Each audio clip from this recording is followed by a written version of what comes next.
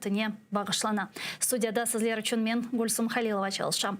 23 август 2021 сенесі бұл санны біз енді 7 жылдан берлі беклейміз деп айтмаға мүмкін. Чүнки 2014 сенесі Қырым ишғал етілгенінден sonra ilk defa Украинаның ана қытасында ерлішкен пайтаxt Киевде Қырым қайтарылуы бойынша бүк тедбір өткеріле. Оны Қырым платформасы деп адландырдылар. Ве бүгін бұл тантаналы күн деп айтмаға мүмкін, бұл тарихи бір күн деп айтмаға мүмкін ки біз бүгін енді чоқ еллардан берлі беклейміз ве чоқ үмітлер беслейміз ки Қырым платформасы ватанымыз, топрағымыз, ана юртымыз олған Қырымымызның ишғалден құртылмасына ярдымжы олыр. Инсан ақыларының бозылғынлығы, Қырым татарларға қаршы репрессиялар, бабасыз қалған балалар, бұйық ажынықлық ве бұйық бір қалығы içerisinde болған халқымыздың проблемлерді чезілуіне, Қырымның проблемлердің чезілуіне үміт етеміз ке Қырым платформасы ярдымжы олыр. Şimdi біз бераберлікте сайғылар қаташлар енді чешет түрлі етлердің Қырым платформасына келгенini көзейміз. Мына Украина тышышлері Найзира Дмитрий Кулеба, Украина президенті Владимир Зеленский, Украина юқары шурасының спикері Дмитрий Разумков, Қырым платформасы өткерілген Конгресс Сергей меркезі парковый деп аныландырылған Конгресс Сергей меркезінде етлер елбасшыларыны, етлер азаларыны селямлай ве қаршылайлар ве бірқач вақыттан sonra енді Қырым платформасы башлай жағына беклейміз ве бұл башланғыш төреніні, башланғыш тантаналы селямлашуларыны бераберлікте жанлы яйында сейір етеміз. Сайғылар ақадашлар, бүгін платформа битмегенже біз жанлы яйында бұтын күн девамында çalışacağımız ве Қырым платформасының анги шекілде өткерлежегіне бераберлікте бұл студияда тақып етежекміз. İşte экранларыңызда көргенімізге көре арабаларнен етлер келелер, етлер елбасшылары келелер, ама маскаларда бұлынғанлары себебінден пек аңламаға зор шымды мана құсусан анги еетнің темсілжісі шымды тешриф бұйырды айтмақ үшін ким бұ деп, ама алда көргенімізге көре демек Украина елбасшылары селямлашалары ве хош келдің сөзлеріні, селямла сөзлеріні айталар. Зеленскийдің көзлерінің не қадар парылғанны, беріп парылғанны көрмеге мүмкін, чүнке ақатінде бұл тантаналы бір тедбір айтсақ ялан олмас. Бұл чоқ мұйым тедбір, бұны біз чоқ еллар девамды беклейміз. Көргенімізге көре Украина баш назиры Денис Шмыгаль, Украина президенті Владимир Зеленский, Украина юқары шурасының спикері Дмитрий Разумков, ве оның янында Украина президенті офисінің елбасшысы Андрей Ермак дорты тұрып етлер делегацияларына шымды селямлайлар оз арабыр шейлер лафетелер мен тұшынемке Қырым платформасының кетішаты ақында сөзлер ве музакерелер юрсетілмекте ве Қырым платформасының кетішаты güzel olacağına beklentilerinin yerine geleceğine elbette ki umutlarını da beslemektemiz. Elbette ki bu bir yıl içerisinde yani Ukrayna prezidenti Vladimir Zelenskiy Birleşken Milletler Baş Asambleyasında çıkışta bulunganı ki bulunganında Kırım platforması teşebbüsünde bulungan edi ve biz bir yıldan beri bu stüdiyada çeşit türlü musafirlerinin, siyasetçinaslarının, siyasetçilerinin, dışişleri nazirligi temsilcilerinin, milli meclis azalarımızın ve ilahri nasıl edip Kırım platforması ötkerilecek eken деген sualını vermektemiz ve bu stüdiyada çeşit türlü gayeler, çeşit türlü fikirler, çeşit türlü tahminler seslendirildi ama hiç kimse sonuna kadar Kırım platforması hangi ve nasıl şekilde ötkerileceğini tam somut bir cevap vermedi. Çünkü Ukrayna Dışişleri Назерлегенде алда bu малюмат böyle bir gizli şekilde saklanılaydı деп айтмаған мүмкін, çünkü білгенімізге көре Русия Федерациясы Крым платформасының өткерілмемесі, Крым платформасының yüksek seviyede keçirilmemesi, Крым платформасына бірçok memleketlerinin kelmemesi için çok büyük bir çaba sarf etti деп айтмаған мүмкін, ama nafile biz bunu gördük, bilemiz alda ne kadar devlet ve hangi seviyede temsil edileceğini öğrengenimizden sonra.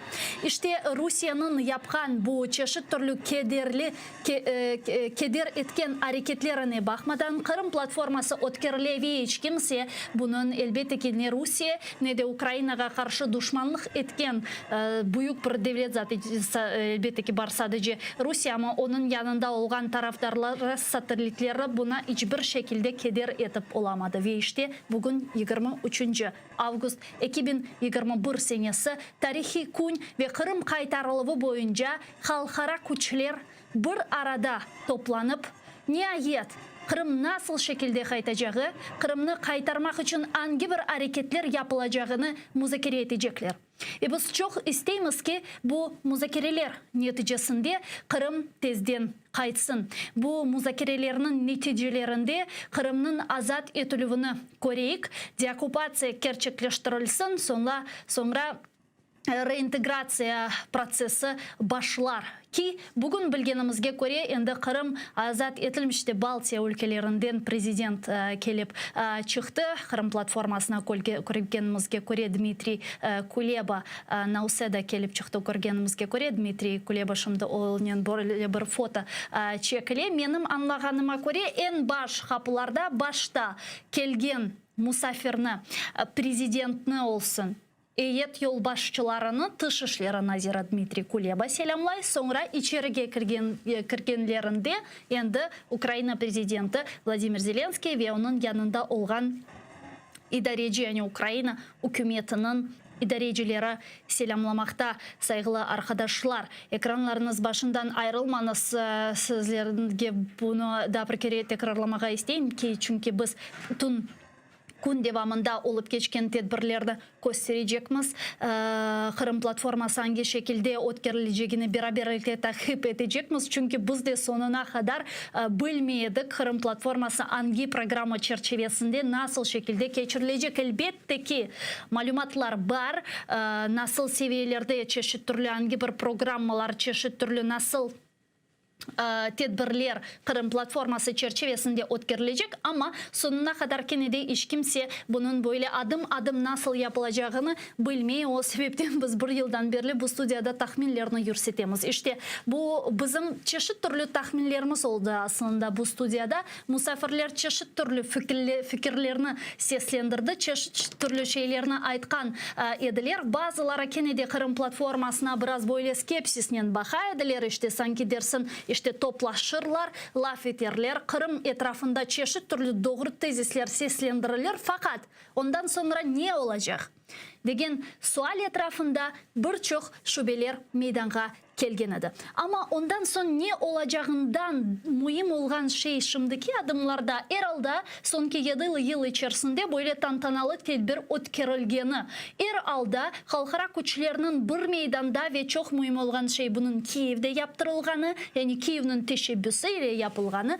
Bu güçlerini bir arada toplap Kırım kaytarılığı mekanizmlerini işlep çıkartmaları bu endi güzel bir harekettir ve elbette ki bundan sonra ne olacak degen sualge cevaplarını biz kıdıracağımız ve ben çok umut ettim ki Ukrayna hükümeti temsilcilerinin bu sual ardında cevapları vardır.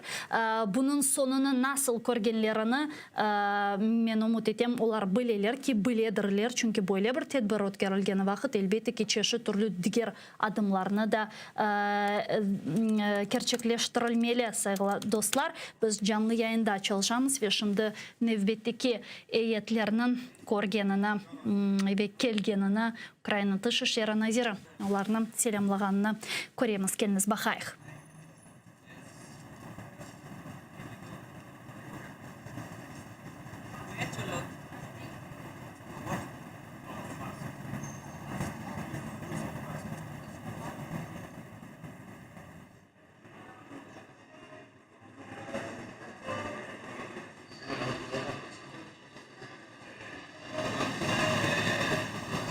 çektirilgen sonra endi Zelenskiyni selamlamaga keteler. Bugün aslında Kırım platformasında bizim muhbirlerimiz de anda bulunalar. Çeşit türlü gazeteciler Kırım platformasının otkeralgen binasına yol aldılar. Anda halkara çeşit türlü gazeteciler de yani jurnalistler bulunmakta ve bizim jurnalistlerimiz de anda da barlar. Biz canlı yayında olarını göstereceğimiz ve canlı yayında bizim muhbirlerimiz yayınlarımızga bağlanıp olup geçkenler hakkında tavsiyatlıca tarif edecekler. Elbette ki biz koruyoruz ekranlarımızda olup geçkenlerini ama anda içeride bulgan bizim jurnalistlerimiz belki misafirlerle laf etirler, olarla küçük böyle interviewlar geçirirler ki ve biz bularını canlı yayınlarımızda gösteririz sizler için saygılı dostlar. Çünkü bu aslında bizim umut ışığımız dep aytmaga mümkün. Böyle aytsam bence yalan olmaz. Çünkü bu umut ışığı biz için çok mühim. Kırım kaytarılığı için bu gibi tedbirinin geçirilüğü bizim için çok mühim. Muharririmiz bana kaydetkenine göre şimdi bizden canlı bağda Rizaga Şevkiyev var. Milli Meclis azamız. Kendiniz onu selamlayık. Rizaga selamun aleyküm, merhabanız. Aleykümselam. Merhabanız Rizaga, birinciden hayırlayım sizni vatandaşlarımızın nihayet Kırım kaytarılığı boyunca böyle Kırım platforması başladı. Tedbirler ötkerilir. Men bilem ki siz de anda bulunasınız. Tarif etiniz bizge muhit nasıl anda? Evet, bana daha bir 10 dakikalardan başlayacak oturuştan açılmadı. Bir de umutumuz çok büyük. Kırım'dan gelgen delegasyalarımız var. Meclis azalar toplaştılar. Bunda bütünümüz Ukrayna politikleri, ondan başka çeşitli devletlerden misafirler, delegasyalar, herkes bunda. Hayırda böyle kahve çay içip herkese basıp letip konuşan birbirimizden. Evet, umutumuz çok büyük. Ben bilirsin sonra bu 7 yıldan ziyade imzalık içini o en bir formülü merasimdir. Ondan onun için bekleyişimiz büyüktür. Bilirsin bu bizim rezolüsyaya hazırlanan proje rezolüsyasına deklarasyasına ki bir değişmeler geçmek mümkün. Temiz güzel değişmeler olur. Her şeyde bu icralıktan tezlik tutulayımız. Evet bir stat kvartira açılacaktır. Ve bir umutumuz var. Son bu iş platformada tek bir oturuşun bitmeyecektir. Her gün bu çalışmalar, ekspertler ve devletin ekspertler ve delegeler çalışıp kararlar, kanunlar hazırlar. Gelecek sesiyada konuşuldu. Olan çıkarılacaktır. Ve böyle bir keskin tesirli kararlar çıkaracaktır da her şey icralarını Kırım'dan tezde çıkarmağa, Kırım'ı yanada kaytarmağa, koşmağa Ukrayna'ga. Ya Rizaga şunu soracak edim. Mına malum olganı ki bu Ukrayna'nın da bulunganı memleketler sırasında 45 memleket şimdi inaugurasyon sammitini özünün temsilcilerini, heyetlerini yolladı. Siz böyle neticeyle 45 memleketten memnunsunuz mu? Evet, ona ben çok böyle kritika da ayıp olmayayım. Evet, umut edecek prezidentler gelgeler bu hükümetlerden ama o isteğimiz. Ama yana da delegelerin görgeni o da isap sayılar. Onlar iştirak ederler. Onlar baslarlar bu iş koşulup özlerin son prezidentlerge teklifler verip bu platformanın bu suval, Kırım suvali hızıştıracaktırımız da bütün dünya yana da anlaylar mutlaka tezde Kırım'ı icralardan boşaltmağa gerek olganı. Ve Rizağa da şunu soracak edim. Siz ayttınız ki Kırım deklarasyası imzalanacak. Kırım platforması ötkerilgen sonra eyetler tarafından. Mına siz okumağa yetiştirdiniz mi? Bu deklarasyada ne olacak? Nasıl çağrılar, nasıl tezisler var? Bu ilginç bir projeni baktan edik, okugan edim ama son bu doğrulan projeni ben görmedim. Mezik reisinde soragan edim, o dedi bir tanıştım dedi. Evet, onu şimdi az vakit kaldı, onu işleyecektir, kolunuza verecektirler. Son bilerek son bu yazıları, o deklarasyonu yazıları. Çok sağ olunuz Rizağa bizle bağlanğanız için ve sonki malumatlarla paylaşğanız için tedbirlerde sizlerge de muvaffaqiyetler tileymiz. Benim anlağanıma göre Milli Meclis azalarımız, siyasetşinaslar, ekspertler çeşit türlü ötkerilecek panellerde iştirak edecekler ve anda demek çeşit türlü meseleler boyunca özlerinin fikirlerini de bildirecekler. Aslında bu panellerde herkes iştirak etmege hakkı vardır ve elbette ki Kırım Tatar Milli Meclisimizin yani bizim temsili organımızın bu Kırım platformasında rolü çok mühim. Çünkü ne Kırım Tatarlarsız Kırım ne Kırımsız Kırım Tatarlar olmaz. O sebepten Kırım platformasının böyle bir incisi dep aytmaga mümkün. Bu Kırım Tatarlarının varlığı, Kırım Tatarlarının mevcudiyeti. Çünkü bizim temsili organımız Kırım platformasının ötkerilmesi için çok büyük bir hissesini koştu. Zaten Kırım Tatarlar liderlerimiz, Kırım Tatar Milli Meclisimiz 2014 senesinden beri bu 7 yıl içerisinde ne kadar böyle mühim tedbir yapılması zarur olganını ayta ediler, aytmaga da devam etediler ve nihayet Ukrayna hükümeti sonki 7 yıldan sonra bizim liderlerimizin Kırım Tatarlarının aytkanlarına keldi, biraz geç olsa da ama geç olsa da Kennedy bir şekilde olması bu da yaxşı, buna da şükürler olsun ama belki de Kırım Tatarlarının liderlerimizin daha da tezce dinleseydiler, ilk yıllarda dinleseydiler Kırım platformasında çok yıllardan beri çalışır ve hatta belki Kırım'ın kaytarılığına da endi yol açardı. Ama herhalde hiç olmamasından böyle şekilde bir geç şekilde olması bu da bir yaxşı bir şeydir ve Kırım Tatarlarının bu Kırım platformasında olan hissesi hakikaten de çok mühim. Daha bir kere aytayım, bizim yani Kırım Tatarlarımızın, Kırım Tatar temsili organımızın Kırım platformasında mevcudiyeti ve dahil olması bu Kırım platformasının bir incisi dep aytmaga mümkün. Çünkü bugün de bugün Kırım işgalini tanımagan, Kırım işgalini tanımaganlara sebebinden repressiyalarga uğragan,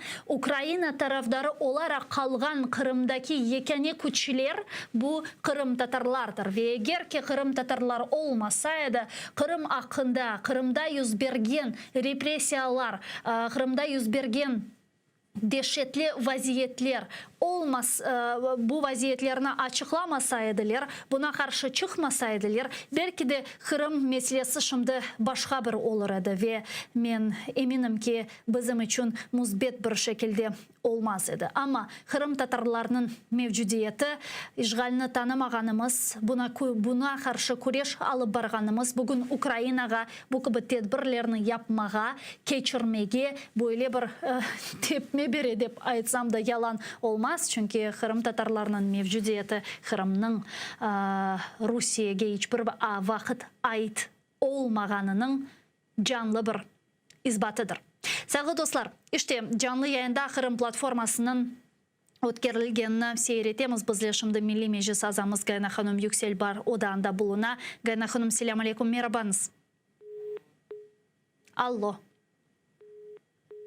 Uzuldu ne yazık bağımız. Biz daha bir kere şimdi onun bağlanmağa tırışarmız ve Kırım platformasının keçiş hakkında anda içeride bulunganı sebebinden islerini öğrenirmiz sevgili dostlar. İşte kayıt etkenime göre ve aytıp geçkenime göre Kırım platformasında 45 memleket iştirak ete ve men bu 45 yani Ukrayna'da dahil olgan şekilde 45 memleket devam ete ve men bu memleketlerinin nasıl ve hangi şekilde ötkerileceğini kaydetmege isterim. Gayna Hanım Yüksel galiba bizge qaytdı. Kelinosun selamlar. Gayna Hanım selam aleykum. Merhabanızda bir kere. Aleyküm selam. Gayna Hanım siz andaşımda o muhit içerisinde bulunasınız. Ne hissetesiniz? Muhit nasıl bizlerge tarif etiniz lütfen. Buyurunuz. İyi, biz hepimiz bunda meclis azaları geldik ve toplantıya katılamız. Şimdi esas zalda bulunup böyle bekliyoruz. Toplantı yakın vakitte başlayacak. Bir de canlımız, bir de böyle bir umudumuz var. Bu tür toplantılar bu kadar yüksek seviyede yapılgan nafledegil ve Kırım kaytarığı için yani hakikaten gerekli işler yapılacak ve adımlar atılacak. Mına kelgen eyetlerinin temsilciliklerinin Gayna Hanım memnunsunuz mu? Mına men көрем, biz videoların şimdi gösteremiz. Zelenskiy'nin közleri çok parılday көргенімізге көре. Денис Шмыгаль, Разумков, Дмитрий Kuleba böyle şimdi kuvvançlı şekilde bulunalar. Yani siz de böyle kuvvançlı mısınız şimdi? Kuvvançlı derken bir de bunda Ukrayna'nın yüksek seviyede olan siyasetçiler toplandı. Dediğim gibi yani bu tür şeyler sadece toplantı için yapılmaz. Bunlardan herkesten gerekli faaliyetini bekliyoruz. Yani memleketler 45 memleket var. Onlar eğer kesin Kırım için gerekli şeylerini aytsalar ve bu proseske başlasalar ben bilsem biz amaçha kayımızga şimdilik en azından erişeceğimiz. Yani demek istedim elbette bu büyük toplantı, büyük bir beceri bu kadar insanları Kırım etrafında toplamak ve Rusya'ya güçlü bir mesaj. Dünyada işgalini kabul etmediler ve kabul etmek de istemiyorlar ve Ukrayna Kırım'dan vazgeçmedi ve yarımadası için Kırım için mücadelesini yapan. Çok sağ olunuz Gayna Hanım, bizle bağlanğanınız. Men sizni yollayım çünkü menim көргенime көренде aman-amananda tedbirler başlamakta. Çok sağ olunuz Milli Meclis azası Gayna Yüksel bizle canlı bağda edi. Saygılı dostlar, işte көреміз. Kırım platformasının inaugurasyon sammitinin tarihi fotosu şimdi keçirilecek dep aytmağa mümkün. Menim fikrimce bu foto, bu videolar birçok yıllar geçken sonra Kırım azat etilgeninden sonra mutlaka hatırlanacak ve tarihi kitaplarda kalacak ki ve yazacaklar. İşte Kırım'ın kaytarılığının faal, umut etem ki böyle yazılacak faal hareketleri işte bu fotodan başladı. İşte bu tedbirlerden başladı.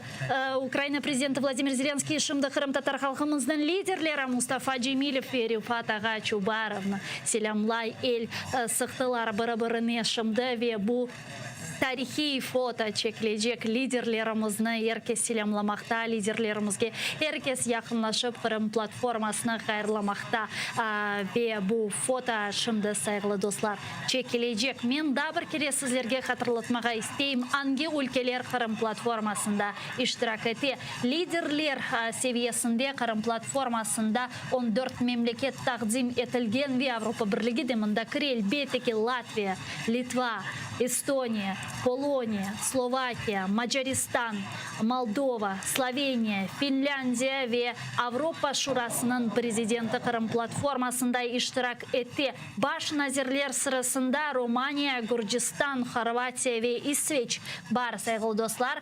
Dış işleri parlamento yolbaşçıları sırasında İsveçya ve Çekya mevcut ve dış işleri seviyesinde Türkiye Cumhuriyeti işlerinde көреміз Mevlüt Çavuşoğlu'nu, Frankistan, Almanya, İspanya, İtalya, Belçika, Avstriya, Felemenk, Lüksemburg, İrlandiya, Daniya, Bulgaristan, Karadağ, Şimali Makedonya.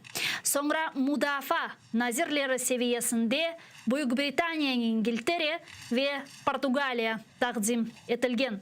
Amerika Birleşken Devletleri'nin heyetinin yolbaşçısı Kırım platformasında başta Nahliye Nazire Pete Buttigieg olması gerek edi.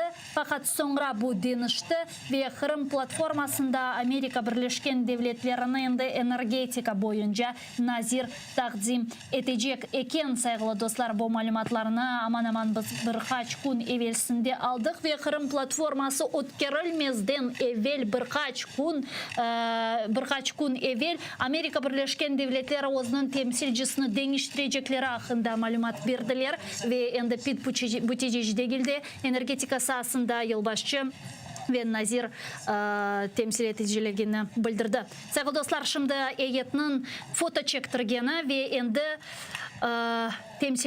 bu epos temsilcilikler, prezidentler, eyetler yolbaşçıları, nazirler, parlamentoları yolbaşçıları, Dışişleri nazirleri, Mudafaa nazirleri Kırım platformasını ötkermek için zalga keteler ve çeşitli türlü tedbirler ötkerilecek.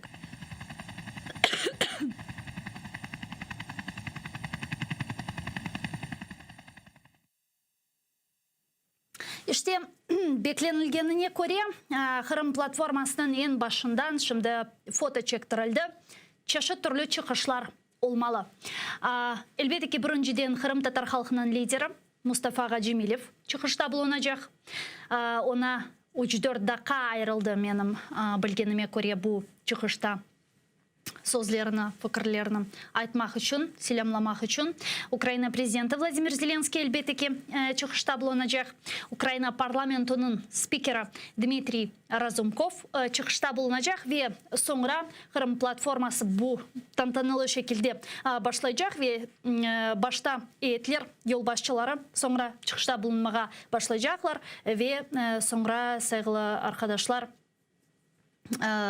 çeşitli türlü fikirler, liderler tarafından seslendirilecek. İşte daha bir kere bizim rejissörlerimiz çektirilgen tarihi fotona ve tarihi adisilerini göstermekte. Çünkü şimdi küçük böyle bir teneffüske geçti Kırım platformasının şimdi eyetleri olar yerlerine oturar ekende endi hazırlık başlay. Aslında 11:30'da endi Kırım platforması başlamalı ama biraz geç kalaları buna bu zaten beklenilgen bir şeydi. O kadar çok misafirler var, o kadar çok heyetler temsilcileri var. O sebepten ularning yerlerine oturması, bu gibi teşkili hareketlerinin, teşkili faaliyetlerinin yapılmasına birkaç vakit ayırmak gerek. Yani biraz bekleyeceğiz sizlerle beraberlikte ama biz canlı yayını toxtatmayıq sevgili dostlar. Canlı yayında çalışmaya devam etemiz. Ben daha bir kere şimdi koşulgan bizim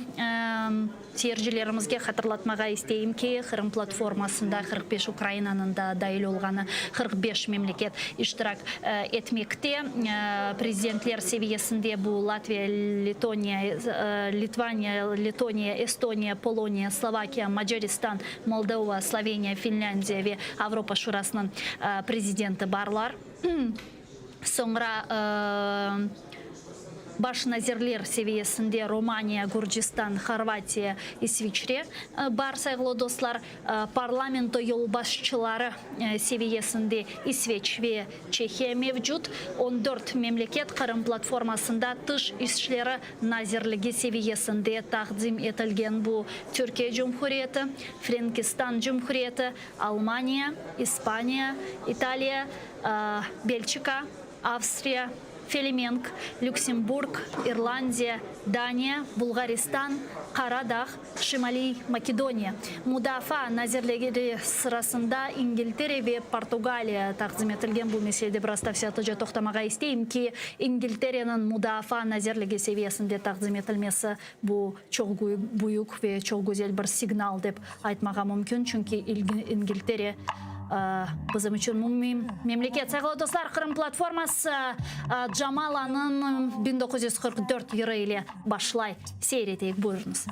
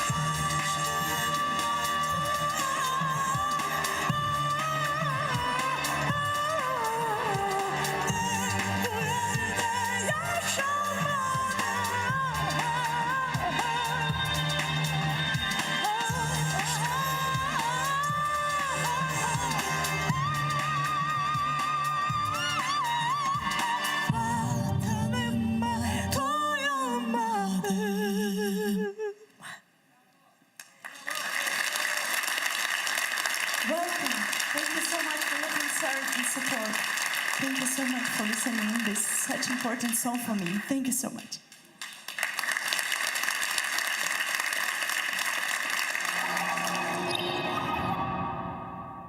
What is Crimea? A unique Ukrainian natural Jamala'nın 1944 yılından Kırım platforması başladı ve şimdi ekranlarda Kırım platformasının takdim etілу ролики бар. Galiba benim anlaganyma göre biz onu canlı yayınga şimdi çıkartabilemez mi? as a home to more than 2 million people who have planned their peaceful future here. These plans were ruined by Russia. It stabbed Ukraine in the back when the revolution of dignity was nearing its resolution. Once again, within a period of less than 100 years, Crimean Tatars were subjected to repressions, and many of them were forced to leave their homes again. Russia commits crimes in Crimea with impunity. They impede the freedom of navigation, kidnapping and torture of people, force demographic change in Crimea, crackdown on free speech, restriction of freedom of conscience, environmental degradation, and the transformation of once was a prosperous peninsula into a huge military base.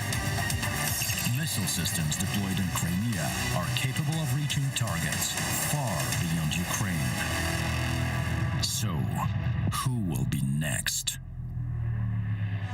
Crimea is not a military base. It is not a prison. Crimea is Ukraine.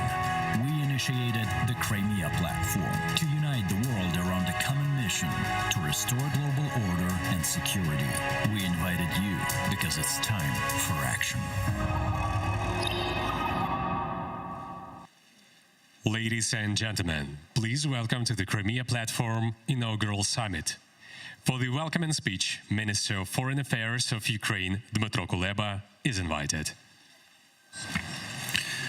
Distinguished ladies and gentlemen, dear friends, we started this first inaugural summit of the Crimea Platform with a song by Ukrainian star, a Crimean Tatar, Jamala, who won the Eurovision contest with this song dedicated to the forced deportation of Crimean Tatars by Stalin.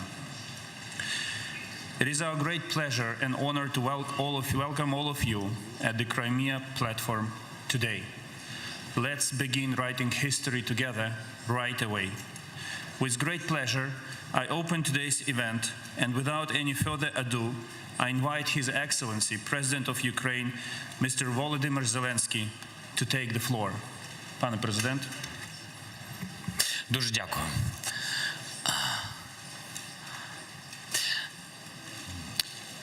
До самого початку, майже тільки що, за декілька секунд до початку, міністр закордонних справ пан Кулеба мені сказав, що мені навіть не віриться, що це відбувається в Україні, що тут стільки країн. І я розумію, що тут стільки наших друзів, тому я хочу одразу вам всім подякувати і поаплодувати вам. Завдяки вам це питання на часі. Дякую вам.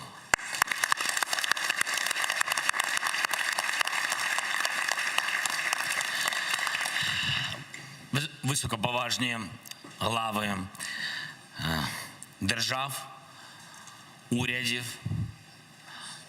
парламентів, члени урядів, шановні посли, шановні колеги, партнери, і, як я вже сказав, всі ви наші друзі, пані та панове. Сьогодні, 23 серпня 2021 року, відбувається дуже важлива, знакова подія. Вперше з часів окупації українського півострову це питання винесено на найвищий міжнародний рівень. І я щиро вітаю всі 46 делегацій, учасників першого нашого саміту «Кримська платформа». Вітаю!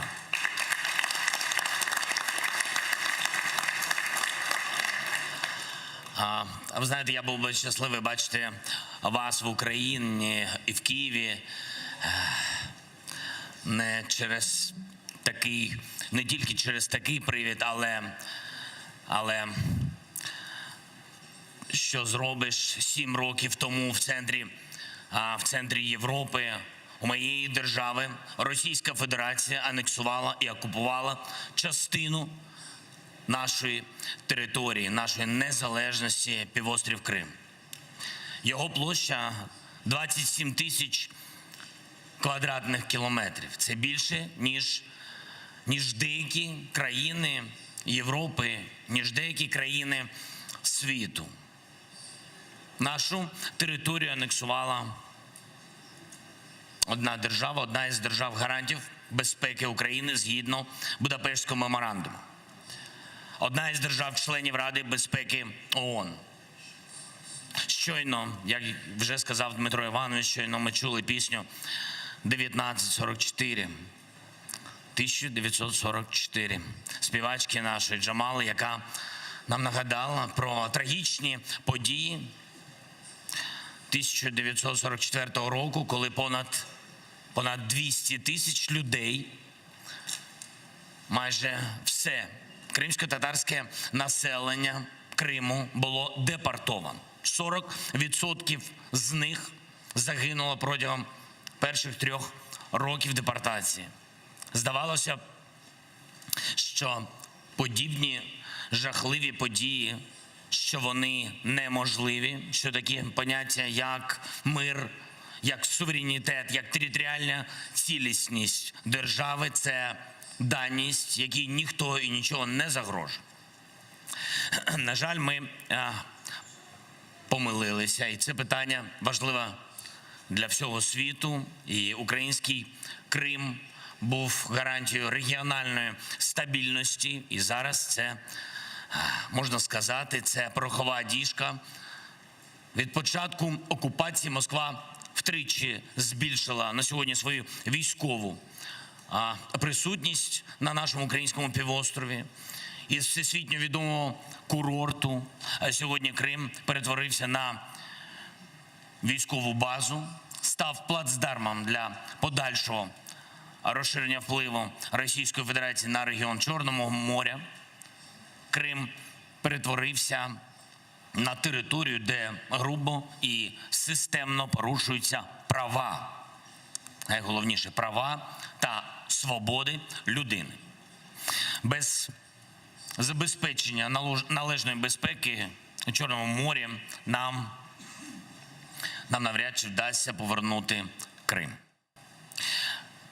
Також окупація Криму ставить під сумнів ефектність і ефективність усієї міжнародної системи безпеки, принципів територіальної цілісності та недоторканності кордонів. Без відновлення довіри до неї жодна держава не може бути впевнена, що не стане наступною жертвою окупації частини території. Політичні переслідування, насильницькі зникнення, незаконне утримання на сьогодні понад 100 політичних в'язнів, тортури, придушення свободи, засобів масової інформації, віросповідання. Експропріація власності, примусові демографічні зміни, незаконний призов українських громадян до російської армії на тимчасово окупованому півострові, пропаганда війни серед дітей у школах. Такими, на жаль, сьогодні є реалії, сумні реалії українського півострову Крим. І Україна, я особисто буду робити все можливе, щоб повернути Крим, щоб Крим разом з Україною став частиною Європи. Для цього ми будемо використовувати всі можливі політичні, юридичні, перш за все дипломатичні засоби. У березні цього року було ухвалено стратегію деокупації і реінтеграції українського півострову Крим. Це перший фундаментальний документ, який визначає конкретику, конкретні кроки України у питаннях деокупації нашого півострова. Він мав би з'явитися ще, якщо чесно, у 2014 році. Нещодавно був схвалений закон також про корінні народи, який закріплює статус та відповідні права кримсько-татарської спільноти. Скасовано ганебний закон про вільну економічну зону Крим. До Верховної Ради України внесено законопроект щодо державної політики перехідного періоду на тимчасово окупованих територіях.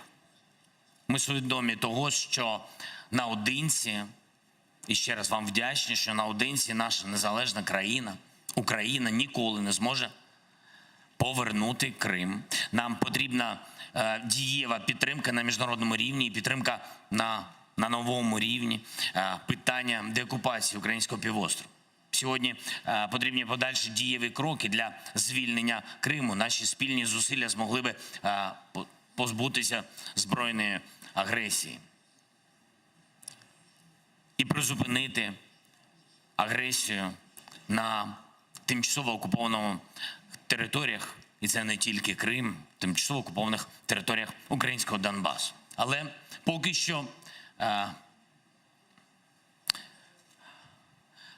поки що ми не повернули, на жаль, Крим Україні.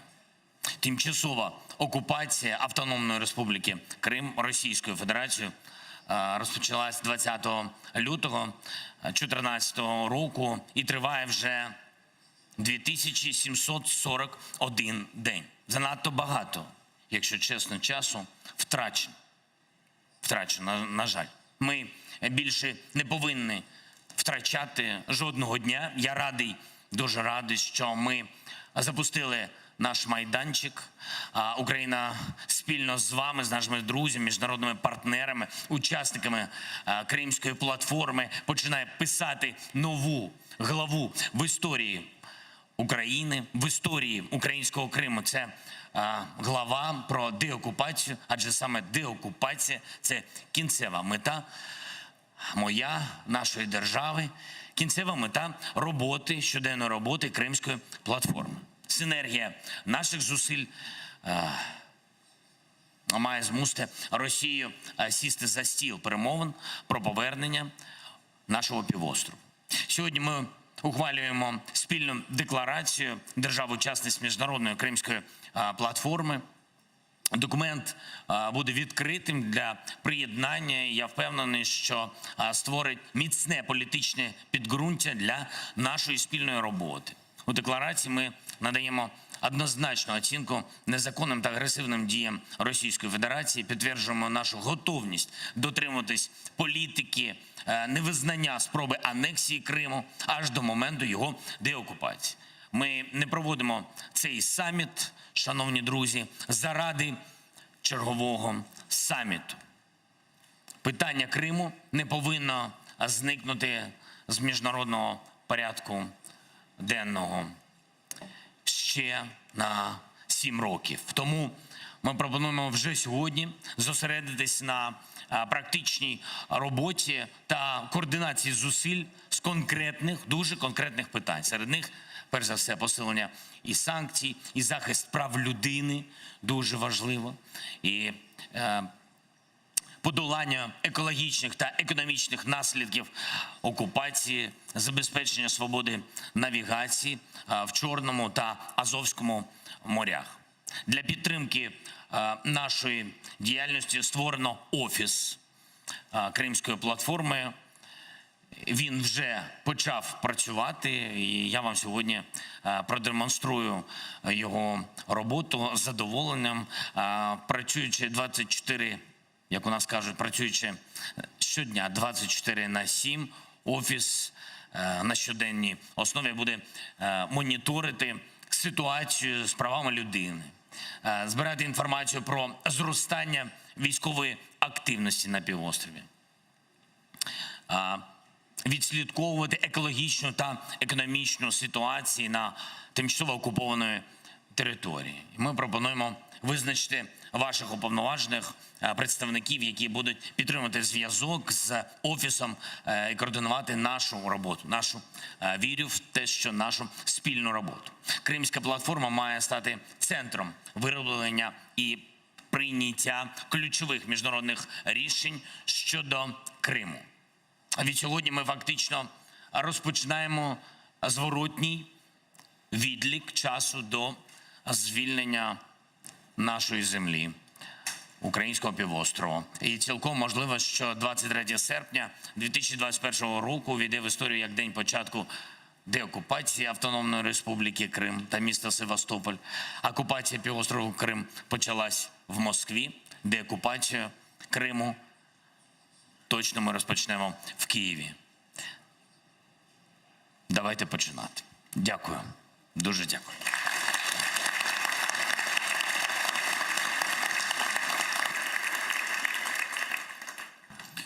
Дякую, пане президенте.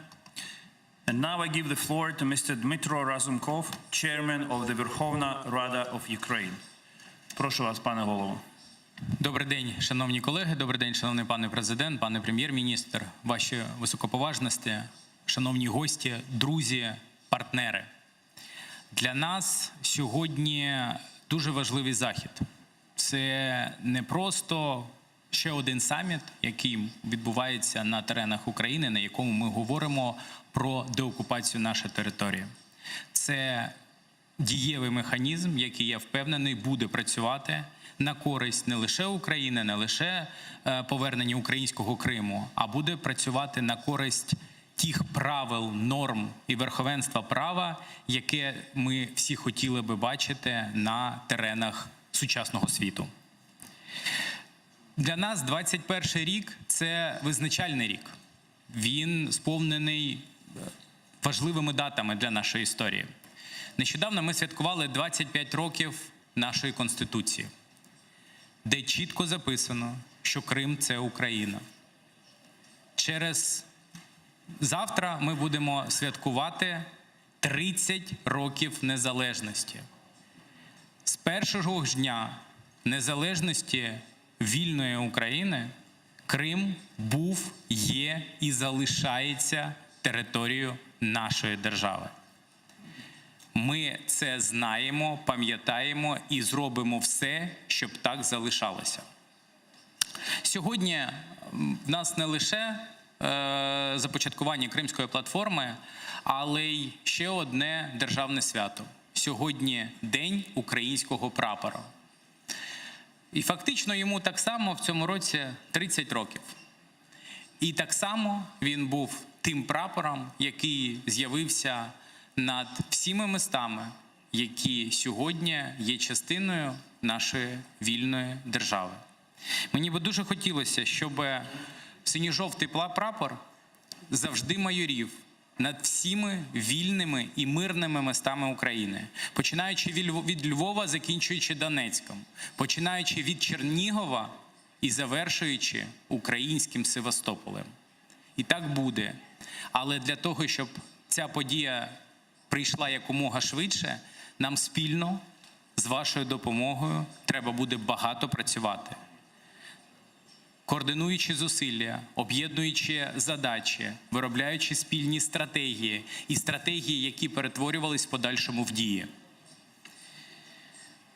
Російська Федерація розділила материкову частину України, відділила материкову частину України від півострова Крим колючим дротом та блокпостами. Але вона ніколи не зможе ментально відділити українських громадян, які живуть тут і які живуть там. Тому що це єдиний народ. Його не можна розділити прикордонниками, його не можна розділити рвами чи окопами. Це народ, який пройшов великі випробування в своїй історії. Пройде і це. І, як завжди, переможе. Тому я закликаю всіх об'єднатися навколо тих зусиль, які сьогодні робить Україна, і в яких ви нам сьогодні допомагаєте. Для нас це вкрай важливо, тому що біда не буває чиясь. Вона, на жаль, може приходити і до інших держав. І це знають колеги, які так само сьогодні за цим столом. І перемагати біду, перемагати будь-які виклики ми можемо також лише разом. Тому я дякую вам, шановні колеги, що ви сьогодні тут. Я сподіваюся, що наша спільна робота буде по всім вимірам. Сьогодні буде і позачергова сесія Верховної Ради, на якій ми запроваджуємо парламентський вимір Кримської платформи. Сьогодні президент вам буде демонструвати і презентувати офіс Кримської платформи. Так само буде йти діяльність на рівні Кабінету міністрів України, урядів держав. Лише спільними зусиллями ми досягнемо тієї мети, заради якої всі ми сьогодні тут зібрались. Дякую вам.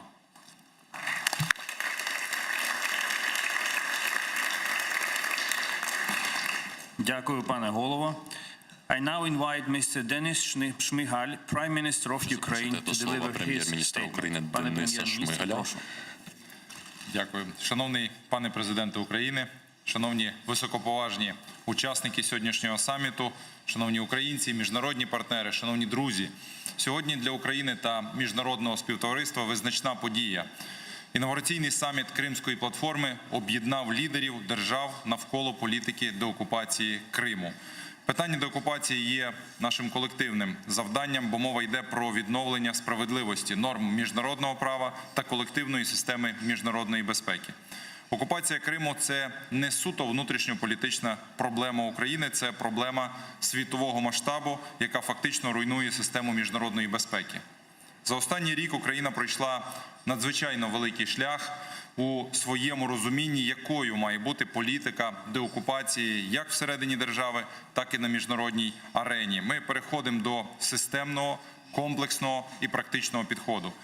За особистою ініціативою президента України ми напрацювали і схвалили стратегію деокупації і реінтеграції Криму, яка визначає не лише зовнішньополітичну складову. В центрі цього документу вирішення внутрішніх проблем, пов'язаних з окупацією, в тому числі гуманітарного характеру, які стосуються забезпечення прав українських громадян в Криму, освітніх, соціальних, інформаційних, правових.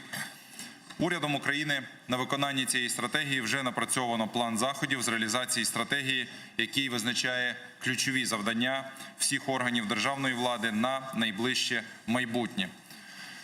Україна зазнала величезних економічних втрат від окупації Криму. Загальні потенційні збитки на сьогодні оцінюються експертами в розмірі більше 100 мільярдів доларів. Це втрачені природні ресурси, це втрачені активи держави, це втрачена промисловість, а головне – це негативні наслідки для людей, які потерпають від політики країни-агресора. Саме тому одне з пріоритетних завдань – це змусити Російську Федерацію за рішенням міжнародних судів почати платити за свої дії. Вже маємо не один позитивний приклад, коли українські державні та приватні структури виграють відповідні судові процеси. Ще одна глобальна проблема внаслідок політики мілітаризації та викачування ресурсів. Тимчасово окупований Крим знаходиться на грані екологічної катастрофи.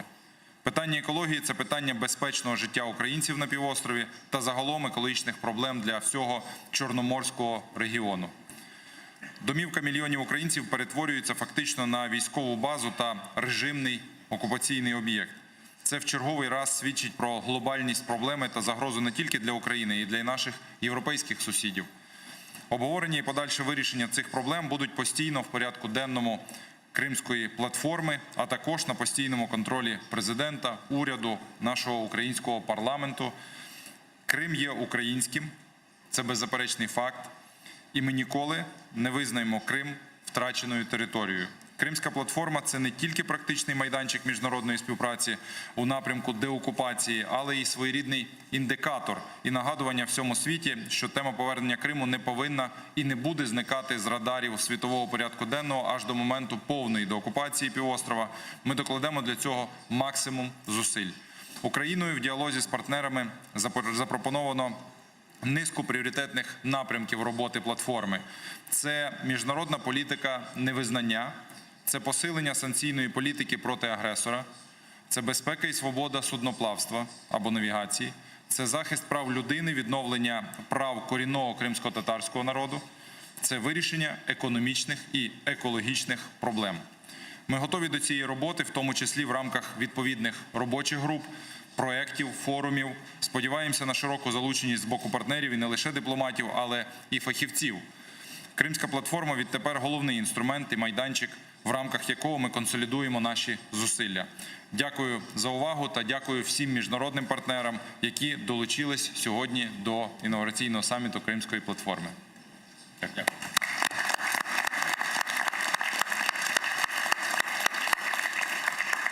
Дякую, пане прем'єр-міністр. Now I open the floor to our distinguished guests. А зараз час We надати слово appreciate нашим every word you шановним intend гостям. to say. And Ми yet, I шануємо would і kindly like to цінуємо appeal to кожне everyone бажання to respect виступити, the і при цьому three-minute я time limit. нагадую, Thank будь you in ласка, давайте advance. дотримуватися 3-хвилинного The first часу. speaker on the list is Отже, President першим of the у Republic of списку Latvia, президент His Excellency Латвійської Республіки Mr. Egils Levits. пан Mr. Егілс President, Левіц. the floor is Пане yours. президенте, слово вам. Thank you. First of all, let me Перш за congratulate все, the people of хочу Ukraine and you, поздоровити President людей Zelensky, України, personally, вас with особисто, the 30th президенте anniversary Зеленський, of the з independence of Ukraine 30-літтям and today's незалежності National України Flag Day. і сьогоднішнім днем національного флага. 7 years 7 років минуло вже з часу анексії Криму, але це брутальне порушення міжнародного права досі лишається на порядку денному міжнародного. Час досить тривалий минув, але порушення міжнародного права через анексію і окупацію частини іноземної території, це ж є політикою 19-го сторіччя. Це не політика 21-го сторіччя. Саме тому я вважаю, що така політика не має сприйматися міжнародною спільнотою. Повага до кордонів, до територіальної цілісності держави складає основу миру, якого Європа забезпечила і досягла між своїми країнами. І ця повага до територіальної цілісності також визначена у Хартії ООН. Очевидно, що весь світ ґрунтується і весь мир у світі ґрунтується на повазі до неподільності території країн-членів ООН, зокрема. Латвія теж має досвід незаконної окупації, анексії разом із братніми країнами Литвою, Естонією. Міжнародна спільнота ніколи не визнавала незаконної окупації країн Балтії. І після 50 років стався прецедент у міжнародному праві із набуттям незалежності країн Балтії, коли їхня незалежність була відновлена. І, власне, зараз вже ми 30 років є членами ЄС, членами НАТО, і маємо міжнародно визнані кордони і уряди. Оцей унікальний прецедент у міжнародному праві вже є частиною цього міжнародного права, і ми певні, що деякі такі випадки, такі як українські, і декілька інших, вони є абсолютно нахабним порушенням цього міжнародного права. І вони можуть зрештою призвести до ситуації, коли треба буде відновити дію цього закону і права. Я певен, що раніше або пізніше Крим повернеться у склад України. Кримська платформа – це група країн, інших міжнародних учасників, таких як ЄС, представників якого ми маємо тут серед нас сьогодні. Вони будуть сприяти утриманню питання Криму у порядку денному міжнародному, щоб це не було забуто, щоб це постійно звучало і зберігало актуальність. Говорячи з боку латвійського досвіду, хочу сказати, було б добре ще в часи окупації Балтійських держав мати подібну платформу, яка б постійно нагадувала про цю проблему. А зараз ця ініціатива пана президента Зеленського, України, яка дійсно забезпечує єднання усіх країн, які обстоюють верховенство міжнародного права і готові тримати це питання угорі пріоритетів міжнародного порядку денного. Дійсно, це стане можливістю відновлення верховенства міжнародного права у міжнародних стосунках. Латвія підтримує це. Вона була серед перших країн, які заявили про участь у цій платформі. І зараз у нашому парламенті було створено групу у складі парламентарів, які підтримують Кримську платформу. І ми пропонуємо іншим парламентам подумати про доцільність створення таких самих груп. Ми також гадаємо, було б доцільно подумати про створення груп з підтримки Кримської платформи у міжпарламентських міжнародних асоціаціях. Це сприяло б досягненню цілей платформи, це сприяло б підтриманню релевантності питання Криму у міжнародному порядку денному. Через нашу історію ми абсолютно обстоюємо міжнародного права. Це є запорукою і наріжним каменем нашої політики. І саме тому, хочу переконати вас, ми завжди підтримуватимемо Україну з її територіальною цілісністю. І ми хочемо запевнити вас, що раніше або пізніше, але Крим повернеться в Україну. Дякую вас за увагу.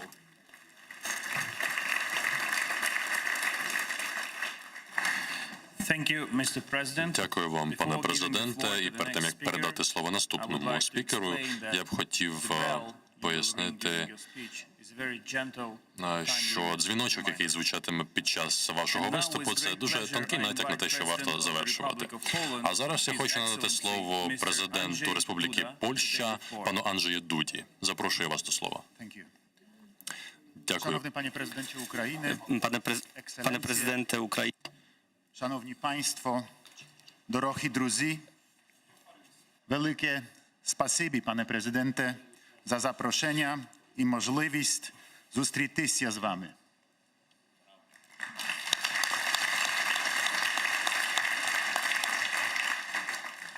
Przyjechałem do was z sąsiedniego kraju, w którym з сусідньої держави, в якому слова заграбання, окупація вживалися дуже часто. В Польщі дуже добре розуміємо, що чує людина, яка втрачає своє майно, свою гідність, яку пробують позбавити його ідентичності національної, якому говорять, це вже не твоя держава.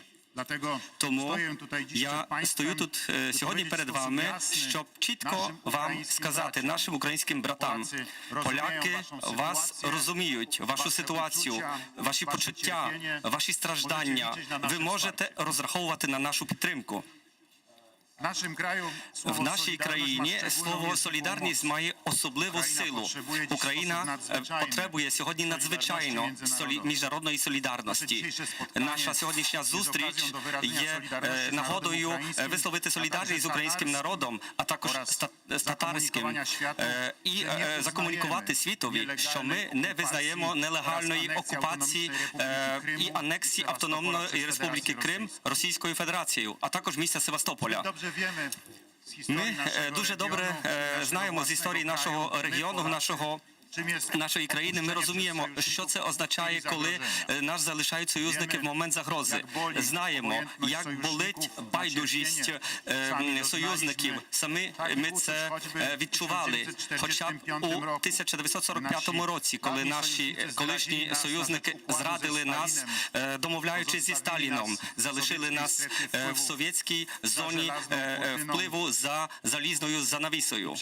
І роками ми старалися, боролися з нестачами, багатьма проблемами, відсутністю демократії і совєтською домінацією. Тому сьогоднішня зустріч є для нас тим, що нагодою, щоб сказати чітко, питання Криму не є для нас байдуже.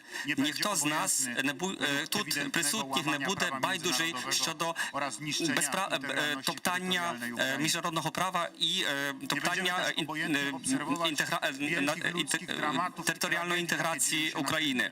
Не будемо також байдужі до безправних затримань, депортацій, тортур, нелюдської поведінки, забрання майна, дискримінації з огляду на національність, походження, віру. А це є щоденність нині мешканців Криму. Особливо переслідують корінне населення, представників кримських татар. Українська і кримсько-татарська мова елімінуються зі шкіл, обмежується свобода віровізнання. Особливий спротив викликає проблеми щодо з церквами, які трактуються як екстремістські рухи. Кримський півострів є мілітаризований, широко використовується воєнна пропаганда, накерована до молоді, нелегально відбуваються вибори і набір примусовий до війська. Крим – це Україна. Знають це всі, які сьогодні зібралися у Києві. Ми не погоджуємося на іншу нарацію. Ми глибоко віримо, я глибоко вірю, що рішення, які ми сьогодні приймемо, дозволять переконати міжнародну спільноту до необхідності боротися з наслідками нелегальної анексії. Наше спільне завдання – те, що ми сьогодні домовимося, замінити на конкретні дії міжнародної спільноти. Я переконаний, що нам це вдасться. Я переконаний, що Польща є і буде активним учасником Кримської платформи. Крим – це Україна. Ще не вмерла Україна.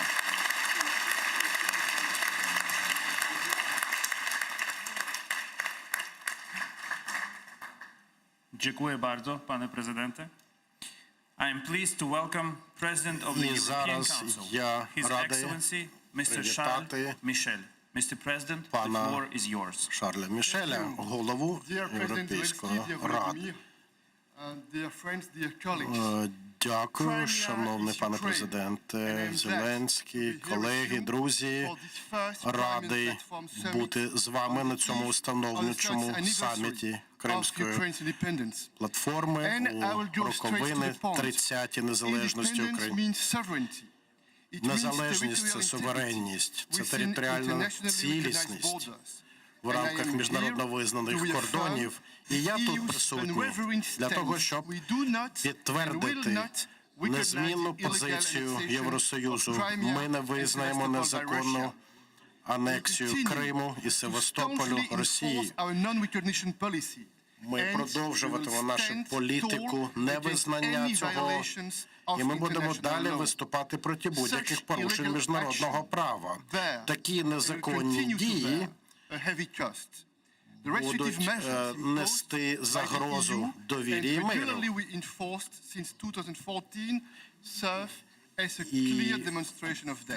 І ми бачимо підтвердження цього, яке триває з 2014 року.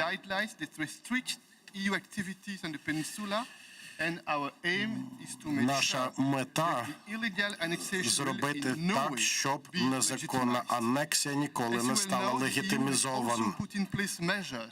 ЄС також запроваджує заходи які допомагали Україні долати наслідки анексії.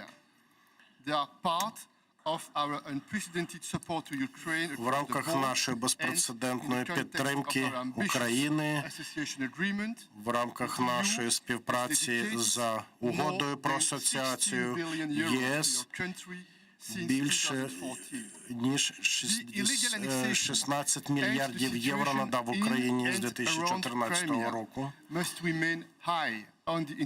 Позиція щодо Криму повинна лишатися на високому рівні серед порядку денного міжнародного. І ми свідчимо нашу незмінну політичну підтримку цього. Ми хочемо таким чином реагувати на загроду міжнародному порядку. Абсолютно необхідно зберігати світовий порядок. І для цього ми маємо залучати якомога ширшу міжнародну підтримку до підтримки цілісності України, до підтримки невизнання анексії Криму. На жаль, Росія продовжує діяти у спосіб, який фактично продовжує започатковану окупацію анексію. Мілітаризація регіону внушає занепокоєння, це треба повернути назад. Так само і ми маємо протидіяти намаганням Росії насильницьки інтегрувати півострів у свої кордони. Усі ці моменти, усі ці деструктивні кроки, які вчиняються на півострові, повинні бути припинені. І у цей день святкування 30-ї роковини незалежності України ми говоримо про бажання спільно з вами йти до процвітаючого, спокійного, мирного майбутнього, коли Україна буде не одна і коли вона буде реально цілісна разом із Кримом. Дякую вас за увагу. Дякую, пане президент. Зараз хочу надати слово президенту Республіки Литва, пану Гітанасу Наусєді. Пане президенте, вам слово.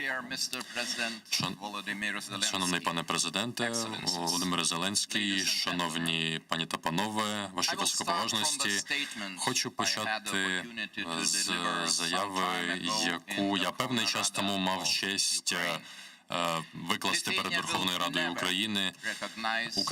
Литва ніколи не визнає окупації Криму. Для кожного литовця дуже надзвичайно зрозуміло, що Крим – це невід'ємна частина незалежної України. Я маю надзвичайну приємність вітати всіх вас на першому саміті Кримської платформи. Я почуваюся тут як удома. Тут я серед моїх найближчих друзів, українців. Дуже приємно знати, що ми готові вирішувати ту тотальну несправедливість, спричинену окупацією Криму. Понад 7 років минуло з того часу, і з того часу українська територія залишається окупованою. Сьогодні ми сподіваємося на те, що в нас вийде тримати питання Криму серед переліку головних питань міжнародного порядку денного. Ми об'єднані уявленням про те, що права кримчан мають бути відновлені повністю у відповідності з міжнародним правом. Ми всі залишаємося відданими прихильниками української територіальної цілісності і суверенітету. Ми будемо працювати над посиленням санкцій і міжнародних зусиль до того часу, поки Україна не відновить свій суверенітет над територією Криму. Перед нами досі стоїть дуже багато труднощів і викликів. Ми розуміємо, що Росія продовжує окупацію Криму, систематично порушує права людини, кримчан і інших українських громадян. Але я вважаю, що Дуже багато також залежатиме від подій, які відбуваються в внутрішній політиці України. Сьогодні вона впевнено рухається на шляху до євроатлантичної інтеграції, і Литва підтримує всі зусилля щодо посилення українських державних інституцій, посилення верховенства права і забезпечення справедливої конкуренції на ринку, в економіці. Це кроки, які необхідні для процвітання України. Я думаю, що вже скоро настане день, коли ви станете, це стане символом надії для людей, які стикаються з обмеженням їхніх прав, і це стане найкращим прикладом.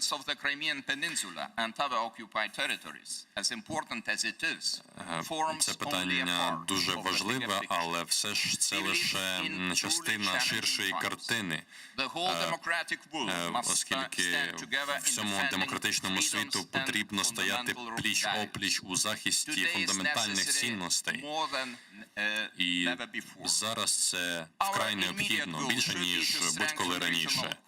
Нам потрібно працювати над збільшенням активізацією регіональної співпраці для того, щоб вирішити питання майбутнього, які стоять перед європейським континентом у найефективніший спосіб. Дякую вам. Дякую вам, пане президенте. І зараз хочу надати слово президенту Республіки Естонія і високоповажності пані Керсті Кальюлайд. Шановний пане президенте Зеленський, дорогі друзі, 2 роки тому, коли я відвідала східний кордон України, було піддано обстрілу населений пункт, де я опинилася. Я пізніше відвідала контрольно-пропускний пункт Чонгар біля Криму. Я побачила там багато людей різного віку, чоловіків, жінок, старих і дітей, які рухалися до Криму, аби побачити своїх рідних і близьких. Той шлях, через який вони мали пройти, був оточений мінами.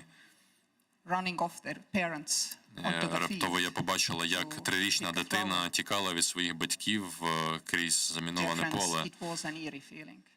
І, шановні друзі, це було дуже глибоке негативне переживання для мене. І, на жаль, люди мають проходити через це в 21 столітті, коли насправді людина має право вирішувати своє майбутнє самостійно. Кримська платформа – це єдиний інструмент, який ми маємо для того, аби досягти успіху в цій справі і для того, аби відновити суверенітет, територіальну цілісність України. Нам потрібно використовувати Кримську платформу для того, аби говорити, що означає ця окупація, порушення прав людини, розірвані сім'ї, позбавлення людей їхніх домівок, погіршення безпекової ситуації у Чорноморському регіоні. Нам потрібно продовжувати йти цим шляхом і забезпечувати те, аби українські громадяни могли повернутися до їхніх домівок. Нам потрібно залишатися стратегічно терплячими для того, щоб наші східні партнери в Європі могли реалізувати свої європейські амбіції. Я думаю, що ми могли працювати більш предметно, аби залучити наших східноєвропейських партнерів до різних вимірів європейської співпраці, працювати над реформами у державах східного партнерства, які прагнуть стати частиною ЄС. Ми повинні думати про тих жінок і дітей і з тими ризиками, які вони сьогодні стикаються. Дякую вам, друзі.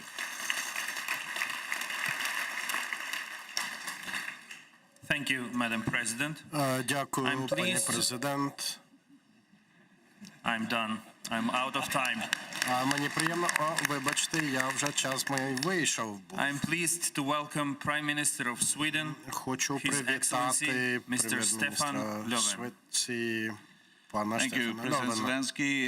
Дякую, президенте Зеленський, ваші високоповажності, друзі, колеги.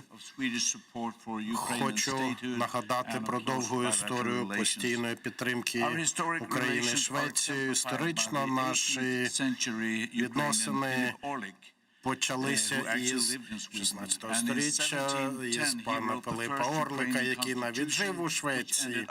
Ви знаєте про ту конституцію, яка опинилася в Національному архіві Стокгольму. І цей оригінал на ці дати святкування, він перенесений тимчасово до Софійського собору в Києві для демонстрації зі здобуттям незалежності України 30 років тому. Україна стала прикладом реформ у багатьох сферах, зокрема щодо бачення свого демократичного розвитку. І ми бачимо, що дехто вважає це загрозою. Через 7 років після анексії Криму я хочу ще раз підкреслити про незмінність підтримки Швецію територіальної неподільності і суверенності України.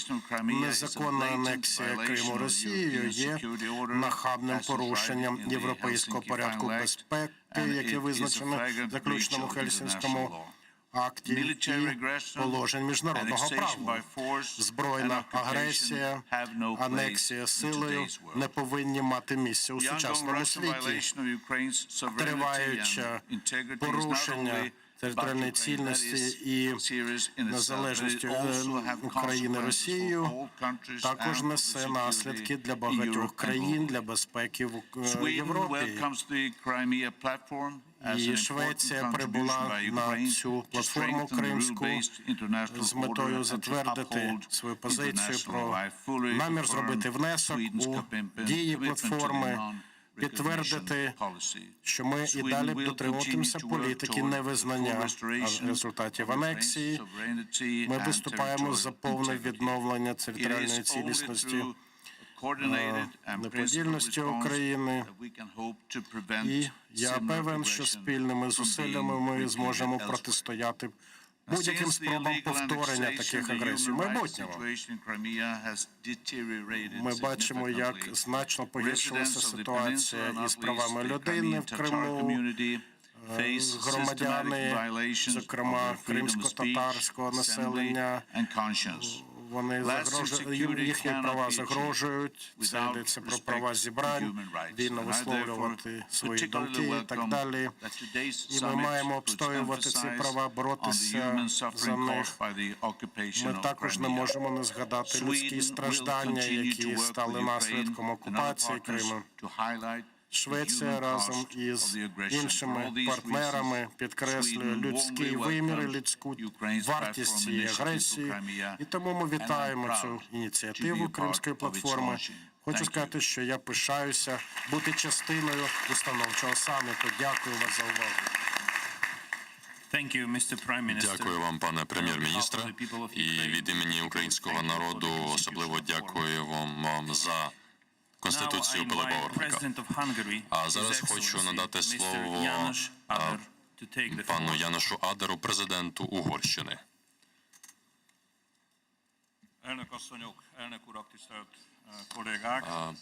Панове президенти, шановні колеги,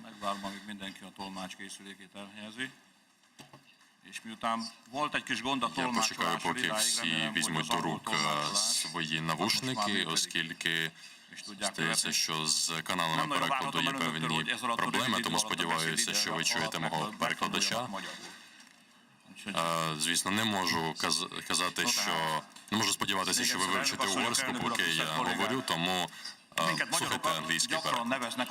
Шановні колеги, нас, угорців, часто називають нацією свободи, тому що протягом нашої тисячолітньої історії ми часто зазнавали випадків, коли велика держава нав'язує нам свої правила.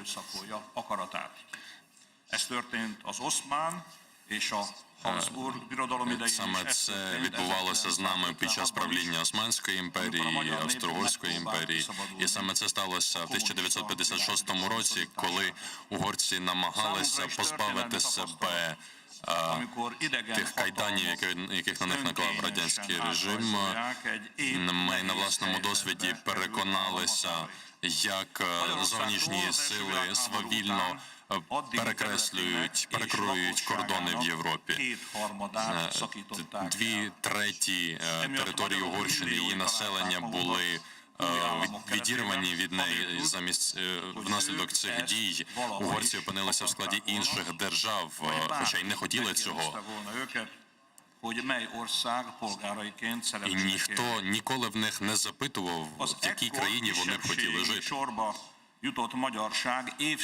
Угорці, які опинилися в складі меншин в інших державах, страждали протягом багатьох століть, тому що в них відібрали їхні школи, домівки, і, власне, вживалися всі заходи для того, аби вони не могли вивчати власну мову.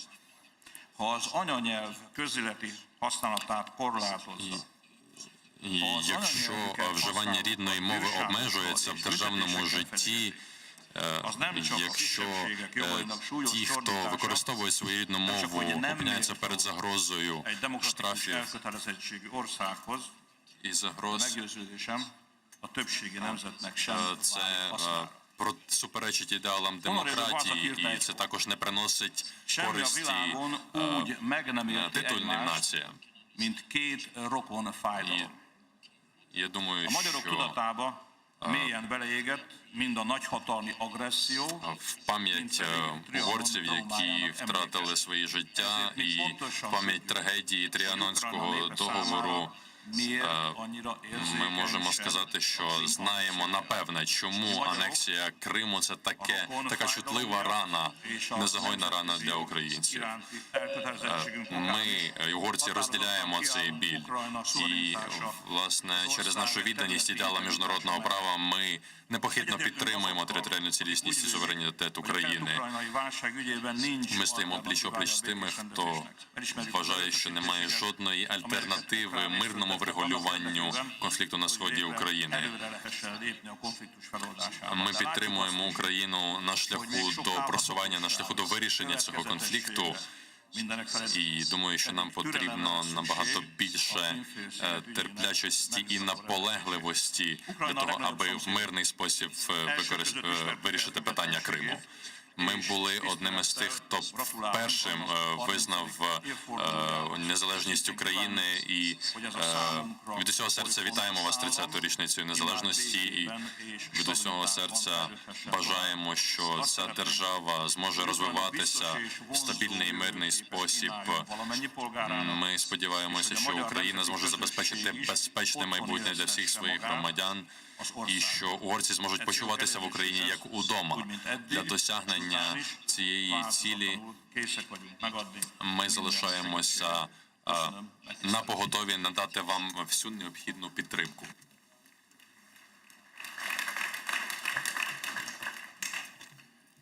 Thank you, Mr. President. I now welcome His Excellency, Mr. Borut Pahor, President of the Republic of Slovenia. Хочу запросити до слова президента Республіки Словенія, пані Пахора. Шановні президенти Зеленський, друзі, колеги, хочу від самого початку зазначити, що Словенія заявляє про незмінність підтримки територіальної цілісності, незалежності України в межах міжнародно визнаних кордонів. Сьогоднішній саміт цього дня виходить з позиції про необхідність забезпечення миру і стабільності в регіоні цьому і поза його межами. Ми абсолютно повинні тримати питання незаконної анексії Криму високо в порядку денному міжнародної спільноти. І ми хочемо таким чином заявити світу, що нам не байдуже. що те, що відбулося, не забуто. Словенія бачить, як нищаться права і свободи людини на півострові Російською Федерацією. Ми бачимо, які загрози це несе морському міжнародному праву. І саме тому ми вважаємо, що ми маємо підписати ту фінальну декларацію, яка стане результатом роботи цього саміту. Пані і панове, я закликаю до щирого діалогу між Україною, Російською Федерацією, а також Євросоюзом і Російською Федерацією. У Словенії добрі стосунки з обома країнами, з Україною, з Росією. Виступаючи за добросусідські стосунки, я дуже сподіваюся, що наступить момент, коли Росія і Україна врегулюють свої міжнародні стосунки. Словенія абсолютно вас у цьому підтримає. Завдання це неабияке, воно складне. Воно буде потребувати чимало політичної мудрості, але я абсолютно переконаний, що сталий мир, процвітання, добробут можуть бути досягнуті лише внаслідок щирого діалогу, навіть у найскладніші часи. Треба постійно шукати можливості діалогу, шукати і тримати вільними канали комунікації. Ми підтримуємо зусилля політичного керівництва України, Німеччини, Франції, Російської Федерації, які займаються пошуками рішення військового конфлікту в Україні, зокрема за формулою Штайнмаєра, так званою. Пане президенте, друзі, колеги, ми абсолютно хотіли вас відзначити за досягнуті вже результати і закликаємо до активізації реформ щодо боротьби з корупцією, забезпечення верховенства права, забезпечення незалежності судової гілки влади. І Словенія завжди лишатиметься міцним, надійним партнером України. Ми завжди радо будемо ділитися нашим досвідом, зокрема з питань реформи децентралізування і так далі. Пане президенте Зеленський, бажаю всього найкращого вашій країні. Дякую вам, пане президенте. А зараз маю приємність надати слово президенту Фінляндії, його високоповажності, пану Саулі. Пане президенте, пані та панове, дозвольте мені почати з цитати. Підтримуючи ціль заохочення кращих відносин між державами і забезпечення умов, де народи зможуть жити у умовах тривалого миру, без жодної загрози або спроби створити загрозу безпеці. Це початкове речення заключного акту Гельсінської конференції 1975 року. В основі документу лежать 10 основоположних принципів, які визначають відносини між державами. І ці принципи включають такі речі, як суверенітет, відмова від застосування сили або погрози силою, непорушність кордонів і територіальна цілісність. Ці принципи – це дуже важлива основа європейського безпекового порядку, і ми повинні бути непохитними у їх захисті. Пане президенте, започаткування Кримської платформи показує рішучість України і вашу особисто у дотриманні цих принципів. І сьогодні ми всі зібралися тут, оскільки для України це не лише питання принципу, але і важка реальність. Хочу подякувати пані президенту Кальюлайд за те, що вона поділилася своїми міркуваннями з цього приводу. Ми підтримуємо незалежність України, непорушність її кордонів, територіальну цілісність у межах міжнародно визнаних кордонів. і ця підтримка залишається твердою.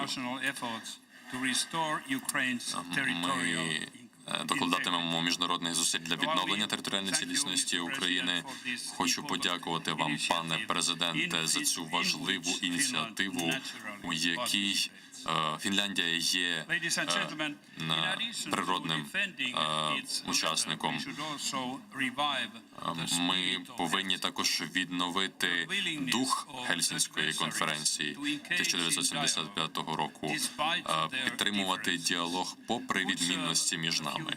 І це може послужити у майбутньому нашої планети, у вирішенні наших спільних проблем. І для цього ми повинні показати, що ми відповідальні перед прийдешніми поколіннями. Ми повинні забезпечити умови, де люди зможуть жити в умовах сталого миру. Ми повинні відновити довіру. Коротко кажучи, світ потребує духу Гельсінкі. Thank you, Mr. President. Щиро дякую, пане президент. Радий дати слово пані президенту Молдови, пані Майя Санду. Дякую, шановний президент Зеленський, поважні гості, пані і панове. Дякую за запрошення виступити на цьому важливому заході, присвяченому заснуванню Кримської платформи. Я знаходжусь тут, щоб підтвердити незмінну підтримку Молдовою суверенності і територіальної цілісності України в межах міжнародно визнаних її кордонів. Крим – це Україна, а незаконна анексія його є відвертим порушенням міжнародного права. Молдова була і лишається надійним вашим партнером. Ми підтримуємо 69-ту резолюцію про неподільність території України. Це резолюція Генасамблеї ООН. Молдова – це держава, яка віддана миру і мирному дипломатичному вирішенню проблем. У цьому ми розуміємо, ми залежимо від правил на основі регіонального порядку безпеки. І коли виникає регіональна така загроза, вона загрожує усім. І якщо ми подивимося, що це порушує і загальну декларацію прав людини, і Гельсінський акт, і Паризьку декларацію, міжнародний порядок на основі правил виключає використання сили. Єдиний спосіб, який можна зробити регіон процвітаючим, це мирний шлях. Дивлячись назад у далеке минуле, не складно буде знайти дорогу там у майбутнє. Ми не маємо викручувати одному руки через минуле. Ми повинні рухатися вперед, поважаючи права людини, даючи розвиватись собі та інших. І моя країна щиро у це вірить. З іншого боку, у регіоні, де права поведінки як доміно падають, де немає правил безпеки, виникає законне питання про створення таких прав. Для того, щоб в регіоні створився мир і порядок, і Молдова готова долучитися до відновлення міжнародного верховенства права і справедливості, зокрема у регіональних конфліктах. Ми не збираємося підтримувати історичні диспути. Ми хочемо вийти на нові справедливі стосунки. Ми виступаємо за політичне вирішення проблем. Ми хочемо спільного вирішення регіональних загроз безпеці. І ми хочемо дійти до створення єдиного шляху до майбутнього, яке буде сталим, мирним, процвітаючим. Дякую ще раз вас за увагу і дякую за можливість виступити на цій Кримській платформі.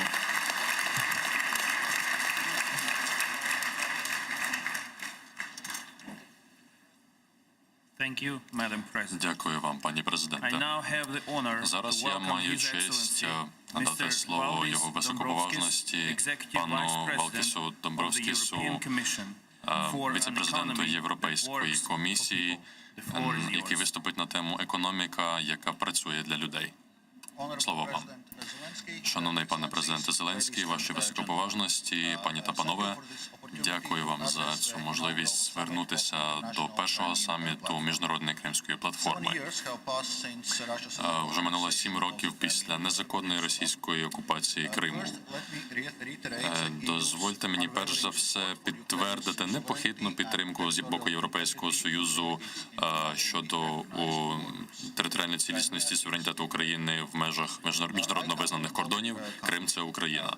Я родом з Балтійської країни, і ми знаємо, що це означає, коли ти втрачаєш свободу і суверенітет. 82 роки тому Гітлер і Сталін уклали секретний пакт проти свободи балтійських держав. В наступні роки були довгими і сповненими страждання, і через 50 років ми згадали цей рік після відновлення нашої свободи, і зараз окупованим є Крим. Європейський Союз підтримує дипломатичні зусилля України щодо закінчення незаконної окупації Криму і щодо повернення цього питання на міжнародний порядок денний. Це тестовий майданчик для міжнародного суспільства, який діє проти нечуваного порушення міжнародного права Росією. Ми наклали обмежувальні заходи проти Росії стосовно незаконної окупації Криму і цілеспрямованої дестабілізації України. Ми чудово розуміємо ту складну ситуацію, яка склалася в Криму у житті кримських татар, українців на півострові, які стикаються з наслідками російської окупації. Їхні права дуже обмежені. Міжнародному суспільству бракує доступу до Криму, і попри конфлікт, що продовжується, Україні вдалося просунутися на шляху до реформ. Вона продовжує здійснювати широке коло реформ, такі як реформа публічного адміністрування, судова реформа, макроекономічна реформа. За підтримки Європейського Союзу ми продовжуватимемо підтримувати Україну на цьому шляху. Від 2014 року Європейський Союз надав понад 60 мільярдів євро на підтримку реформаційного курсу України, на виконання угоди про асоціацію.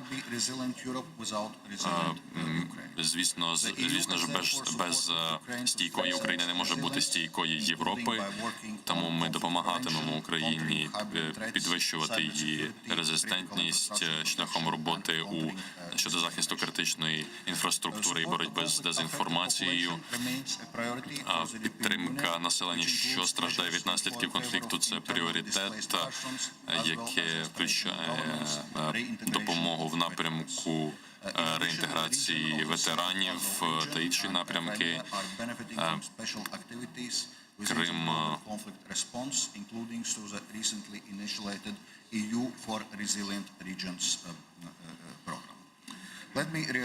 дозвольте мені підтвердити, що Європейський Союз продовжуватиме підтримувати Україну у боротьбі з незаконною окупацією Росії, підтримуватиме це питання на міжнародному порядку денному. Завтра Україна святкуватиме 30-ту річницю незалежності, і ті здобутки, яких вона змогла досягти, вражаючі з огляду на ті складні обставини, в яких опинилася Україна. Європейський Союз продовжуватиме підтримувати територіальну цілісність України і її роботу щодо процвітання.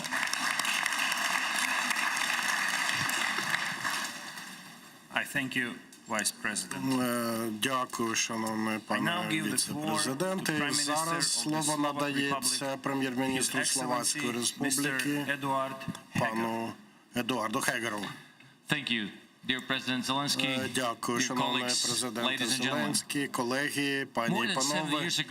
Більш ніж 70 7 років тому Росія порушила міжнародне законодавство, незаконно анексувавши частину української території. І з плинністю часу значення цього не змінилося. Як не змінилася і потреба у тому, щоб міжнародна спільнота більше звертала увагу на Крим. Словакія абсолютно вітає, підтримує створення Кримської платформи і, безумовно, стане партнером в рамках неї. Крим – це Україна, що, власне, англійською було озвучено. І це не просто слоган чи девіз, це програма до дій, яка має далі існувати. Це заклик до дій усієї міжнародної спільноти. Сила фізична не може бути більшою за силу верховенства права. Чиясь сила – це не аргумент і не ознака правоти. Це не значить, що кордони можна перемальовувати власними силами, як заманеться. Ми не визнаємо цю анексію, у цьому Україна має повну нашу підтримку у своїй боротьбі за відновлення територіальної цілісності, неподільності, і наші санкції проти Росії триватимуть, доки триватиме ця окупація. Ми аплодуємо зусиллям України по налагодженню контактів з громадянами, жителями Криму, власне. І ми сподіваємося, що на підтримку цього будуть розроблені практичні політики інтеграції, залучення цих людей.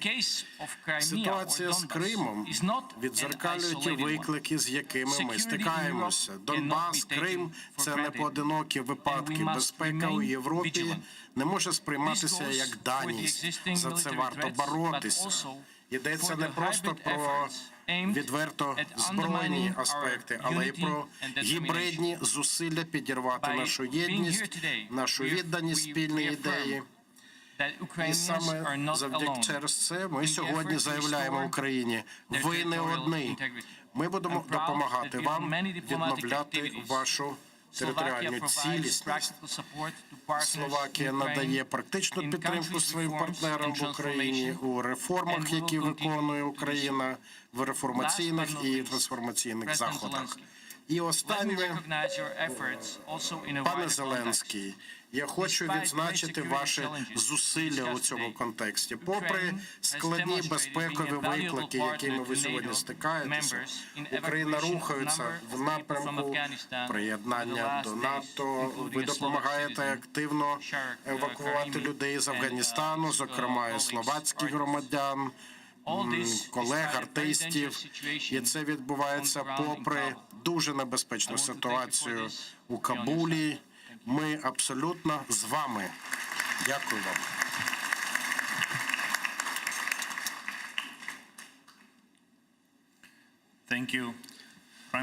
Дякую вам, пане прем'єр-міністре, за ваші добрі слова щодо евакуації з Афганістану. Зараз ми обговорюємо питання, поки ми обговорюємо питання Криму, ще один український літак вирушив з Кабула, і на його борту понад 100 українських громадян. І ми разом з тими афганцями, які сьогодні стикаються з загрозою. У зв'язку з цим хочу надати слово прем'єр-міністру Республіки Хорватія, його високоповажності пану Андрію Пленковичу. Вельми шановний президенте Зеленський, вельми шановний прем'єр-міністре Шмигаль, шановні колеги, пані та панове. Я дуже радий знову бути в Києві, у місті, яке я люблю, і країні, яку я добре знаю. Дозвольте привітати українську владу початком цієї важливої ініціативи. Кримська платформа є правильним майданчиком для мобілізації необхідної уваги міжнародної спільноти до Криму. Минуло вже більше ніж 7 років з моменту незаконної анексії Автономної Республіки Крим. Я приїхав сьогодні до Києва для того, аби з нашими українськими друзями та європейськими колегами засвідчити від Хорватії незмінну підтримку незалежності, суверенітету і територіальної цілісності України. Крим – це Україна.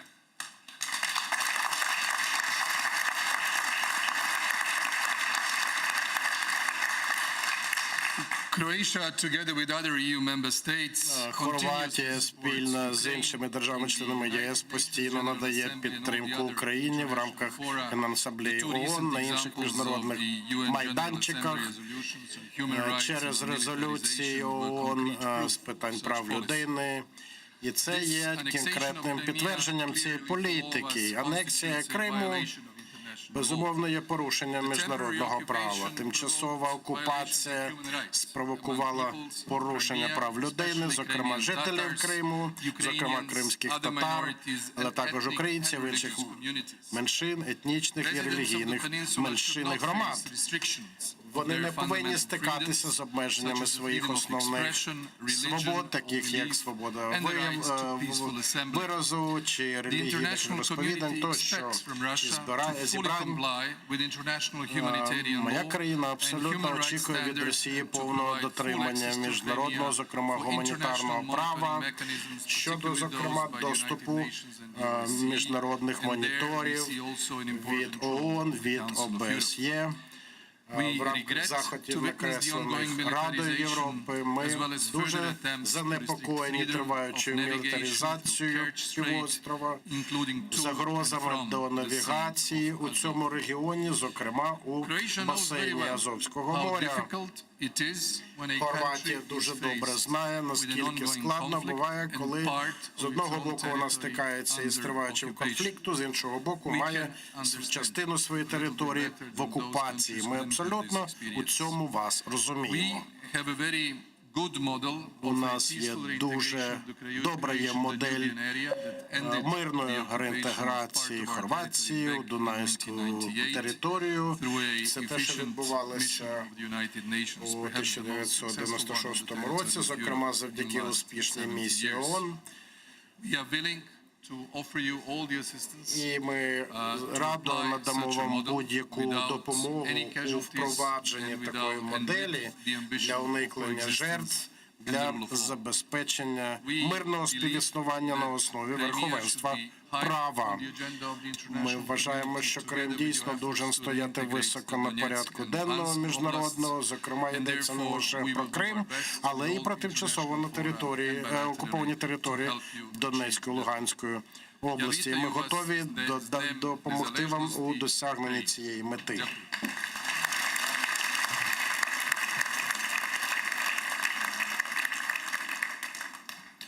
Хвала puno, Mr. Prime Minister. Хочу надати слово його високоповажності пану Іраклію Герібашвілі, прем'єр-міністру Грузії. Шановний пане президенте Зеленський, шановні колеги, дорогі друзі, я хочу подякувати президенту Зеленському за те, що цей захід сьогодні можливий попри глобальну пандемію. Кримська платформа – це вікно можливостей для того, аби говорити про ту жорстокість, яка сьогодні відбувається з нашими людьми. І ми повинні нагадати світу про те, що Крим – це Україна. Україна і Грузія мають довгу історію дружби у часи миру та війни. Ми боролися проти спільного ворога, і це посилило нашу відданість демократичним принципам проти загроз, які хочуть порушити нашу стійкість. Українці стояли поряд, пліч-опліч із грузинами, коли вони стикалися з агресією з боку Росії. І, власне, це символ того, як українці боролися за незалежність Грузії. 30 років тому Російська Федерація розпочала широкомасштабну агресію проти Грузії, внаслідок чого загинули сотні людей, десятки грузинських сіл були спалені, і що, власне, спричинило те, що багато грузинів покинули свою рідну землю. І, власне, грузинська територія сьогодні є окупованою. Це сколихнуло європейську безпеку, і міжнародний порядок денний заснований на нормах. І Україну спіткала та сама доля. Ми бачимо, як Росія проводить цілеспрямовану політику щодо дестабілізації міжнародної обстановки. І все це відбувається поряд із її зневагою до міжнародних зобов'язань. Невирішені конфлікти – це дуже трагічна сторінка для європейських держав, і ми разом з нашими міжнародними партнерами повинні зайняти жорстку позицію щодо повзучої анексії. Без вирішення міжнародних конфліктів європейський континент буде приречений на подальшу дестабілізацію, і попри нинішні виклики Україна і Грузія продовжують прагнути участі в європейських інституціях, і ми рішуче налаштовані рухатися проактивно до мирного вирішення конфліктів. Ми беремо на себе цю відповідальність перед нашими людьми, і паралельно з цим ми рухаємося на шляху до реформ і сталого розвитку, і з якими б викликами ми не стикалися, будемо продовжувати це робити. Ми зазнавали труднощів протягом нашої історії, але ніколи не здавалися перед ними. Думаю, що ця платформа матиме глибокий вплив на боротьбу з труднощами у Чорноморському регіоні, і ми сподіваємося, що цей регіон стане простором можливостей і можливістю для процвітання.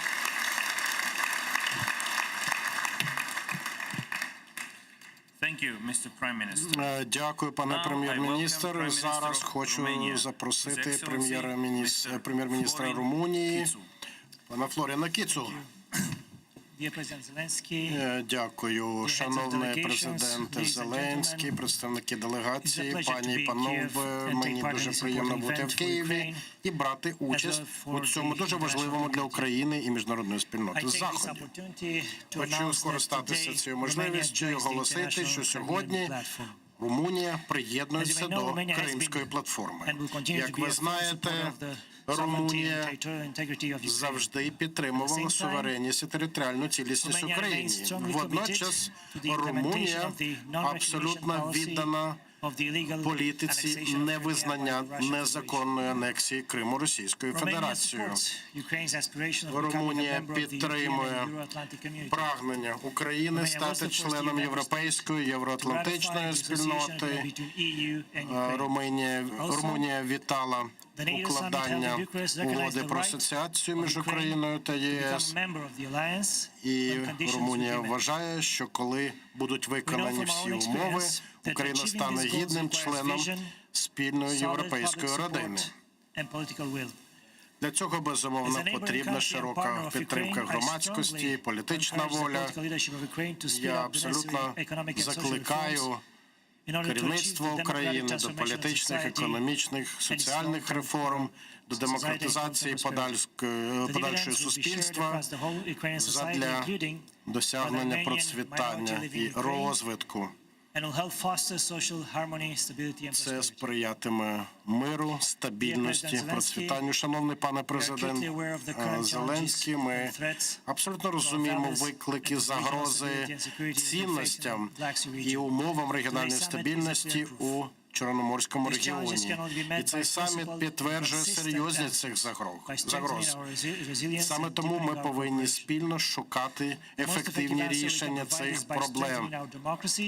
Це можна робити, зокрема, зміцнюючи нашу демократію, забезпечуючи права людини для кожного громадянина, забезпечуючи належне функціонування державних установ і верховенство права.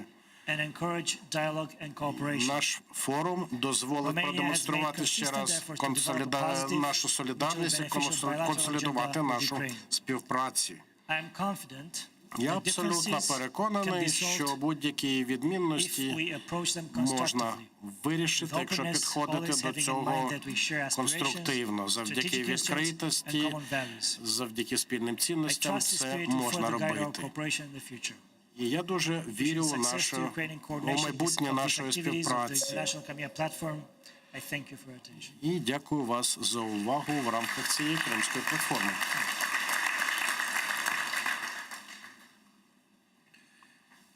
Thank you, Prime Minister.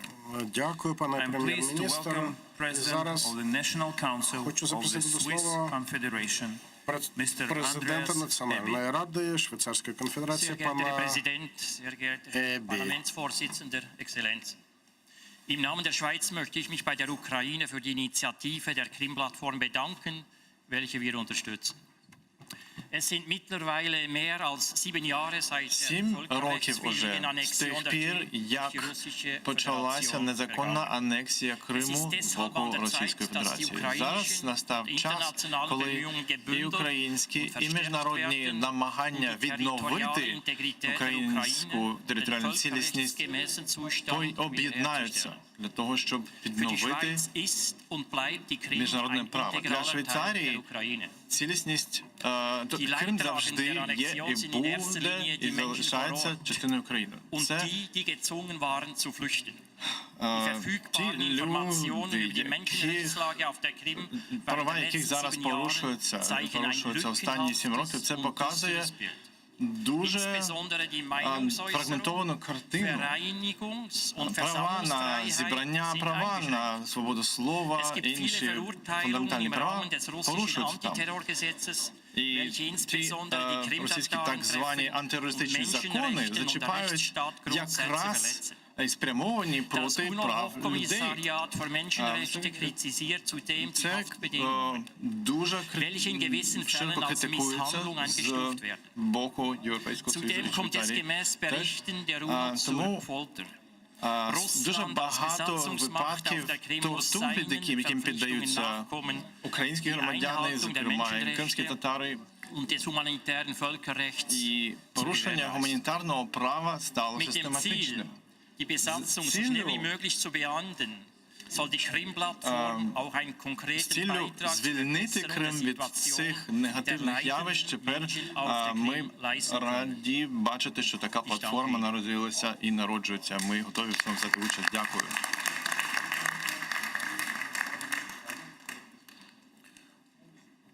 Thank you, Mr. President. Дякую вам, пане президенте. А зараз хочу надати слово спікеру Сенату парламенту Чеської Республіки, пану Мілошу Висчилу. Vážený pane prezidente Zelenský, Шановний пане президенте Зеленський, шановні пані і панове, пан президент Зеленський тут сьогодні на початку говорив про те, що в році 1944 відбулася геноцида кримських татарів, якою керував Сталін, і він казав, що думав, що ніколи нічого такого вже не повториться, що вже не виникне ситуація, коли людей будуть виганяти з їх власної землі. Сьогодні тут ми бачимо, що це не так. У зв'язку з цим я б хотів ще нагадати одну історичну подію, яка стосується моєї країни, Чехословакії, зараз Чеської Республіки. У 1938 році, на початку жовтня, чехів виганяли з їх власної країни. Їх виганяли з власної країни тому, що відбулася подія, яку ми називаємо Мніховською угодою. Коли ми питаємо, чому ця подія відбулася, то виявляється, що Гітлер мав дуже великі амбіції, але було це пов'язано із тим, що нас зрадили наші союзники, що в певний момент вони не підтримали Чеську Республіку, її незалежність, її суверенітет і недоторканість її території. Я кажу це з двох причин. Перша причина у тому, що, пане президенте, ви можете покластися на те, що завдяки своєму історичному досвіду Чеська Республіка буде стояти на стороні України, буде підтримувати її в боротьбі за її цілісність її території, тому що ми знаємо, як поціновується свобода. А друга причина, ми деколи говоримо про Мніховську угоду, що вона сталася через прийняття рішень про нас без нас.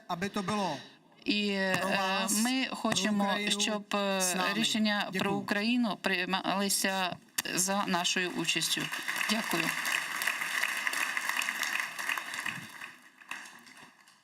Thank you, Mr. Speaker. Дякую, пане виступаючий. І зараз радий надати слово федеральному міністру іноземних справ Європейської Австрії, панові Шаленбергу. The legal annexation of Crimea and the city of Sevastopol marks the most disturbing attempt in recent history. Анексія Криму стала дуже тривожною спробою переписати історію сучасну. 7 років по тому Росія продовжує підривати цілісність і неподільність і суверенність України. Вони цим загрожують безпеці українських громадян. А таким чином також загрожують безпеці усіх нас через відверте нахабне порушення міжнародного права і усталеного міжнародного порядку. Це значить, що вони керуються не верховенством права, а законом джунглів. І тому ми зібралися сьогодні тут, щоб зробити дуже важливе і просте зауваження вголос. Цього не може бути і не має бути. Ми не будемо цього терпіти, коли одна держава загрожує суверенності іншої. Ми ніколи не погодимося на порушення міжнародно визнаних кордонів України. Навпаки, ми піднімемо наш голос вкотре, виступаючи за те, щоб не визнавати окупацію, мілітаризацію Росією Криму, Азовсько-Чорноморського регіону. Ми хочемо заявити про порушення, системне порушення прав людини, кримських татар, зокрема. Ми знаємо про те, як тамтешніх мешканців незаконно змушують служити у російській армії. Ми знаємо, які загрози ця окупація несе релігійним, зокрема меншинам, кримсько-татарським, як це загрожує існуванню традицій і збереженню культури. Для того, щоб цю тенденцію побороти, треба об'єднати дипломатичні зусилля, і тому Австрія підтримує створення цієї кримської платформи. Ми підтримуємо Україну, дякуємо, що вона всіх нас об'єднала для того, щоб ще раз вивести наперед порядку денного питання анексії Криму. Україна може розраховувати на Австрію у боротьбі за свою територіальну цілісність, суверенність і незалежність. Дуже дякую.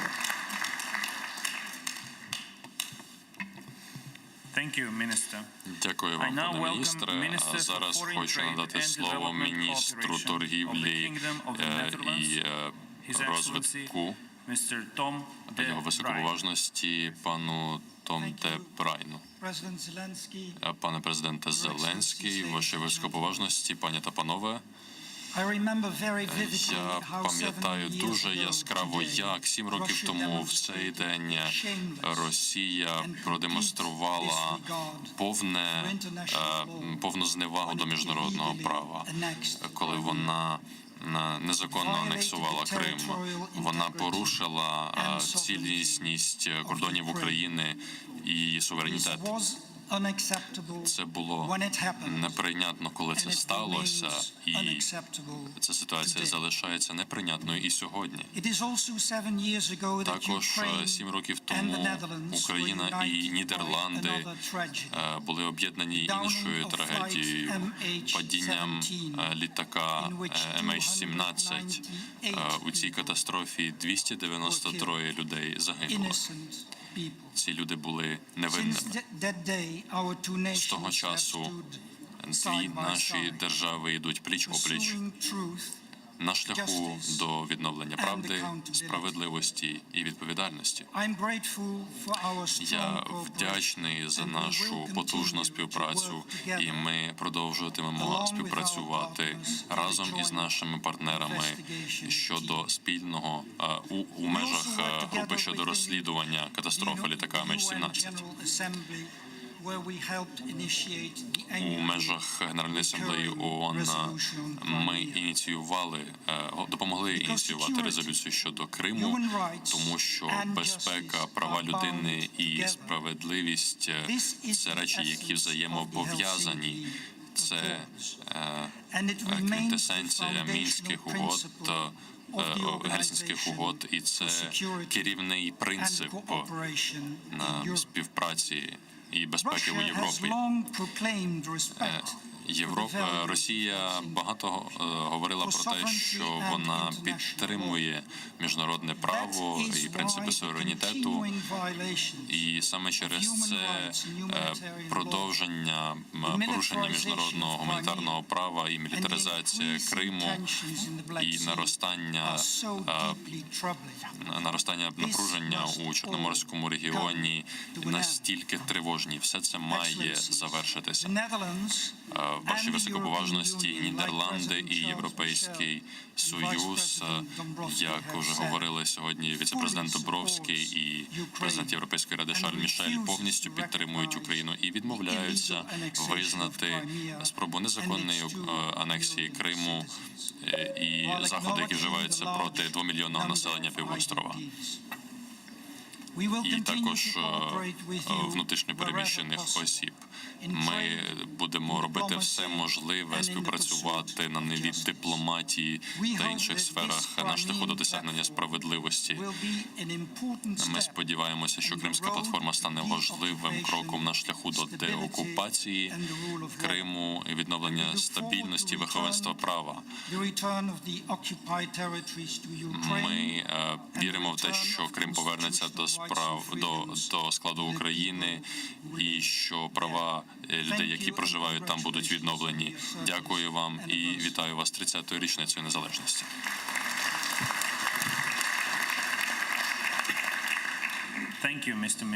Дякую, пане міністре. І зараз за задоволенням передаю слово міністрові іноземних і європейських справ Люксембургу, пану Жану Асемблю. Шановний пане президент Зеленський, шановний прем'єр-міністре Дмитро, вашій високоповажності, хочу спершу подякувати вас за організацію цього саміту Кримської платформи, що надало нам можливість публічно заявити про нашу підтримку України у боротьбі з незаконною анексією Кримського півострова. Це наочно демонструє нашу єдність у цьому питанні. Це другий мій короткостроковий візит в Україну. Спільно з моїми колегами з Бельгії і Нідерландів. До цього ми відвідали Донецько-Луганській області, побачили складнощі стабілізації України у цих регіонах. Let me clearly and unequivocally state that Luxembourg remains firmly committed Хочу to абсолютно чітко Ukraine's заявити, що independence, Люксембург sovereignty абсолютно and підтримує territorial integrity незалежність, within суверенність its і територіальну internationally цілісність recognized borders. України в This is межах a міжнародно principle визнаних that is not кордонів. negotiable. Це є It extends принцип, to the який не question of the піддається, не illegal referendum дискутується. and elections in occupied territories. І Such жодні actions cannot be референдуми recognized by чи the вибори на international тимчасово community. окупованих територіях це Since не the можуть illegal змінити, annexion як не of можуть the Crimean змінити і ставлення Peninsula міжнародної by the Russian спільноти до Federation in цього. 2014, we have witnessed a З dramatic початку анексії deterioration Криму of human Російською rights situation. Федерацією The у residents of the 2014 році ми peninsula бачимо face постійну grave and наругу systematic над правами і restrictions of свободами fundamental жителів. freedoms such as freedom of expression, Ми бачимо religion, загрозу основним association, свободам, and the right таким to як peaceful свободу assembly. слововиявлення, Furthermore, the progressive збирання, militarization of зборів Crimea і так далі. undermines the security and the stability in Ми the бачимо, wider що Black Sea анексований region. Крим We несе strongly oppose загрозу these безпеці unilateral attempts всього to challenge the international order and Чорноморського response NATO регіону. countries have pledged more cooperation with Ukraine. І ми бачимо з приємністю, як дедалі більше країн, зокрема і цього регіону, зобов'язуються допомогти Україні як надійні партнери у боротьбі з цим. Ми в єС також чітко демонструємо нашу готовність реагувати на будь-які нові провокації з російського боку.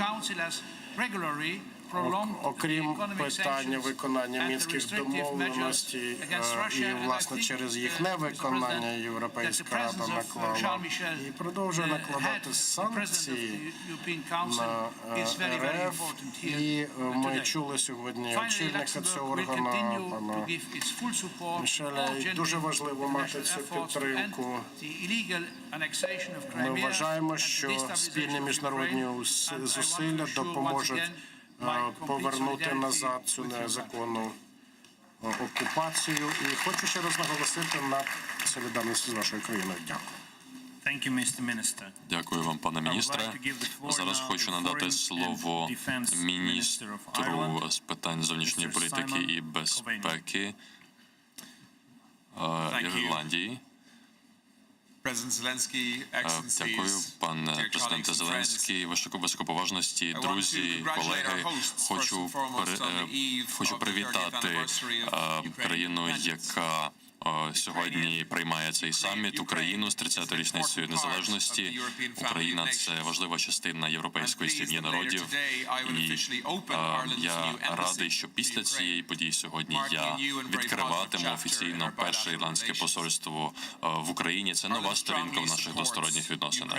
Ірландія справді підтримує Україну, її територіальну цілісність і підтримує її міжнародні зусилля щодо організації цього саміту, підтримує її в цілях, які є важливими для розвитку кожної країни, незалежно від її розміру. Сьогодні ми повинні надіслати чіткий меседж про те, що Крим – це Україна.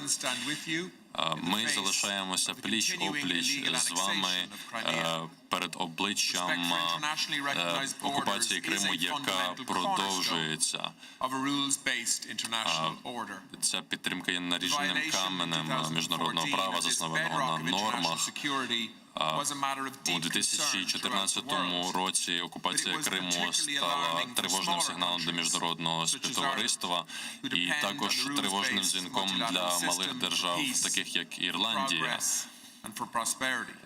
Це загроза для міжнародного порядку, для міжнародного процвітання. Нам потрібно заявляти чітко про правду про те, що сталося. Потрібно говорити про те, що велика держава, сусід, вдалася до агресивних дій щодо свого меншого сусіда. Дії міжнародного співтовариства залишаються так само нагальними і необхідними, якими вони були в 2014 році. Сьогодні це коло націй, яке зібралося в Києві, це потужний сигнал, який заявляє про нашу рішучість не допустити створення нової нормальності. І це також зусилля, які спрямовані на відновлення цілісності України. such as the freedom of expression. Сьогодні ми говоримо про важливість таких фундаментальних прав, як свобода віросповідання і мирних зборів. Ситуація з життям кримських татар у Криму сьогодні особливо кричуща, і про це говорили сьогодні багато спікерів.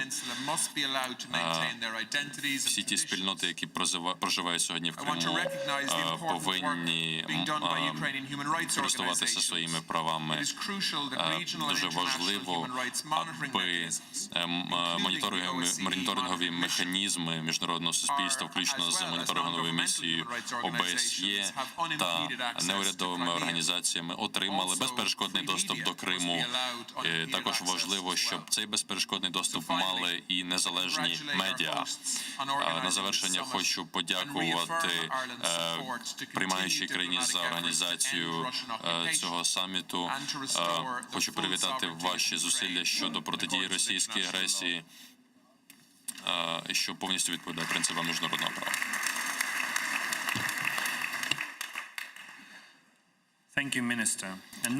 Дякую, пане міністр.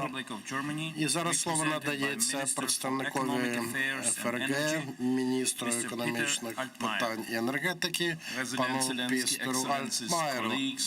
Пане президент Зеленський, колеги, друзі, Німеччина не визнала і не буде визнавати незаконну анексію Криму Росії. Німеччина виходить із питань територіальної цілісності, суверенності.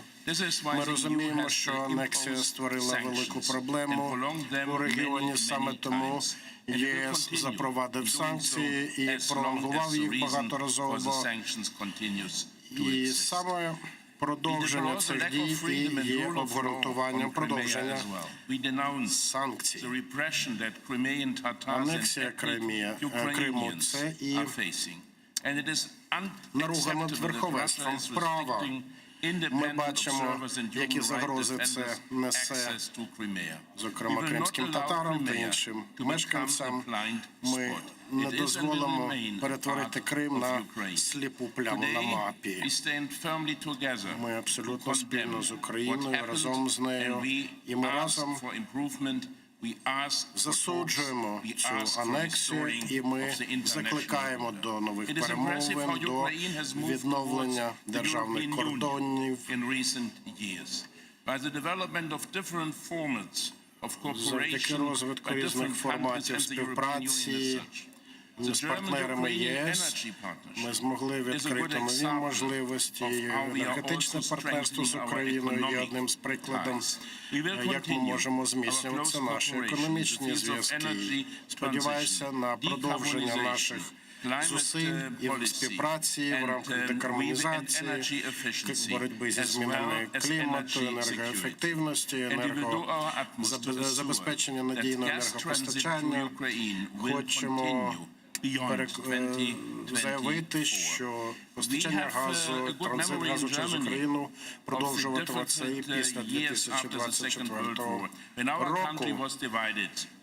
Після Другої світової Німеччина стала роз'єднаною країною. Зараз ми є країною з розвиненою ринковою економікою, і багато людей колишньої НДР, колишнього Східного блоку, вони вже бачать, що насправді відбувається. І ми думаємо, що в такому русі вперед є запорука майбутнього. Хочемо привітати Україну з досягненнями, які вона здобула останні кілька років, і підтримуємо вас у боротьбі за те майбутнє мирне процвітаюче, якого ви заслуговуєте.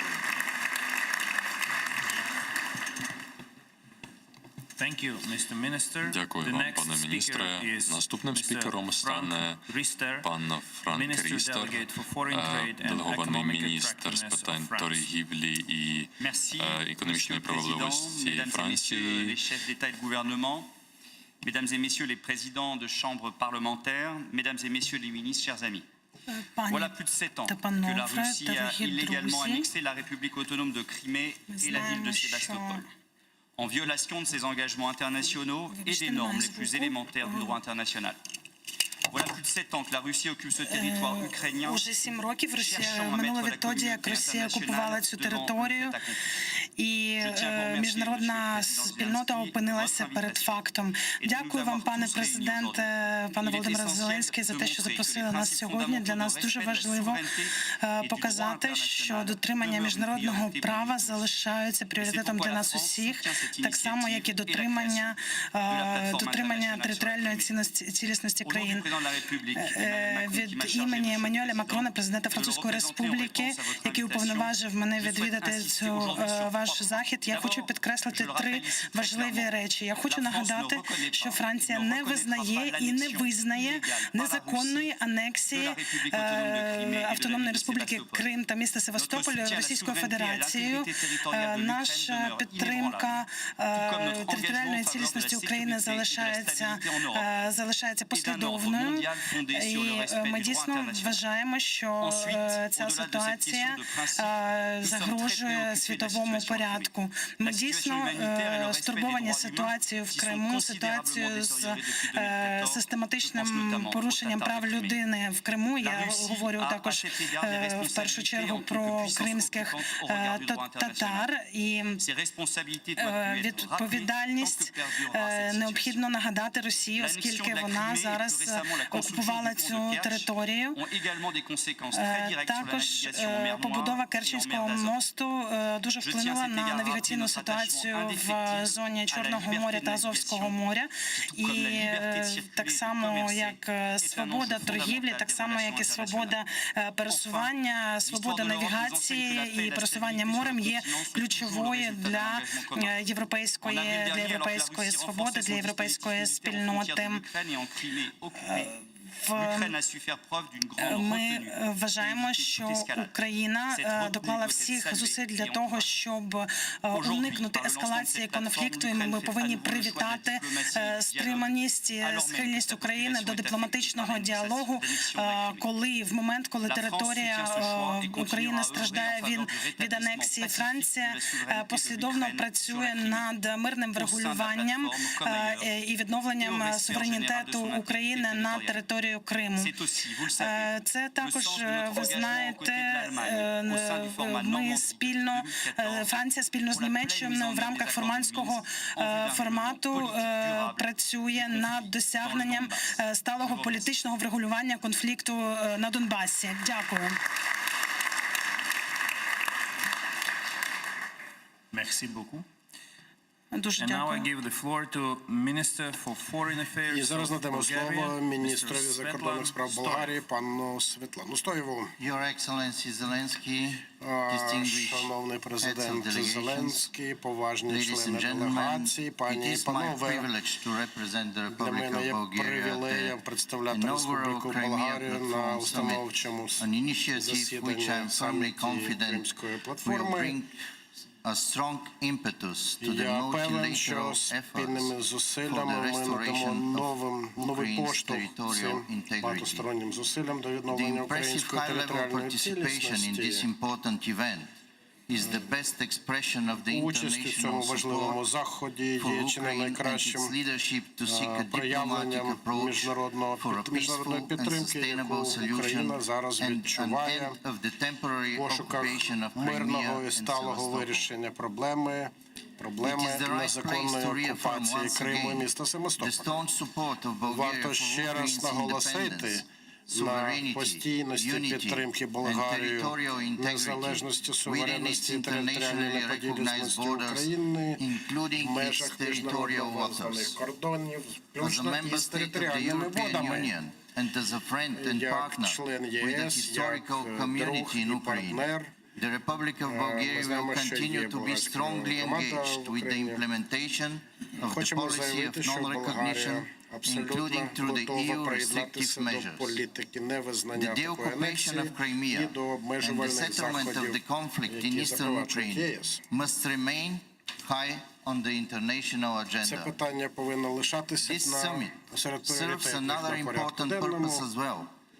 It debunks Russia's narrative that the illegal annexation of Crimea and the city of Sevastopol is a fait accompli and shows the анексію unwavering Криму і міста persistence of the Севастополя. international Це community to доконаний adhere факт. to the rules and principles І of the саме тому international міжнародна law. спільнота повинна The full боротися and за відновлення comprehensive верховенства implementation права, of зокрема the Minsk міжнародного. agreements remains the only viable option Ми for a наголошуємо, що political Мінські solution to the угоди є conflict єдиною in доцільним and таким around варіантом Ukraine. вирішення проблеми, Regrettably, зокрема для we have not України, seen the але, desired на жаль, progress. ми не To the бачили, не contrary, побачили as a Black бажаного Sea прогресу country, we are їхніх concerned виконання.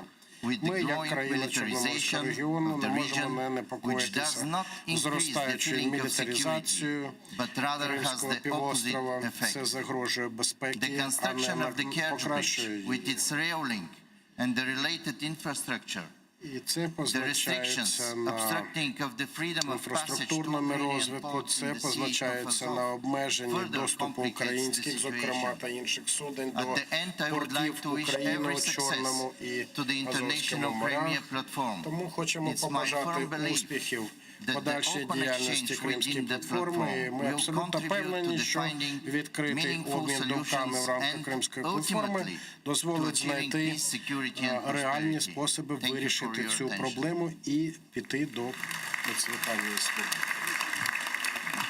Thank you, Minister. Дякую вам, пане I міністре. now give the floor А to зараз хочу Minister надати of слово Foreign Affairs міністру of закордонних справ His Excellency, Чорногорії, Mr. його George високоповажності Radulович. пану Джорджі Радуловичу. Thank you very much. Дякую вам Honorable дуже. President Zelensky, Шановний пане президенте Зеленський, ваші високоповажності, пані та панове, друзі, Great honor for колеги. me to take part in this Маю important велику event приємність і честь on взяти behalf of участь the у government цьому today. заході від імені I'm уряду likewise Чорногорії. grateful to our hosts І for warm hospitality подібним here. чином дякую. Хочу подякувати організаторам за їхню гостинність. Перш за все, хочу наголосити на тому, що ми підтримуємо ініціативу України щодо організації багаторівневої консультативної площадки під назвою Кримська платформа, яка привертає увагу міжнародного співтовариства до питання Криму. Ми раді, що Україна обрала дипломатичний шлях, оскільки дипломатія – це завжди найкращий спосіб, і вона не має альтернатив. Найкращий спосіб працювати на шляху до вирішення конфлікту – це багатовимірний підхід. І ми розуміємо і позитивно сприймаємо зусилля офіційного Києва на шляху до вирішення цього надзвичайно важливого питання. Сьогодні ми зібралися тут для того, аби почути більше інформації від президента України щодо цього проекту, для того, щоб посилити міжнародні зусилля на шляху до подолання викликів, які, звісно ж, залишаються ключовими на міжнародному порядку денному. Ми усвідомлюємо, що нинішній статус Криму прямо впливає на систему європейської глобальної безпеки. Це достеменний факт, що статус Криму впливає на безпеку на європейському континенті, і його потрібно сприймати в ширшому контексті міжнародних відносин через призму забезпечення безпеки і стабільності в нашому регіоні, поза його межами. Чорногорія разом з усіма іншими шанованими учасниками, членами НАТО, ЄС і іншими країнами, які скоро стануть членами цих установ, хочу наголосити на довірі, оскільки це основний механізм підтримання наших цінностей. Нам потрібно діяти виходячи з нашого непохитного духу. Чорногорія від самого початку кризи у 2014 році почала міцно підтримувати Україну і продовжує це робити. Ми підтверджуємо це в наших деклараціях щодо зовнішньої політики. Ми є однією з багатьох держав ООН, яка підтримала резолюцію Генеральної асамблеї асамблеї ООН у березні 2014 року стосовно непорушності кордонів України.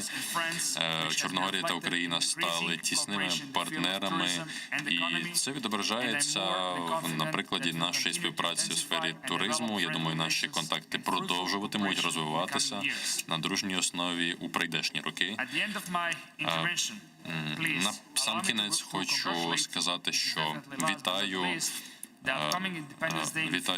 Україну з прийдешнім святом Незалежності. Дозвольте мені висловити мої сердечні вітання народу України і побажання процвітання народу України. Дякую вам.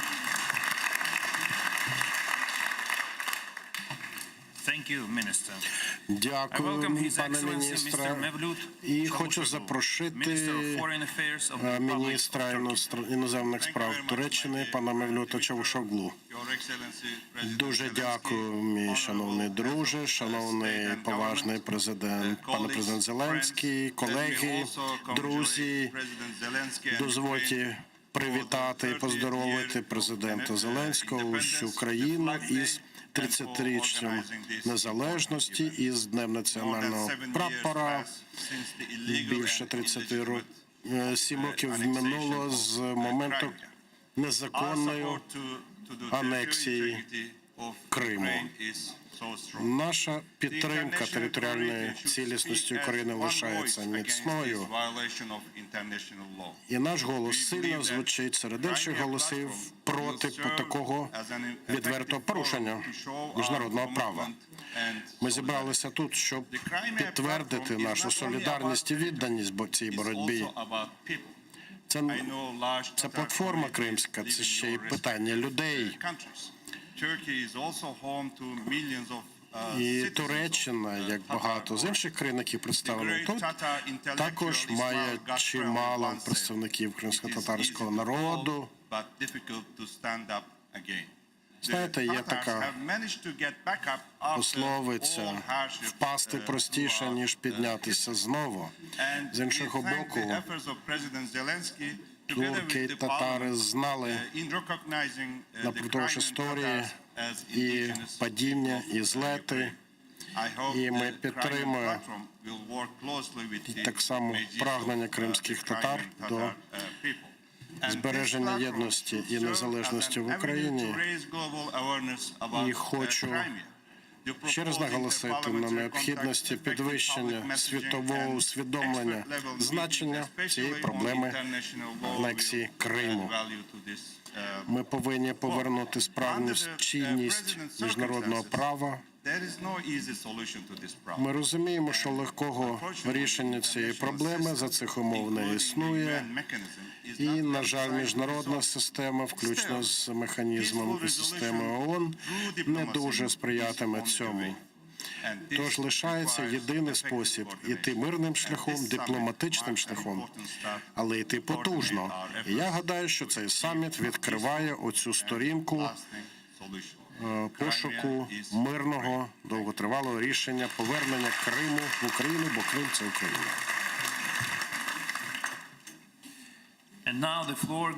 Зараз хочу надати слово міністру закордонних справ Республіки Північна Македонія Буяру Османі. Дякую вам, президенте Зеленський, шановні пані та панове. Дозвольте мені почати з того, що я висловлю мої вітання з приводу завтрашнього свята 30-ї річниці незалежності України. Це важливий ювілей. І хочу сказати, що той самий ювілей уже скоро святкуватиме і Північна Македонія. Те, що ми відзначаємо ці важливі ювілеї в той самий рік, позначає те, що наші держави стикаються з подібними викликами протягом своєї незалежної історії. Протягом цих десятиліть ми вибудували успішні відносини у політичному та економічному вимірі. Наші держави мають спільні стратегічні пріоритети, які відображені у їхніх прагненнях щодо європейської та євроатлантичної інтеграції.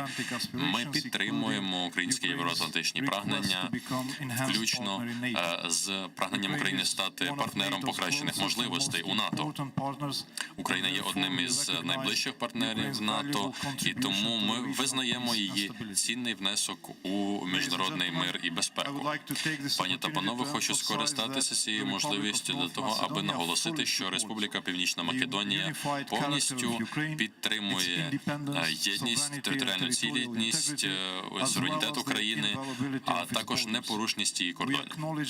Ми визнаємо те, що конфлікт на сході України і анексія Криму – це серйозна загроза і потенційна безпека міжнародному миру і безпеці. І ми вважаємо, що мирне вирішення цього конфлікту – це єдиний шлях. Республіка Північна Македонія регулярно погоджується з європейськими заявами щодо України, де засуджується незаконна анексія Криму. Республіка Північна Македонія дуже позитивно ставиться до запуску Кримської платформи як міжнародного координаційного механізму, який має на меті відновлення територіальної цілісності України, сили міжнародного права і забезпечення дії міжнародних резолюцій та з цього питання. Республіка Північна Македонія погоджується з декларацією Кримської платформи щодо Криму. Кримська платформа надає нам можливість знову спрямувати увагу і ресурси міжнародного співтовариства на вирішення цього питання, в той же час підкреслюючи в чергове, як важливо підтримувати дотримання міжнародно визнаних прав людини. Thank you, Minister. Дякую вам, пане міністре. А зараз дозвольте передати слово представнику президента США, пані Дженніфер Гренхол. Дякую, пане президент. Сполучені Штати Америки пишаються можливістю бути тут і підтримувати Кримську платформу. Хочу одразу заявити, ми разом з Україною, з усіма вами одностайно засуджуємо незаконну анексію Криму. Зараз ми святкуємо 30-ті роковини, і США пишається тим, що впродовж 3 десятиліть ми були з вами, і ці стосунки ще більше зміцняться наступного тижня, коли обидва президенти зустрінуться в Вашингтоні, округ Колумбії. Від імені президента Байдена хочемо заявити про підтримку України, її реформ, вашої роботи щодо північно-атлантичних прагнень. Ми підтримуємо вашу боротьбу із корупцією і в більшому сенсі вашу більш серйозну боротьбу з російською агресією. Наша підтримка лишатиметься конкретною, істотною.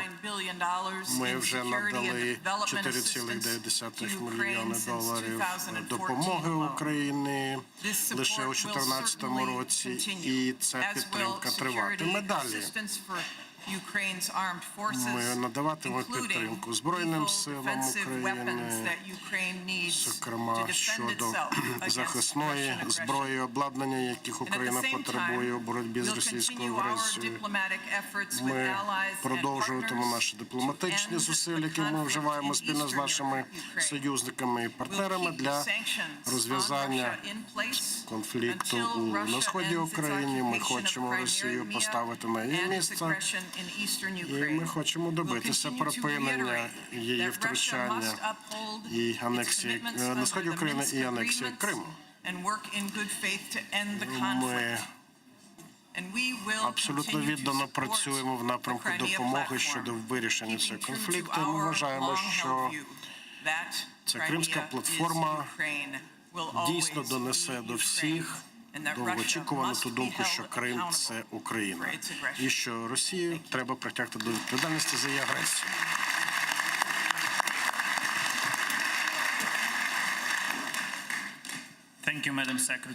Дякую вам, пані міністре. А зараз хочу запросити міністра Албанії з питань відносин з парламентом, пані Спіропалі.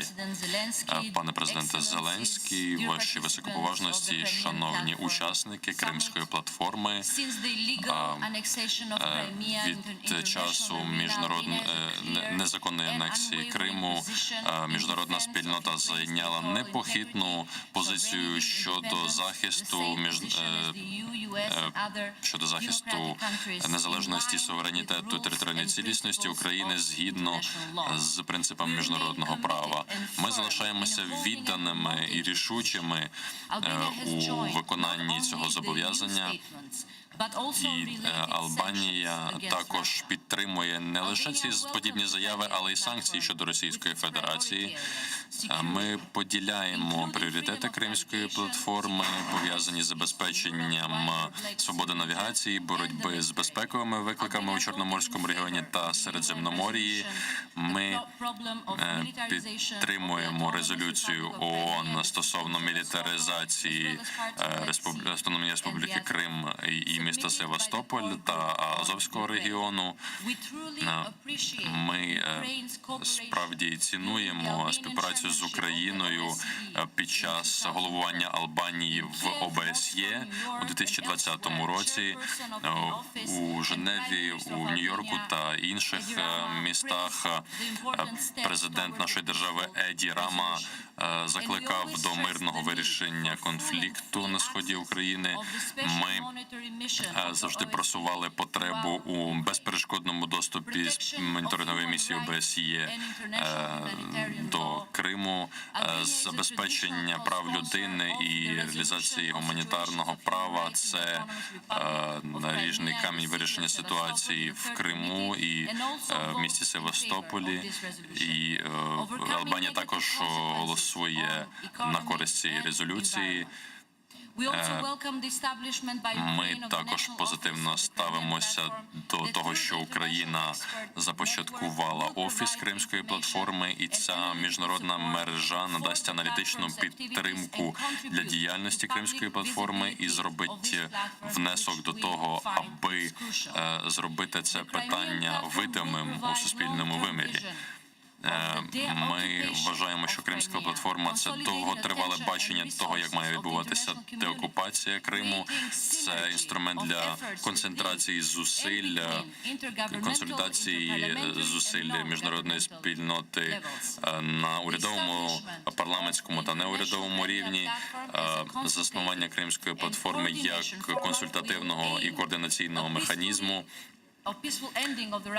допоможе покінчити з російською окупацією в мирний спосіб і також допоможе у відновленні контролю України над своїми територіями, визнаними за міжнародним правом. Албанія приєднується до декларації учасників Кримської платформи, і для нас Крим – це Україна. Насамкінець, напередодні 30-ї річниці незалежності України, дозвольте мені виразити мої щирі вітання народу України і української владі.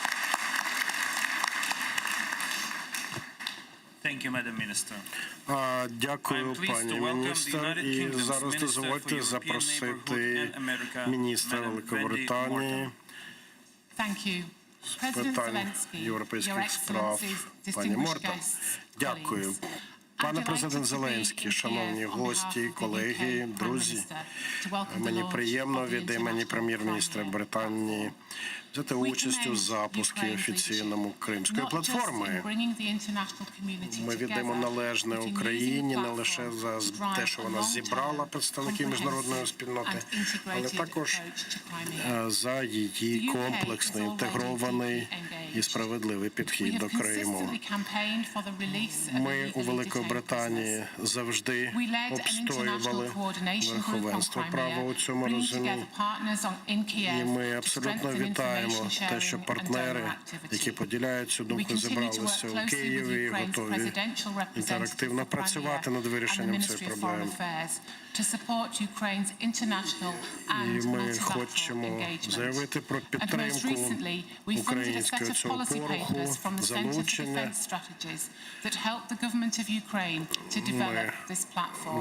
Ми готові підписати документи, які сприятимуть роботі України в рамках розбудови цієї платформи. І це дійсно допоможе підвищити світову залученість у вирішенні проблеми Криму. Це дозволить забезпечити широку дискусію по важливих, критично важливих питаннях. Це дозволить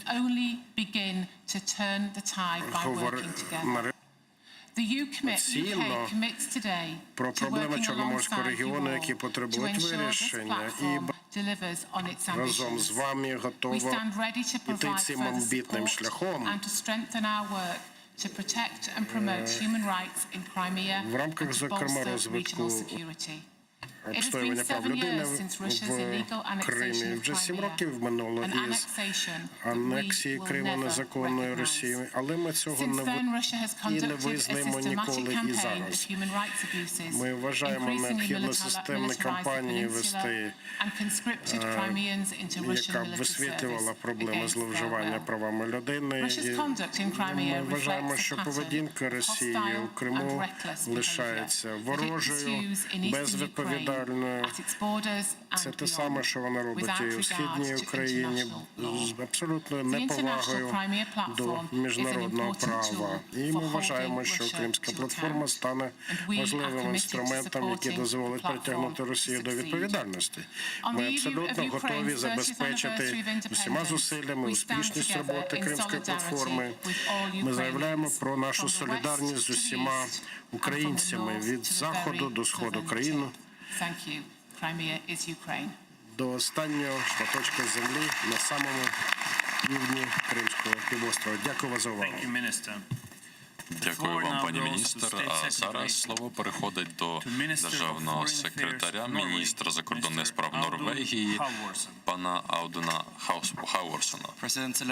Пане президенте Зеленський, ваші високоповажності, Норвегія залишається рішучою у своєму засудженні російської політики і агресії та окупації Криму, у своїй підтримці України. Я маю честь представляти тут сьогодні Норвегію. Наш прем'єр-міністр не зміг відвідати сьогоднішній захід через вибори, що наближаються, але він передає свої вітання народу України з нагоди 30-ї річниці незалежності. У 2014 році Росія порушила міжнародне право і стала викликом для міжнародної безпеки через окупацію Криму. І також агресію на сході України, яка призвела до смерті 14 тисяч осіб. Зараз ми бачимо, як в Криму наростає мілітаризація, і це загроза для Чорноморського регіону, Азовського моря і регіонів та інших регіонів. Це тривожний дзвінок. Ми бачимо також, як виникає все більше кількості політичних вироків. Ми бачимо, як меншинам та іншим спільнотам відмовляють у їхніх правах, як їм погрожують. Ми закликаємо Росію дотримуватися міжнародного права, дотримуватися міжнародно визнаних прав людини, поважати культурну спадщину і надати міжнародним організаціям безперешкодний доступ до Криму.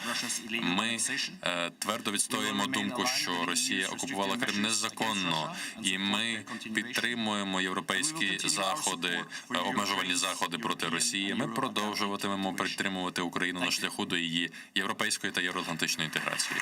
Дякую.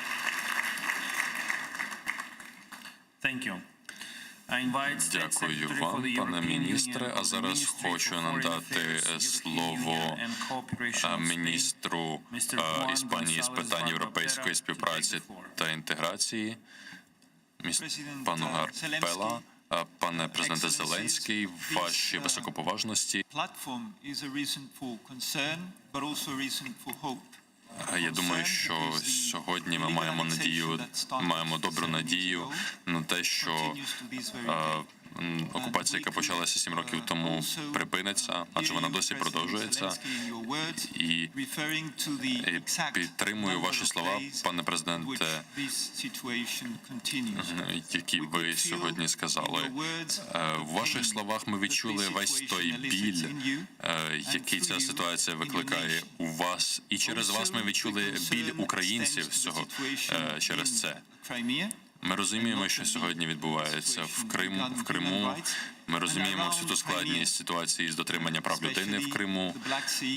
І розуміємо ті безпекові виклики, які сьогодні виникли в Чорноморському регіоні Азовського моря. І думаємо, що завдяки запуску Кримської платформи і завдяки високому рівню представленості міжнародної спільноти тут вам вдасться забезпечити продовження підтримки міжнародної спільноти у протидії цій незаконній ситуації. І ви також дали нам сьогодні дороговказ, на основі якого ми можемо рухатися далі, співпрацювати для того, аби шляхом взаємовигідної співпраці подолати цю незаконну анексію. І зрештою ви можете розраховувати на підтримку Іспанії, перш за все в плані участі у цій платформі. І звісно ж, що дуже важливо, у продовженні нашої підтримки на шляху до вашого прагнення жити у процвітаючій Європі у межах ваших міжнародно визнаних кордонів, тому що Крим – це Україна. Дякую вам. Дякую вам, пане міністре. А зараз хочу надати слово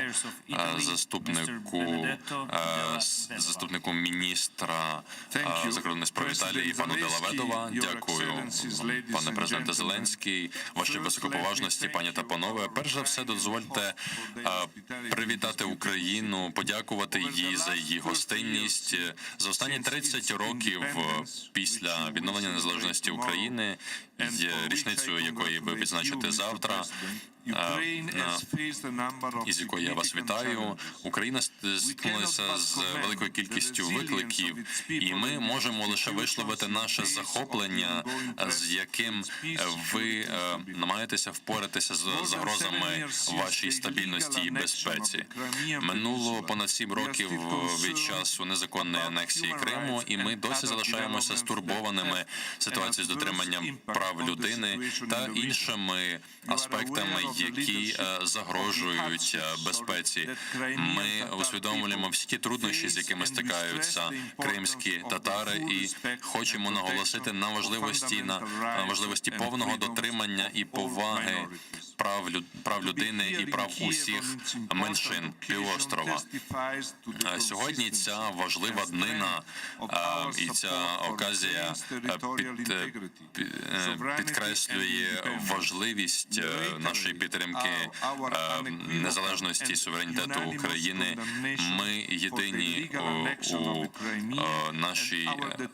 у нашому невизнанні незаконної анексії, і також хочемо і також підтримуємо цю політику на європейському рівні, про що сьогодні сказав Шарль Мішель і віце-президент Європейської комісії Домбровський. Сьогодні нас об'єднує наше колективне прагнення створити Кримську платформу як інструмент для координування і посилення наших зусиль для досягнення реалізації базових основоположних принципів. І міжнародна спільнота зацікавлена в тому, щоб універсальні фундаментальні цінності і спільні правила діяли для всіх. Нам потрібно забезпечити, щоб їх не можна було порушити без наслідків. Ми будемо твердо висловлювати наші меседжі, ми будемо співпрацювати на шляху до того, аби міжнародні регіональні організації мали безперешкодний доступ до Криму, аби можна було безперешкодно проводити моніторинг ситуації на півострові. Пане президенте, Італія стоїть поряд з Україною на шляху до відновлення її миру, суверенітету, територіальної цілісності в межах її міжнародно визнаних кордонів. Дякую.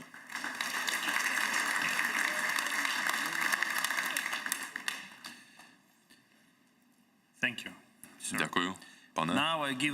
А зараз хочу надати слово пані Марія Пейчинович-Буріч, яка є генеральним секретарем Ради Європи. Дякую вам, шановний пане президенте Зеленський, ваші високоповажності, пані та панове. Після незаконної анексії Криму та міста Севастополя Рада Європи була першою міжнародною організацією, яка випустила заяву із засудженням цього кроку, і ми залишаємося відданими нашій підтримці українського суверенітету, територіальної цілісності і незалежності в межах її міжнародно визнаних кордонів. Ми підтримуємо повне запровадження Мінських угод і висновків Паризького саміту Нормандської четвірки, що є надзвичайно важливим для завершення збройного конфлікту на Донбасі. Наша організація існує для того, аби захищати і забезпечувати права людини і верховенство права. І саме з цієї точки зору ми підходимо до вирішення кризи, що триває.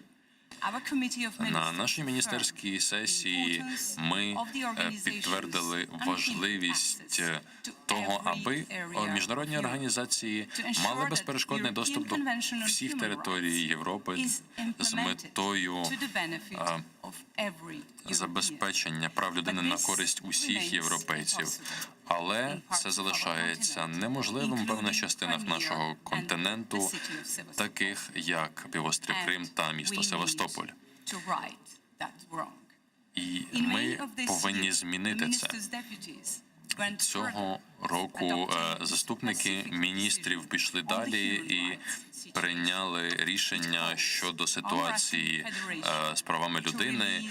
В цій заяві міністри закликали Росію звільнити незаконно затриманих українців і відмовитися від рішень, які обмежують роботу Меджлісу кримсько-татарського народу, і виконати норми Ради Європи щодо дотримання прав людини. Ми рішуче дотримуємося позиції про те, що Росія повинна завершити нинішню окупацію. І також важливо, аби наша організація мала безперешкодний доступ до Криму і могла регулярно випускати доповіді щодо ситуації з правами людини на півострові. І виконання цієї цілі вже почалося. Нещодавно парламентська асамблея Ради Європи прийняла резолюцію щодо ситуації з дотриманням прав кримських татар. Там ми засудили порушення прав людини, включно з вбивствами і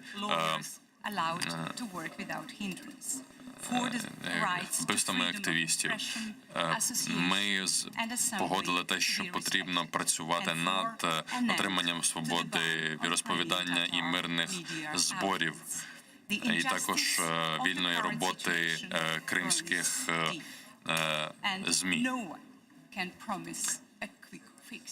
Звісно ж, ніхто не може обіцяти швидкого вирішення ситуації, але Рада Європи робитиме все для того, аби впевнитися в тому, що українці можуть жити в мирі і безпеці з дотриманням прав людини на основі верховенства права. І, зрештою, хочу побажати вам щасливої 30-ї річниці незалежності. Дякую.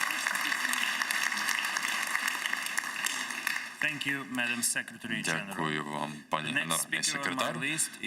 Наступним спікером буде генеральний секретар ГУАМ, пан Алтай Гумендієв. Пане президенте, голова Верховної Ради, пане прем'єр-міністр, пане міністр, honorable heads of delegation, distinguished participants, ladies and gentlemen. Let me start with congratulations. Дозвольте мені почати з привітань з нагоди 30-ї річниці незалежності України і побажати вам усього найкращого на шляху до державотворення і відновлення цілісності в межах ваших міжнародно визнаних кордонів. Хочу побажати успіху Кримській платформі на шляху до виконання цих завдань. Наша діяльність базована на дотриманні міжнародних норм статуту ООН, заключного акту Гельсінкі, та інших норм, які прописують правила мирного співіснування. Це є наріжним каменем нашої співпраці на основі миру з нашими міжнародними партнерами. Наші держави об'єднані спільними цінностями, переконаннями, а також викликами, пов'язаними зі збройною агресією ззовні. Цілісність, суверенітет наших держав були грубо порушені. І, власне, це є серйозною загрозою міжнародній безпеці і стабільності. Уже довгий час держави-члени ГУАМ говорять про ці загрози на багатьох міжнародних форумах.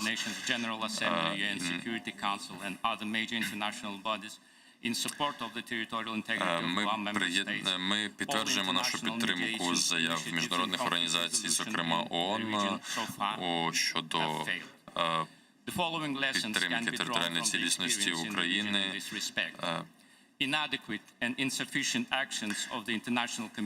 Недостатні дії міжнародної спільноти, відповідь на наругу над міжнародним правом та безкарності тих, хто це вчинив, в результаті привело до більшої кількості порушень. В результаті цього сила закону заміняється законом сили.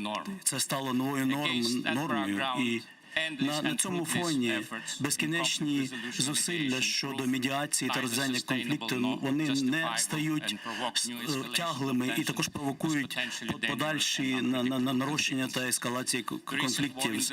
Нещодавна війна щодо звільнення незаконно захоплених територій. Як регіональний гравець ГУАМ підтримує всі ініціативи, які спрямовані на співпрацю. Також географія країн ГУАМ стає важливим центром геополітичних процесів і має стати важливим елементом нової архітектури безпеки в широкому європейському сенсі. Наша ініціатива FLEX, транспортний коридор та інші. Ми впевнені в тому, що розвиток альтернативних артерій для того, щоб з'єднати схід з заходом, проходячи зони транзитних перевезень, це буде важливим елементом посилення миру в Чорноморському регіоні. Ми також хотіли би надалі продовжувати плідну співпрацю з усіма партнерами. Дякую.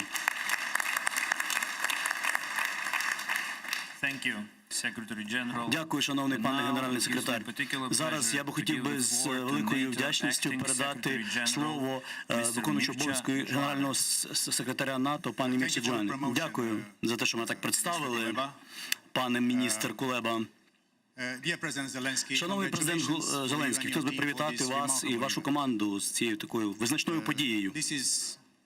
Це насправді дійсно дуже приємно взяти участь у такій важливій події. Хотілося б почати з того, щоб вас привітати з 30-ю річницею незалежності вашої країни. Ви описували Україну, пане президент, як країну. Я хотів би зацитувати. Водночас вона молода і дуже має сотні років, тисячі років традицій. Як сам я представляю країну молодої демократії, я знаю, наскільки важлива ця боротьба, яка триває століттями за незалежність, за свободу. Український народ обрав шлях до свободи, до демократії та євроатлантичної інтеграції. І як пан Столтенберг сказав в свій час, виступаючи перед Верховною Радою, НАТО знаходиться на стороні України і підтримує Україну. НАТО засуджує серйозно і ніколи не визнає незаконну, нелегітимну анексію Криму Російською Федерацією. Крим є територією України, і ми закликаємо Росію повернути контроль над півостровом Україні. Безпекова ситуація в Криму, на сході України, на Чорноморсько-Азовському регіоні впливає на нас усіх. Дії Росії привели до невимовних страждань для українського народу. Вони підривають міжнародне право. Вони дійсно є загрозою для системи міжнародного порядку, який базується на правилах та принципах. І це не лише питання України, це питання для нас усіх у вільному демократичному світі. На нашому саміті у червні лідери країн-членів НАТО підтвердили своє неухильну підтримку територіальної цінності та суверенітету України. Ми засудили нарощування військової присутності та дестабілізацію з боку Російської Федерації. Ми закликаємо їх припинити порушення прав людини проти усіх українців, включаючи кримських татар. Хотілося б привітати представників шановних кримсько-татарського народу. І також повернути свободне мореплавство та спокій та безпеку в українські порти. Ми також підтверджуємо рішення Бухарестського саміту, що Україна та Грузія стануть членами НАТО. І ми засуджуємо, і ми хотіли би привітати українську готовність розв'язувати конфлікт в Східній Україні мирним шляхом. І також ми захищаємо ваш суверенний інтерес, включаючи, що стосується незаконної та нелегітимної анексії Криму. І ця кримська платформа є важливим прикладом нашого ставлення. Тобто багато говорять про чорноморську безпеку. Цей регіон є дуже важливим для НАТО. 3 країни-члени НАТО, вони знаходяться на Чорному морі. Вони мають свої збройні сили в регіоні. Це Туреччина, це Румунія. І незаконна анексія Росією Кримського півострова в 2014 році. НАТО збільшило свою присутність у регіоні. Кораблі постійно патрулюють води Чорного моря. Згідно міжнародного права, ми також посилили нашу співпрацю з Грузією та Україною, збільшили кількість військових навчань. І також ми ділимося інформацією про ситуаційну обізнаність. В останні місяці було проведено навчання Сібріз спільно з Україною та НАТО. Понад 30 учасників країн-членів, 32 країни взяли участь. Це був важливий приклад нашої співпраці. НАТО продовжує підтримувати Україну на шляху демократизації, посилення верховенства права та реформи безпеково-оборонного сектору, включаючи через підтримку розбудови потенціалу українських збройних сил і також відповіді на та гібридні загрози. Дякую, шановний пане президенте, за цю важливу ініціативу. НАТО стоїть разом з Україною. Ми вимагаємо повернення Криму. Ми підтверджуємо нашу готовність підтримувати Україну у боротьбі за свободу. І пан Кулеба, 3 хвилини. Я тримаю свій регламент. Як НАТО, так заведено. Дякую.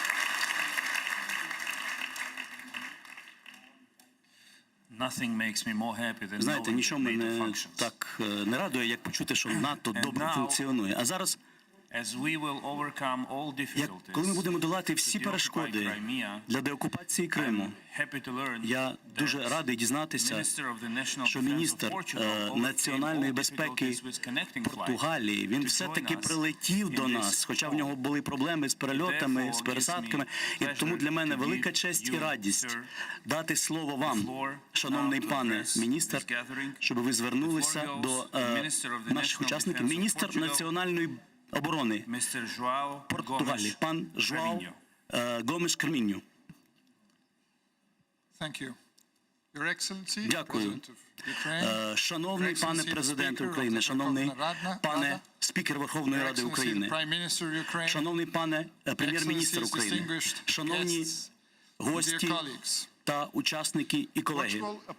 Португалія вітає створення міжнародної кримської платформи і вітає ініціативу з боку української влади щодо формування багатосторонньої платформи, присвяченої пошуку мирного шляху, припинення незаконної тимчасової окупації Криму з захистом прав людини в регіоні. Для мене велика честь бути тут і представити свою країну для того, щоб передати чіткий сигнал нашої країни щодо територіальної цілісності України та верховенства міжнародного права.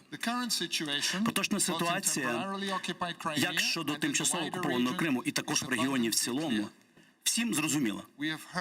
Ми почули, ми зрозуміли позицію українського уряду і українського народу. Ми віримо в те, що цей контекст не вимагає додаткових пояснень або описань. Тому я дуже коротко скажу.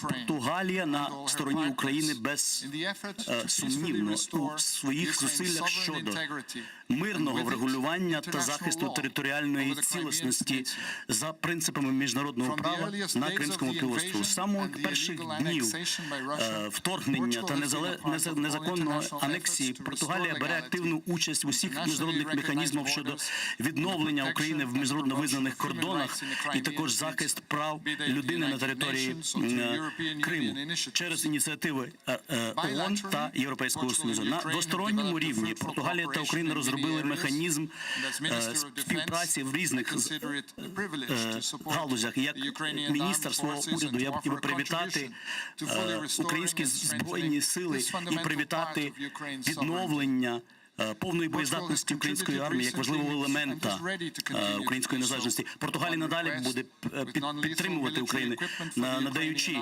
нелетальну зброю для Збройних сил України і також медичне забезпечення для поранених українських бійців. Португалія і надалі буде співпрацювати з Україною в цих питаннях. І я хотів би закликати Російську Федерацію: припиніть окупацію, виконуйте норми міжнародного права, беріть участь у конструктивному діалозі з Україною.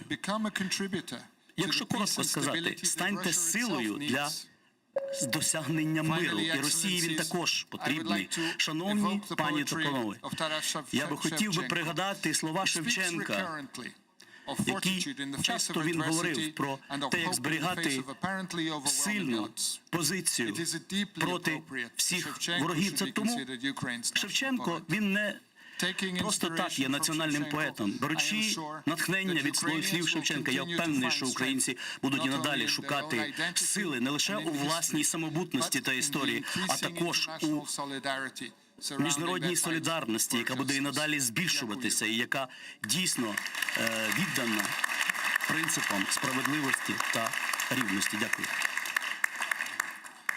Obrigado. Now this exhausts. Дякую. Multo. My president corrects me. Multo. Obrigado. Мульто обрігадо. Мене.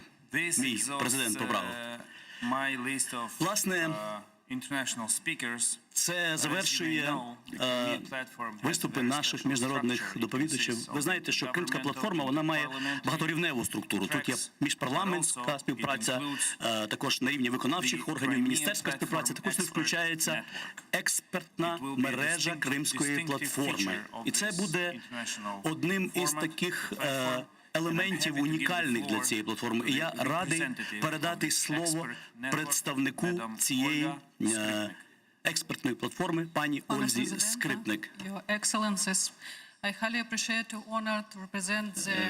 Для мене велика честь представляти експертну мережу Кримської платформи. Одночасно я також виступаю від імені українців окупованого Криму.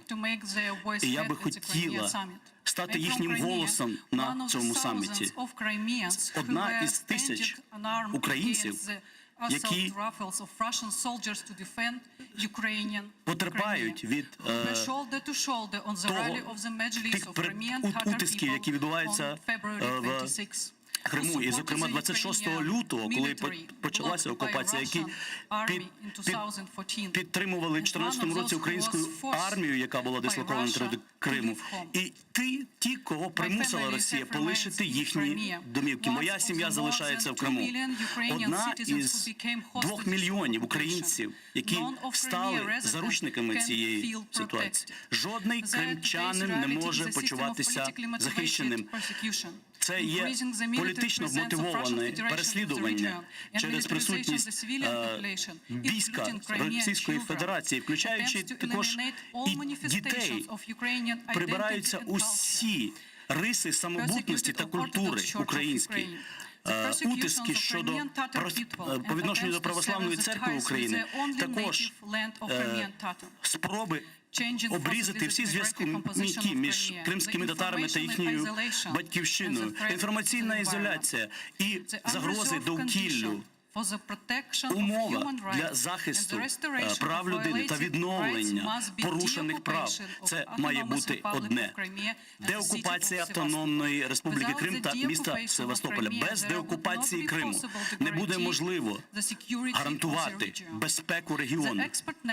Експертна мережа є спільнотою українських та міжнародних експертів та організацій, які всі підтримують формування Кримської платформи і спільні дії з парламентськими та урядовими структурами в рамках Кримської платформи для консолідації міжнародної підтримки для звільнення Криму від окупації, для забезпечення безпеки в Чорноморсько-Азовському регіоні, для відновлення після негативних наслідків окупації. Хотілося б використати цю можливість, щоб висловити щиру подяку всім учасникам платформи за їхню солідарність з Україною.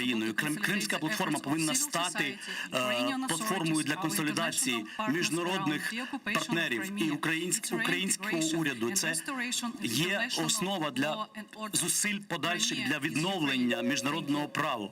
Крим – це Україна. Дякую.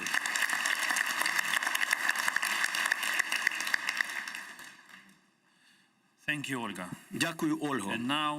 І зараз для мене велика честь привітати і передати слово лідеру кримсько-татарського народу, пану Мустафа Джемілєву. Прошу.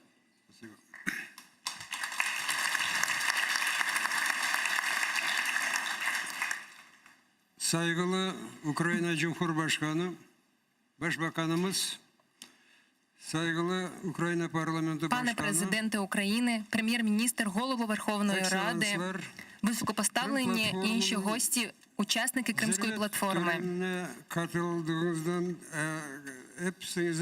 Сердечно дякую вам за участь у цій платформі з пошуку шляхів мирної деокупації Криму і відновлення територіальної цілісності нашої країни. Дякую вам також від імені моїх співвітчизників у Криму, для яких цей форум є променем якоїсь надії на швидке звільнення від окупації. У зв'язку з регламентом, очевидно, я не встигну сказати цього високому форумі все, що я б хотів. Тому я попросив секретаріат роздрукувати і роздати текст мого виступу нашим гостям. І як тільки відведений на мій виступ час закінчиться, я перестану говорити. Я є одним із представників корінного народу Криму. Народу, який в цій війні Росії проти України, точніше нападу, найбільше постраждав. Крим Yarımadası'nın kökenli halka, Kırım Tatar halkının temsilcisi olarak konuşmaktayım.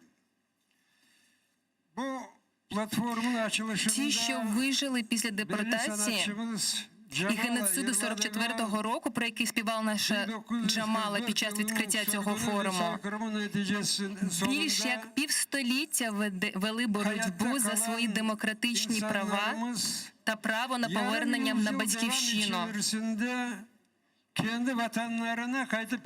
що стало можливим лише в останні перебудовні роки радянської влади і особливо після розпаду СРСР і проголошення незалежності України.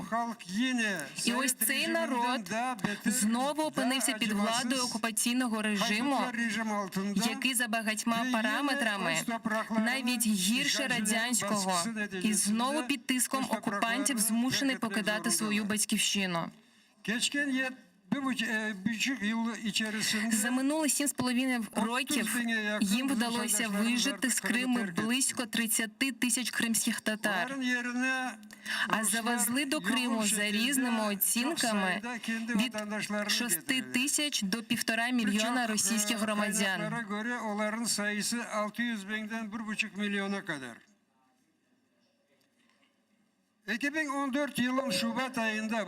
У ті тривожні дні кінця лютого 2014 року, коли вже над нашими головами пролітали російські військові гвинтокрили, а дорогами з різних сторін пересувалися колони російських танків і бронетранспортерів, якось ще не вірилося, що це окупація. Адже ми, згідно з Будапештським меморандумом, 96-го року відмовилися від радянської зброї під гарантії ядерних країн, у тому числі Росії, про нашу безпеку і територіальну цілісність. Адже ми підписали з Росією договір про взаємовідносини, де чітко наголошується, що між нашими країнами немає ніяких територіальних суперечок і претензій.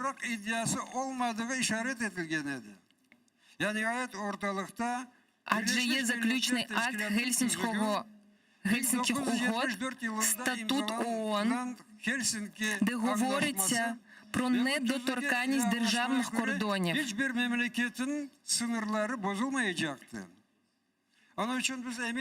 Ми були впевнені, що світова спільнота, в першу чергу ядерні країни, підписантами Будапештського меморандуму, вжиють найрішучіших заходів для приборкання агресора. Але цього не сталося. Ми, звичайно, вдячні світовій спільноті за прийняття резолюцій на Генеральній асамблеї ООН та міжнародних організацій з вимогою припинити окупацію Криму.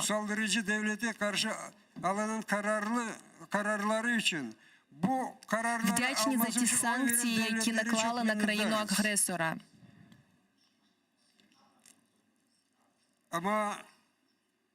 Але всього цього для звільнення Криму від окупації виявилося недостатньо.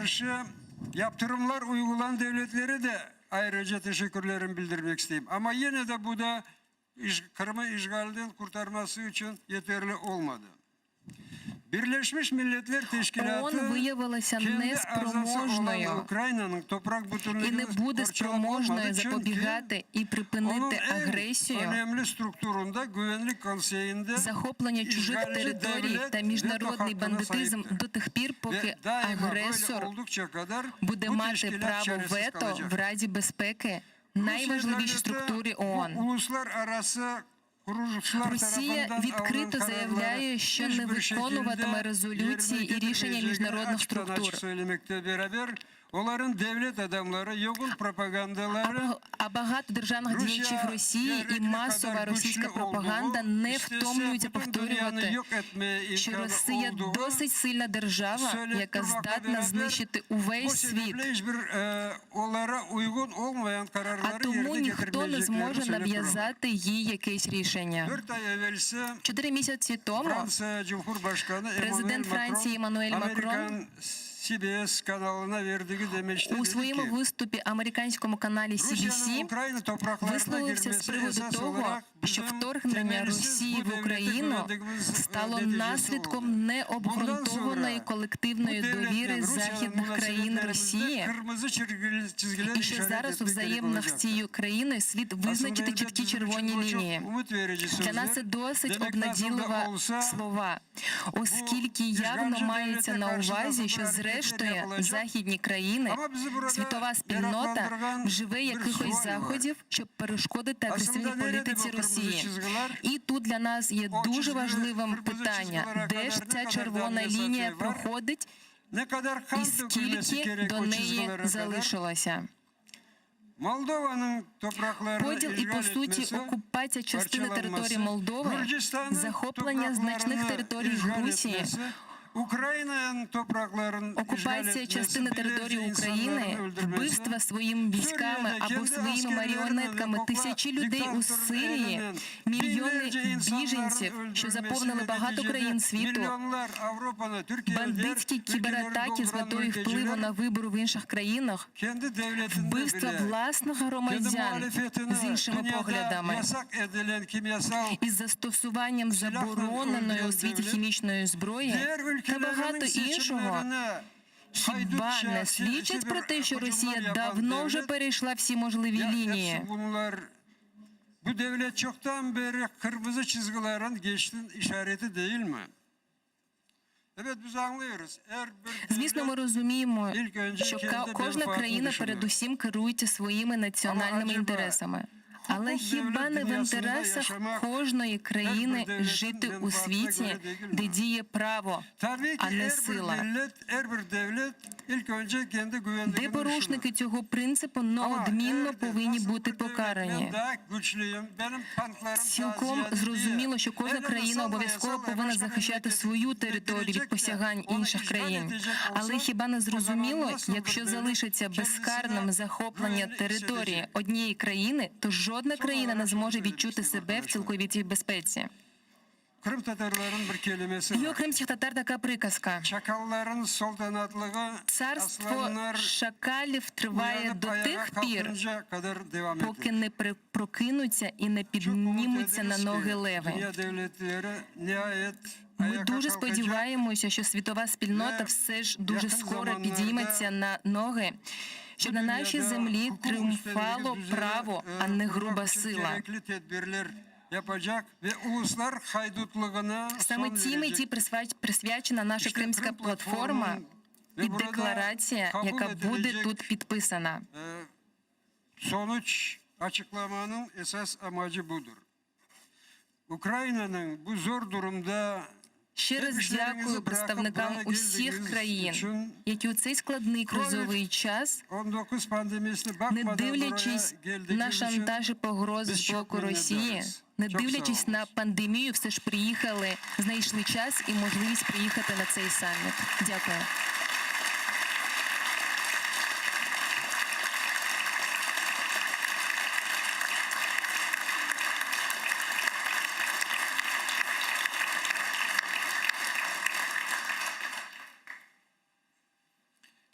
While presenting Mr. Dzhemilev, I missed one word. Я в одне слово випустив, коли слухав пана Джемілєва. Точніше, коли я його представляв, треба ще було сказати, що він легендарна особистість. Це я от якраз забув згадати. Шановні пані та панове, хотілося б усім вам щиро подякувати. Український народ, включаючи тих українців, які живуть на окупованому Криму, вдячні за кожне слово і за готовність стати на сторону України. Я би хотів також від себе додати, що для мене була велика честь та великий привілей виступати в якості модератора цього саміту, який зібрав 46 країн та міжнародних організацій. Це відтак є найбільшим міжнародним форумом, який би колись приймала Україна, саме присвяченому формуванню Кримської платформи. Це дійсно зараз створюється історія, і ми всі є цьому свідками та учасниками. Наші обговорення передають чіткий сигнал щодо припинення незаконної окупації Криму Російською Федерацією. Є політична воля, як в Україні, так і серед наших міжнародних партнерів, щоб дійсно забезпечувати консолідацію міжнародної уваги та зусиль для деокупації Криму та для воз'єднання Криму з Україною. Крим є Україною.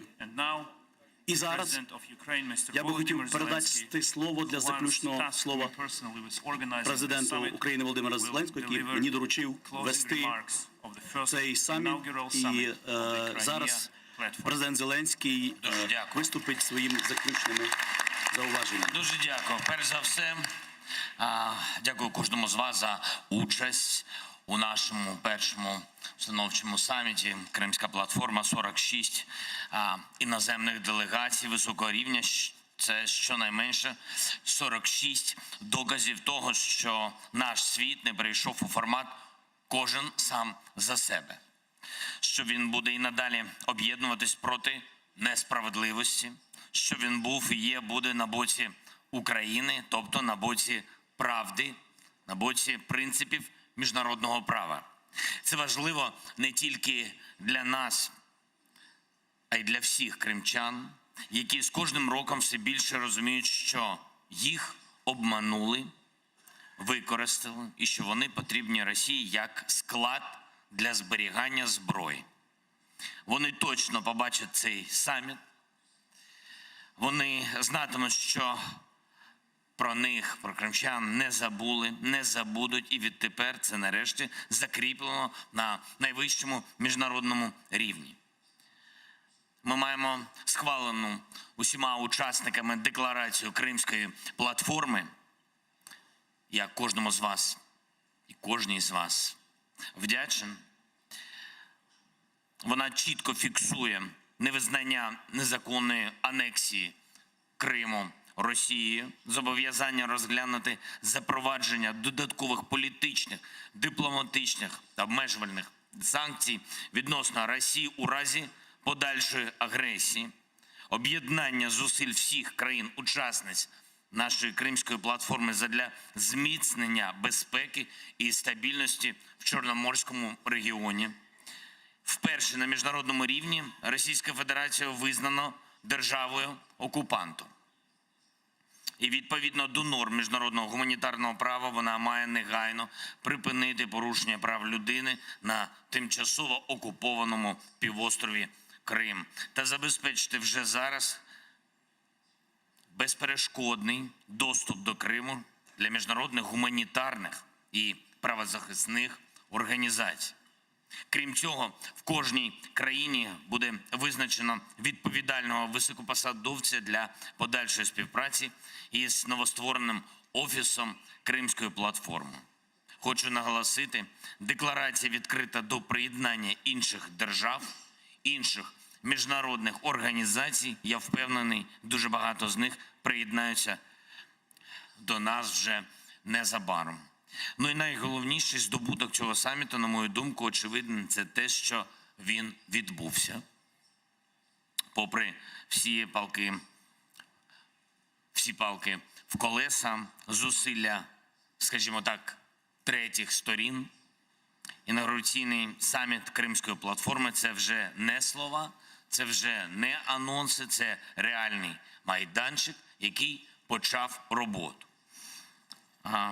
Я подумав про те, що Російська Федерація, яка, звісно, не брала участь у нашому саміті, але так активно в Росії обговорювали, коментувала, Росія реагувала, одним словом, була настільки активною, що склалось враження, ніби вона повноцінний учасник Кримської платформи. І якщо цей майданчик настільки цікавить її, ми запрошуємо Російську Федерацію приєднатися до Кримської платформи для спільного вироблення шляхів деокупації Криму та виправлення її історичної трагічної помилки. Я обіцяю, що в декларації саміту, яка засуджує окупацію Криму, завжди буде рядок для підпису представника Російської Федерації.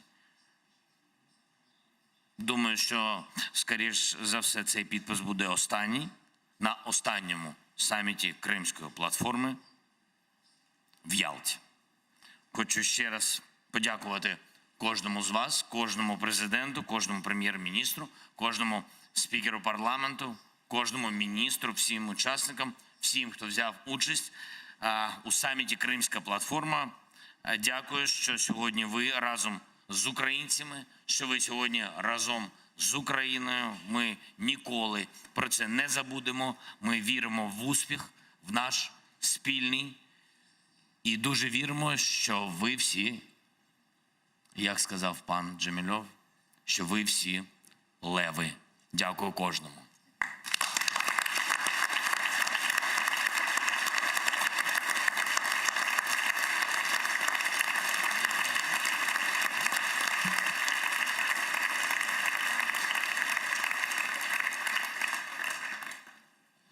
This meeting is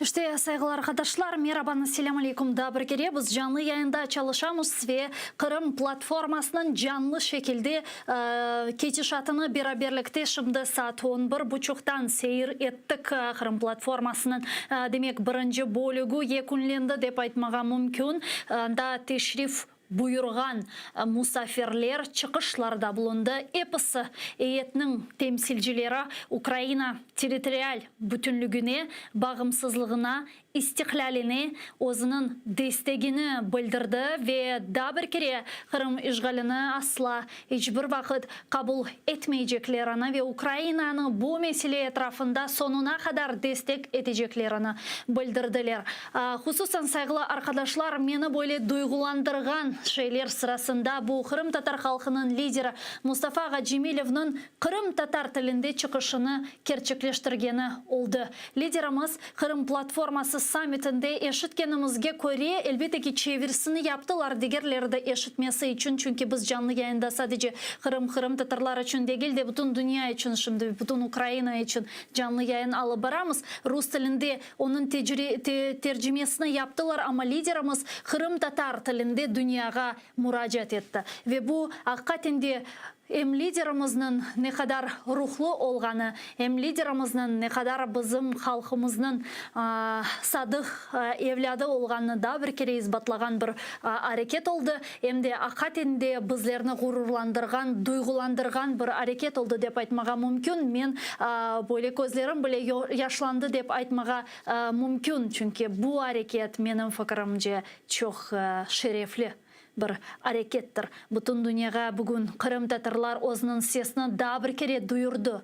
Bütün dünyaya bugün Kırım Tatarlar Mustafa Ağa'nın vasıtası ile özünü bildirip Kırım bizim ana toprağımız olganını ve Kırım işgalini Kırım Tatarlar asla hiçbir vakit kabul etmegenlerini ve bu yönelişte o kadar çok hareket alıp barıp ter tokup, kan tokup hareket yapkanlarını ve hareket yapacaklarını daha bir kere seslendirdi. Bütün dünyaya özünün müracaatında Mustafa'ga elbette ki bugünkü kadar dünyanın Ukrayna'ga destegini, çeşit türlü yaptırımlar körsetkenini aydınlattı ve bu mesele etrafında teşekkürlerini bildirdi her bir memleketke. Ama her alda bu yaptırımlarının yeterli olmaganını da kaydetti. Mustafa Ağa'nın aytkanına göre elbette ki her bir ülke, her bir memleket, her bir devlet birinciden özünün milli menfaatini düşünmekte ve bu aslında normal bir şeydir her memleket için, her memleketinin yolbaşçısı için birinciden özünün milletinin, özünün memleketinin menfaatini düşünmekte. Fakat bu menfaatlar sırasında dünya ve bütün dünya hafsızlığı da tura ve bütün dünyanın menfaati sırasında bu dünya hafsızlığını sağlamaktır. Bu dünya hafsızlığını işke kirsetmektir. Lakin bugünkü Rusya, bugünkü tecavüzcü devlet olan Rusya Federasyası bu dünya hafsızlığına yol vermegen ülkeler sırasında ve hatta bu cedvelini idareciliğinde bulungan bir devlet aytmaga mümkün. Ve bu da yani bu hafsızlığını, bu dünya hafsızlığını, bu dünya tehlikesizliğini saklamak, bu dünya tehlikesizliğini gayradan tıklamak dünyanın bugünkü menfaatları sırasında ve her bir memleketinin menfaatları sırasında dep aytты Mustafa Ağa. Men bu sözlerinin altına imzamını koyam. Mustafa Ağa'nın çıkışını algıçlarının episi temsilciler karşıladılar ve menimce herkes ona bu meselede ve bu yönelişte büyük kol tuttu saygılı arkadaşlar. Bunun beraberlikte көргенімізге көре çeşit türlü memleketlerinin temsilcileri Ukraynaga da bir kere özünün destekini bildirdiler. Bu yönelişte hiçbir vakit sanksiyalardan vazgeçmeyeceklerini kaydettiler. Avrupa memleketleri bu sanksiyalarının yani bu yaptırımlarının Kırım işgalden kurtulmaganca devam edeceklerini kaydettiler saygılı arkadaşlar. Meni size hatırlatan biz canlı yayınlarımızda Kırım platformasının inaugurasyon summitini göstermektemiz ve canlı yayında bugün olup geçken çeşit türlü Kiev'deki tedbirlerini gösteremiz. Ukrayna prezidenti ise Vladimir Zelenskiy özünün çıkışında şöyle miraklı bir şey aytdı. Dedi ki biz Kırım platformasına Rusya Federasyasını davet etemiz. Bu Rusya için bir fırsattır. Özünün hatasını düzeltmege, Kırım işgalini toxtatmağa ve halkara hukuk meydanına kayıtmağa bir fırsat beremiz Rusya'ya. Kelsin platformada Kırım kaytarılıp usullarını ve yollarını müzakere eteyik. Ukrayna prezidenti Vladimir Zelenskiy böylelikle Rusya Federasyasını Kırım platformasına çağırdı ve bugün malum olğanı ki böyle bir deklarasiya imzalanacak. Bu deklarasiya endi teşrif buyurgan Kırım platformasına hepsi temsilciler tarafından tasdıklandı. Yani herkes bu deklarasiyaya kol tuttu. Birkaç vakittan sonra bizim elimizde endi bu deklarasiya olacak ve ben onun bunun derecesini sizlerge okup geçeceğim, anlatacağım. Ama şimdilik Zelenskiy'nin aytkanına göre bu deklarasiya endi hazır, bu deklarasiya endi imzalandı, bu deklarasiya endi hepsi memleketler tarafından tasdıklandı ve Zelenskiy'nin degenine göre her vakit bu deklarasiya altında Rusya'nın imzası koyulması için yer olacak eken. Yani böylelikle Ukrayna prezidenti Vladimir Zelenskiy de Rusya Federasyasının Kırım'dan vazgeçmesine, işgalini toxtatmasına umutlarını besley ve kim bilsin belki de Kırım platforması Rusya'nı buna mecbur eter. Belki de hakikaten de Kırım platforması Kırım'ı işgalden kurtarmak için çok gerekli hareketler yapar da Rusya'nı mecbur eter Kırım'dan kayıtmağa. Bunu biz yaşa beraberlikte görecekmiz. Alda Kırım platformasının resmi bölümünde görgenimizge göre çeşit türlü çıkışlar oldu. Yani dünyanın Ukrayna'nın ne kadar destek etkenini beraberlikte daha bir kere gördük, gözledik. Ve saygılı arkadaşlar bunun da çok mühim olganını biz beraberlikte ne kadar mühim olganını anlayımız. Hususan Kiev'de ötkürülgeni başka bir böyle teşkilatta değil de başka böyle bir halkara teşkilat çerçevesinde değil de ki sonki 7 yıl içerisinde biz göremiz çeşit türlü halkara tedbirler, halkara teşkilatlar çerçevesinde bu Birleşken Milletler Teşkilatı, bu Avrupa Şurası Parlament Asambleyasının teşkilatı, bu Milli Hafızlık ve Güvenlik Teşkilatı, Avrupa'nın Milli Hafızlık ve Güvenlik Teşkilatları, bu OBSE Teşkilatı, bu çeşit türlü diğer böyle ötkürülgen tedbirlerde dünyanın kabul etken rezolüsiyaları bizge, Ukrayna'ga destekini gösteriydi. Ama bu gibi tedbirinin Kiev'de ötkürülgeni bizim halkara ittifakdaşlarımızga bu yönelişte faal olganımızı, faal olacağımızı ve her daim olganımızı gösterdi ve dünyanın bu tedbirde iştirak etmesi bizler için hakikaten çok mühimdir. Kırım bugün gün tertibinin birinci sıralarında ve bu bile çok mühim. İnformasyon cihetten Kırım'ın birinci gün tertibindeki birinci sıralarda bulunması, hatta en birinci sırada bulunması bu da mühim saygılı dostlar. Kırım'ın laf etilmesi, Kırım'ın tillerden, nutuklardan düşmemesi. Bunun beraberlikte Mustafa Gacemilov'un özünün çıkışında aytkanına göre halkara topluluk Rusya'nı toxtatmalı. Ve bu toxtatuf yolları çerçevesinde saygılı arkadaşlar mühim olgan şeyler sırasında elbette ki Birleşken Milletler'in Xavfsızlık Şurasında Rusya'nın veto hakkı olganı ve Mustafa Gacemilov buna müracaat ederek bu meseleye dünyanın dikkatini желп етті. Чүнки озы тежавыз жолған, инсан ақларыны бозған, инсанларыны өлдірген, химик силах улланған девлетнің бірлешкен миллетлерінің қавсызлық шурасында вето ақы олғаны бұ ақат енде бір нонсыстыр. Бұ олмай жақшейдір. Ве бұна дихатна Мустафа Гаджимилев желп етті. А я перехожу на русский язык. С нами сейчас на прямой связи народный депутат Украины, фракция «Слуга народа» и глава украинской делегации в парламентской ассамблее Совета Европы Мария Мезенцева. Пани Мария, вітаємо вас, селям алейкум. Добрый день, селям алейкум, добрый день. Да. Пани Мария, как вам инаугурационный саммит Крымской платформы? Довольны ли вы представительством тех стран, которые сегодня находятся в Киеве? Я скажу точно, що я в захваті. Чого? По-перше, дуже цікаво було почути і перших осіб 46 держав, які приймали в платформі, і спікерів парламенту, поговорити з міністрами різних рівнів. Але ви знаєте, для мене визначним була підтримка парламентського виміру, який ми змогли ініціювати і зорганізувати буквально за 1,5 місяця до самої платформи. І я впевнена, що парламентський вимір на рівні парламентських асамблей Ради Європи, НАТО, ОБСЄ і ГУАМ продовжують працювати над важливими файлами, які вартують життів кримських татар, життів українців на окупованих територіях. Розпочався захід. Ну, це точно, що в мене, скажімо так, викликало найбільше емоцій і мурах по шкірі. Це був виступ Джамали, пісня, яка присвячена 1944 року депортації кримських татар. Я бачила, як підспівували деякі делегати. Це найвищий рівень міжнародного представництва, які за останні 7,5 років майже окупації півострова мала ця тема. І ми цим пишаємося. Зараз у нас проходять неформальні обговорення з парламентарями, які прибули більше як з 15 країн. Ми очікуємо ще делегатів від Йорданії і Лівії навіть. Вони робили візи за один день, цьому сприяли посольства.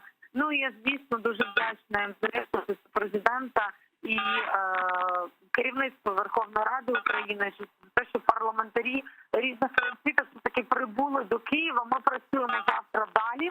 І хочу підтвердити нашу поїздку не тільки розмовами, але й діями. Ми з парламентарями різних країн завтра ввечері прямуємо до Херсону, звідки рано вранці 25 числа почнуться наші візити на КПВВ. Пани Мария, правильно ли я понимаю, что это парламентарии всех 45 стран, которые принимают участие в саммите Крымской платформы, или же нет?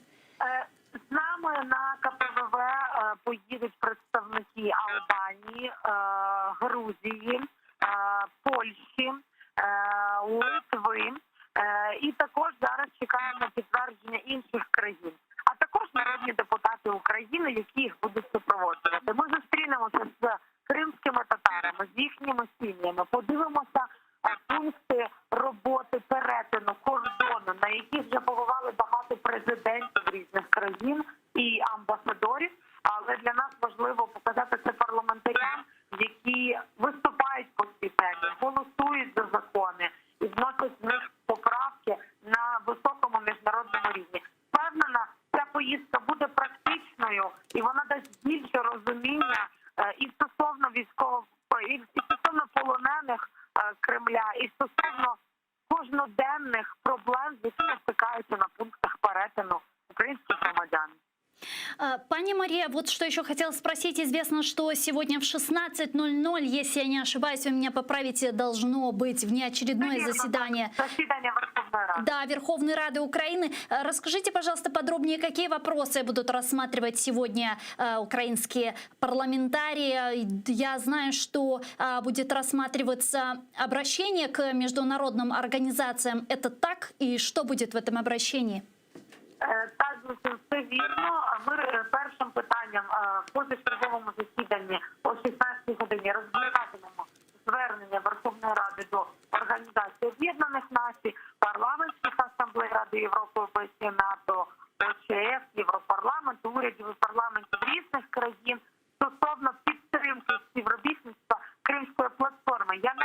Нагадаю, така підтримка є вже в Литовському Сеймі, в парламентській асамблеї НАТО і парламентській асамблеї Ради Європи. Ми прямуємо до того, щоб створювати формальні групи підтримки на міжнародному рівні. Також окремим питанням винесено, це вже 24 серпня, у нас питання про державний герб України. Тобто ми працювати почали вже зараз, скажімо так.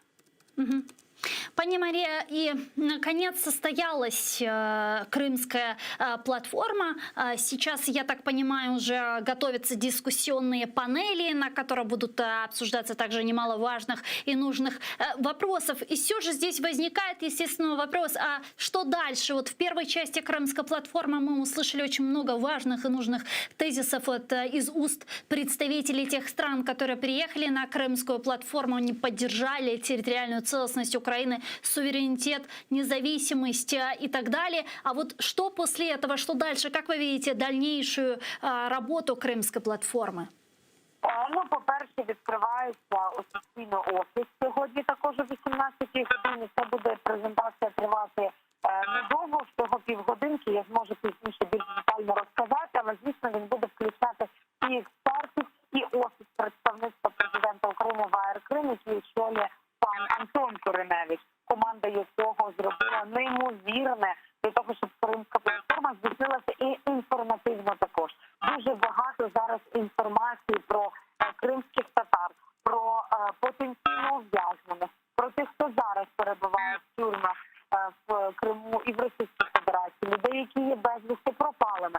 Ця інформація, скажімо так, дистриб'юється серед наших колег. Ми підготували певні матеріали також англійською, німецькою, турецькою мовами. А також, звісно, ми чекаємо дискусійні панелі, які будуть розділені на 3 частини.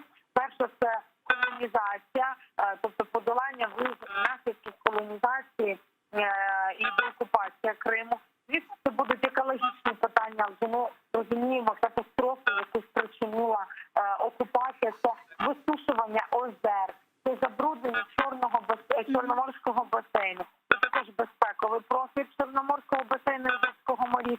І, звісно, виклик загальний по невизнанню спроби анексії Криму і як ми будемо просувати далі наші цінності і етичну політику. Звісно, там будуть присутні різні спікери. І тут вже більш детальна панель, де не просто президенти роблять свої виступи, а експерти, яких більше 300 прибуло на Крымскую платформу. Дякую вам дуже, пани Мария. Спасибо большое, что нашли время и подключились к нам в эфир. Народный депутат Украины, фракция «Слуга народа», глава украинской делегации в парламентской ассамблее Совета Европы была с нами на прямой связи. Мария Мезенцева. Сейчас выступает президент Украины Владимир Зеленский. Я предлагаю вместе его послушать.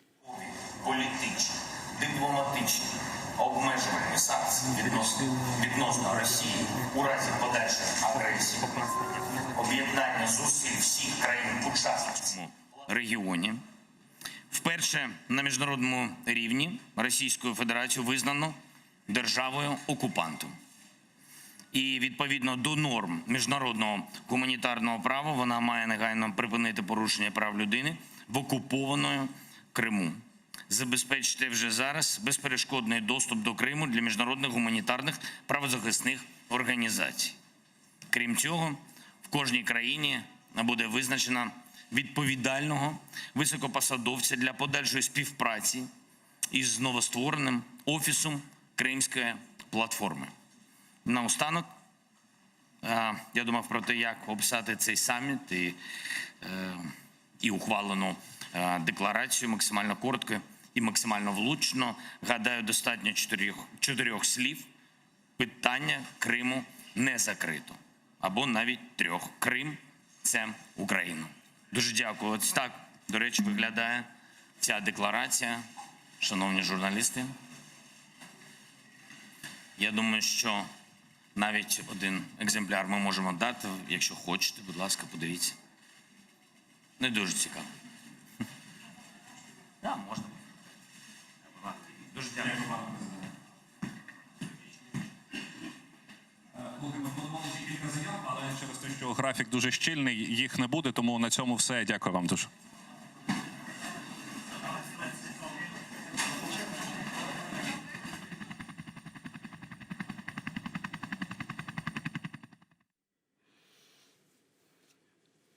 Аңлағанымызға көре, сайғылы арқадашлар, Украина президенті Владимир Зеленский инаугурацион саммитінің Қырым декларациясыны тақдим етті.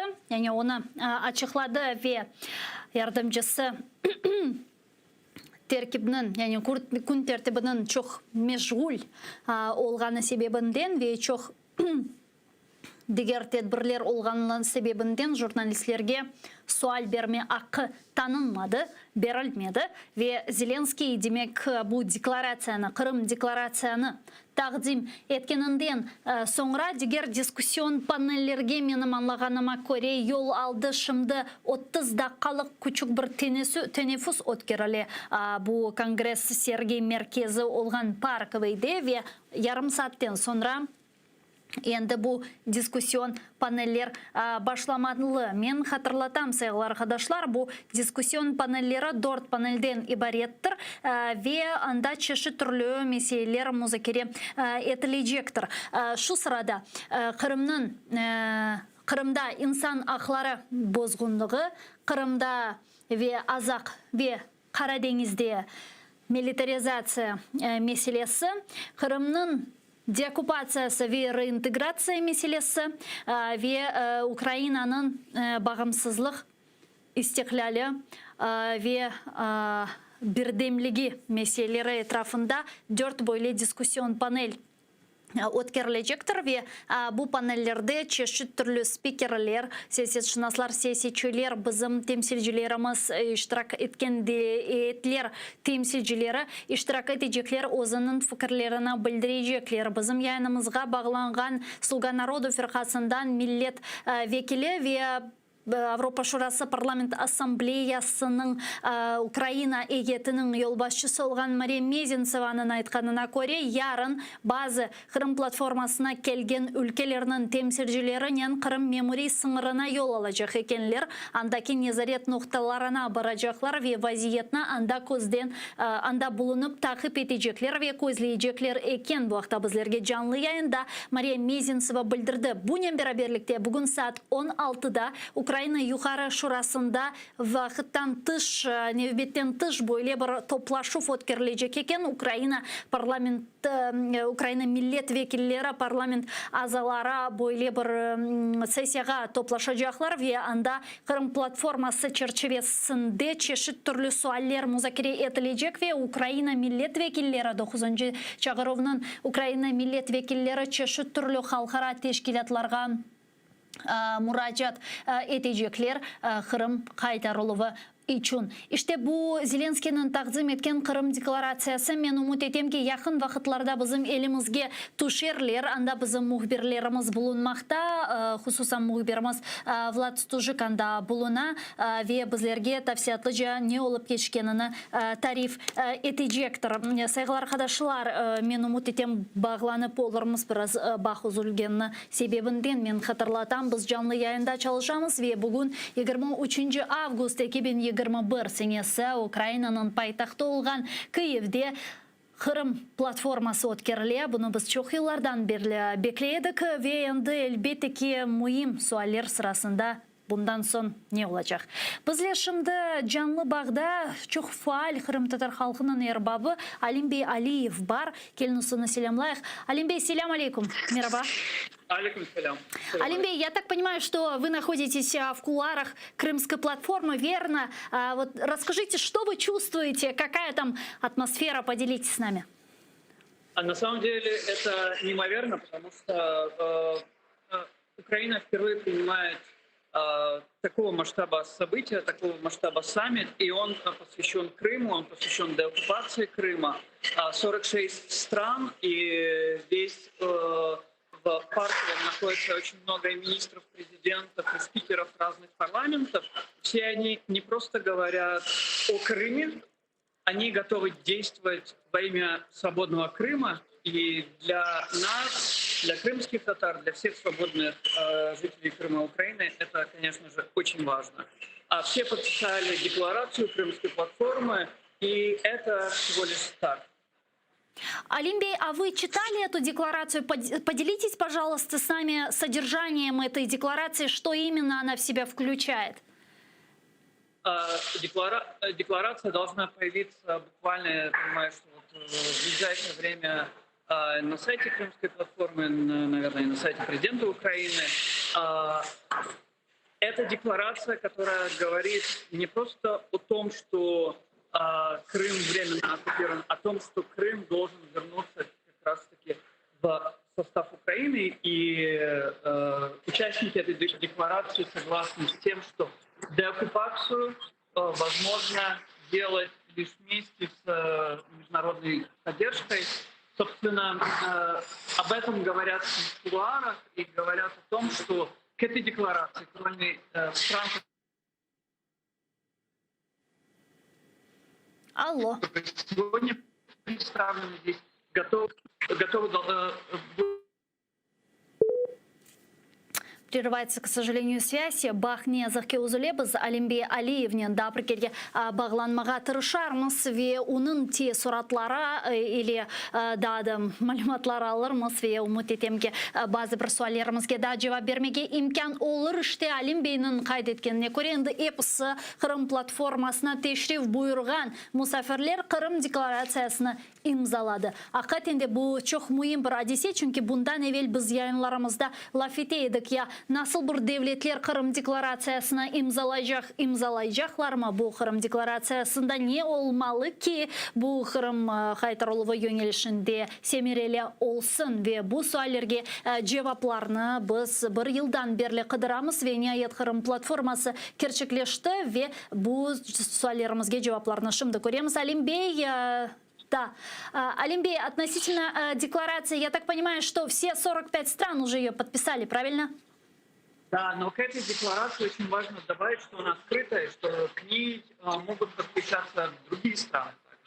И в кулуарах говорят о том, что это есть большая вероятность, что в ближайшее время также к ней присоединятся те страны, которые не поддерживают временную оккупацию Крыма и которые поддерживают целостность Украины. Зеленский призвал Россию принять участие на саммите в Крымской платформе, исправить эту историческую ошибку, которую она допустила с оккупацией Крыма. Есть ли вероятность присоединения России к Крымской платформе? И сможем ли мы через какое-то количество времени увидеть подпись России под этой декларацией?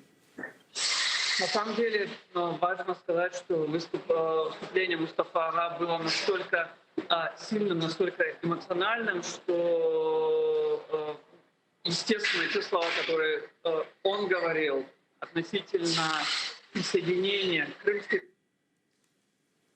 платформы других странами в международной политике, это важный сигнал.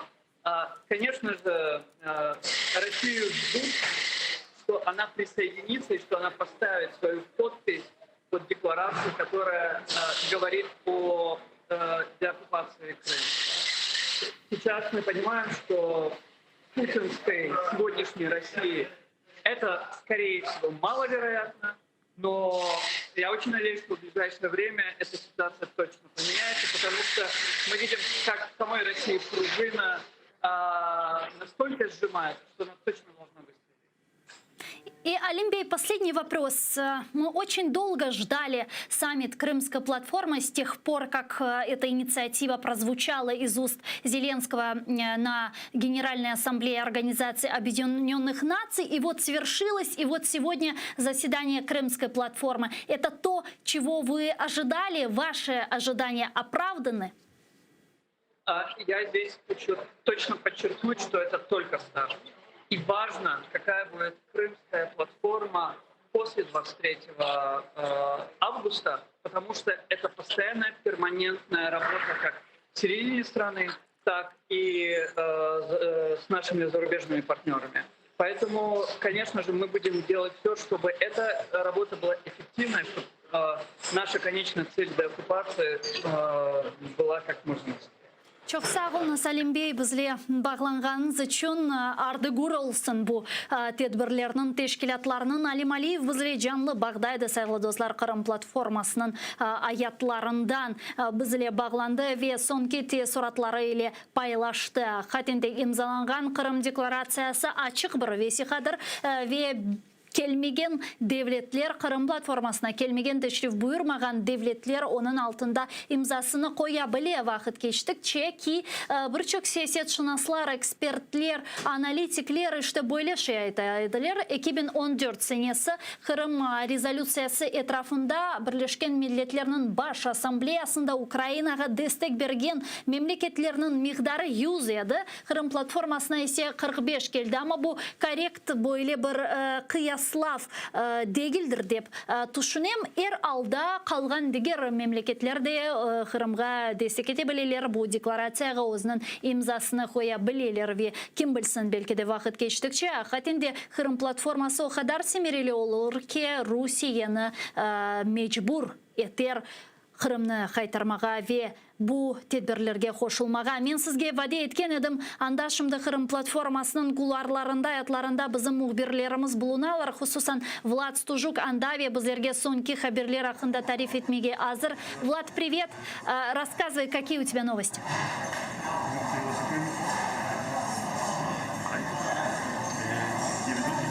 Вітаю, Гульсу. Які новини? Буквально щойно зійшов зі сцени президент України Володимир Зеленський. Ти ще можеш побачити за моєю спиною трибуну, з якої він виступав.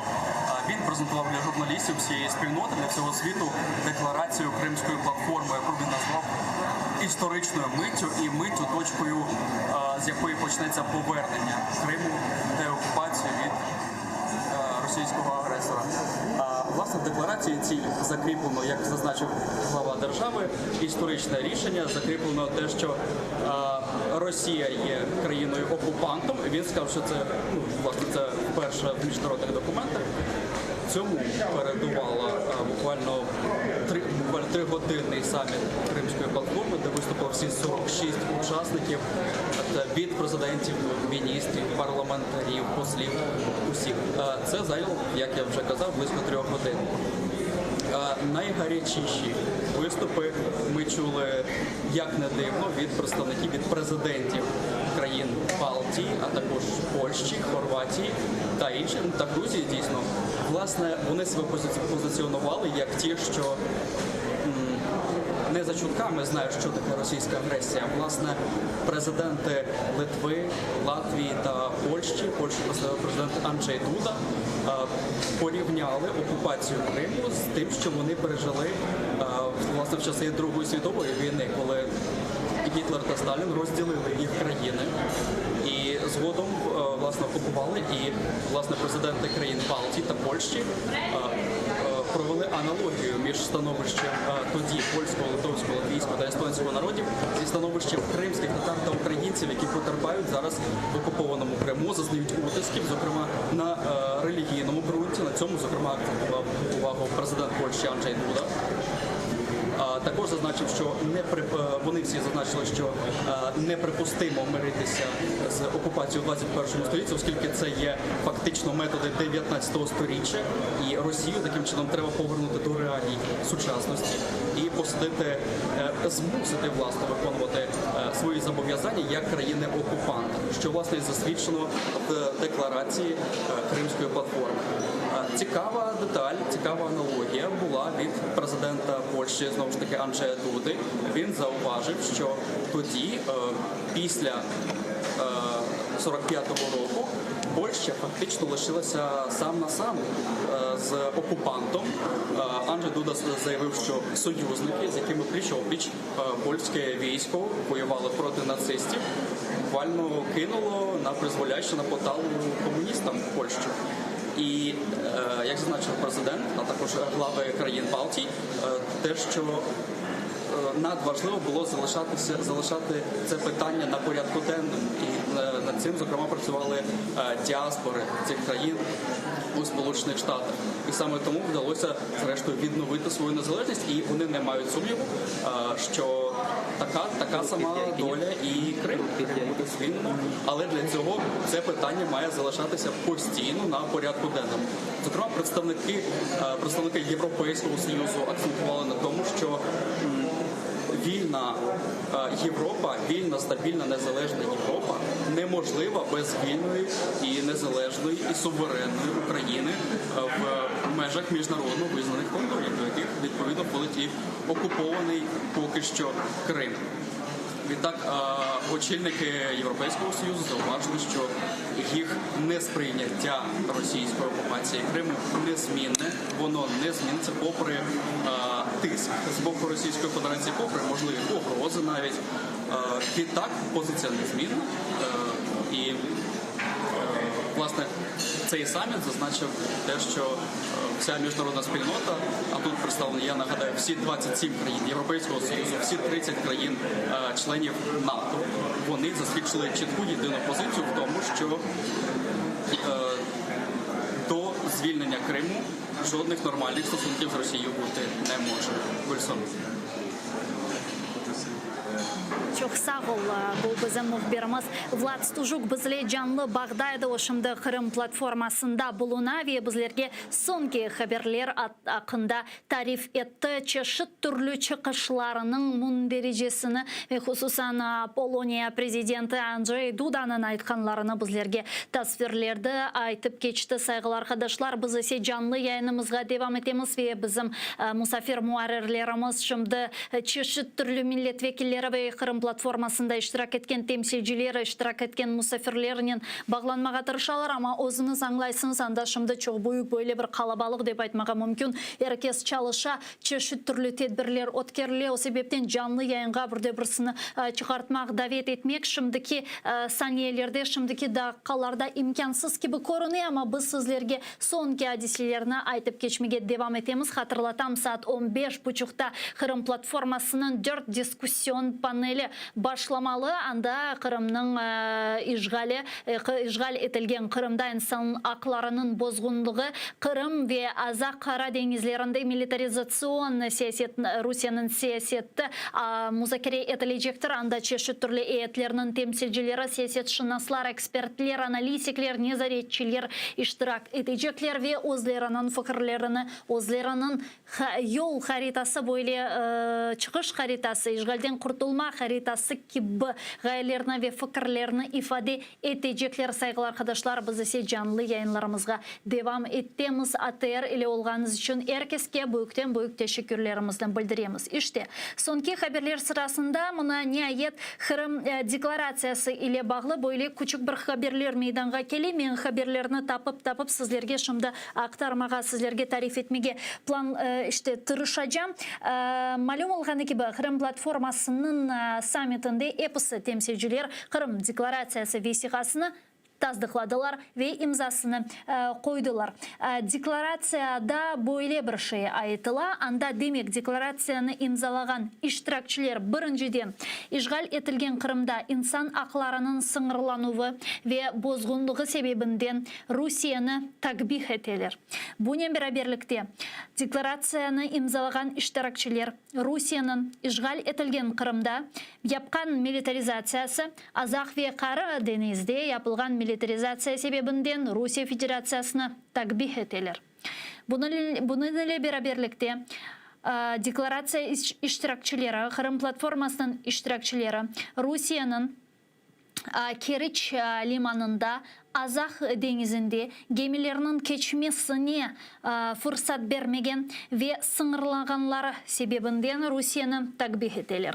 Bunun beraberlikte onlar Rusya'nın Kırım'da demografik vaziyetini bozganı sebebinden Rusya'nı takbih eteler. Kırım platforması deklarasyasında yazılganına göre bu platforma Kırım'ı böyle ateşsiz, kureşsiz, cenksiz, sadece böyle diplomatik yollarla kaytarıldığı için kurulgandır ve tezden Ukrayna nezaretinin yarım adada gayradan тікленілмесі үшін чишлер алып баражақтыр. Бұнен бераберлікте декларацияда yazılғанына көре Қырым платформасының иштиракчылары Қырымның тезден Русияден азат етілмесі үшін эпосы усулар ве юларны бақажақтыр. Бұл саяси, дипломатик ве Русияге қарша сыңырланып усулары, яғни сөз яптырымларақта кете, яғни бұл декларацияны имзалаған өлкелер, әм саяси, әмді дипломатик, әмді яптырымлар севиесінде әрекетлеріні чоқлаштырajağına böyle bir umut verirler, böyle bir vade verirler деп айтмаға мүмкін ki bu Rusiyaga hareketleri bunu gerektirse sadece o vakit yapacaklar ama zaten sonki 7 yıl içerisinde Rusya'nın yapkan hareketlerinden gayrı da ne yapabilir ki endi bizim ittifakdaşlarımız Garp ülkeleri buna şimdi kendi yaptırımlarını güçleştireyik dep aytsınlar. Zaten endi güçleştirmek gerek toxtatmak için. Daha da Rusya'nın başka bir yapacak hareketlerini bekleyecek olsa dünya topluluğu endi bilmeyeyim dünya yok olmasını mı bekleyecekler? Bu aslında miraklı bir şey. Bunu biz canlı yayınlarımızda da laf edecekmiz. Bu sözler hakkında yani ne akta aytıla bu sözlerinin altında hangi bir fikirler, gayeler gizli, çünkü miraklı böyle bir cümle, o böyle demek yazılı. Также участники решили рассмотреть введение дальнейших политических, дипломатических и ограничительных мер в отношении России, когда это необходимо, если действия России этого потребуют. Zaten endi kerekli bunu yapmağa, zaten şimdiki Rusya'nın hareketleri endi bu kerekligini gösteriyor.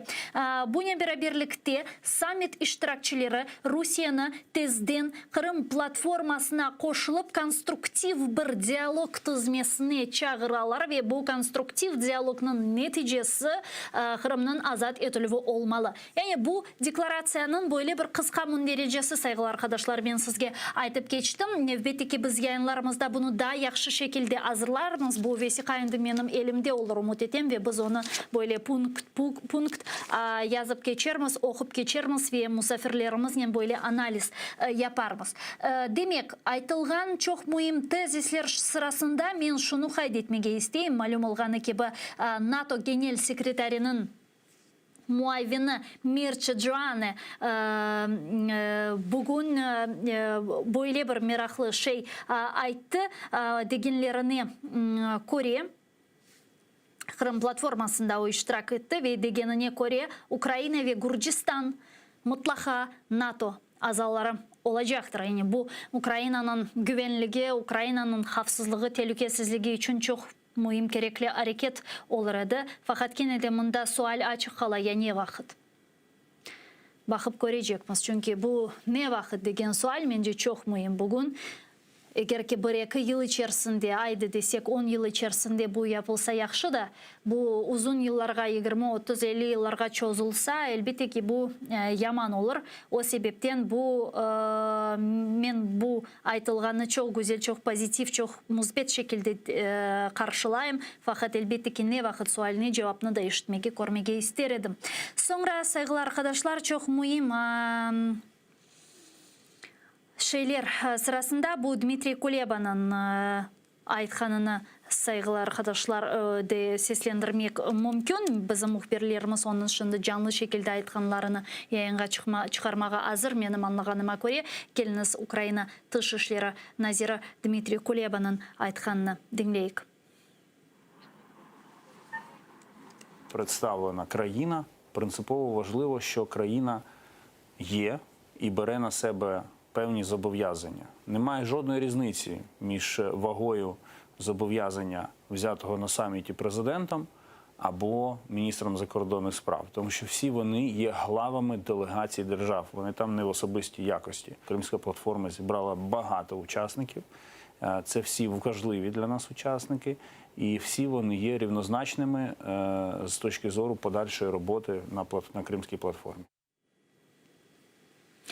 Зараз з нами на прямому зв'язку народний депутат України, фракція «Слуга народу», пан Олег Дунда. Пане Олеже, вітаємо вас. Селям алейкум. Вітаю вас. Да, пане Олеже, вы довольны мероприятием Крымская платформа? Это то, чего мы ждали на протяжении года после того, как эта инициатива была озвучена из уст президента Украины Зеленского? Ну, взагалі, те, що воно відбулося в такій кількості учасників, це вже дуже добре. Але це тільки початок, і ще потрібно буде докласти багато зусиль для того, щоб у нас був гарний результат. І далі все залежить лише тільки від нас. А скажите, какие выступления вас больше всего впечатлили сегодня на саммите Крымской платформы? Ну, взагалі, в першу чергу, це виступ нашого президента, достатньо емоційно і відкрите. А взагалі, практично всі виступи, так чи інакше, вони були на підтримку України, на підтримку нашої незалежності і на відновлення територіального устрою і повернення Криму додому. Тому окремо когось виділяти, ну, я не вважаю за потрібне. По итогам саммита подписана Крымская декларация. Расскажите, пожалуйста, нам подробнее, что именно она в себя включает. Наверняка вы уже видели этот документ и прочитали. Что включает в себя этот документ, каково его содержание? Ну, воно в першу чергу, цей документ, я так розумію, вже бачили всі, воно вже не є таємницею, вже вчора про нього вже було видно в засобах масової інформації. Ну, саме головне в цьому документі, що всі країни, які приймають участь на Кримській платформі, вони будуть узгоджувати дії між собою і всі як один виступлять на міжнародній арені для повернення Криму. Ну, це взагалі головне, для чого збирався цей Кримська платформа. Але я ж кажу, це початок, і нам ще багато чого потрібно буде зробити. А скажите, как вы видите дальнейшую работу Крымская платформа? Вот, наконец, сегодня состоялся инаугурационный саммит. Мы услышали очень много важных, нужных и правильных тезисов из уст наших западных партнеров, и не только. А вот что дальше? Как вы видите дальнейшую работу Крымской платформы? Ну, далі, я ж кажу, далі ми як головна країна, яка заснувала цю Кримську платформу, потрібно підготувати відповідний план дій відносно міжнародної арени щодо повернення Криму, санкційної політики і взагалі деокупації території України. І відповідно, якщо у нас є учасники Кримської платформи, вони повинні до цього доєднатися, а ми як один повинен ці дії, які Україна запропонує, їх виконати. Бо працювати так, окремо домовляючись з кожною окремою країною, це, по-перше, довго і неефективно. І саме Кримська платформа повинна набагато скоротити цей процес. Если сегодня, увидели ли вы сегодня готовность и желание у наших партнеров продолжать и ужесточать санкции в отношении России?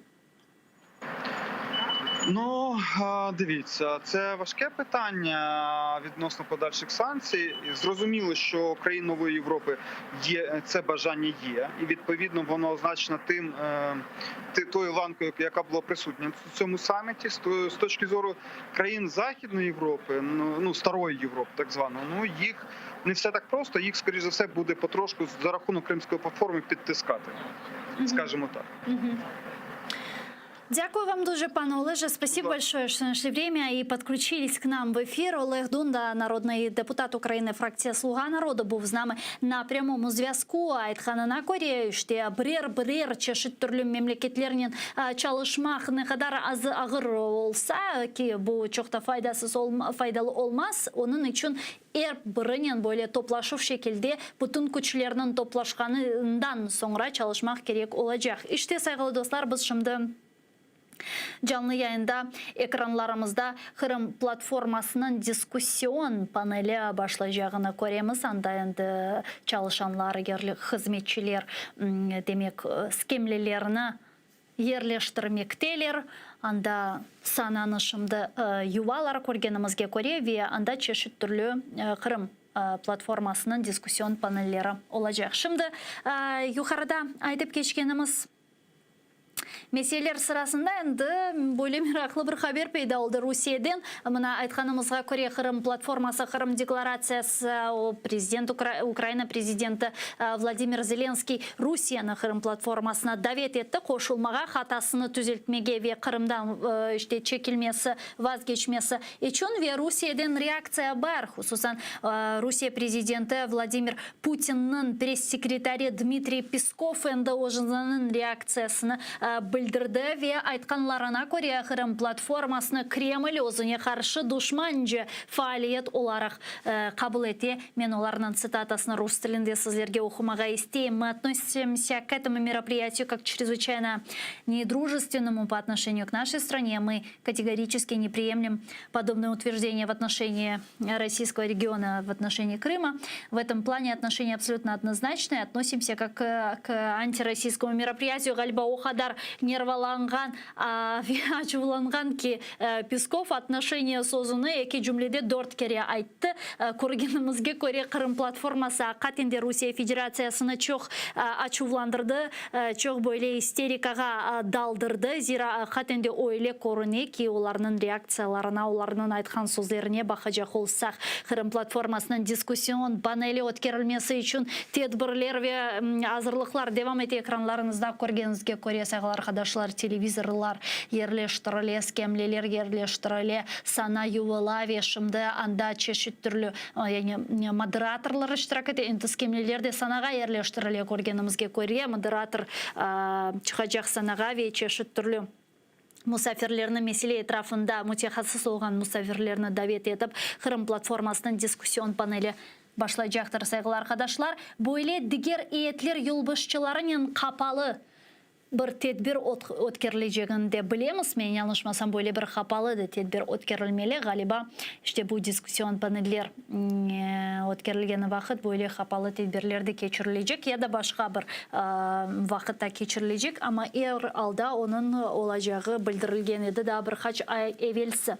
Демек, айтылған чоқ мұйым дегер тезислер сырасында мен шуны хайдетмеге істердім. Алмания чоқ мерақлы меселе, чүнке білесіңіз, түневін, яғни базар күні Киевні Алмания канцлері Ангела Меркель зиярет етті, ве олар түневін Украина президенті Владимир Зеленскийнен Корышев керчеклештірділер. Бұндан евелесе 20 август күні Ангела Меркель Русияда болуңған еді. Ве бұл мәселе етрафында қатынды бір чоқ шубелер пейда олғанны деп айтмаға мүмкін. Чүнке башта Русияге кете, сонра Киевге келе, ве чеші түрлі демек проблемлі меселер де мевжуд бұл Шымали ақым меселесі, Донбасс меселесі, бұл сөзде формула Штайнмайера меселесі етрафында шубеле бойле бір тезислер, шубеле хаберлер көрген едік бір қача автоевелісі. Ве демек мерақлы сөз шында ки Ангела Меркель Қырым платформасына қалмады. Түневін Зеленскийнен Корышев керчеклештірілді ве о кетті өзінің өлкесіне. Бұл Корышев деймні тахмин еткенізге көренді Шымали ақым меселесі лаф етілді. Меркельнің айтқанына көресін ки Украина территориясы бойынша бойле транзит сақланылмасы кифаетінде бұлынған ве Алманиядан демек Қырым платформасының келген еетінің елбасшысы Алмания тышышлері назирі олды. Бұнен бераберлікте чешет түрлі дигер eyet temsilcileri de kelgenler, misal olarak Almanya'nın iktisadiyat ve energetika ministri Петр Альтмайер де келіп чыққан ве оның айтқанына көре, Қырым платформасында айтқанына көре, ишғал етілген ярым ада регионда чоқ бүйік бір проблемаларға yol açtı ве Алмания ичбір вақыт Қырымның харитада бойле қара бір ноқтаға, қара бір ярым адаға чевірілмесіне изин бермейжектір деп айтты. Оның цитатасы бойле, оны оқиым сізлер үшін. Мы не позволим превратить Крым в слепое пятно на карте. Мы вместе с Украиной осуждаем аннексию и призываем к новым переговорам и возобновлению государственных границ. Цитатаның соны сайғылы арқадашлар ве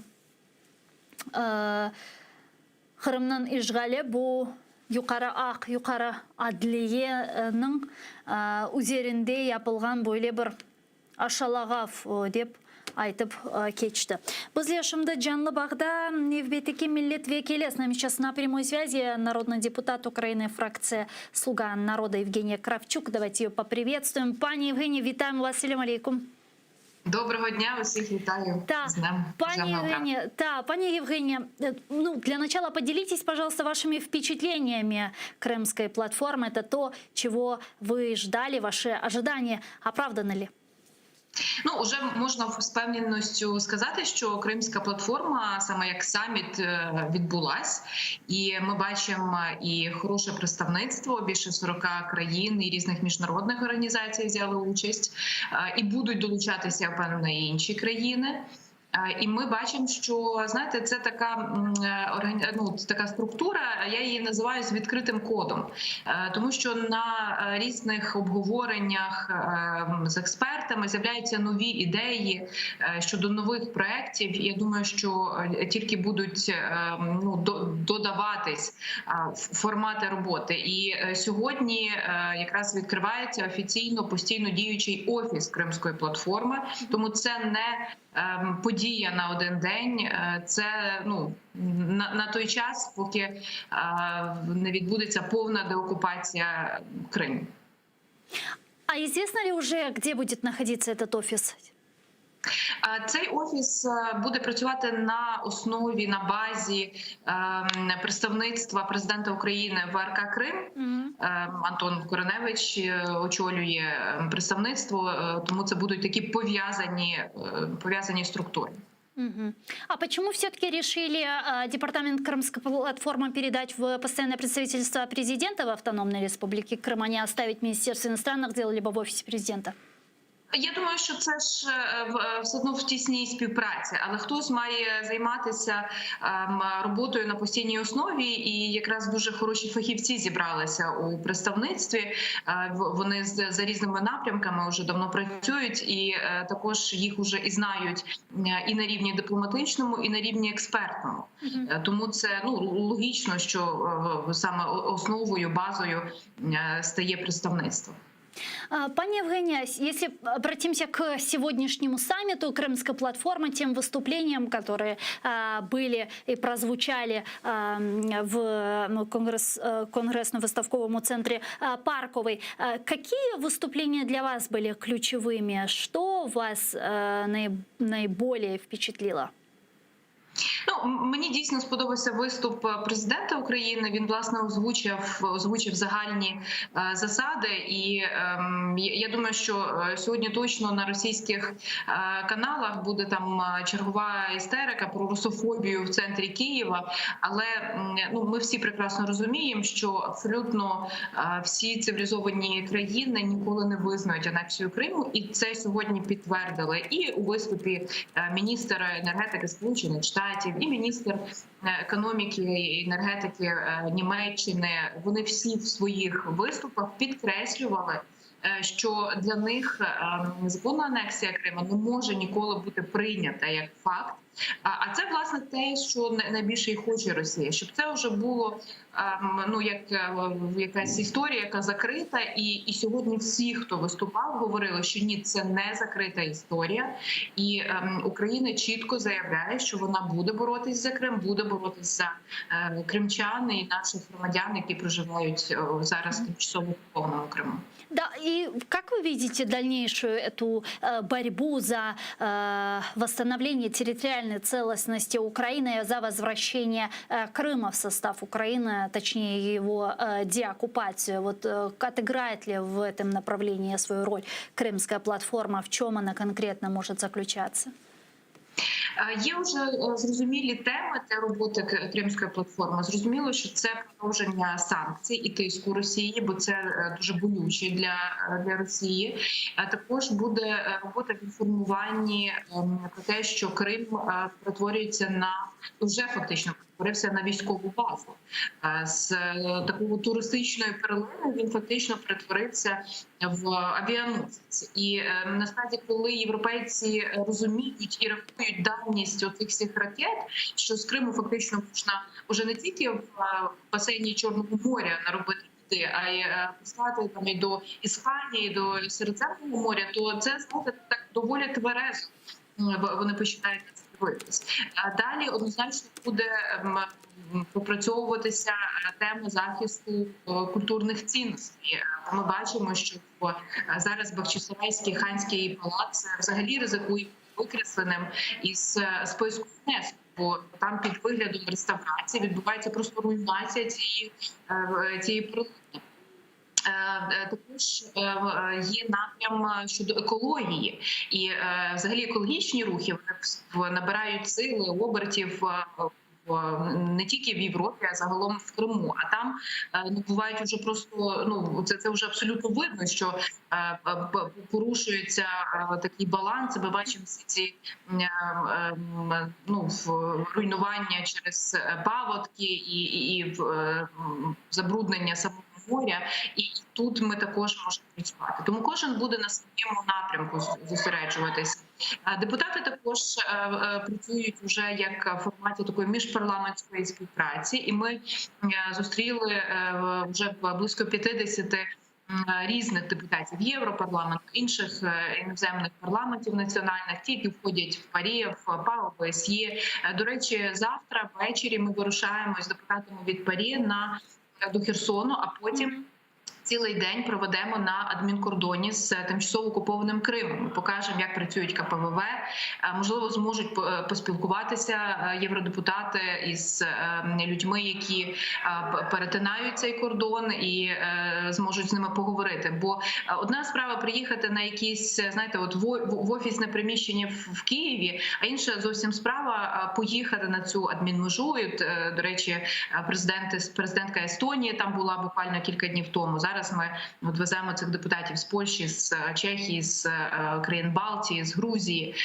Я знаю, що депутати Європарламенту також в ці наступні дні поїдуть в Широкине, тобто на схід України. І це дуже правильно. І тоді люди, які живуть в європейських тихих столицях, бачать на свої очі, що в 21 столітті в центрі Європи іде війна і є окупація. Сегодня в 16:00 правильно должно быть заседание, внеочередное заседание Верховной Рады Украины, верно?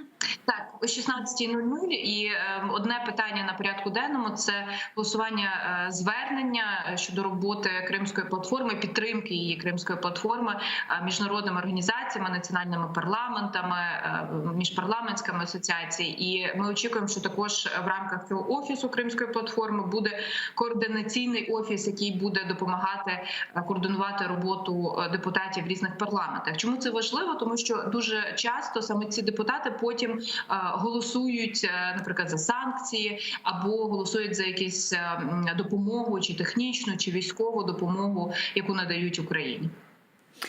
Дякую вам дуже, пані Евгения. Спасибо большое, что нашли время и подключились к нам в эфир. Народный депутат Украины, фракция «Слуга народа» Евгения Кравчук была с нами на прямой связи. Сайгылар кадашлар бізі яйынымызға девам етеміз. Біз бүгін яйынларымызны Қырым татар тілінде алып барамыз. Менімше бұл чоқ мұйым Қырым платформасы чырчывесінде Қырым платформасы өткерілгені вақыт әлбетте ке әмде Қырым татар халқымыздың лидері Мустафа Джемилев Қырым платформасында Қырым татар тілінде мұражат етті. Мен асылында бұл тарихи bir müracaat dep düşünem ve yıllar geçken son, asırlar geçken sonra Mustafa Ağa'nın bu aytıp geçken sözleri şimdi biz hatırlagan Numan Çelebijihan'ın sözleri gibi olacaktır.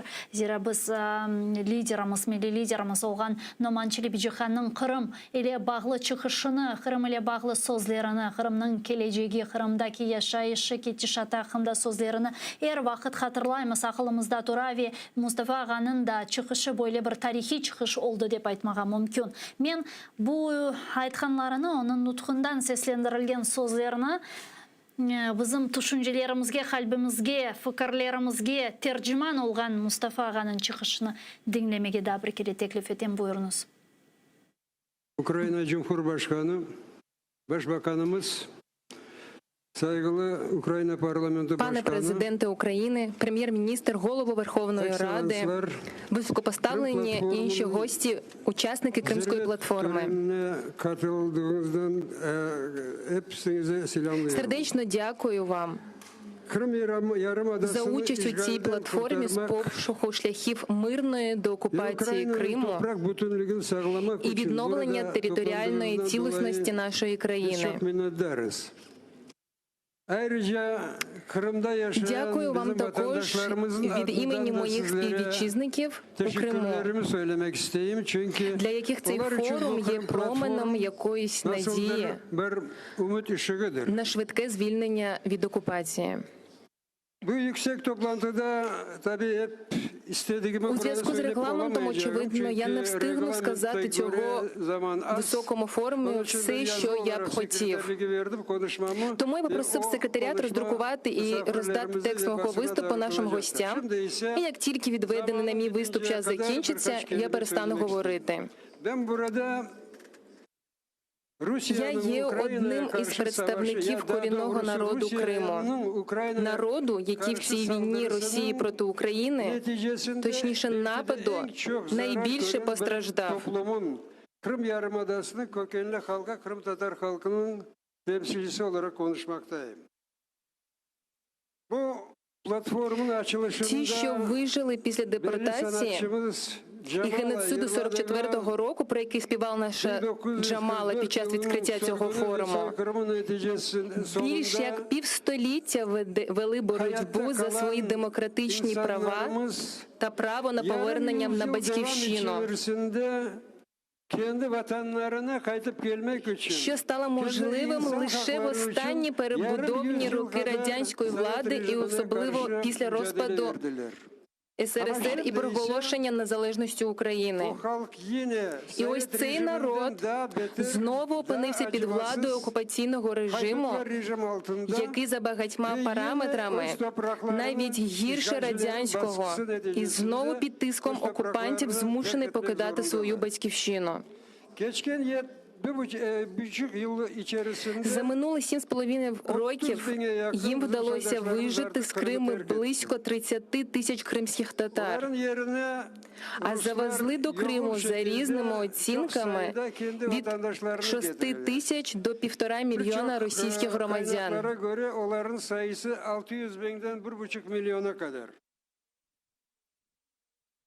2014 yılın Şubat ayında bu korkunç У ці тривожні дні кінця лютого 2014 року, коли вже над нашими головами пролітали російські військові гвинтокрили, а дорогами з різних сторін пересувалися колони російських танків і бронетранспортерів, якось ще не вірилося, що це окупація. Адже ми, згідно з Будапештським меморандумом, 96-го року відмовилися від радянської зброї під гарантії ядерних країн, у тому числі Росії, про нашу безпеку і територіальну цілісність. Адже ми підписали з Росією договір про взаємовідносини, де чітко наголошується, що між нашими країнами немає ніяких територіальних суперечок і претензій.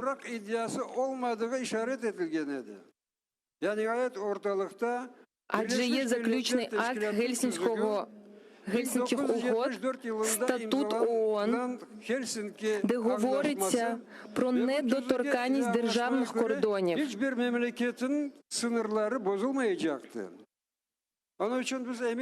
Ми були впевнені, що світова спільнота, в першу чергу ядерні країни, підписантам Будапештського меморандуму, вжиють найрішучіших заходів для приборкання агресора.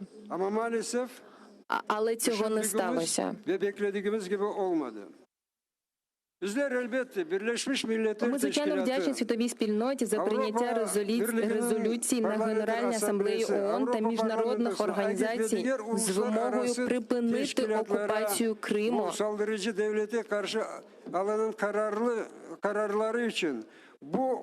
Вдячні за ті санкції, які наклали на країну-агресора.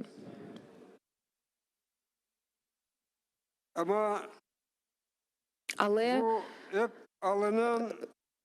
всього цього для звільнення Криму від окупації виявилося недостатньо. Yaptırımlar uygulayan devletleri de ayrıca teşekkürlerimi bildirmek isteyeyim. Ama yine de bu da Kırım'ı işgalden kurtarması için yeterli olmadı. ООН виявилася неспроможною і не буде спроможною запобігати і припинити агресію,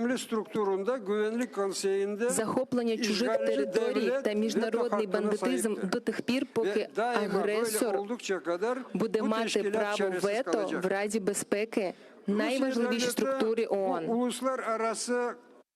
Росія відкрито заявляє, що не виконуватиме резолюції і рішення міжнародних структур. А багато державних діячів Росії і масова російська пропаганда не втомлюються повторювати, що Росія досить сильна держава, яка здатна знищити увесь світ. А тому ніхто не зможе нав'язати їй якесь рішення. 4 місяці тому президент Франції Еммануель Макрон у своєму виступі американському каналі CBC висловився з приводу того, що вторгнення Росії в Україну стало наслідком необґрунтованої колективної довіри західних країн Росії, і що зараз у взаєминах з цією країною слід визначити чіткі червоні лінії. Для нас це досить обнадійлива слова, оскільки явно мається на увазі, що зрештою західні країни, світова спільнота вживе якихось заходів, щоб перешкодити агресивній політиці Росії. І тут для нас є дуже важливим питання, де ж ця червона лінія проходить і скільки до неї залишилося.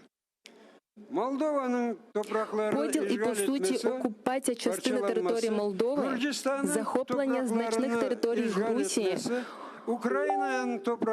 окупація частини території України, вбивства своїми військами або своїми маріонетками тисячі людей у Сирії, мільйони біженців, що заповнили багато країн світу, бандитські кібератаки з метою впливу на вибори в інших країнах, вбивства власних громадян з іншими поглядами із застосуванням забороненої у світі хімічної зброї та багато іншого, хіба не свідчить про те, що Росія давно вже перейшла всі можливі лінії? Bu devlet çoktan beri kırmızı çizgilerin geçtiğinin işareti değil mi? Evet, biz anlıyoruz. Звісно, ми розуміємо, що кожна країна передусім керується своїми національними інтересами. Але хіба не в інтересах кожної країни жити у світі, де діє право, а не сила? Де порушники цього принципу неодмінно повинні бути покарані. Цілком зрозуміло, що кожна країна обов'язково повинна захищати свою територію від посягань інших країн. Але хіба не зрозуміло, якщо залишиться безкарним захоплення території однієї країни, то жодна країна не зможе відчути себе в цілковитій безпеці. Є у кримських татар така приказка. Царство шакалів триває до тих пір, поки не прокинуться і не піднімуться на ноги леви. Ми дуже сподіваємося, що світова спільнота все ж дуже скоро підійметься на ноги, щоб на нашій землі тріумфувало право, а не груба сила. Саме цій меті присвячена наша Кримська платформа і декларація, яка буде тут підписана. Sonuç açıklamanın esas amacı budur. Ukrayna'nın bu zor durumda Ще раз дякую представникам усіх країн, які у цей складний кризовий час, не дивлячись на шантаж і погрози з боку Росії, не дивлячись на пандемію, все ж приїхали, знайшли час і можливість приїхати на цей саміт. Дякую. İşte saygılı arkadaşlar, Mustafa Cemилевнің Крым платформасында не айтқанына бері-берлікте да бір кере dinledik. А сейчас к нашему эфиру присоединяется народный депутат Украины, фракция «Слуга народа» Лиза Ясько. Вітаю вас, пані Ліза, селям алейкум. Селям алейкум, і я вас вітаю. Це велика сьогодні подія, і я щиро рада чути такі слова, які сьогодні були сказані на Кримській платформі. І так хочеться, щоб дійсно це було початок великих результатів. Знаєте, щоб леви прокинулись, як сказав Мустафа Ага. Так, пани Лиза, если все же говорить подробнее о инаугурационном саммите Крымской платформы, вас впечатлило? Скажите, это то, чего вы ждали? И чье выступление, к примеру, наиболее вас впечатлило? Что бы вы отметили от первой части инаугурационного саммита? Ну, по-перше, що важливо, що в ці часи ковіду і того, наприклад, що стали зараз в Афганістані, дуже багато нестабільності в світі, все-таки приїхали лідери країн, все-таки приїхали міністри, представники урядів, парламентів. Звичайно, б хотілося більше, але міжнародна спільнота приїхала. Приїхала так, що досить багато людей було, і не було, наприклад, місця для національних депутатів. Тобто я можу сказати, що депутати нашого парламенту на першу частину не були запрошені, що говорить, ну, по-різному можна це розуміти, але головне, що всі місця були заповнені нашими міжнародними друзями, це важливо. І, звичайно, що важливо, і що мені дуже сильно до серця, це слова лідера кримсько-татарського народу Мустафи Джемілєва. І дуже хочеться, щоб, знаєте, що така промова, яку він сьогодні сказав, це була така промова сили Нобелівського лауреата миру, знаєте, тому що дійсно, як можна говорити про якийсь мир в якійсь країні, якщо одна країна окуповує частину іншою і ніхто нічого не робить, окрім там політичних заяв, наскільки ми можемо відчувати себе в безпеці? От такі питання, які він сьогодні поставив, от ці питання реальні, які треба обговорювати зараз у світі з міжнародним правом, з міжнародною спільнотою, тому що, ну, зараз, знаєте, світ такий, що треба повертатись до сили, в тому числі до реальної сили, до тих речей, до тих інструментів, які розуміє, наприклад, агресор. І тут не можна гратись. Знаєте, коли є лев в країні, і коли в кожній країні були реальні леви, які б захищали б там свою родину, там ближніх своїх, в нас трошки була б інший світ, напевно. І цього нам не вистачає. І це сьогодні нам дозволило підняти всі ці питання. І подивимося, що буде далі. Але я переконана, що це дуже позитивно, що так багато зустрічей відбулося, і формальних, і неформальних. І була от перерва, зараз ми в парламент вже прийшли, але там зараз йдуть експертні обговорення, багато різних розмов про і подальші ініціативи в різних сферах, там енергетичних, в сфері переселенців, військова тематика, захист Чорного моря. От всі ці теми, які я зараз озвучила, і набагато більше, вони лунають в розмовах. І це важливо. Пані Лиза, а увидели ли вы сегодня готовность у наших западных партнеров ужесточать санкции в отношении России? Ведь санкции – это основной элемент политико-дипломатического пути возвращения наших территорий. Я думаю, що такої готовності на даний момент нема, але якраз ця платформа і створена для того, щоб наші партнери почули, побачили зсередини, що відбувається, почули реальні історії. Вони будуть їхати багато хто завтра в Херсонську область на КПВВ, і на Чонгар, і на Каланчак. Ці точки будуть спілкуватися з людьми. Оце те, де ми можемо вплинути і розказати реально, що зараз відбувається в окупованому півострові, і це може вплинути на їх рішення посилювати санкції. І це є однією з наших цілей. Пани Лиза, как вы правильно отметили, сейчас уже должны начаться дискуссионные панели Крымской платформы. До этого мы слышали очень много важных озвученных тез из уст глав делегаций различных стран, которые приехали на Крымскую платформу. И не только. Есть ли у вас информация, будет ли закрытая встреча глав делегаций с президентом и с руководством страны, или же не будет уже такой? Поки такої інформації не маю. І зараз якраз у нас починається парламент о 4:00, тому мушу бігти від вас. Да, окей. Але я вас вітаю. Все, спасибо вам большое, Елизавета Яськова. И вам. Народный депутат Украины, фракция «Слуга народа» была с нами на прямой связи. Хатенде сайгла достлар саат 16-да шымды Украина юқары шурасында миллет векеллері топлашуф вақтындан тыш бойле бір топлашуф өткережеклер ве анда халқара тешкилатларга sadece bir sual bakılacak Kırım platforması ve halkara teşkilatlarga Kırım platforması çerçevesinde müracaatlara ve biz Ukrayna Yukarı Şurası'nda alıp geçken vaxtından tış bu toplaşuvunu canlı yayında göstermege tırışacakmız ki biz şimdi nevbetteki musafirimiz bağlanmalı, nevbetteki milletvekili bağlanmalı ve onun de biz birkaç suallerini verecekmiz ve da birkaç suallerini seslendirmege planlaştıramız. Biz ise canlı yayınımızga devam etemiz sevgili dostlar. Bugün 23 avgust 2021 senesi ve Ukrayna'nın paytaxtı Kiev'de Kırım platforması o'tkirili. Endi Kırım platformasının birinci bölügü yekünlendi. Prezidentleri, liderleri, heyetleri, yol başçıları çıkışlarda bulundular. Ukrayna idareciliginde bulungan temsilciler, prezident baş nazir, Ukrayna Dışişleri Nazira ve da birçok diğerleri de çıkışlarda Kırım Tatar halkımızın lideri çıkışlarda bulundular ve şimdi böyle diskusyon panellerinin o'tkirilmesini bekleyimiz. Aslında bu diskusyon panelleri saat 15.30'da başlamalı idi ama biraz geç kalmaktalar. Endi saat 16 ve biz o'tkirilecek diskusyon panellerini bekleyimiz. Nevbetteki musafirler de bizle bağlanmalı.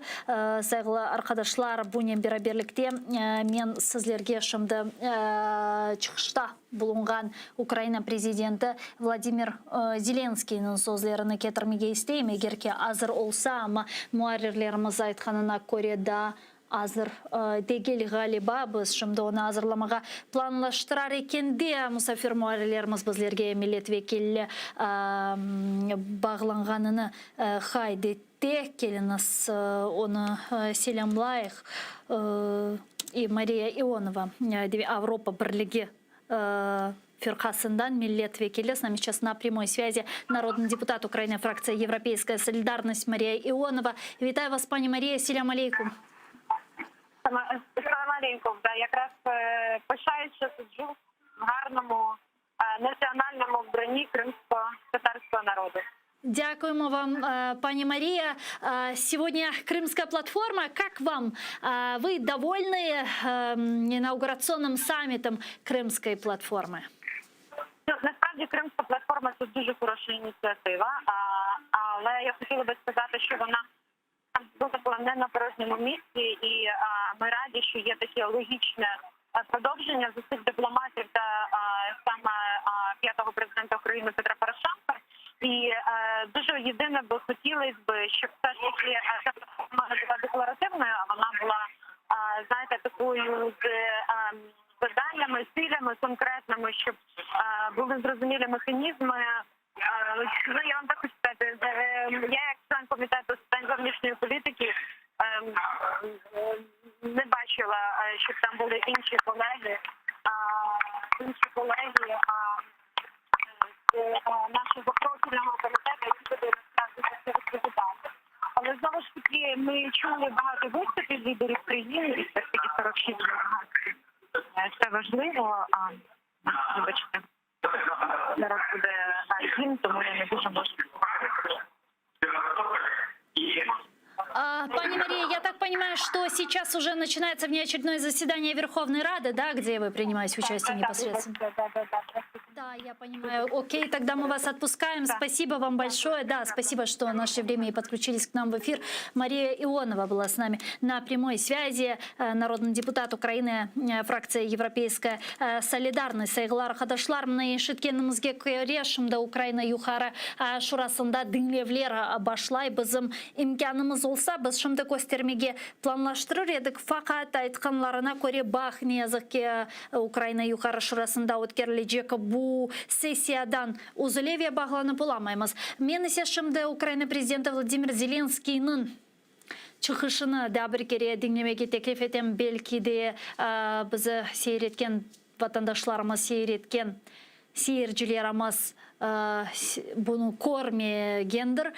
Belki de şimdi koşulgan semedешlerimiz bardır. O sebepten sizler için Ukrayna prezidenti Vladimir Zelenskiy'nin Kırım platformasındaki çıkışını dinlemeye teklif etem. Buyurunuz.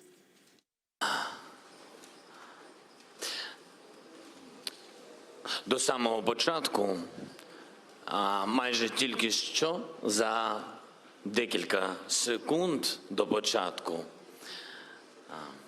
Міністр закордонних справ пан Кулеба мені сказав, що мені навіть не віриться, що це відбувається в Україні, що тут стільки країн.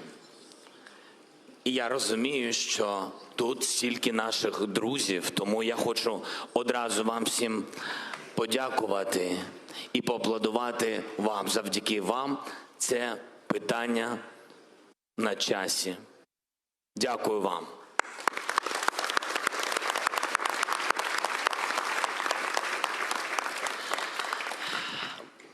Високоповажні глави держав, урядів,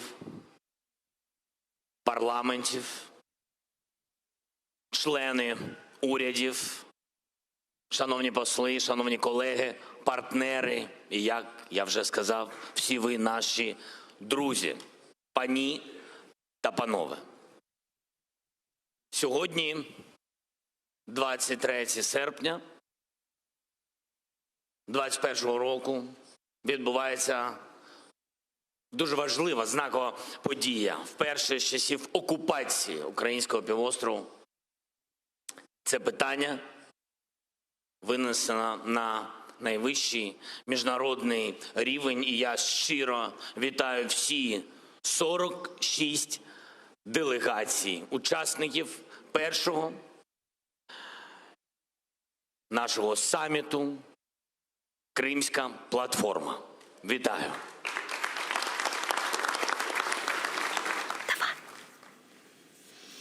İşte Ukrayna президенті Владимир Зеленскийнің хайырлавларына бераберлікті dinledik. Şimdi ise sağıl dostlar, biz tez boyla keçtik. Növbeteki bizim canlı yayınımızga qayttık. Çünkü men şimdi hepimizge Ukrayna Yukarı Şurasında Kırım platformasına bağışlangan vaqtından tış toplaşuunu seyretmege teklif etem. Sonra diskusyon paneller başlaganının biz anda keçecekmiz ve andaki sözlerini, müzakerelerini canlı yayında aydınlatacakmız. Ukrayna Yukarı Şurasını bakaya buyurunuz.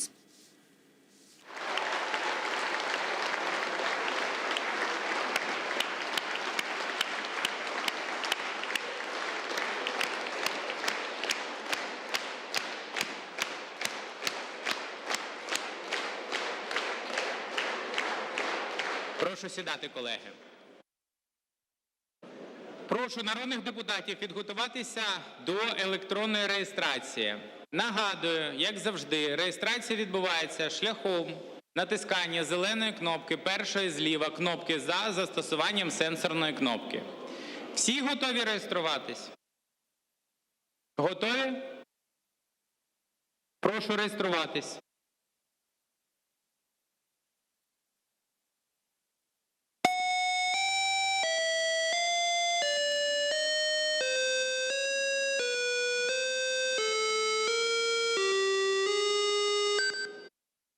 В залі зареєстровано 272 народних депутати України. Відповідно до статті 83 Конституції України позачергову сесію Верховної Ради України 9-го скликання оголошую відкритою.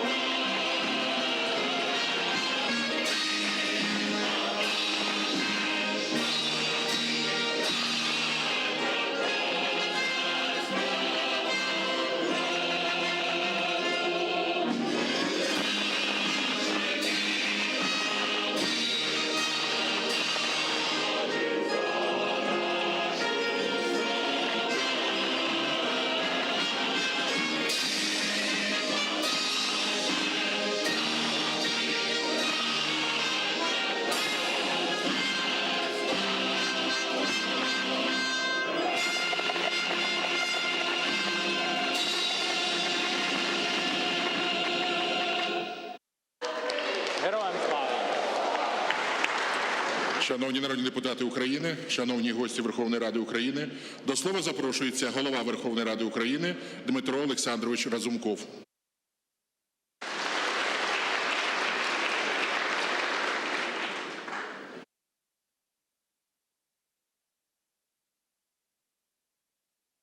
Ще раз добрий день, шановні колеги.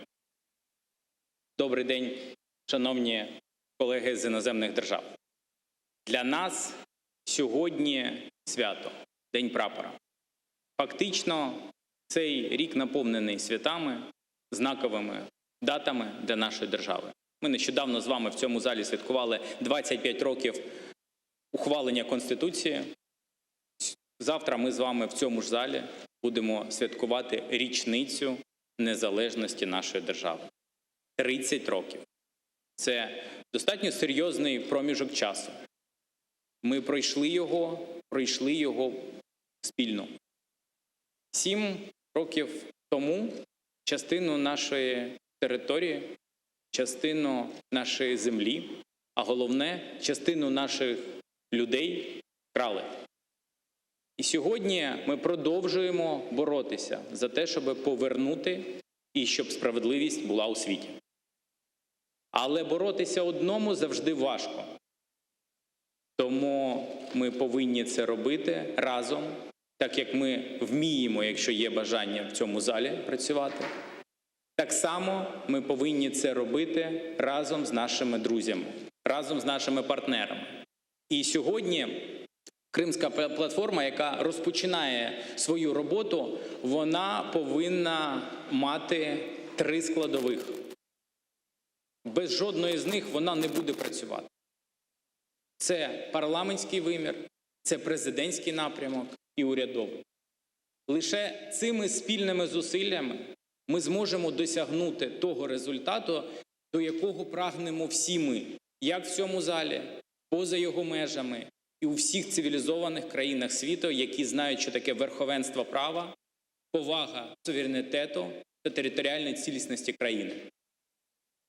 Тому я дуже вдячний, що сьогодні тут присутні наші колеги, які долучилися до роботи Кримської платформи. Я сподіваюся, що через деякий час в цій ложі буде більше представників парламенту, тому що ми плануємо вести в постійному режимі діалог в рамках Кримської платформи в парламентському вимірі. І саме тому сьогодні на вимогу народних депутатів ми зібралися тут для того, щоб ухвалити постанову. Це старт великої справи. Але ця справа завершиться перемогою. Тому за нашу перемогу дякую.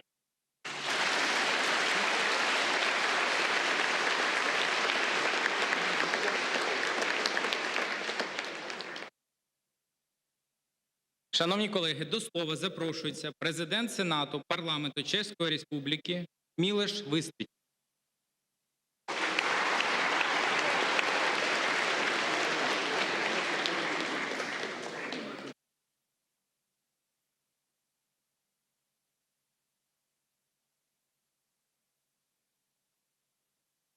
Шановні пані та панове, депутати.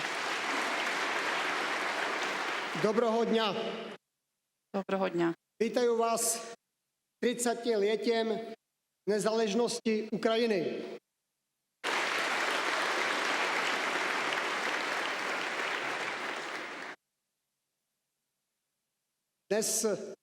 Сьогодні я мав можливість разом з іншими приймати у вас в Україні, в Києві, у значущій події інаугурації Кримської платформи. Інаугурація сили, яка мала би допомогти Україні повернути суверенітет, повернути територіальну цілісність та інтегрованість. Ваш президент, пан Володимир Зеленський, у своєму слові сказав, що у 1944 році Ви пройшли геноцидом, трагедією. Із вашої рідної території було депортовано з кримських татарів. Одночасно він висловив побажання, щоб це вже ніколи не повторилося. І казав, що він думав, що цього ніколи не станеться. На жаль, ситуація інакша. На сьогодні з власної території, із напівострова Крим, виганяють громадян, які там росли, які там жили, які є українцями. Я, коли почув слова вашого президента, то згадав про подію, яка відбулася в нас у Чехословаччині у 1938 році.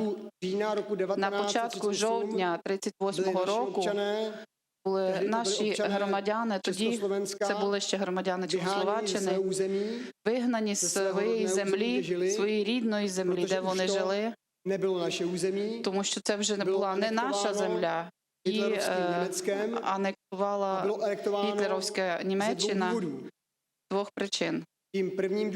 Першою причиною було те, що Гітлер мав намагання заволодіти цією Європою, Азією і цілим світом. У нього були величезні амбіції. Це був диктатор та узурпатор. Другою причиною було те, тому я це і тут кажу, що тоді ще Чехословаччина мала угоди з своїми друзями, з дружніми країнами, які зрадили її, не допомогли країні. І відбулася історична подія, яку називають Міховська угода. В рамках Міховської угоди регіон Судети відійшов до Германії, до Німеччини. Це було тому, що наш зрадили, наші партнери не підтримали тодішню Чехословаччину. Потім прийшла війна, і загинули десятки мільйонів людей, а після війни завдяки об'єднаним військам нам повернули нашу територію. Дякуємо їм за це. Чому я це тут згадую?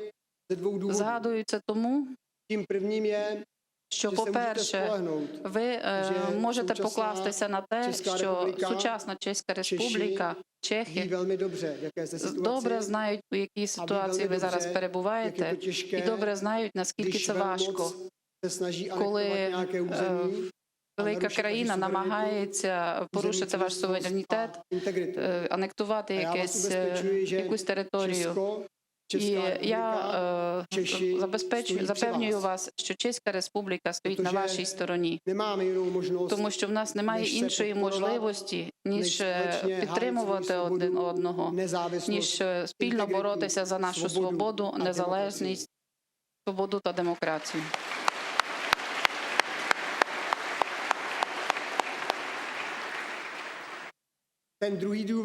А друга причина полягає в тому, що у даний момент вона важливіша, це друга причина. Після Мніховської угоди про неї дуже багато писали. І одне речення, яке в очах чехів характеризує Мніховську угоду, і стало причиною того, що рана в наших душах ще все глибока, каже, що Мніховська угода Arkadaşlar, Ukrayna Yukarı Şurası'nda Kırım platformasına bağışlangan mahsus toplaşımını seyreterek şimdi Parkov'ydı, yani Kongres Sergi Merkezi'nde diskusyon panel başladı ve anda Rifat Ağaçubarov çıkışta buluna. Gelin sonu dinleyik. Перш за все, ще раз зазначимо, що сама окупація Російською Федерацією Криму і спроби його анексії, що тривають, є грубим нехтуванням норм міжнародного права. Не будемо заглиблюватися в надмірно довгий перелік міжнародних актів, порушених Російською Федерацією серед яких і статут Організації Об'єднаних Націй, який зобов'язує держави утримуватися в їх міжнародних відносинах від загрози силою або її застосування проти територіальної цілісності або політичної незалежності будь-якої держави і вирішувати свої міжнародні спори мирними засобами. Ще раз відмітимо, що Російська Федерація до цього дня не виконала жодної з вимог, що містяться у великій кількості резолюцій, заяв, декларацій, схвалених за ці 7 років Організацією Об'єднаних Націй, Радою Європи, ОБСЄ, Європейським Союзом та іншими міжнародними організаціями, та які приписують, наказують, закликають Російську Федерацію припинити збройну агресію та звільнити окуповані нею українські території, в тому числі Автономну Республіку Крим та місто Севастополь.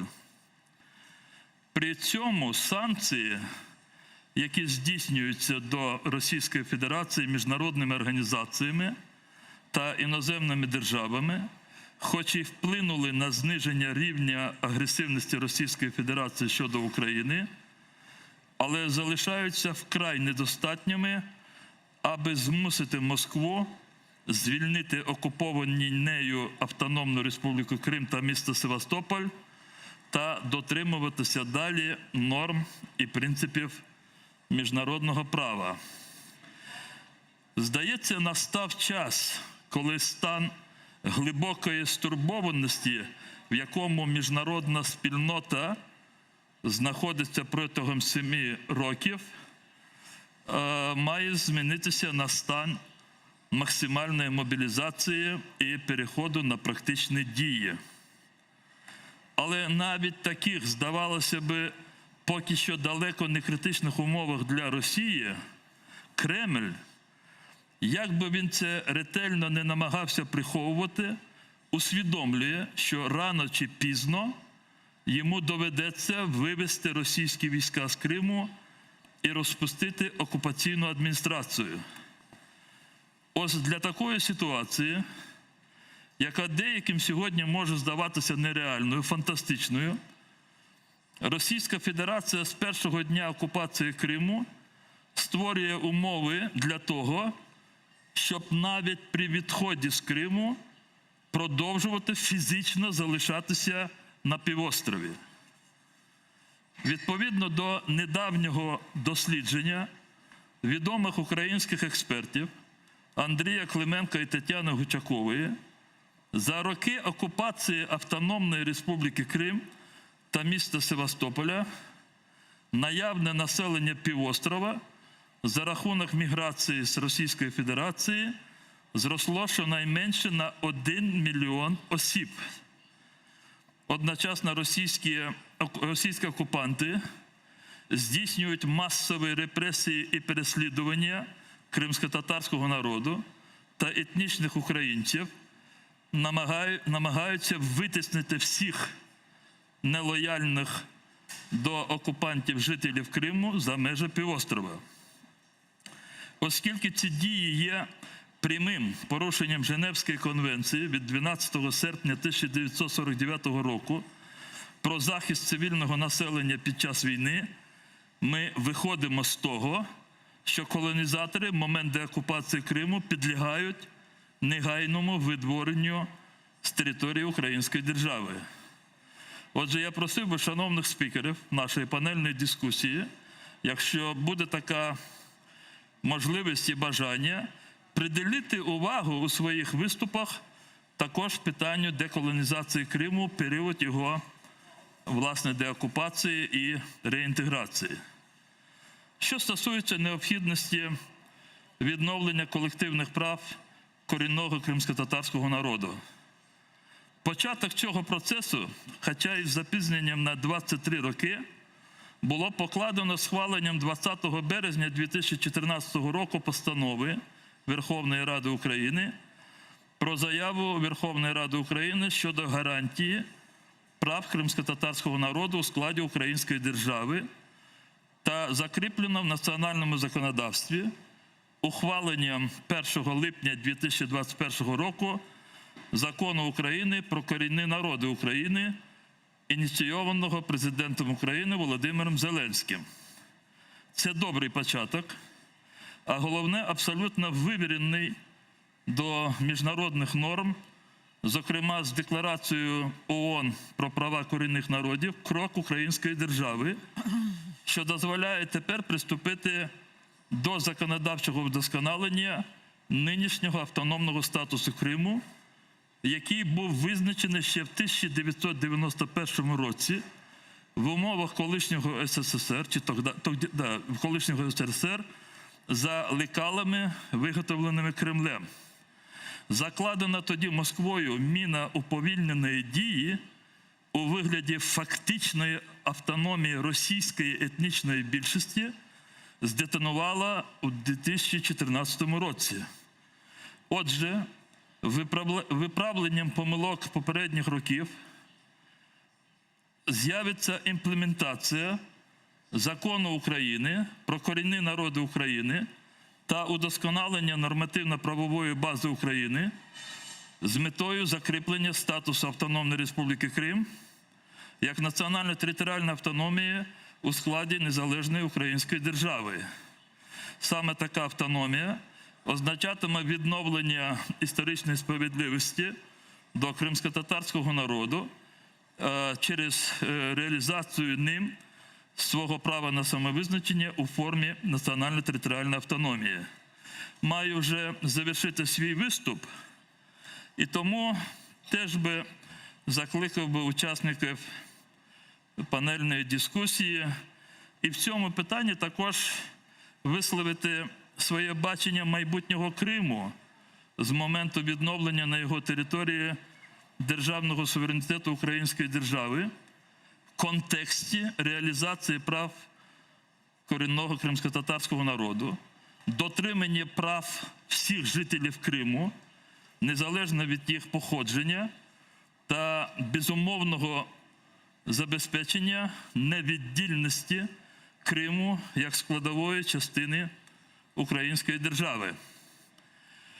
Дивіться, я закінчую. Я не оголосив ще одну проблему, а мені приходять тут повідомлення, і в мене 45 хвилин, я хоча б одним реченням це скажу. І багато експертів, я думаю, що ці напрацювання тільки починаються, вважають про те, що Російська Федерація, на Російську Федерацію мають бути покладені репарації за всі ті нанесені збитки та інші втрати, які понесені Україною як державою в цілому, Автономною Республікою Крим та містом Севастополем як територіями, і головне, українськими громадянами, і особливо в тих родинах, де є постраждалі, вбиті і політв'язні. Оце той напрямок, як на нашу думку, головних таких дій, які би ми мали би досліджувати в межах Кримської платформи, напрацьовувати певні законопроєкти, інші нормативні акти і реалізовувати їх, не очікуючи моменту, власне, самої деокупації. Для кожного етапу і підготовчого, і, власне, деокупації, і реінтеграції є певні завдання, і ми маємо бути їх гідними. Дуже дякую вам за увагу. Thank you very much, Mr. Chubaru. Yes, some could say Дякую. all Деякі могли б сказати, що це все, знаєте, існує лише в нашій уяві всі ці речі, але кілька років тому хто би повірив насправді, що таке міжнародне зібрання такого рівня, що стільки людей буде зібрано для того, щоб підтримати Україну, висловити свою підтримку, висловити підтримку кримським татарам, висловити підтримку процесу відновлення історичної справедливості. Хто би міг подумати? То давайте послухаємо наразі пану Ірину Венедіктову, нашу генеральну прокурорку. Як сказав уже пан Чубаров, він, до речі, підняв дуже такі важливі питання юридичного характеру. От він згадав про справедливість. Я думаю, що ви є найбільш компетентною людиною сьогодні, щоб на це відповісти. Дякую. Дякую дуже за надане слово. По-перше, доброго дня, шановні учасники, гості, колеги, друзі. Я думаю, що ми з вами сьогодні дійсно маємо відчувати гордість, маємо відчувати вдячність за те, що ми маємо сьогодні такий саміт. Він дуже символічний. В День державного прапора України ми говоримо, думаємо, відчуваємо Кримську платформу. Для мене особисто я не можу не почати із слів вдячності за ініціативи президенту, Кабінету міністрів, міністрам, які цим займалися, їхній команді. Для України це унікальна можливість. Я не можу не сказати дякую міжнародним партнерам, президентам, прем'єрам-міністрам, міністрам і всім представникам міжнародних інституцій, які сказали сьогодні ті слова, які вони сказали. Не можна не згадати слова пана Мустафи Джемільова про левів. Тому мені здається, що ми не тільки сьогодні починаємо говорити, ми вже давно почали діяти. І нам дійсно є про що сказати. Насправді ми обмежені таймінгом, але нічого нам не заважає потім в кожному конкретному напрямку це проводити секторально і проводити кожного тижня, кожного місяця, це як ми відчуваємо це, щоб на наступному року в Кримській платформі ми вже могли підводити річні підсумки. Я буду говорити в коридорі своєї кримінальної юстиції, звичайно, і говорити про те, де прокуратура сьогодні. За роки роботи в умовах окупації без доступу до території скеровано до суду більше 300 обвинувальних актів щодо злочинів, пов'язаних зі збройною агресією Російської Федерації, захопленням державної влади, поваленням конституційного ладу та суверенітету України на території півострова Крим. Серед осіб, які притягуються до кримінальної відповідальності, судді Конституційного суду Російської Федерації, керівництво Міністерства оборони і Генерального штабу Збройних сил РФ, представники командного складу Чорноморського флоту, радник президента Путіна, який забезпечував та організовував сепаратистські референдуми на території Криму та інші. Завдячуючи інститут in absentia заочного притягнення до кримінальної відповідальності, ухвалено 4 десятки вироків. Багато чи мало? В нас тисячі кримінальних проваджень. Звичайно, мало. Дійсно, нам Верховна Рада в цьому році багато дала можливостей додаткових. Але Україна покладає великі сподівання в міжнародних судах. Ми зараз відстоюємо свої інтереси на 3 міжнародних інституціях. Це і Міжнародний кримінальний суд, про який ми будемо сьогодні говорити, і Європейський суд з прав людини, і Міжнародний суд з правосуддя при ООН. Нам є де працювати, нам є куди працювати, і ми це робимо, координуючи зусилля всіх державницьких інституцій.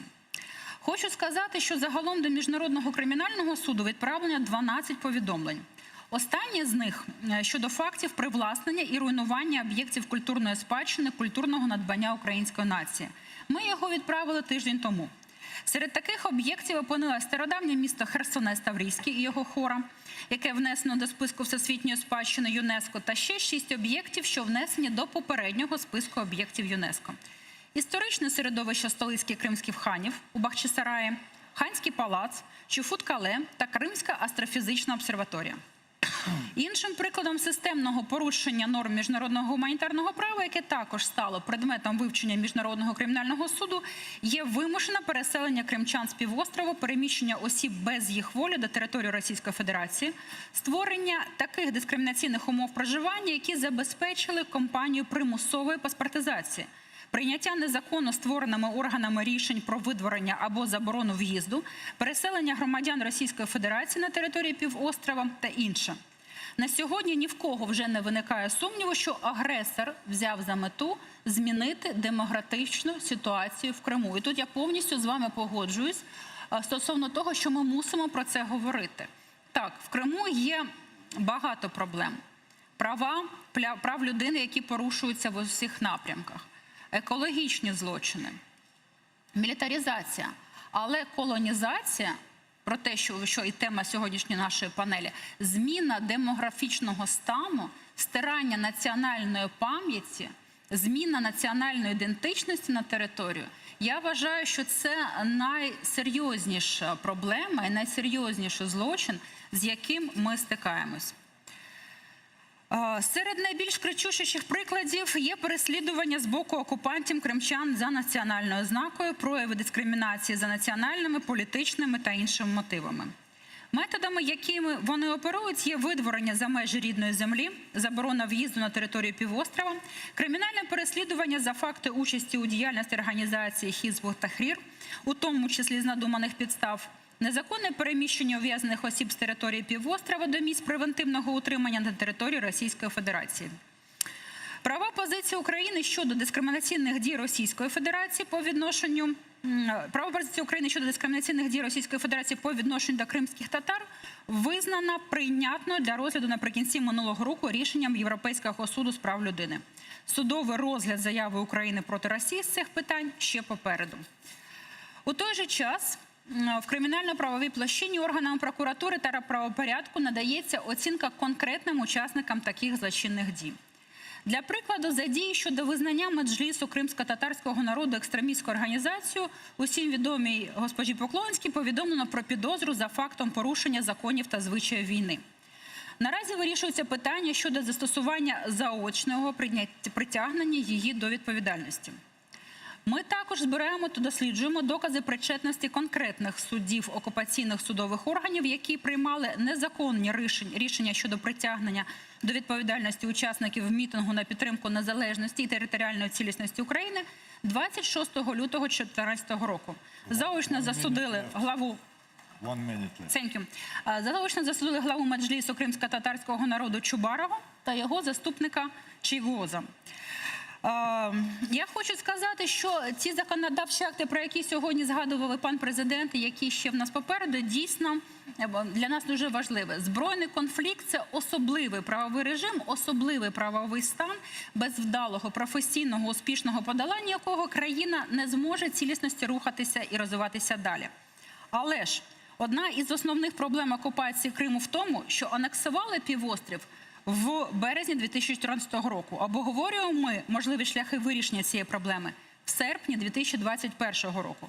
Той факт, що РФ вдалося довгий час змушувати і нас, і наших партнерів діяти в робочих кабінетах, телестудіях, судах, і всі наші зусилля не поблизили нас до практичного результату, це є і справжня біда.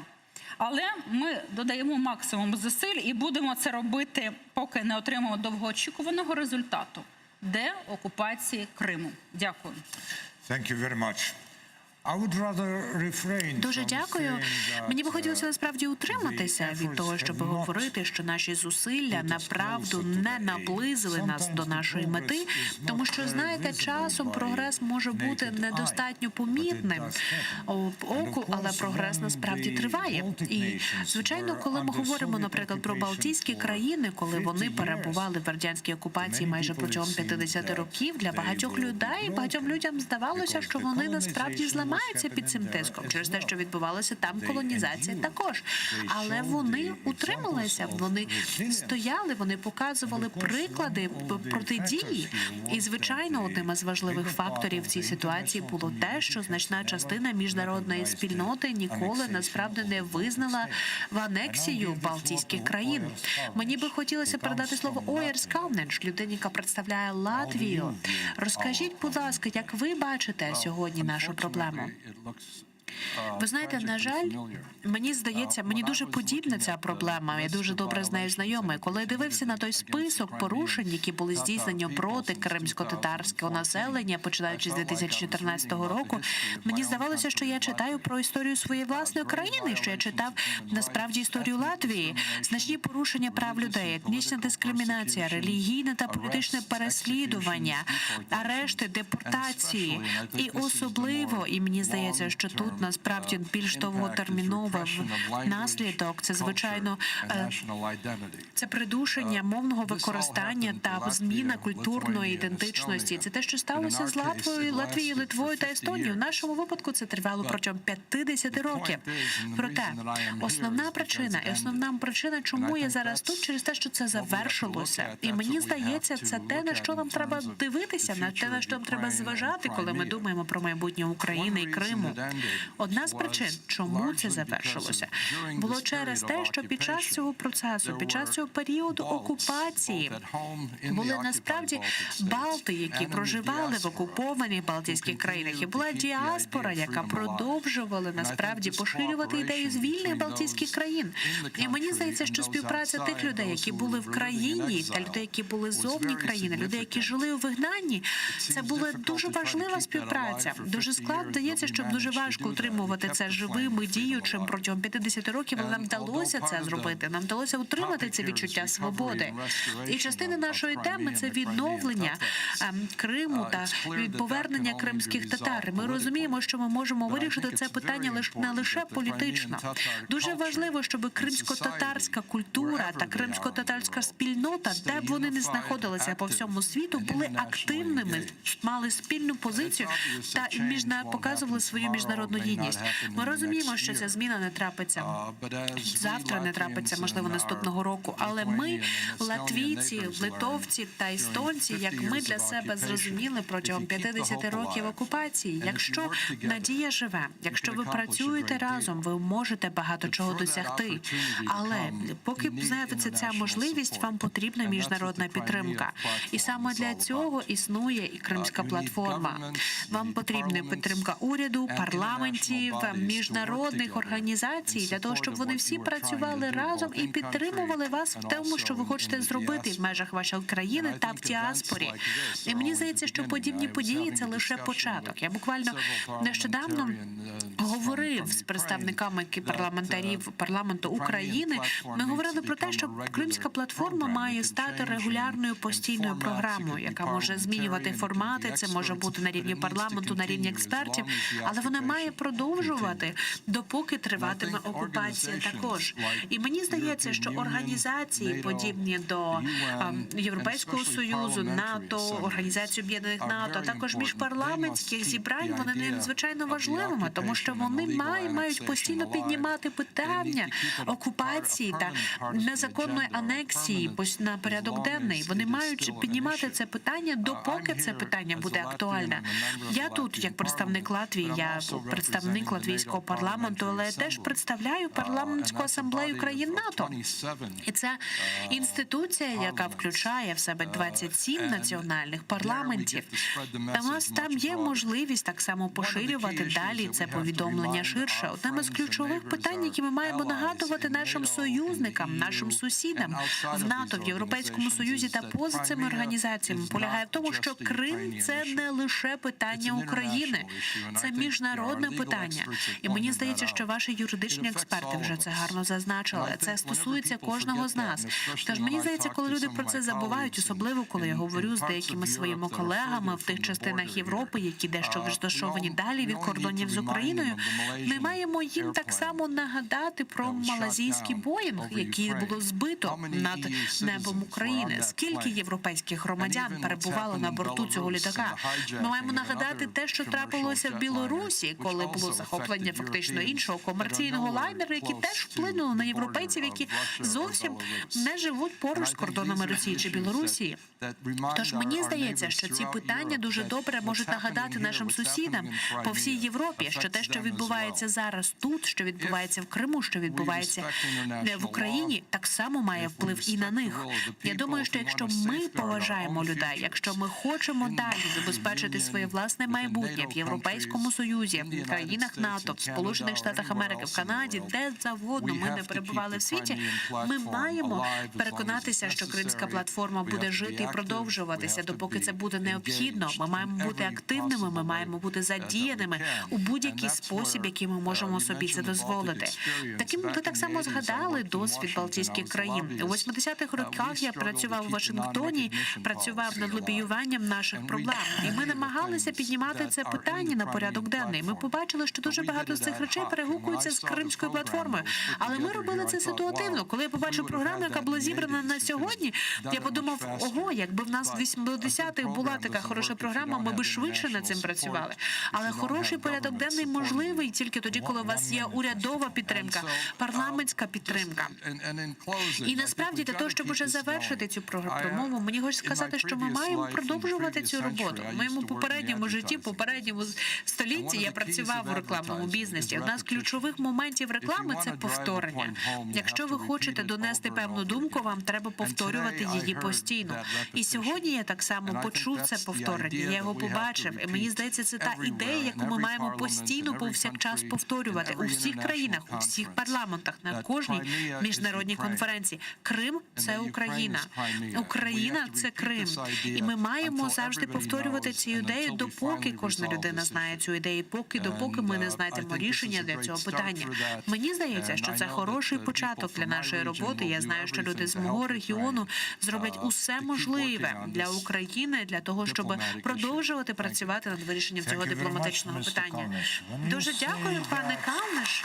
А коли ви говорите, що давайте подивимося на програму, ви подивились на сьогоднішню програму, ви подумали, згадали 80-ті, ви згадали, що якби у вас була така програма у 80-х, ми знаємо, що без ваших зусиль у 80-х сучасна наша програма, нинішня, не мала би такого вигляду, якого вона має зараз. Тож дуже дякуємо вам за ваш досвід. Орес Камниш сказав, що насправді важлива була надія. І це дуже важливий підхід, тому що ми завжди говоримо, що надія помирає останньою. Є інший спосіб це сказати, що надія живе найдовше. І саме таким чином ми маємо ставитися до цього. Надія живе найдовше, і в якийсь момент вона матеріалізується в реальних вчинках. Коли ми говоримо про історичний зв'язок між Україною та кримськими татарами, ми дуже часто забуваємо про те, хто і де і ким були українці в часи початку наших взаємин. Ми часом забуваємо про те, що наші сусіди, вони так само мали достатньо вже взаємин з кримськими татарами, що дуже далеко розвивається на в історичний період. Так само і були питання щодо Речі Посполитої, тому що в нас є доволі складні взаємини з кримськими татарами та кримським каганатом. Тож давайте передамо слово пані Анне Фотигі. Прошу. Дуже вам дякуємо, дуже вам дякуємо. Дозвольте мені скористатися цією можливістю для того, щоб передати свої найглибші бажання всім українцям в зв'язку з 30-ю річницею незалежності України. Мені би хотілося так само переконатися, що і кримські татари так само мають можливість повністю насолодитися і відсвяткувати цю дату, тому що, звісно, кримські татари настільки віддані українській державі, настільки віддані Україні. І в нашій роботі, в українському парламенті, я можу побачити це фактично щодня. І, звичайно, є інші колишні мешканці та інші мешканці Кримського півострову і Криму, які страждають від анексії Криму, страждають від незаконної, агресивної, жахливої анексії,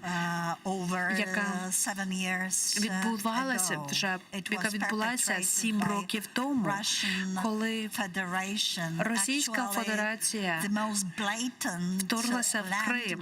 Це насправді найбільш відверта вторгнення на територію іншої країни, яке трапилося після Другої світової війни.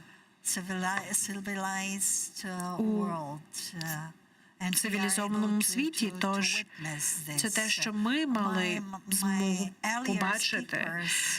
Попередні доповідачі та доповідачки дуже добре описали усі результати, усі ефекти подібної нелегальної анексії. І Мені теж хочеться відзначити програму деокупації Криму. Це надзвичайно важливо, оскільки необхідно отримати міжнародну підтримку. І за допомогою існування цієї міжнародної платформи отримати цю підтримку є надзвичайно важливим, оскільки вам це необхідно. Ми це потребуємо цієї підтримки також. Мені би хотілося, зважаючи на це, підняти іще важливі питання щодо створення наративів, які будуть включені у міжнародні політики, у міжнародні стратегії подальшого розвитку. Ми живемо в дуже нестабільному світі, в якому дуже багато конфліктів відбувається водночас по всьому світові. Тож мені здається, що постійна увага до Криму, перебування Криму в порядку денному, міжнародному порядку денному є надзвичайно важливим. Я дуже задоволена, що в Європейському парламенті нам вдалося створити ось цей момент часу. Це те, що дійсно немає політичного розподілу щодо питання миру. Ми готові вже далі підштовхувати всі наші парламенти до прийняття відповідних рішень щодо таких рішень, які будуть виступати на підтримку української позиції, і, зокрема, щодо того, як ми працюємо з корінним населенням Криму.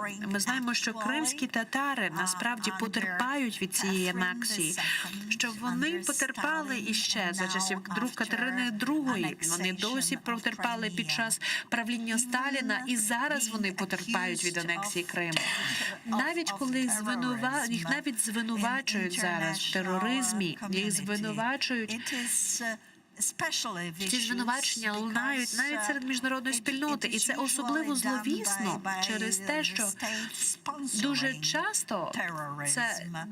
часто це робиться зараз через тероризм, який спонсорується іншою державою. Тож ми маємо зараз це зробити. Ми маємо засудити тимчасову сучасну колонізацію, яка відбувається в 21 столітті. Пан Рефат Чубаров згадав про те, що майже 1 мільйон етнічних росіян наразі переселено до Криму. Це означає, що деколонізація та навіть деокупація без засудження цього процесу неможливо. Без засудження цього переміщення росіян деколонізація буде надзвичайно складна. Тож ми маємо дуже голосно та чітко заявляти це також. І ми маємо знати, що міжнародна спільнота і міжнародна юридична система, судова система визнає права корінного населення. Я також так само виступаю з цього питання в європейському партнерстві і в арктичному звіті, в якому погодилися всіма учасниками цього процесу. Всі погодилися проводити перемовини щодо того, що права корінного населення є надзвичайно важливим питанням у порядку денному. Тож дійсно права кримських татар та відновлення прав кримських татар може бути надзвичайно чудовим інструментом у сучасному світі для того, щоб далі популяризувати основну думку, який є надзвичайно важливим наразі, про те, що Крим – це Україна. Я підтримую це, і, звичайно, я переконана, що кримські татари підтримують це також. Я сподіваюся, що в майбутньому вони теж зможуть нарощувати їхню культуру, їхню релігію і зможуть насолодитися їхнім культурною спадщиною, яка буде захищатися. І я, звичайно, розумію, що права інших мешканців України також мають бути дотримані. Я розумію, що українці так само позбавляються права на освіту, право доступу, право на ідентичність. Але сьогодні мені би хотілося наголосити причину та питання, те, що тема кримських татар дуже важлива. Дякую. Щиро дякую вам за ваш виступ. Дякую. Ну що ж, дуже чітка заява від людини, яка зіграла і відіграє сьогодні дуже важливу роль у формуванні саме міжнародної політики, власне, міжнародного сприйняття. На вас ми ж дивимося, як, наприклад, в багатьох випадках ми вас беремо як таку рольову модель. Тобто для нас це основа для майбутніх висновків. І на що ми маємо дивитися? Ще інша думка в нас є сьогодні. Зараз ми її послухаємо. Десь за морями є країна. Я був здивований, коли я вперше сказали, скільки власне нащадків кримських татар живе в Туреччині. І Туреччина, звичайно, це один із тих прикладів, так, країни самодостатньої, впевненої, яка обрала власне свій шлях, свій маршрут, і вона йде цим шляхом. Абсолютно успішно. До речі, як той, хто популяризує сучасну кримсько-татарську музику, я не знаю мови, на жаль. Ну, там кілька слів буквально я знаю з кримсько-татарської, але іноді я гуглю переклад з турецької мови на англійську чи українською, тому що один з діалектів кримсько-татарський, він близький до турецької. Знаєте, такий якийсь висновок цікавий роблю для себе, несподіваний. То що має запропонувати Туреччина? І що Туреччина, зрештою, хоче від нас почути, побачити? Дякую, ви дуже праві, звичайно. Я абсолютно згоден з іншими спікерами. 3 мільйона нащадків десь приблизно кримських татар, це мігранти з Криму безпосередньо, так? Саме тому тут виходить такий мікс геополітика з культурою, так, з ідентичністю, і, звичайно, ця незаконна абсолютно окупація, ну, це жахлива просто така річ, і це показало те, як легко можна порушити міжнародні стандарти та норми, які здавалися такими, знаєте, вже дуже міцно усталеними, як це може вплинути на міжнародні відносини. Туреччина є другом України, і ми партнерами, ми не визнаємо абсолютно цю анексію незаконну. І її наслідки, звичайно, ми їх не сприймаємо, те, що відбувається. По-друге,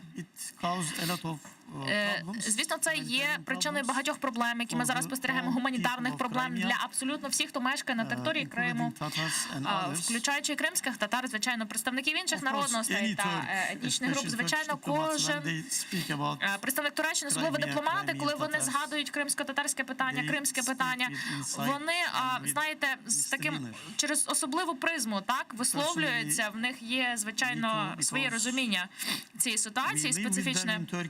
Ми живемо з нащадками кримських татар у Туреччині, ми слухаємо цих людей, ми знаємо про їхні печалі, ми знаємо, що було з ними у середині 19 століття, що трапилося в 20 столітті. Зараз ми слухаємо про болі цих людей печалі вже в 21 столітті. Ми знаємо їхні трагедії всі. І дійсно, я надзвичайно вдячний Європейському парламенту та його представникам за те, що вони дуже гарно сформулювали ось цей меседж, який постійно повторюється. Резолюція існує відповідно з цього питання. І мені приємно бути частиною цього історичного, знаєте, процесу заснування Кримської платформи. І турецькі депутати, які присутні і в НАТО, і в Європі, в європейських структурах, ми підтримуємо абсолютно наші парламентарі цю ініціативу. Звичайно.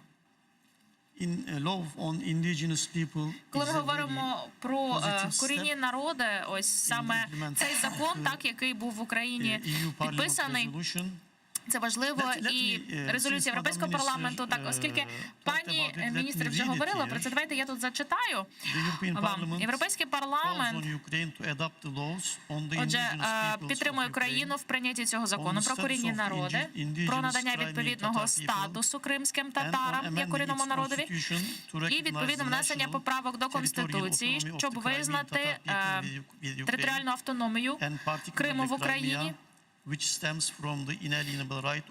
оскільки є невід'ємне право у корінного народу, у кримських татар, власне, визначатися самостійно, ідентифікуватися самостійно.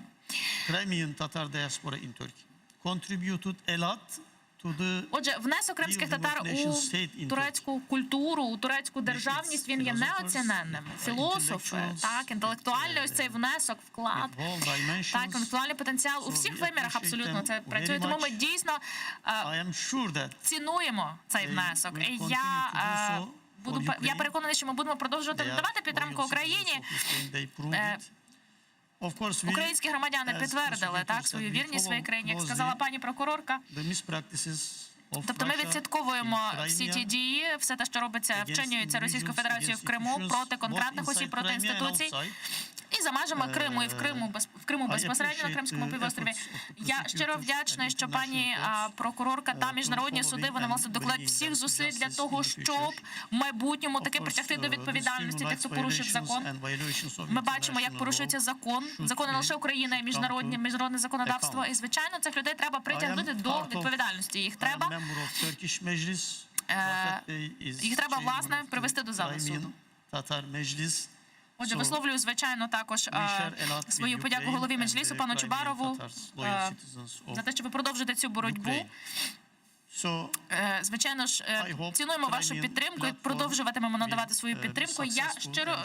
Я впевнений в тому, абсолютно щиро, що досягнете ви своїх цілей, що Крим таки повернеться до України у всіх контекстах. І рік за роком, я думаю, що буде більше і більше в нас приводів для оптимізму. Дякую. Які паралелі, так, якщо взяти історичні паралелі, от Туреччина і Україна, так, Ахмет Йилдиз, коли він сказав, що діаспора кримсько-татарська зіграла таку от потужну роль у державотворенні турецькому, я думаю, про цих людей, чоловіків, жінок з Криму, так, кримських татар, татарок, які наразі українську незалежність відстоюють і виборюють, і вони розбудовують державу, власне, незалежну автономну державу, Україну. І їх треба згадувати частіше, їхні імена. Ми повинні поширювати ці знання, цю інформацію про інших українців. І, звичайно, ми повинні більше розуміти, що відбувалося раніше, розуміти історію, ми повинні розуміти для себе, чому така велика кількість нащадків кримських татар у Туреччині наразі проживає, тому що Туреччина була тою країною, скажімо так, яка відреагувала першою, коли Росія окупувала Крим. Отже, в нас є член парламенту, який доєднається до нас в онлайні. Отже, пан Морісон. 11-21 роки він, власне, обіймав посаду судді Міжнародного кримінального суду. Пан Морісон, чи суддя Морісон, він одразу за вами, до речі. Так, він саме там, він не десь там, знаєте. Так, саме тут я є. Ось, чудово, ми його знайшли. Mr. Morrison, from your experience, Пане Морісон, з вашого досвіду, які є шанси, яка є ймовірність того, що Росія буде покарана, притягнута до відповідальності, наприклад, за демографічні зміни, чи, скажімо так, безпосередній вплив на етнічний склад населення в Криму, чи буде вона притягнута? І які, власне, перспективи є в Україні, якщо брати контекст Міжнародного кримінального суду? З урахуванням того факту, що Україна ще не ратифікувала Римський статут, і якщо 5 хвилин ви вкладетеся, буду дуже вдячний. Дякую за те, що запросили. По-перше, подякую вам. Отже, дуже важливо, власне, чітко сказати вам, по-перше, що я колишній суддя, я вже не обіймаю цю посаду, наразі я не є суддею Кримінального суду міжнародного, і я буду говорити, власне, висловлювати суб'єктивну свою думку, яка в мене є, як думка людини, думка правника, не буду представляти зараз я тим, що скажу. Міжнародний суд кримінальний, перше, що я хотів би сказати, це таке узагальнення для початку, але мені здається, тут треба зрозуміти, я не історик, розумієте, я не маю історичної освіти, але коли ви подивитесь на історію взагалі світу, глобальну історію, так, світову, то це історія вторгнення і колонізації по суті. Зрештою, майже кожна нація або ж колись була колонізатором, або ж її хтось колонізував, так? І в певний момент свого існування так було. І це передбачає також, і Британія свого часу теж входила так ось у цю гру. Ми також брали участь у тому процесі, всі ви це знаєте. Чи ви чуєте мене? Yeah, we hear you. Дякую. Отже, я б взяв безпосередньо суть ось цього історичного потоку. Так, колонізація завжди добігає свого кінця як процес. Світова історія це показує. Тобто швидкість, зрештою, має значення. Це критичний фактор. Особливо, якщо ми говоримо про Кримський півострів з вами сьогодні. Але ми зараз живемо у світі, де інформаційні потоки літають зі швидкістю світла. Розумієте? У нас все дуже швидко поширюється. І набагато простіше передавати меседжі, повідомлення і, скажімо так, за дуже короткий час їх легше готувати. Це має як позитивний, так і негативний вплив. Те, що сказав мій латвійський колега, хочу, власне, до того звернутися. Ви повинні бути стійкими і ніколи не взагалі здаватися на півдорозі. Я це кажу своїм студентам, які вчаться у мене в міжнародному праву, так? Якщо в них є мрія, я кажу, що можливість працевлаштування обмежена, а якщо ви мрієте, то, будь ласка, тримайтеся за мрію. І якщо ви це будете робити, то ви, зрештою, дістанетеся свого пункту призначення, який ви собі встановили. Але закон має бути поза політичними чи національними якимись емоційними контекстами.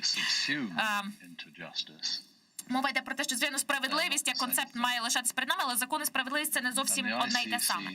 І кримінальний суд міжнародний працює з індивідуальною відповідальністю кримінальною, так, не з державною, не на рівні національному, на рівні держави. Хоча на практиці все це взаємопов'язано, ми це бачимо, зрештою. І деякі люди плутають і вважають, розуміється так, що міжнародний кримінальний суд, він буде встановлювати справедливість на такому рівні, але це складна ситуація. В нашого суду, звичайно, є такий потужний мандат, але це невеличкий суд. Фізично це невеличкий суд. Десь 18 суддів у нас є і 3 зали, фактично.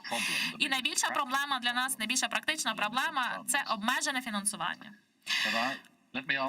Але я відповім на запитання, що найкраще я спробую це зробити. Мені здається, дуже було б варто очікувати, що, звичайно, отримає схвалення Україна, коли новий прокурор наш прийме рішення про те, щоб отримати дозвіл на подальше розслідування. Одна з проблем, які можуть виникнути в цьому процесі, це бюджет. Знову ж таки, тобто процедура, вона може йти далі, але от бюджет – це може бути проблема. Таке може статися, бо в суду невеликий бюджет, є дуже багато таких факторів, які на це впливають.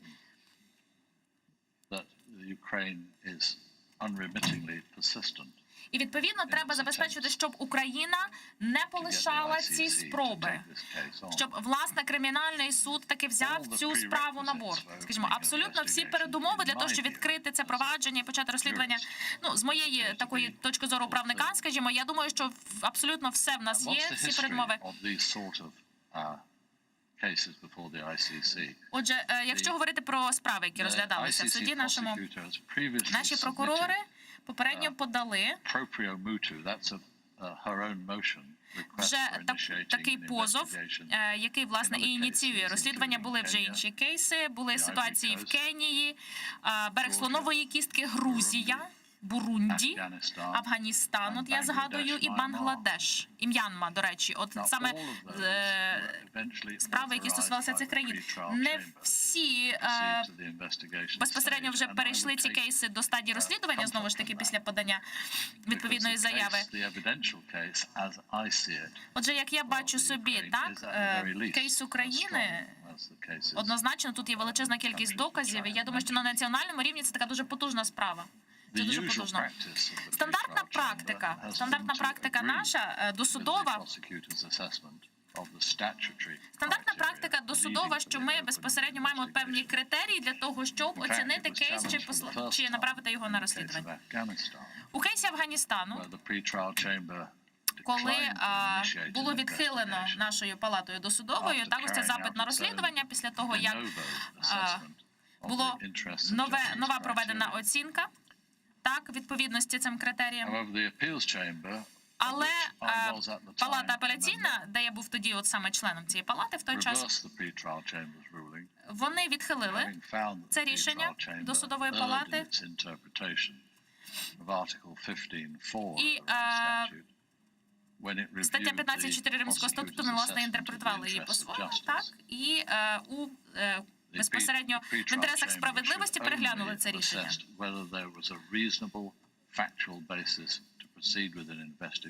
Тобто переходити до розслідування до судова палата може тільки тоді, коли є дійсно докази і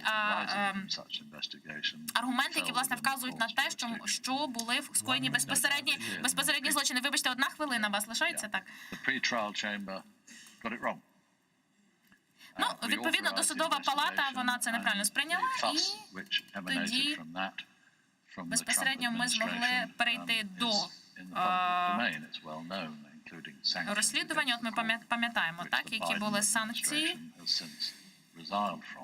які зняла адміністрація Байдена, пам'ятаємо ці накладені Трампівською адміністрацією санкції.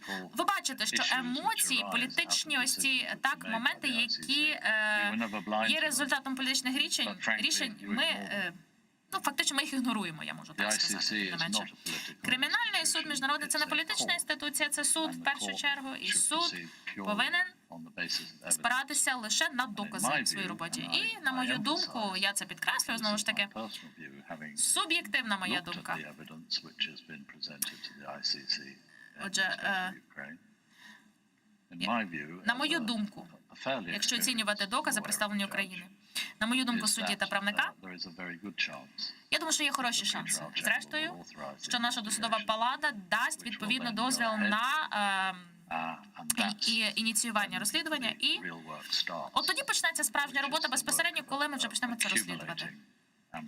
Коли буде процес збору та представлення дійсно ґрунтовних доказів. Дякую. Ви, власне, навіть випередили мене з моїм запитанням щодо доказів. Ну, що я можу сказати? Ви вже, може, за посадою не суддя, але правником ви лишаєтеся завжди. Дякую щиро. Так, у нас все ще є 12 хвилин, ми зможемо з вами рухатися далі. У цій панельній дискусії зараз хочу поставити запитання щодо того, що ми почули від пана Чубарова на початку його промови. Мова йде про відновлення чи навіть про власне таке, скажімо так, визначення національної автономії територіальної для кримських татар. От давайте про це поговоримо. Ми чекали занадто довго з вами, і пан Чубаров нашу увагу звернув на це. Скільки ще чекати? Скільки ще потрібно чекати? Розумієте, чи може зараз, як власне зараз той момент, коли треба вже маніфест навіть такий подати, так? Дати можливість от тим, хто перебуває в вигнанні, представникам кримських татар, дати їм можливість вже сформувати певний фундамент, що коли ми звільнимо Крим, щоб було безпосередньо кому туди зайти, так, як владі. І пан Чубаров, і всі ті, хто мають право і хотіли б, так, зрештою, потім після деокупації, от, увійти туди як повноправні лідери. То, можливо, саме час це робити? Дивіться, пані Анна Фатига дуже чітко сказала про те, що наскільки цей прийнятий закон про корінні народи, статус кримськотатарського народу, наскільки це є ефективним ключем до деокупації Криму. Я хотів би трошки в цьому аспекті продовжити, бо питання самовизначення кримських татар у складі української держави у формі, як вони самі це бачать, і та форма повністю відповідає, вона повністю не несе жодних там загроз щодо територіальної цілісності української держави у формі національної територіальної автономії. Це питання тепер от нашої ситуації, коли Крим окупований Російською Федерацією. Це не є питання лише історичної справедливості, хоча це для нас дуже важливо. 50 років майже кримські татари боролися за повернення на свою землю, маючи два гасла, два лозунга. Це повернення і відновлення. Тобто відновлення автономії і можливість вирішувати свою долю на власній землі. І от ситуація російської окупації це повністю відповідає і інтересам і деокупації, і інтересам укріплення української держави вже в деокупованому Криму. Проще кажучи, переформатування статусу кримської автономії, статус національної територіальної автономії, це з однієї сторони це реалізація кримськими татарами свого права на самовизначення, що є природним і ніхто тут не може заперечувати. Це перше. Друге, що під час цього переформатування забезпечується через відновлення прав кримських татар, укріплюється дотримання прав всіх людей, які живуть в Криму. Ви не можете відновлювати права чисельної меншості, бо кримські татари є чисельною меншості, і при цьому не дотримуватися прав інших, не встановлювати рівність. І третє – це укріплення української державності на Кримському півострові. Президент України буквально десь тиждень тому в своєму інтерв'ю на острові Зміїний говорив про те, що він вважає, що саме в межах Кримської платформи має бути напрацьований, узгоджений, як він сказав, з кримсько-татарським народом єдиний варіант, і ми можемо його розглянути. Я знаю, на сьогодні є різні варіанти, в тому числі підготовлені робочою групою Конституційної комісії України. І я думаю, що ми і тут вже виконуємо і побажання президента, і наше це бачення в межах Кримської платформи. Я думаю, що ми буквально найближчі місяці ми дамо президенту той варіант, який, як на мене, буде абсолютно влаштовувати всіх. І державу, і жителів Крима, незалежно від їх національності, і самих кримських татар. Ойрис Калниш просить на слово, і мені так само хотілося би дещо більше заглибити це питання про те, що вони лише сказали про те, що Крим – це Україна, але й що і Україна – це Крим.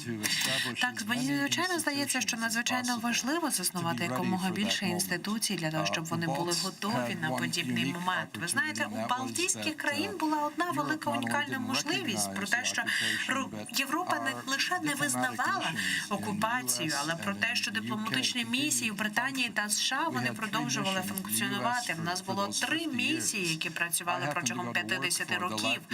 Я працював у латвійській делегації за рік до незалежності. Я був той день, коли ми відновили дипломатичні зв'язки з Латвією та Штатами, і наше представництво стало посольством. Тож насправді нам необхідно працювати над юридичною зміною. І, здається, це надзвичайно важливо, щоб у вас були люди та інституції. Тож, коли у вас настане час, ви вже будете готові для того, щоб проводити подальший рух і розвиток. Так, дуже вам дякую. Буквально 1 хвилинка. Ви зазначали про те, що ми завжди маємо пам'ятати про те, що Крим – це Україна. І це надзвичайно важлива для нас думка зараз. Але ви теж згадували про те, що Україна є Кримом також. Власне, не всі люди це чітко усвідомлюють. Можете пояснити, що ви мали на увазі? Ви знаєте, це цікавий момент. Мені здається, що перш за все це гарно працює як певний слоган, як певне основне повідомлення, але з іншого боку, наскільки я розумію, що українцям дуже важливо розуміти, що Крим – це невід'ємна частина України, це частина української ідентичності і завжди була. І зараз я це бачу навіть більш активно, тому що в будь-якому разі, я думаю, що зараз навіть ця окупація, вона може ще більше посилити цю ідентичність в межах України і в межах Криму. Дякую вам. Пані Втиго, плиз, будь ласка. Так, дуже дякую. Теж дуже дякую. Я абсолютно переконана, що не лише Кримська платформа, але і громадяни України, вони мають мати дуже чіткий проєкт, дуже конкретне чітке бачення деокупації, про яку ми говоримо. Я переконана, що ми лише почали подібну діяльність, подібний рух в цьому напрямку. Я переконана, що насправді, ймовірно, нам треба створити якомога більше інституцій, як тільки можливо, для того, щоб залишити Крим в межах України також, тому що ми боремося за територіальну цілісність України. І це для нас цілком очевидно. Ми не визнаємо незаконну анексію Криму, але ми маємо пам'ятати тут. Дозвольте мені зробити одну ремарку. І я як чинна політикиня, як людина, яка активно працює на міжнародній арені, в політичній сфері. Є зіткнення певних інтересів, є активні дебати і протиріччя між двома принципами, принципами міжнародного права, між питанням територіальної цілісності, які ми настільки підтримуємо в своїй діяльності, а також певних політик Російської Федерації та їх стратегії і Радянського Союзу також. Раніше це використовувалася доволі проста процедура захоплення території на початку, потім використовуючи етнічні чистки і промоція і підтримка, так би мовити, самовизначення на цих територіях. Таким чином заселяючи ті території відповідними людьми, а потім уже відтак підтримуючи самовизначеність цих людей, але водночас утримуючи контроль над цими територіями. Насправді, дуже часто через цю стратегію це може бути складно для будь-якого уряду, самоврядування, центрального уряду чи уряду у екзилі. Насправді, це дуже сильно може ускладнювати проведення дискусій про деколонізацію. І так само, зважаючи на те, що Росія інвестує, розбудовує інфраструктуру в цьому регіоні, те, що вона намагається контролювати потоки сировини, забороняючи свободу пересування та навігації, зокрема в Азовському морі. Тож ми маємо подбати про значну кількість різноманітних питань, які знаходяться поміж основними питаннями територіальної цінності України. Але я погоджуюся, що це має бути чітко визначений план ще до того, як почнеться деокупація. Тому що на пізніших етапах це буде вже складніше втілювати, особливо коли ми говоримо про міжнародну політичну ситуацію. Дякую, пані Ірино. Розвинути і підтримати європейських колег, і розвинути ваше питання щодо Римського статуту. Я не можу говорити зараз як політик і давати оцінку автономіям як політик, але як юрист і як прокурор ми можемо говорити безпосередньо про плани і дорожню мапу. Це дійсно дуже важливо, щоб розуміти, якими юридичними інструментами ми володіємо, які в нас процедури. Повертаючись, я зараз знов-таки абсолютно свідомо не буду рухати питання автономії кримсько-татарського народу, хоча я вважаю, це інструмент і може бути дуже потужний юридичний інструмент. Повернемось до Римського статуту. Тут, наші дорогі друзі і колеги, ми маємо з вами розуміти, ми прийшли в Міжнародний кримінальний суд. І абсолютно правильно пан суддя, бувший суддя, але бувших суддів не буває, сказав, що не треба плутати Міжнародний кримінальний суд і суд правосуддя. Це різні інституції з різними можливостями. ICC, Міжнародний кримінальний суд, потужний суд, засада діяльності кримінального суду, куди ми прийшли і куди ми вже подали 12 повідомлень, де в нас був прокурор Бенсуда, і зараз у нас новий прокурор Хан. Ми прийшли туди, в нас є там справи. Але ми не ратифікували Римський статут. Друзі, це цікаво. Якщо ми заходимо в компетенцію Міжнародного суда, де засада діяльності Римський статут. Питання, чому ми його не ратифікуємо? Це я зараз звертаюся безпосередньо до своїх співвітчизників і громадян. Да, в нас є постанова Верховної Ради 2018 року, якою ми віддали компетенцію і можливість юрисдикції Міжнародного кримінального суду розглядати ці справи. Але віддаючи цю компетенцію, друзі, ми себе позбавили можливості. призначати прокурора, призначати суддів, брати участь в регламентації певні. Ну, це дивно. В нас є внутрішня дискусія в суспільстві, і ми маємо не боятися цю дискусію піднімати. Що якщо ми переходимо в міжнародні інституції, то ми десь боїмося, що міжнародні інституції будуть переслідувати наших військових. Але чекайте, в нас є ДБР, в нас є Національна поліція, в нас є Служба безпеки України, яка таким чи іншим способом якраз займається безпосередньо злочинами, які передбачені Кримінальним кодексом, безпосередньо щодо злочинів, скоєних військовими. Чи ви думаєте, що Україна зараз не розглядає ці злочини? Розглядає. Але знов-таки, коли постанова Верховної Ради нібито обмежила в своїй назві злочини, скоєні посадовцями Російської Федерації, ватажками ЛНР, ДНР, знов-таки, чи ви думаєте, що міжнародні інституції за правилами міжнародного права будуть обмежуватися міжнародні прокурори, якщо вони йдуть в своєму розслідуванні? Не будуть. Тому краще йти справедливо і довіряти міжнародним інституціям і бути партнерами, ніж чекати, коли воно буде розрішуватися якось без нас. Це неправильно. України без України не може бути. Дякую. І Україна не може бути і без Криму. Україна без України неможлива. Україна без Криму неможлива також. Це, мабуть, парадоксальне, але насправді певним чином абсурдне твердження. Гаразд, можливо, чи є в нас ще коментарі? Давайте, може, передамо слово пану Морісону. Чи у нас є ще буквально хвилина? Так, гаразд.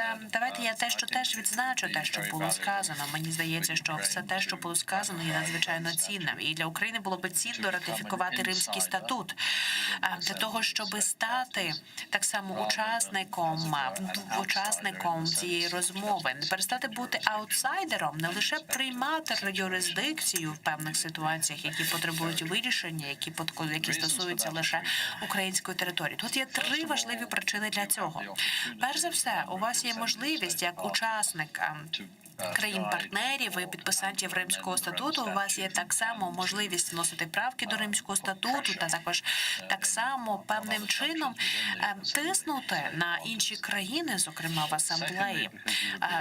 По-друге, через те, що ви будете мати фінансовий внесок, ви так само будете підтримувати існування МКС в такий спосіб. І по-третє, це питання так само людської природи загалом. Якщо суд має обмежений бюджет, і в нього є вибір між тим, щоб працювати з певною ситуацією, яка походить від країни, яка є учасницею асамблеї країн, чи та, яка не є учасницею асамблеї країн-засновників, тому, я думаю, психологічно у вас буде значно більш потужніша позиція, якщо ви знаходитеся всередині цієї асамблеї, оскільки таким чином ви зможете переконувати суд використовувати обмежений бюджет для того, щоб пріоритизувати ваші справи. Мені здається, це важливе, психологічне та практичне питання. Дуже дякую, дуже вам дякую. Перепрошуємо, маємо вже згортати це. Будь ласка, 30 секунд для пана Ахмеда Юніса. Дуже дякую вам за слово. Дійсно, протягом цих 7 років, що Україна дізналася, що Україна показала свою відданість громаді кримських татар, відданість Криму загалом. Тож мені би так само хотілося наголосити деякі інсайти щодо цього питання, тому що ми дійсно дуже активно, Україна підтримувала це питання, піднімала це питання на міжнародній арені. Це визнається так само міжнародною спільнотою частково. Це українське питання, звичайно. І солідарність України дуже важлива. І мудрість, яку Україна здобула протягом цих 7 років, я сподіваюся, що їй достатньо буде для того, щоб вирішити це питання надалі. Ми продовжуємо, як і протягом цих 7 років, продовжувати співпрацювати з меджлісом кримських татар, української держави та лідером меджлісу паном Джемілєвим. І, звичайно, ми маємо ще далі залучати все більше зусиль, залучати все більше сторін, все більше людей, які так само підтримують нас за кордоном. Ми маємо залучати їх до цієї роботи. І наразі ми вже маємо сказати всім правду. тому що ми маємо їм сказати її одразу напередодні будь-яких подій, тому що наразі у нас з вами є дуже великий, важливий ворог, і це нам дуже допомагає зібратися разом. Але коли ворог піде, коли Крим знову буде в Україні, ми маємо дуже чітко визначати, на що ми погодилися, яких результатів ми досягли, і ми маємо далі дотримуватися тих угод. І не казати, тоді були інші часи, зараз ми зовсім іншій ситуації. Важливо, що те, що було обговорене, має бути втілене в життя. Що, власне, слова, вони мають бути перетворюватися на дії, майбутнє буде світлом незалежно від будь-чого. Дуже вам дякую за участь в цій панелі. Це завершує нашу першу панель. Мені дуже хочеться подякувати так само синхронному перекладі, власне, перекладачам, які перекладали з англійської на українську. Це було дуже добре. Дякуємо вам.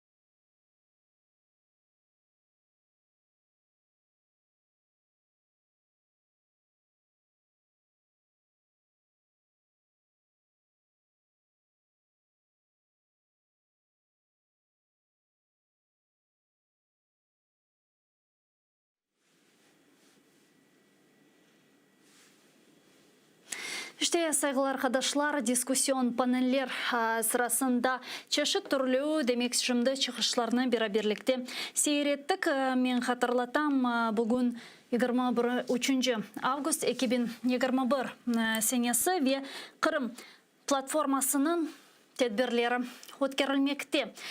Demek diskusyon paneller şimdi va'da etganimiz gibi o'tkaziladi. Ular 4 bölükке bölünelер ve 4 kısımdan ibaret olgan bu diskusyon panellerde çeşit türlü çıkışlarını dinledik. Misal olarak bu sonki 1,5 saat içerisinde o'tkazilgan diskusyon panellerde Kırım Tatar halkımızın temsili organının yolbaşçısı, yani Milli Meclis Reisi Rifat Ağa Çubarov çıkışta bulundu. Sonra ondan gayrı Ukrayna Dışişleri Nazirinin birinci muavini ve Kırım platforması için, Kırım platformasının çalışması için çok büyük çaba sarf etken ve işler alıp bargan Emine Hanım Джепар çıkışta bulundu. Sonra Irina Venediktova, Ukrayna'nın baş genel prokuroru o'zining çıkışında bulundu. Sonra ondan da gayrı çeşit türlü diğer demek temsilciler, hususan demek Kırım platformasına teşrif buyurgan heyetlerinin temsilcileri çıkışta bulundular. Anna Fotkia, Ahmet Yıldız, Howard Morrison ve Ojer Skalnins degen böyle çeşit türlü Latviyadan, Türkiye'den ve diğer heyetler temsilcileri hususan Polonya'dan çıkışta bulundular saygılar arkadaşlar. Biz ise yayınımızga devam edemiz. Şimdi 15 daha va'da etkenlerine göre 15 daha böyle küçük bir coffee break olacaktır. Sonra ise Kırım platformasının növbetteki diskusyon panelleri devam edecek. Anda çeşit türlü diğer temsilciler müzakere edecekler ve çıkışlarda bulunacaklar. Hem Emine Hanım Джепар, hem Polonya'dan, Amerika Birleşken Devletleri'nden George Kent çıkışta bulunacak iken, sonra diğer NATO temsilcileri ve Almaniyadan temsilciler ve çeşit türlü diğer musafirler de çıkışlarda bulunacaktır. Men hatırlatam ki biz canlı yayında çalışamız saygılı dostlar ve Kırım platformasına bağışlangan tedbirlerini yayınlarımızda aydınlatmaktayız. Aytkanım ki biz şimdi böyle diskusyon paneller ötkərili Kırım platformasına bağışlangan ve anda çeşit türlü çıkışlarda bulungan insanlar mevcuttur. Şimdi küçük bir teneffüsten sonra biz bu panellerini gösterecekmiz. Anda küçük böyle bir şimdi teneffüske geçtiler ve ondan sonra diskusyon paneller sırasında kaydetkenime göre insan hakları boyunca sualler, yani işgal etilgen Kırım'da insan hakları boyunca sualler, sonra insan hakları militarizatsiya, Kırım'ın reintegratsiyası ve deokupasiyası. Geliniz beraberlikte şimdi nevbetteki müzakerelerini beraberlikte dinleyik. İşgal etilgen topraklar deokupasiyası ve reintegratsiyası boyunca nazir ve baş nazir muavini Alexey Резиков çıkışta bulunu. Buyurunuz. Я пропоную такий контекст сьогодні. Що саме ми сьогодні будемо з вами розглядати?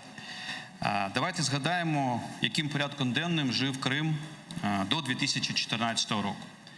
У якості візуального такого образу я вам пропоную уявити собі круїзний лайнер біля Ялти, тому що до початку цієї тимчасової окупації Крим був територією миру. І відкритою, цікавою для світу завдяки своєму різноманіттю, поєднанню різних культур, фантастичної природи, історії кількох цивілізацій. Російська окупація все змінила. З круїзного лайнера півострів перетворився на авіаносець адмірал Кузнєцов, з якого здіймається стовп чорного диму. Все, що відбувається на півострові зараз, описується словами «мілітаризація» та «воєнний злочин». Дії Росії у Криму – це, по суті, облаштування військового плацдарму, з якого здійснюється експансія. З опорою на захоплений Крим Росія вже де-факто окупувала Азовське море, намагається окупувати весь простір Чорного моря, здійснює військові операції на Близькому Сході, в Африці, посилює тиск на Балкани.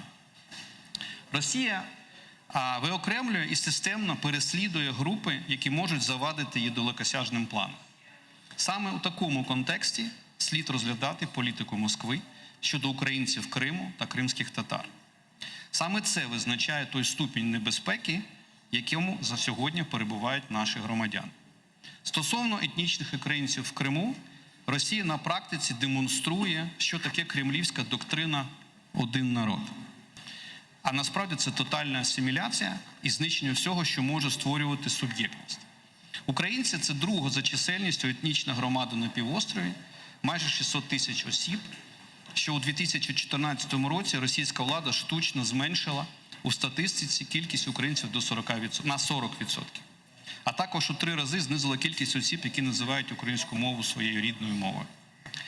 На сьогоднішній день знищено українську та україномовну освіту, українську мову де-факто заборонено у публічному просторі, знищено українські медіа, громадянські та політичні осередки, замість них створені імітаційні структури для трансляції російських наративів. Українських активістів, журналістів переслідують, кидають у тюрми за сфабрикованими справами. І я впевнений, що шановний представник Радіо Свобода зупиниться на історії Владислава Єсипенка. Під постійним тиском знаходиться громада Православної церкви України. Тобто порушені усі можливі права на освіту, на свободу слова, на свободу совісті і, нарешті, на особисту безпеку та життя. Українці, які відмовляються бути єдиним народом, перетворюють на шпигунів та терористів. Кримських татар також складно зобразити як частину одного народу. Тому до них застосовуються також форми дискримінації за етнічною та релігійною ознакою. Незгодні миттєво стають екстремістами. Про це детальніше говорили колеги і на іншій панелі, як і про те, що Росія свідомо змінює склад населення, що прямо визначено як воєнний злочин. Таким чином, на півострові йдеться про системний конфлікт. Військові бази проти громад, проти осіб, що сприймаються тими окупантами як загроза. Замість миру і розмаїття – війна, один народ, гетто для інших. Це те, що Росія робить прямо зараз. Фактично, це, по суті, форма геноциду. І не варто перебувати в ілюзії, що м'яке ставлення до окупації Криму дозволить залучити Росію до якоїсь там коаліції. Це не реал-політик, як кому, можливо, здається. Це самообман. Такий підхід зруйнує будь-яку коаліцію. Адже агресор, який не отримує відсічі за ігнорування правил, він буде йти далі. Які мотиви у Росії зупинятись, якщо... It's rather new brand office, and it's very important that this is his decision and that this office is situated just in the city center. So you see the governmental quarter just near Verkhovna Rada, near the office of the president, near the cabinet of ministers, so that the Crimean issue is high on the agenda for Ukraine, and it's just in the place where the decisions are being made or being done. And of course, for us, it's very important that this office is just near all the main governmental structures of our country, and currently we are 30. But we can have 45. So the maximum is 45, and I will talk a bit more about this inside the more into cities in Kiev, in Kherson.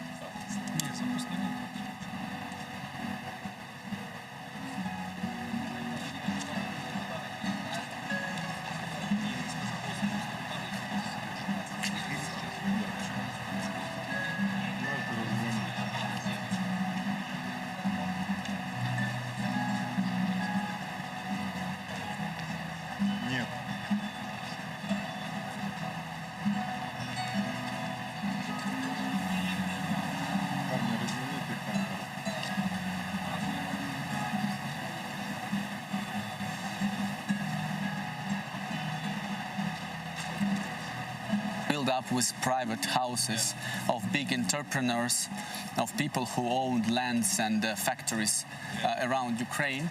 And this building was built in the end of 19th century. One of the owners of it was a person who was an entrepreneur who had some sugar manufacturing throughout Ukraine.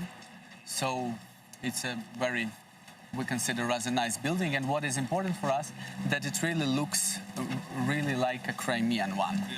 So we all remember the places, the buildings which were built in Crimea, so it really resembles them.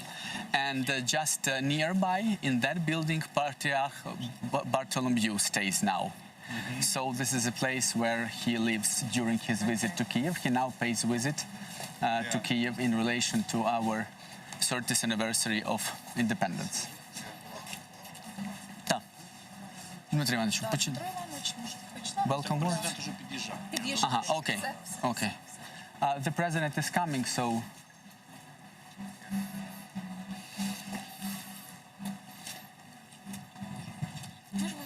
Ми кримчани. Можна. По-нашому можна. Що можна?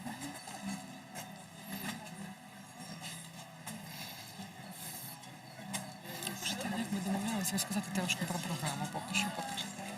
Що ми сьогодні прогуляємось нормально, так? Прогуляємось офісом, ми дочекаємось президента, скажіть, я коротко представлю вам офіс, ми прогуляємося, хочу познайомити вас з нашою командою, френдлі, як ви вмієте. Там відео готові вимикати, так? Угу.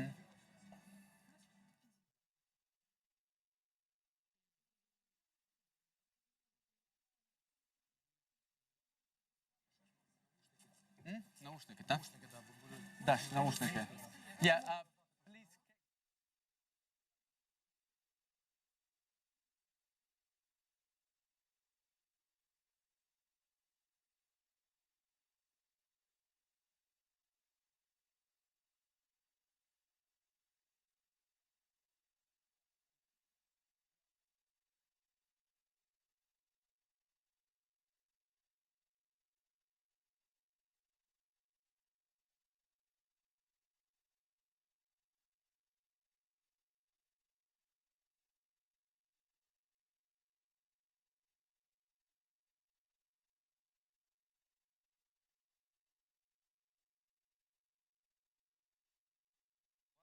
Вперше. Але російська пропаганда впливає і на Херсонщину. І щоб змінити цей вплив, ми започаткували новий проект, мета якого забезпечити в кожній оселі, в зоні ризику, тобто вдоль лінії дотику, вздовж адміністративної межі з Автономною Республікою Крим, доступ до широкосмугового інтернету та українського телебачення. Це стосується і півдня, і сходу України.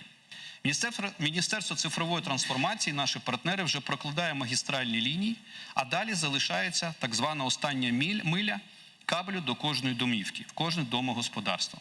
І це завдання наше на наступний рік.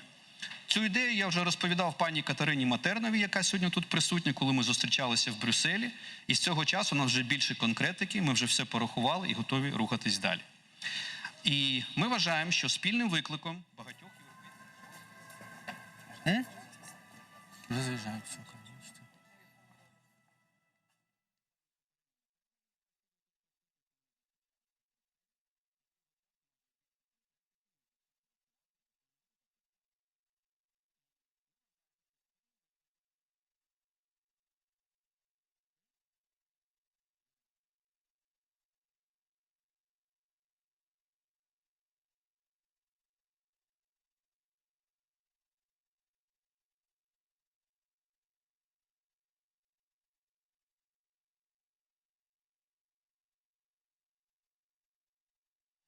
Так, Одразу до мікрофону.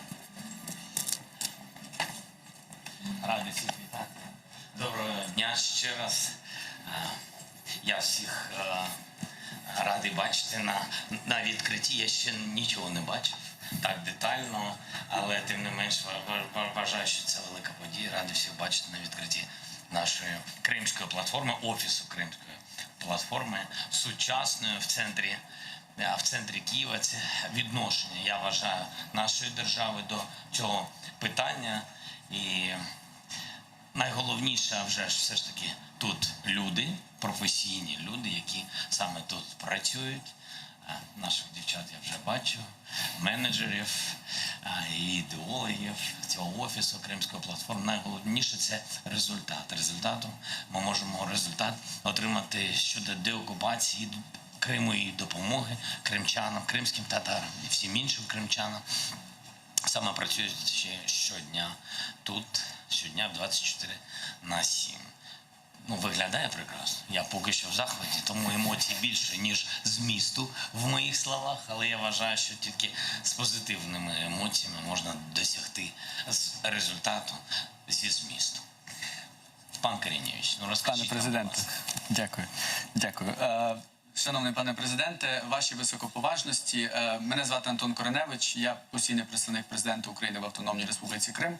І саме представництво президента України в Криму є тим органом, на базі якої засновано постійно діючий офіс Кримської платформи з ініціативи пана президента, його високоповажності Володимира Зеленського. Ми хочемо запропонувати вам для початку подивитися коротке презентаційне відео про цей офіс, про офіс Кримської платформи. The occupation of the Crimean Peninsula by Russia continues for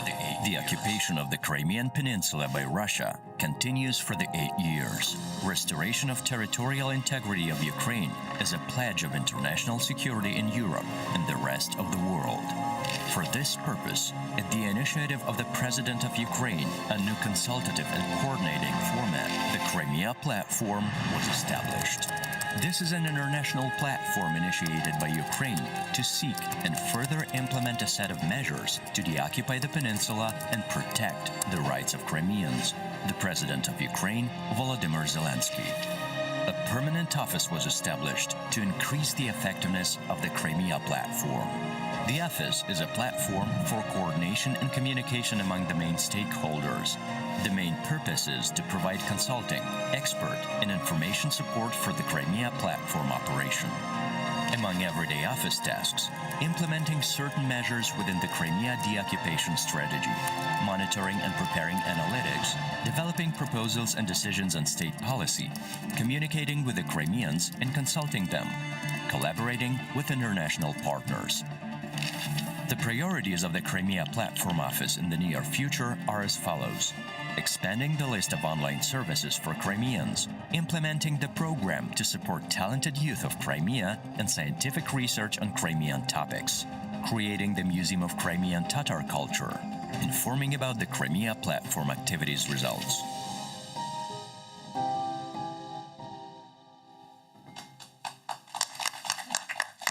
Шановні колеги, з повагою до вашого часу, ключові для нас меседжі – це ті, що в цій команді, в Офісі Кримської платформи, в представництві працюють кримчани. У нас є внутрішньо переміщені особи з Криму, зокрема мої заступниці Дар'я Свиридова і Таміла Ташева, для яких це не просто робота. Це справа життя, і це та справа, якій дійсно вони віддають всі свої можливості, весь свій час. Безумовно, ключове – це ті проекти, якими ми займатимемося, і Офіс Кримської платформи – це майданчик для координації та комунікації громадян України, які проживають в Криму, тих громадян, які перемістилися на підконтрольну уряду України території, іноземних держав і міжнародних організацій. Зокрема, провідними нашими завданнями є забезпечення консультаційного, експертного та інформаційного супроводу роботи Кримської платформи, реалізація окремих заходів зі стратегії деокупації та реінтеграції Криму, про яку шановний пан президент говорив сьогодні на установчому саміті, яку він підписав у вигляді свого указу, моніторинг та підготовка аналітики щодо ситуації в окупованому Криму, надання пропозицій та підготовка рішень для органів державної влади і, звичайно, обов'язково комунікація з кримчанами. Ми той орган, який вже зараз і, безумовно, в майбутньому буде постійно спілкуватися з нашими людьми. Це для нас, безумовно, дуже важливо. І ми вже зараз робимо важливі, на нашу думку, проекти. Зокрема, це зараз на етапі фіналізації, реалізації знаходиться проект спільно з Українським інститутом національної пам'яті, різними державними органами та громадськими організаціями, який полягає у тому, що буде створений веб-портал задля забезпечення щодо того, щоб знати правду про перебіг тимчасової окупації Криму. І на порталі буде представлена достовірна інформація про те, що відбувалося в Криму, починаючи з самого першого дня окупації у лютому 2014 року. Тож ми щиро сподіваємося, що ми тут будемо бачити вас, ваших колег, шановних послів і всіх тих, для кого цікаво та важливо буде працювати по тематиці Криму. Зараз дозвольте, пане президенте, запросити вас всередину, трошки показати цю локацію. Ми віримо, що обов'язково запросимо вас до нашого приміщення у Сімферополі чи Ялті, але поки що у нас такий чудовий офіс у Києві. Дозвольте. Yes, so please, Your Excellencies. So a small tour. A small tour. Yeah, in English. We are privileged. Yeah. Thank you. Thank you very much. Yeah. Be careful.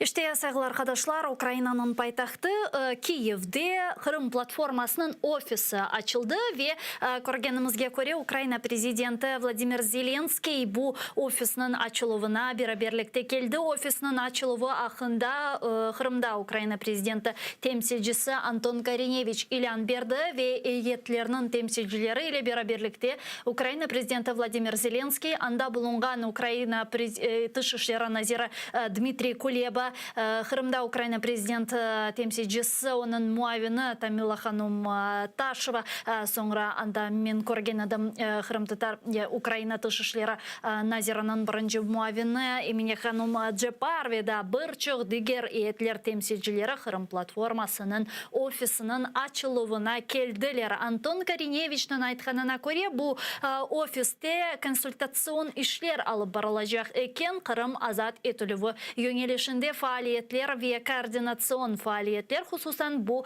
ofiste yapılacak eken. Aslında eğer ki böyle kenardan manzaraga bakacak olsak çok dülber görünüyor dep aytmaga mümkün. İşte manzara meni eşittiler galiba kelgenlerini işte gösterirler. Манзаранын не кадар диварларда ресимлер асылганны бираберликте көреміз. Антон Кариневич шымды мусафирлерге Кырым платформасының офисы насыл шекилде чалышачагыны аңлатта. Бу офисінің мақсатлары, амачлары, әрекетлері неден ибарет олачагыны аңлатмақта ве көстермекте. Мен бираберликте буларны сейретмеге теклиф еттем ки шу сырада кайдетмели ки дигер локацияда Кырым платформасының бойлы музыкерелер панеллері өткерілі, дискуссион панеллер деп айталар. Олар 4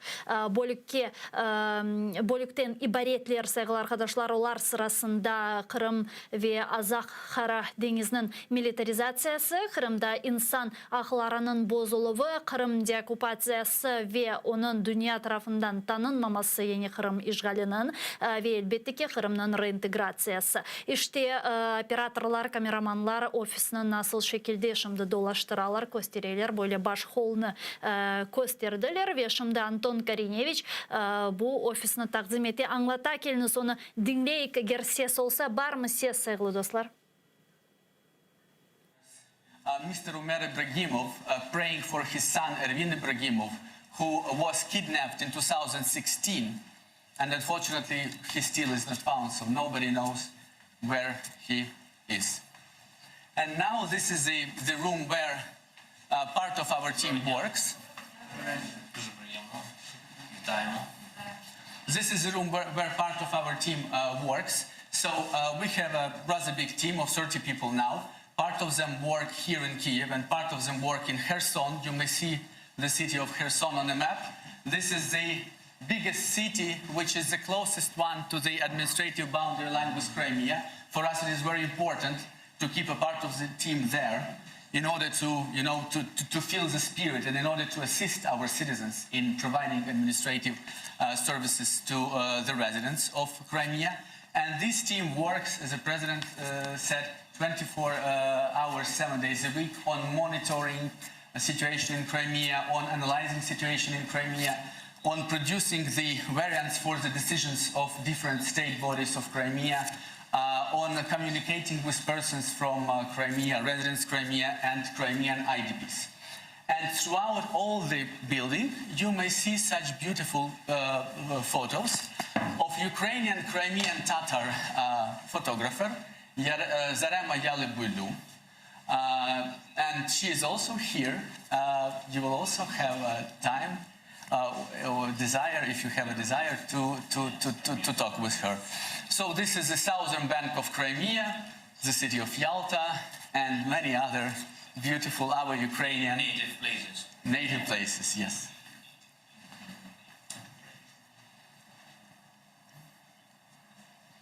So these people work in order to deoccupy and reintegrate Crimea, in order to return our Ukrainian flag there. Пане президенте, дозвольте. Показуйте. Дякую. Щасливо. Сосна.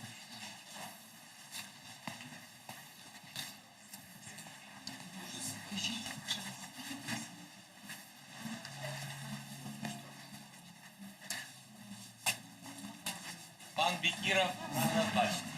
Зараз обов'язково до них підійдемо, пане президенте, та до наших кримчан. Наступний елемент.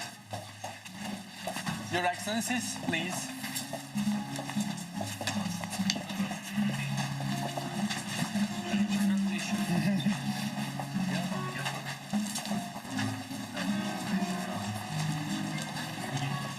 Я без мікрофону, да. Без мікрофона. Бігом. Mr. President, Your Excellencies, and this is quite an important element of our today's tour for us, because these are Crimean pine trees. These are the trees endemic to Crimean Peninsula. They grow there for hundreds of years, so they can grow for hundreds of years. And today... You're stolen. No. No, we are not like Russians. No.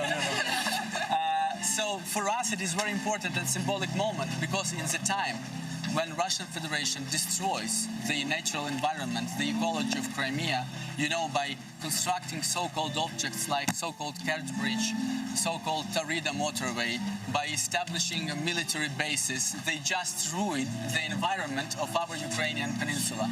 And it is very important for us that now here in Kiev, on the governmentally controlled territory, we can grow these trees in order to show our support to the environmental protection of Crimea. And of course, we will be happy to grow many more pine trees in our Ukrainian Crimea after our return there. So our team now, they are planting these trees or finalizing this process.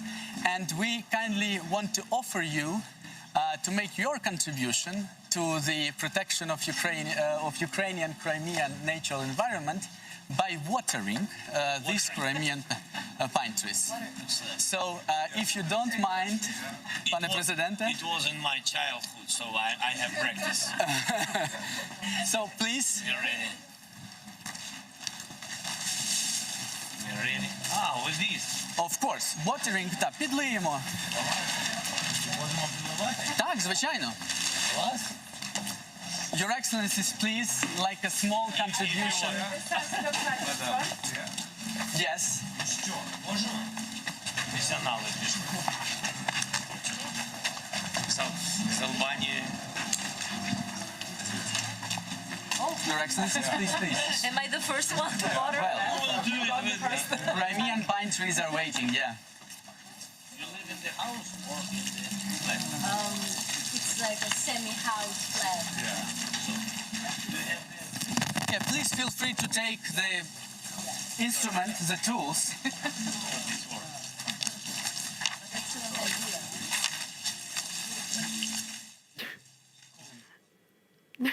Aslında bu da менде тарихи böyle bir resimler ve fotolar sırasına girecek saygılar arkadaşlar. Kırım Munaratını demek Ukrayna Prezidenti Vladimir Zelenskiy ve heyet temsilcileri beraberlikte suvardılar Kırım ofisi, Kırım platforması ofisi azbarında Kırım yeşilliklerini osurgenleri için böyle bir timsali dep aytmaga mümkün hareket yapıldı ama herhalde çok böyle kuvandırgan, duygulandırgan bir şey dep aytmaga mümkün. Hakikaten Kırım platformasının azbarında böyle deseler olup geçe ve Ukrayna Prezidenti Vladimir Zelenskiy көргенімізге көре көзлері парылдай, анда епсі ет темсілчілері, етлер Антон Кореневич böyle bir экскурсиялы бара, где Алим Алиев, Анифе Курсейтова, Гүлнара Ханым Алидинова, Бекирова мен көрем анда bulunmaktalar ve Kırım platformasının demek ofisinin takdim etілуіне келділер. İşte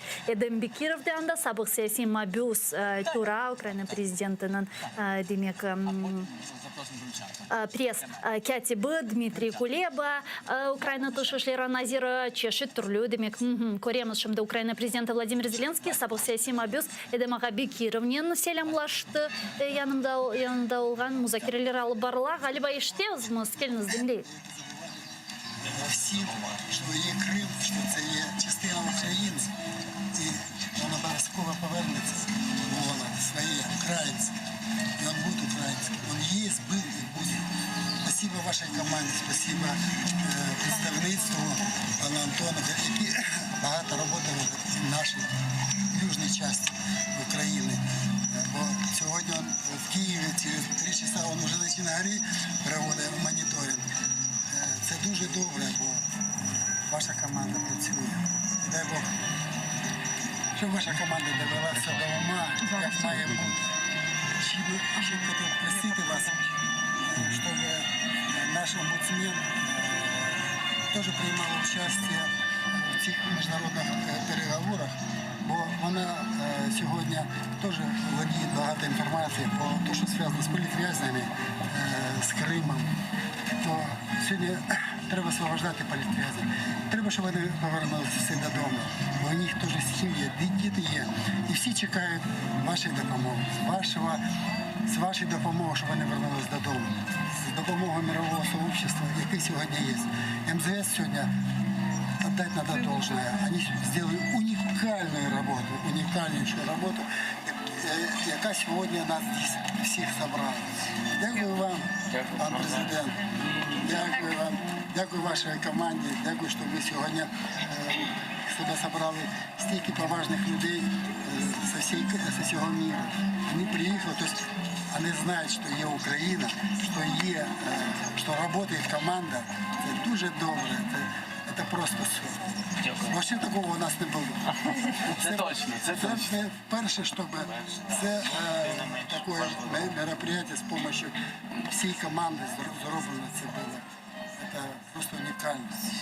Мы все чекаем финала всего.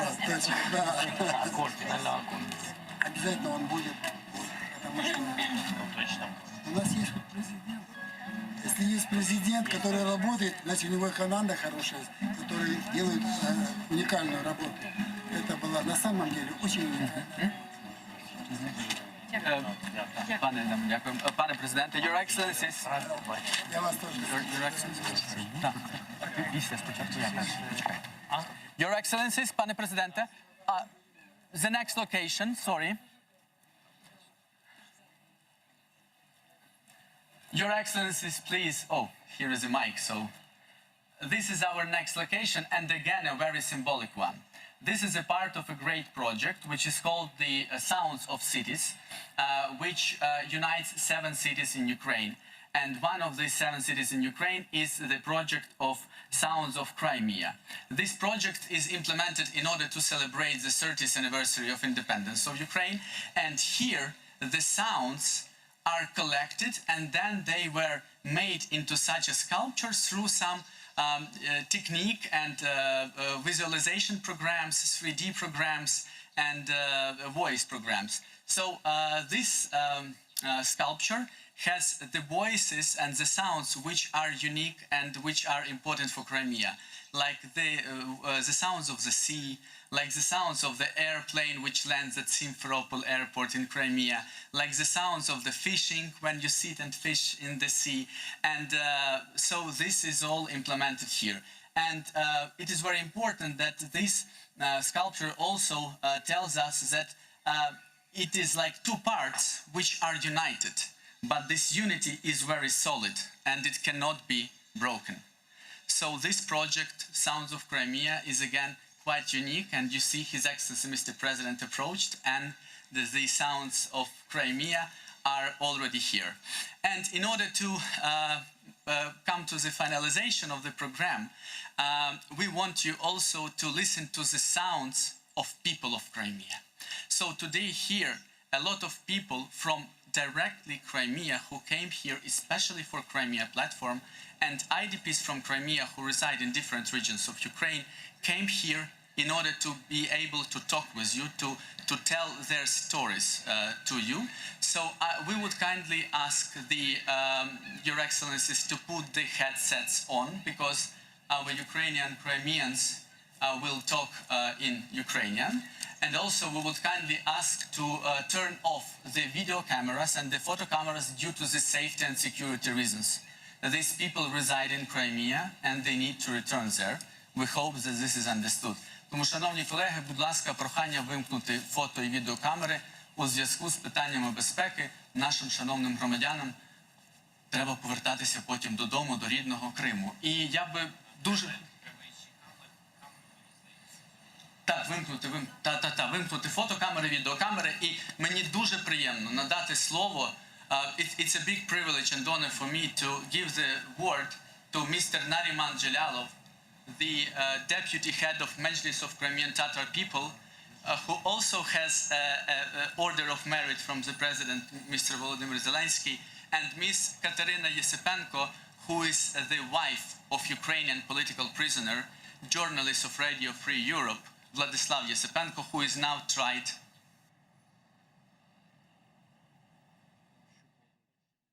Підвищувати поінформованість про Крим, будуть підносити Крим у переліку пріоритетів у порядку денному і будуть сприяти налагодженню контактів з деякими іншими міжнародними, зокрема, платформами подібної тематики, які займаються подібними викликами. Це може бути таким шляхом подальшої трансформації, подальшого руху Кримської платформи. Я згоден з вами щодо питання втоми від Криму, певно. Особливо у західній частині світу. Це питання дуже складно піднімати. Дійсно, спостерігається таке, знаєте, втомлюваність і втома від Східної Європи. Навіть Литва і держави Балтії теж є прикладами цього. Ми були тривалий час під окупацією радянською. Ніхто для нас платформи не створював такої, але, знаєте, 50 років стратегічного терпіння попри еліту радянську, російську, ми таки стали незалежною країною, ми стали членом ЄС, членом НАТО. Тобто я думаю, що, знаєте, це залежить від кута зору. Можливо, 7 років – це не дуже багато ще.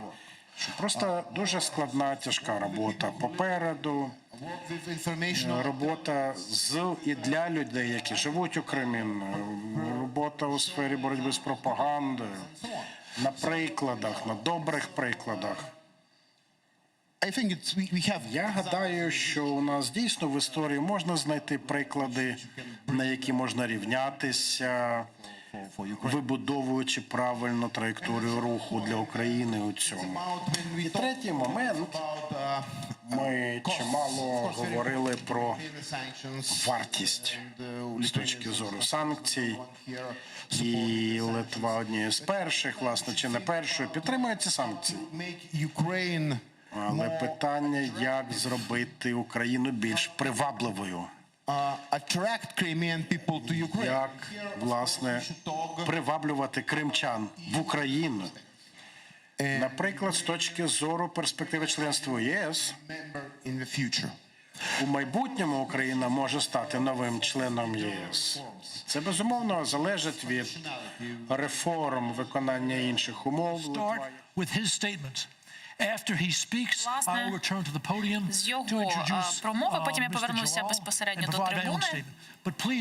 Але, будь ласка, якщо пан Коннелі зараз зможе через скайп чи через Zoom з нами поспілкуватися, то, будь ласка, вітаємо на цій панелі. Чудова можливість з вами побути, пане Коннелі. Передаю вам слово. Сподіваюся, що він тут.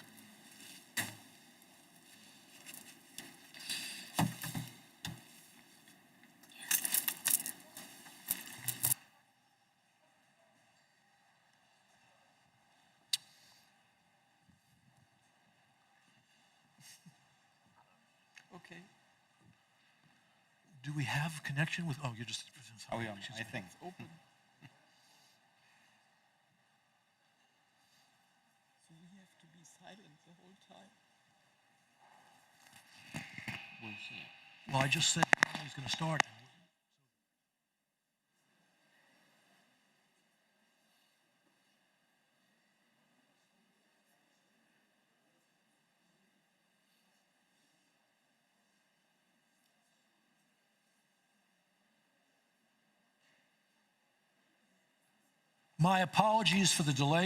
Вибачте за затримку. Ми зараз з паном конгресменом Коннелі намагаємося встановити зв'язок. Власне, розповім вам перед тим, як ми налагодимо зв'язок, що у нас тут буде відбуватися. Ну, почну, власне, заповню трошки час. Побуду конференції. Сьогоднішній захід, він дуже важливий, насправді, для всіх. І той, хто це, власне, придумав, хто виступив цією ініціативою, заслуговує на подяку. Пан Зеленський заслуговує на неї.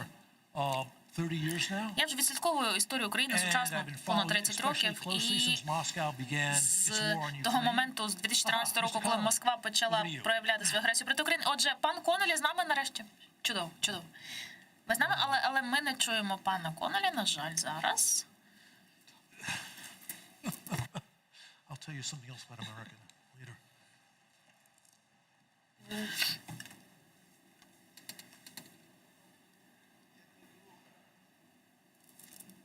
We have video, we don't have audio. Так, у нас є відео, проте немає звуку з якихось причин.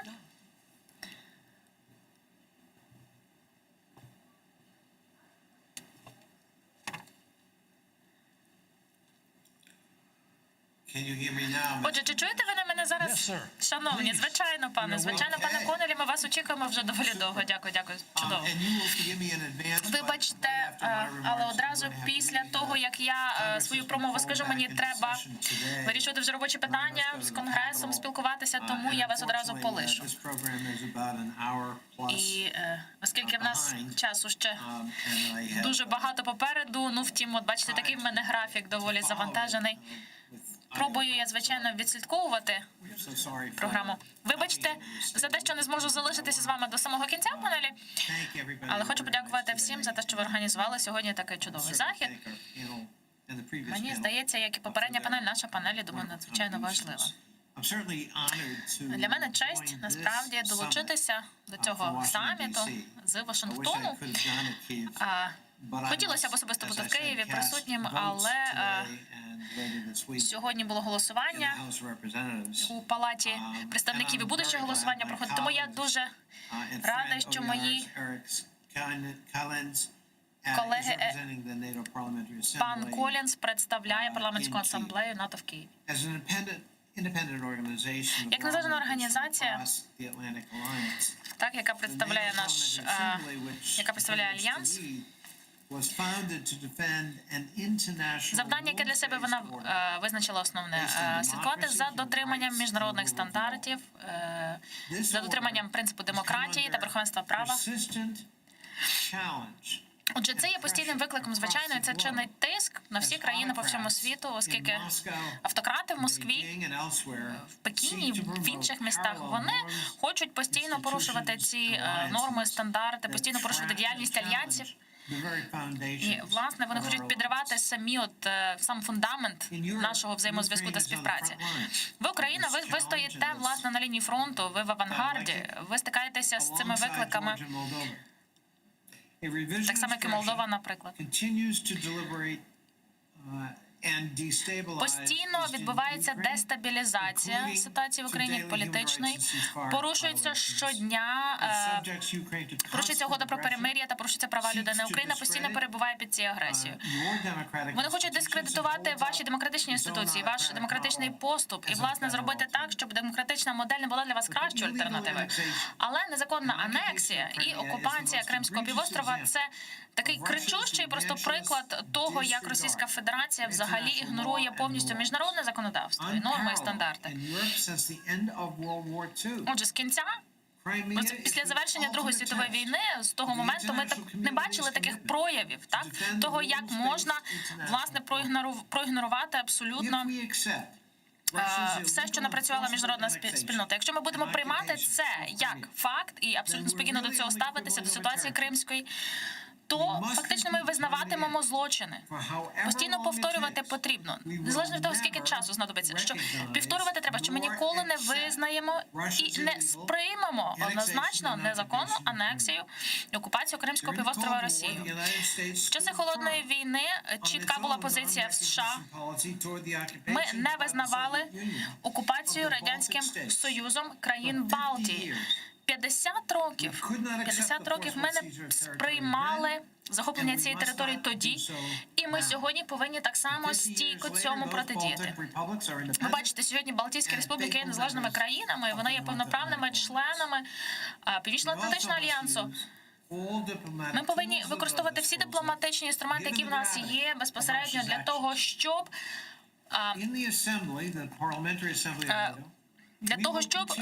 постійно демонструвати, власне, те, наскільки серйозно є порушення з боку Росії. Ми повинні засуджувати анексію. Ми повинні робити все для того, щоб Крим повернувся до миру, до процвітання, щоб це була суверенна, невід'ємна частина території України.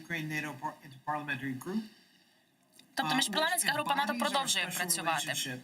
І знову ж таки, ми продовжуємо укріплювати наші зв'язки з Верховною Радою. Цього року ми також запустили таку неформальну групу підтримки для Кримської платформи. Разом з нашими колегами в Раді ми змогли мобілізувати міжнародні зусилля та привернули увагу до кримського питання. Постійно ми повинні одним фронтом, власне, виступати проти Росії. Санкції тут виступають важливою частиною, оскільки Ми повинні робити все для того, щоб і Конгрес США, наприклад, постійно говорив про санкції в адміністрації, і попередня, і поточна адміністрація США, президентська. Ми повинні робити все для того, щоб протидіяти проявам агресії Росії в східній Україні, для того, щоб припинити анексію, і для того, щоб зрештою Крим перестав бути окупованим. Згідно резолюції 749, яка, власне, визначає несприйняття тієї ситуації, повне абсолютно несприйняття тієї ситуації, яка відбувається в Криму сьогодні. Всі нації повинні стояти проти автократії московської, пекінської та будь-де в світі, якщо ця автократія існує. Ми повинні зміцнювати поступ демократичний. Стійка демократія – це наша найбільша зброя, найпотужніша. В цьому контексті ми повинні відстоювати цю цінність. Саме тому ми пропонуємо створення в НАТО демократичного центру стійкості для того, щоб допомагати нашим партнерам, союзникам за запитом, якщо є певна загроза демократії. Тобто ми повинні захищати демократичні цінності, захищати, починаючи з топ-рівня. Зрештою, саме для цього ми і існуємо. Наш альянс для захисту. Україна повинна продовжувати йти цим шляхом демократичної консолідації, демократичного розвитку. Ви його обрали 30 років тому самі, і завтра цей шлях повинен лишатися для вас головним. Україна може стати тим маяком, ліхтарем, який світить іншим, який вказує на шлях, на правильний шлях. І стати таким маяком демократичним для всього регіону. Дорога до стійкої демократії, вона є дорогою. І вона є дуже вразливою, як ми зрозуміли, власне, 6 січня після подій в Капітолії. Але, тим не менше, ми повинні виконувати ті цілі та зобов'язання, які закріплені в Конституції. І ви так само повинні, якщо ви хочете долучитися до великої сім'ї НАТО, до Європейського Союзу. Але, знову ж таки, з підтримкою ваших вірних друзів ви це зробите. І парламентська асамблея, і Конгрес США, я запевняю вас, що ми вас підтримуємо. Щиро дякую, що сьогодні ви несете це повідомлення у світ. Я вам бажаю Божого благословення та стійкості. Дякую.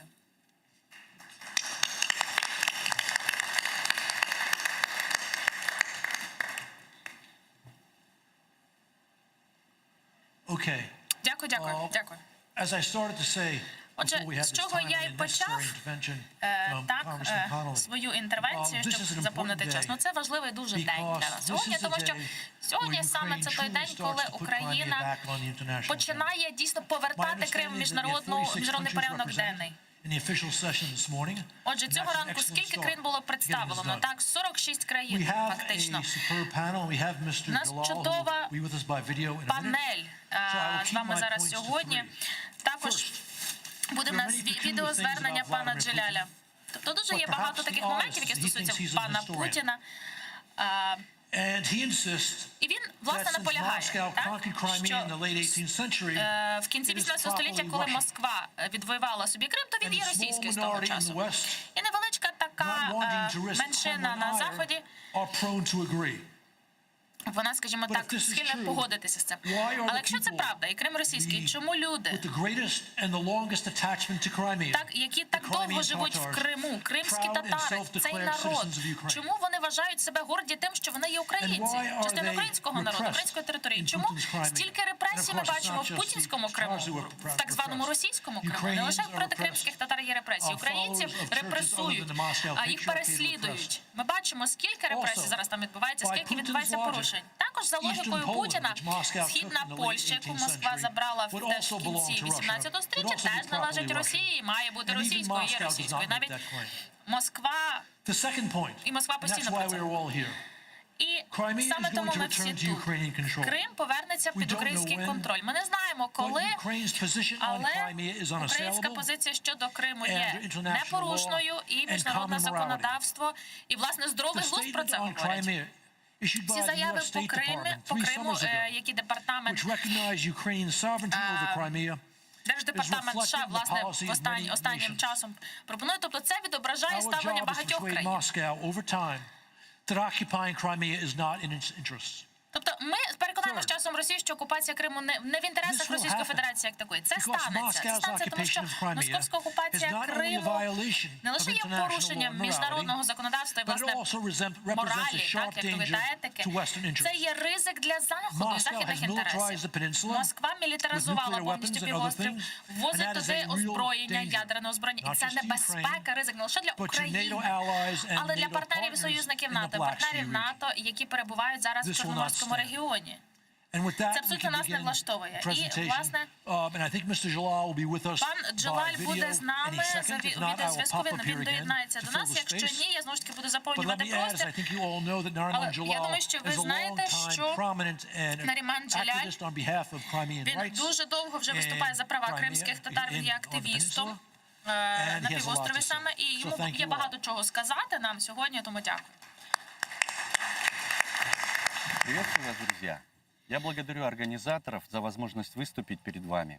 И как человеку, который продолжает жить и работать в Крыму, поделиться взглядом изнутри на отдельные аспекты ситуации в Крыму. Крым, к сожалению, продолжает оставаться территорией, где фиксируются многочисленные нарушения прав человека со стороны российского государства, его отдельных органов и должностных лиц. Можно уверенно говорить о системной политике власти, направленной на ограничение и нарушение прав человека в Крыму. И эта политика носит гибридный характер. Стремясь избежать прямых обвинений в подобных нарушениях, власти России за последние 7-8 лет существенно изменили национальное законодательство. И теперь большинство репрессий в отношении активистов, журналистов, да и простых граждан внешне носит вполне законный характер, и это нужно брать во внимание. Однако наиболее пагубным по своим последствиям я считаю действия российской власти, направленные на замену усвоенных за годы независимости Украины жителями Крыма цивилизационной идентичности, отношения к демократическим ценностям и символам, стремление изменить сами архетипы поведения людей.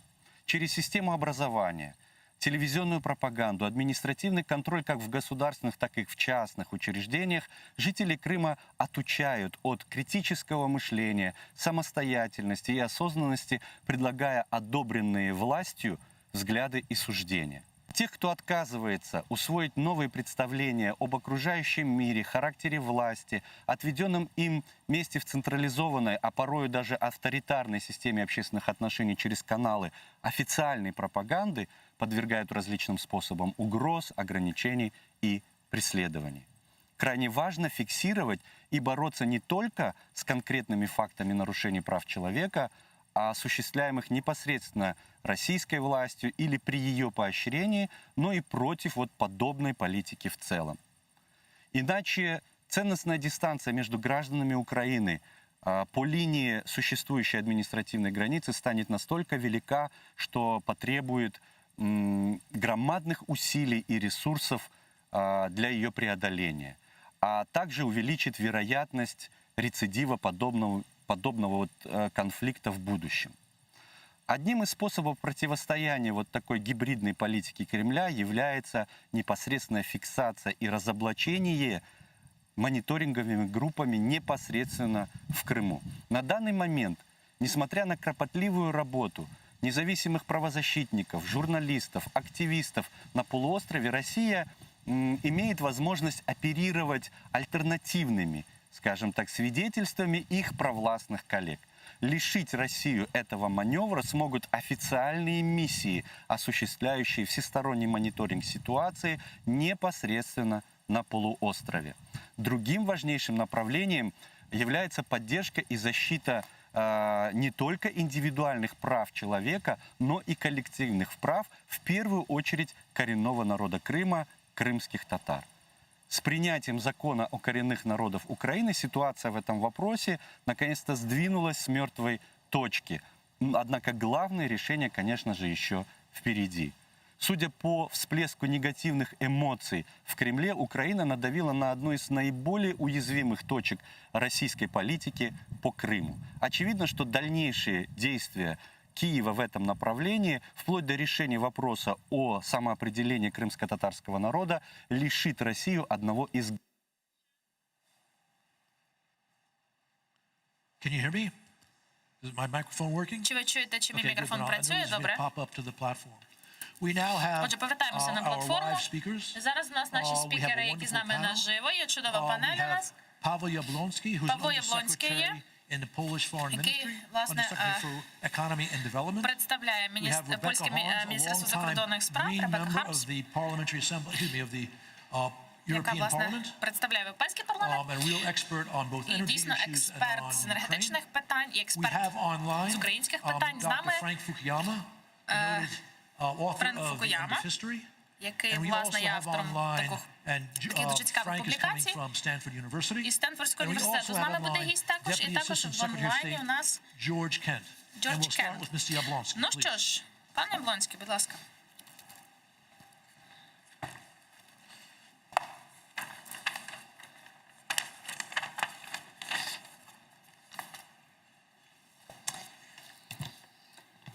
Thank you very much, ladies and gentlemen.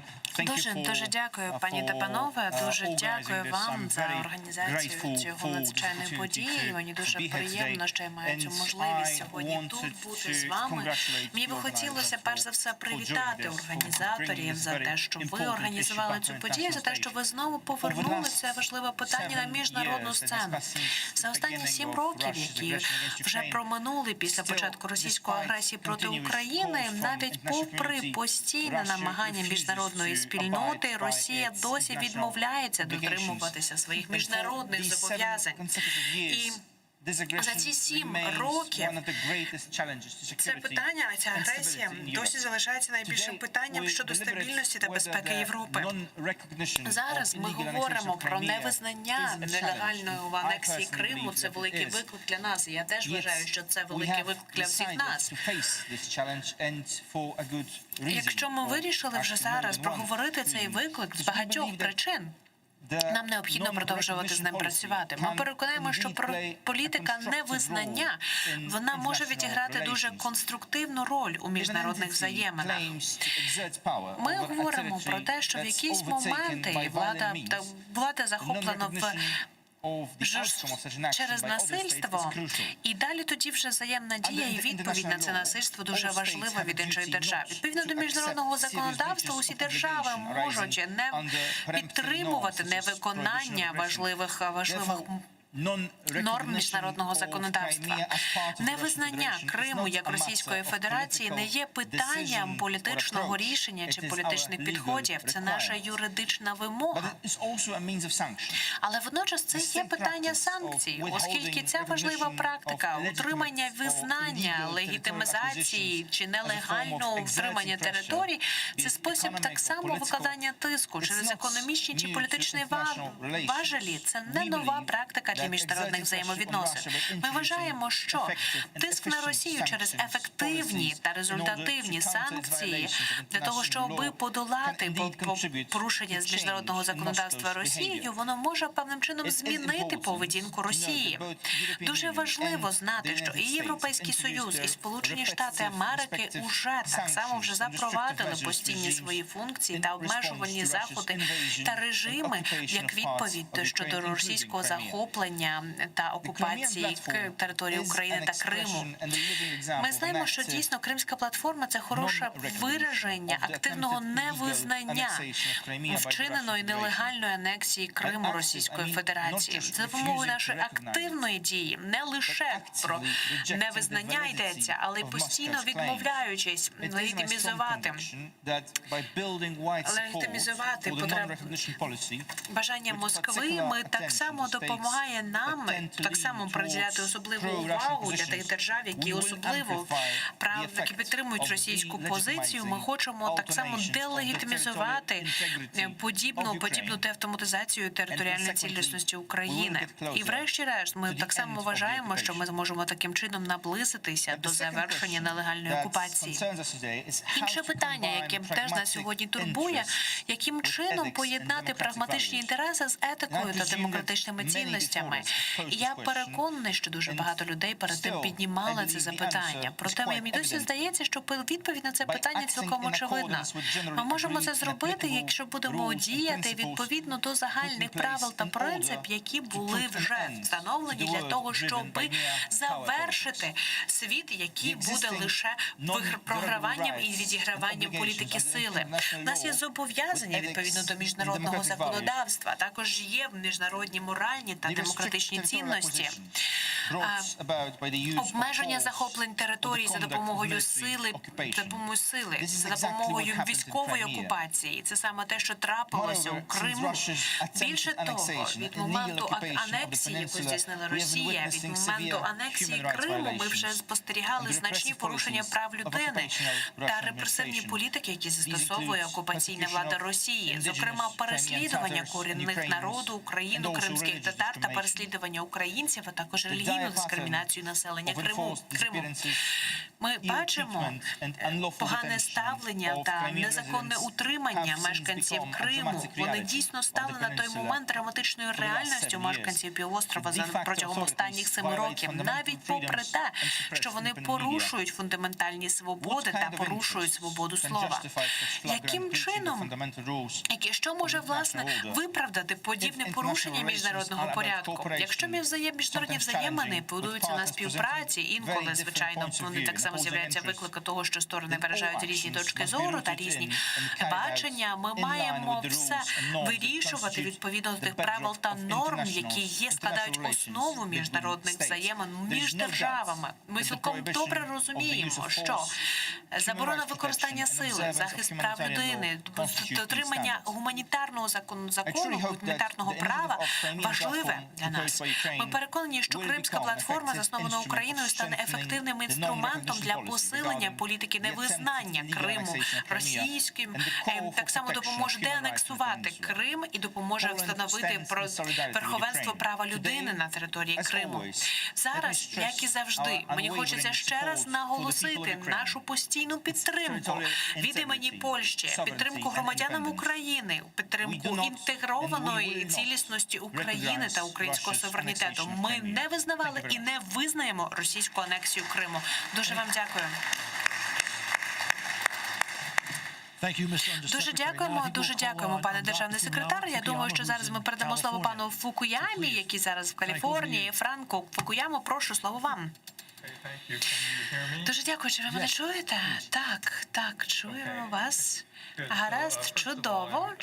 Перш за все, для мене надзвичайна честь доєднатися до вашої панелі. Мені здається, що Кримська платформа – це є надзвичайно важливою ініціативою в міжнародній політиці. Мені би хотілося зробити все, що є в моїх силах, для того, щоб підтримати цю ініціативу. Що би мені хотілося зробити, власне, те, щоб вставити Крим у більш глобальний контекст. Цілком зрозуміло, що анексія Криму – це було трагічним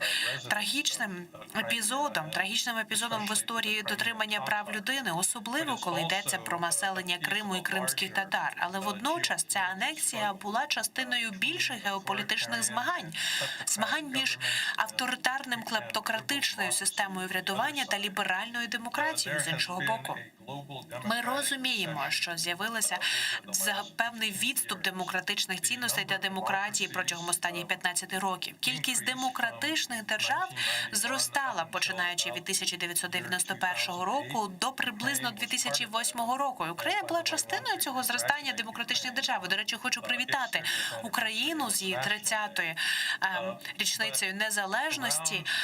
Проте, наприкінці першого десятиліття 21-го століття ми побачили, що це зростання демократії почало спадати. І ми бачимо певним чином спадання кількості демократичних режимів по всьому світу. І ми бачимо, що з'являються певні якісні зміни також, коли країни відступають від демократичних норм. Організація Freedom House, яка оцінює питання дотримання цивільних та політичних прав протягом років існування, вони зазначили, що в 2020 році було відзначено дуже значний спад дотримання демократичних прав та свобод через пандемію COVID-19. І здебільшого це було пов'язано з тим, що багато антидемократичних сил, вони були самовпевнені. Мені здається, що два найбільших, Росія та Китай, надзвичайну роль відіграли в цьому. Вони консолідували, власне, внутрішню владу режиму, і вони так само активно проєктують вплив на зовнішній світ наразі також. Це те, що не було настільки очевидно 10 чи 15 років тому. І наразі вони зараз відіграють свій вплив у багатьох інших частинах світу. Ви знаєте, росіяни зараз уже почали так само завойовувати Америку. Вони намагаються так само, наприклад, нав'язати жахливий авторитарний режим у Венесуелі.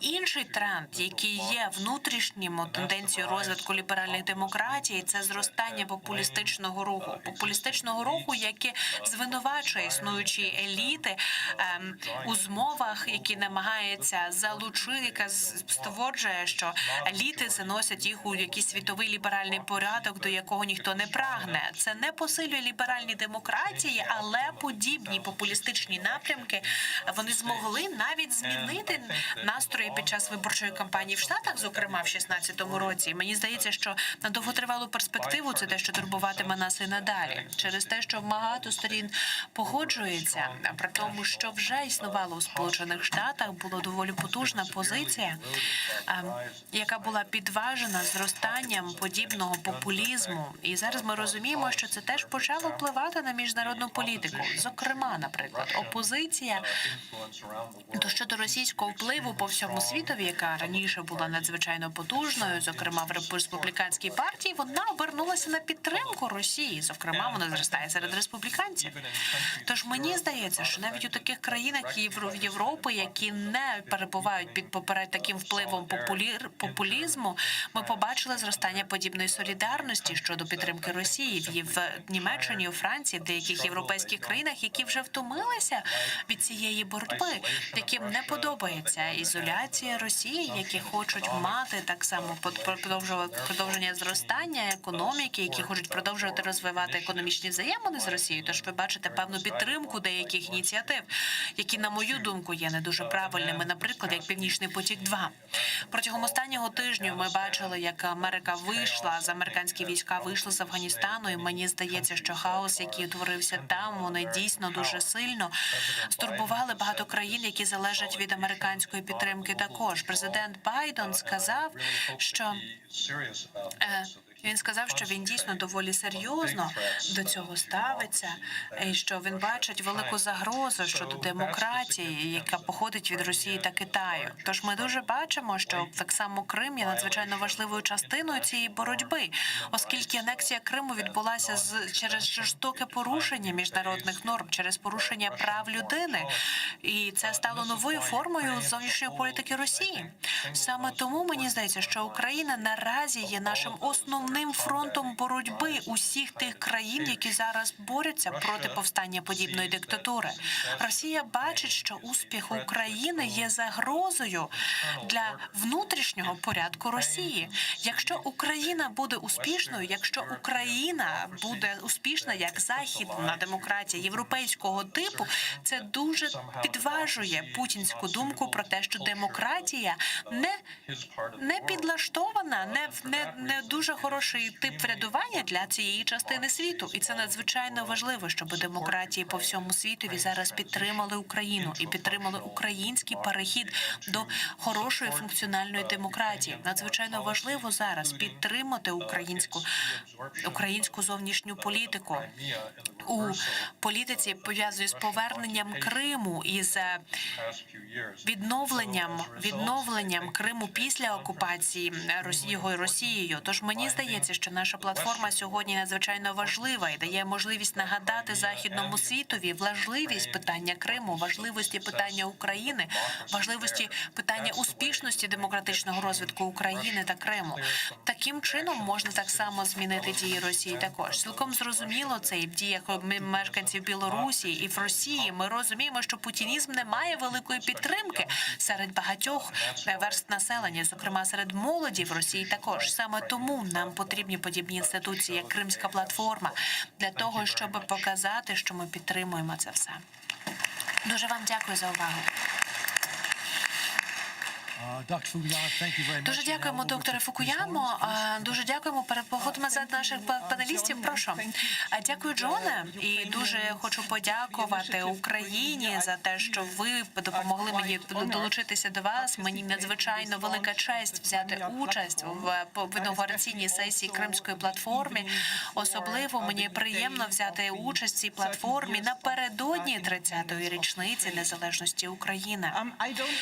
Ви знаєте, я не знаю, скільки подій я вже відвідала від 2014 року і на початку 2014 року, в межах яких ми, українці та друзі України, намагалися захистити правду, відстояти правду, коли ми намагалися чітко означити ще раз, що Крим – це Україна, на противагу дуже жахливій брехні, яка поширювалася пропагандою Кремля. Не лише в Україні, але й поширювалася пропагандою Кремля по всій Європі та по всьому світові, коли вони стверджували, що Крим не має бути Україною. І тут я хочу вас іще раз закликати, власне, заперечувати цю велику брехню, яку витворює Крим. І мені здається, що Кримська платформа – це чудова початкова точка. На мою точку зору, було надзвичайно важливо заперечити ту брехню, яку поширював Кремль. І ми можемо пишатися, українці та друзі України. Ми можемо пишатися тим, що нам вдалося унеможливити успіх Кремля в такою мірою, якою його би хотів бачити Путін. Наразі в міжнародному законодавстві і міжнародній спільноті Росія вважається окупантом, державою-окупантою Криму. Тож юридично, законодавчо українські дипломати, українські захисники прав людини, вони вже були дуже успішними на міжнародній платформі, міжнародній арені для того, щоб відстояти це питання. Але яким може бути наступний крок? Мені здається, в межах підготовки Кримської платформи Україна рухається далі в майбутнє. І я так само хочу ще раз привітати представників уряду України за те, що ви насмілилися поставити ці нові питання, поставити ці нові цілі для себе. Яким чином ми повернемо Крим? Це зовсім інше питання, ніж які ми ставили раніше. Для мене це насправді хороший символ поступу, тому що після того, як багато людей вже привітали уряд з цим, я хочу привітати зараз особливо моїх друзів із Криму. Хочу привітати Еміне, Рефата, Мустафу, всіх інших представників.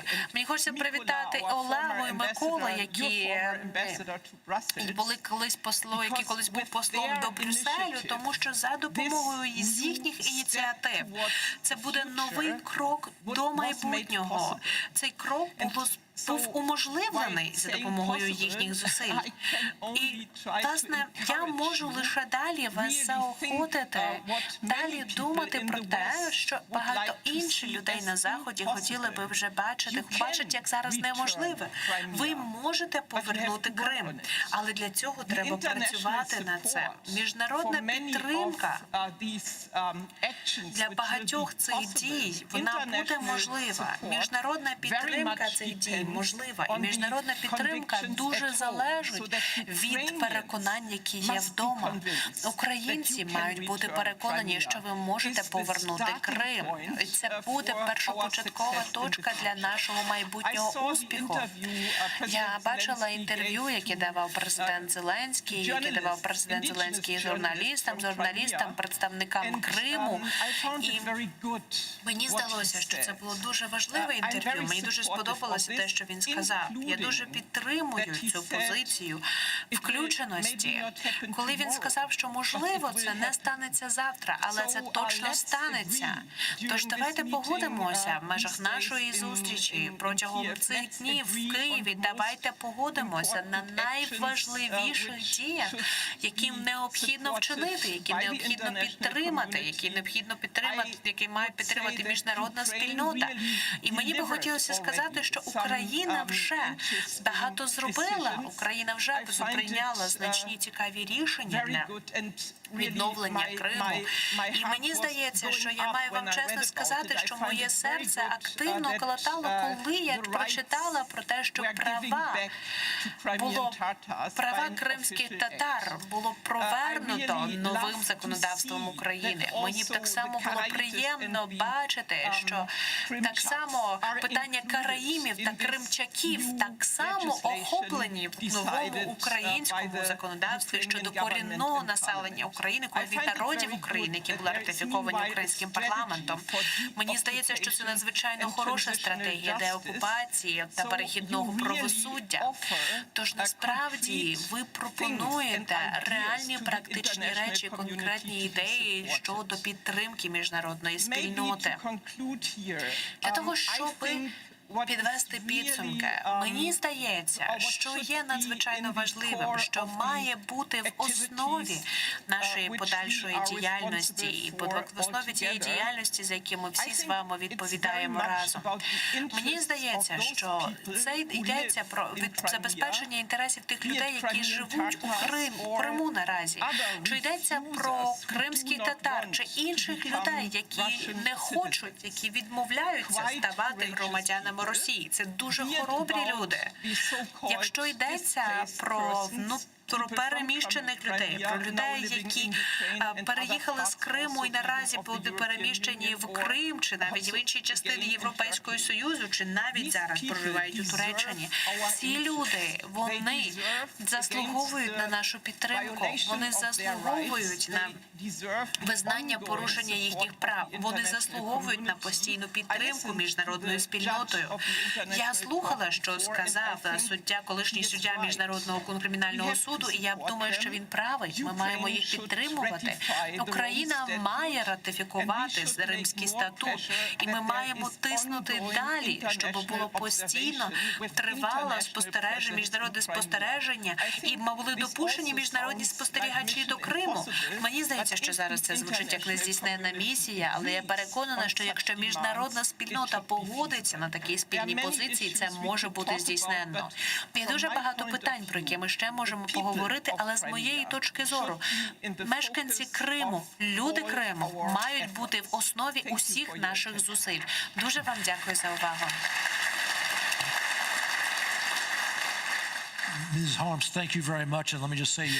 Дуже вам дякую. Я хочу лише ще раз засвідчити вашу ідею. Навіть якщо ця місія не здійснена, ми все одно будемо продовжувати тиснути на Москву для того, щоб покращити їхнє ставлення до мешканців Криму. А у нас так само є пан Кент, який є американським дипломатом. Джордже, слово вам, як експерту з України. Дуже вам дякую, после Херт. Ви знаєте, хочу доєднатися до моїх колег. Хочу сказати, що Сполучені Штати Америки активно підтримують цю важливу міжнародну ініціативу для того, щоб посилити увагу міжнародної спільноти щодо російської окупації Криму. Як сказав Джон, дійсно, Сполучені Штати Америки вже видали свою власну декларацію у 2018 році. До речі, вона знаходиться в мене на стіні. Я щодня дивлюсь на цю декларацію. Вона була так само відновлена за декларацією 45-го року, яка відмовляється визнавати контроль Кремля над Естонією, Латвією та Литвою відповідно до пакту Ріббентропа-Молотова. Ми так само означаємо це як політику. Ми відмовляємося визнавати російське правління в Криму. Ми розуміємо, що це порушення міжнародного права, оскільки це було здійснено силою. Наша позиція залишається, що Крим є суверенною територією України. Позиція Сполучених Штатів Америки у всіх щаблях адміністрації спільна, і ми надзвичайно хочемо приєднатися до всіх інших наших колег міжнародної спільноти та представників більш ніж 46 країн. Наразі для того, щоб ще раз підтвердити цю правду і ще раз продовжуємо підтримувати Україну цією політикою до моменту відновлення територіальної цілісності України. Ми продовжуємо висвітлювати порушення прав людини, міжнародне законодавство, яке здійснює Росія, і намагаємо посилювати ситуацію з Україною, допомагати, власне, висвітлювати ці ситуації активно. Як уже зазначалося в нашій декларації, демократичні держави намагаються побудувати безпечний, справедливий справедливий та вільний світ, ми засвідчуємо свої зобов'язання для того, щоб підтримувати принципи суверенності та територіальної цілісності держав. У 2014 році анексія Криму Росією була найбільшим порушенням міжнародного законодавства в найближчій історії. Вони порушили постанови Ради безпеки і так само підважили цінності демократичного суспільства про те, що жодна держава не може силою змінювати кордони іншої держави. Історія нас навчила, що подібні вчинки не мають залишатися без реакції. Ми послали відповідний спільний сигнал Росії, як ми робимо це ще раз, що нелегальна анексія Криму ніколи не буде визнана міжнародною спільнотою. Через цю платформу і не лише сьогодні ми маємо знайти способи, великі та малі, для того, щоб ізолювати, маргіналізувати та застосовувати санкції до тих, хто буде легітимізувати та підтверджувати російські бажання. Зокрема, російська анексія Криму має санкції проти Росії через анексію Криму мають залишатися на Росії до моменту, доки Росія не відновить територіальну цілісність України. Наприклад, деякі вчинки, наприклад, побудова Керченського мосту, а також експропріація власності, яка була власністю України чи українських громадян, мають бути покарані. Чи йдеться про країни, громадян чи компанії, які підтримують Росію через подорожування до Криму, через відповідну розбудову бізнесу, вони теж мають бути санкціоновані. Від початку 2015 року будь-яка підтримка через Крим була відмінена. Наприклад, так само подача громадян України, які проживають у Криму на американську візу, вони розробляються тільки через посольство Сполучених Штатів Америки в Києві. Вони не розглядаються, якщо вони потрапляють до російського посольства. Ми завжди виправляємо їхнє місце проживання чи назву держави, якщо йдеться про мешканців Криму, вони завжди для нас громадяни України. Ми так само засуджуємо паспортизацію українських громадян, які проживають в Криму, паспортизацію Росією. Ми шукаємо нові можливості для того, щоб знайти подалі не визнавати російську анексацію Криму. Ми так само не визнаємо тим, що Крим не є частиною Росії, і так само закликаємо компанії, різноманітні бізнеси та компанії не використовувати цей в їхніх рекламних кампаніях. Так само ми закликаємо компанії не використовувати це в їхніх інформаційних чи промокампаніях. Ми постійно наголошуємо на тому, що Крим є частиною України. Постійна кампанія, яка зараз триває, вона зосереджує свою увагу на правах людей, які вже були згадані моїми колегами. Ми продовжуємо співпрацю з представниками громадянського суспільства, культурними представниками для того, щоб ущільнити загальну тканину кримської культури для громадянського суспільства. Ми підтримуємо громадянське суспільство та громадян України, які продовжують працювати над прийняттям стратегічних документів щодо стратегії реінтеграції та деокупації Криму, законодавства щодо прав корінних народів в Україні, а також протидії дискримінації громадян України, які проживають в Криму. Також допомога при створенні нових економічних зон в Криму. Ми знаємо історію Балтійських країн. Штати досі залишаються за своїми зобов'язаннями і не визнаватимуть російської влади над територією, яка була забрана силою і в порушення міжнародного законодавства. Ми знаємо, що повернення Криму до України не станеться за один день. Воно взагалі може не статися, якщо міжнародна спільнота не буде виступати разом з Україною, не буде виступати проти окупації, не буде підтримувати надалі незалежність та суверенність української держави. Як багато людей сьогодні наголошували, Крим – це Україна. Дякую вам щиро, дякую.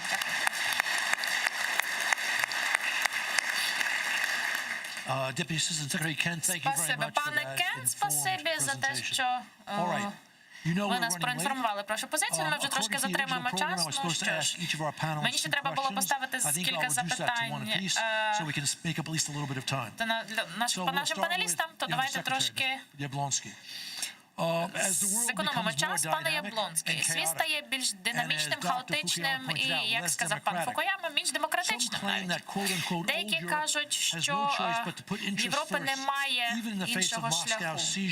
Навіть в умовах захоплення Москвою Криму немає іншого шляху.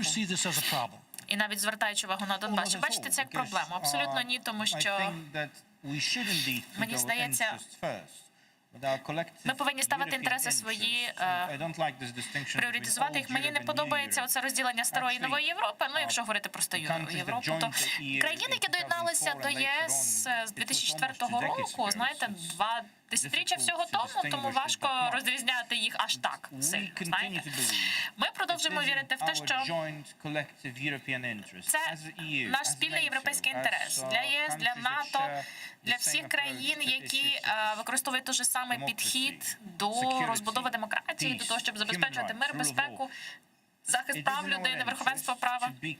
В наших інтересах бути наполегливими. Не опускатися до насильства, так, до заходів сили, до тієї політики, яку ми сьогодні бачимо, так, яка базується на... Ми маємо справедливо чинити, в першу чергу, без агресії, бо колись буде така ситуація, наші інтереси будуть на кону. Якби ми згодилися прийняти те, що сталося в 2014 році, якби ми всі закрили очі, так, і просто визнали цю ситуацію і сказали, що ми це визнаємо.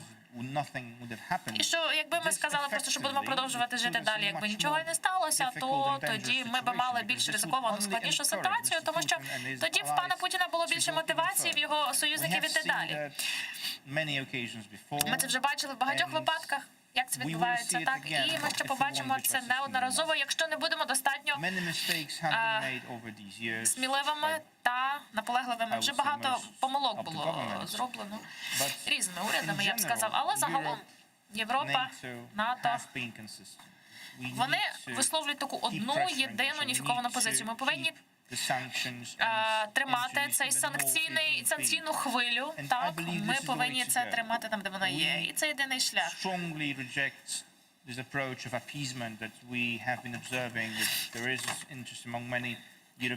Тобто ми не сприймаємо ту позицію, яка є в багатьох європейських політиків, які продовжують робити так, як вони робили. Отже, Північний потік-2, про нього згадувалося вже сьогодні паном Фукуямою. Ми віримо в тому, що це не є шлях до розвитку, це загроза. Ми пам'ятаємо всім пакт Молотова-Ріббентропа, так, річниця наближається. І навіть воно для нас ще більш актуально сьогодні. Нагадати собі потрібно побачити довгострокову перспективу, в чому є наш інтерес. Не лише думати про, власне, якісь економічні вигоди, так, які дадуть плюси кільком компаніям, додаткові гроші. Так. Набагато важливіше продовжувати відстоювати наші цінності. Якщо будемо так і робити далі, то зможемо перемогти через нашу стійкість, стабільність. І якщо ми будемо вірити і сповідувати те, що ми віримо. Дякую за таку чудову відповідь. Пан Фукуяма, давайте далі трошки розвинемо цю тему. Отже, українці роздратовані, що так послаблюється міжнародна увага до окупації Криму Москвою. І, власне, хочемо змінити це. НАТО бачить Крим як те, що загрожує їхнім інтересам, чи просто як таке питання морально-етичного характеру? Що це для них? Що це для НАТО? У нас немає аудіо, вибачте. У нас немає звуку. На жаль.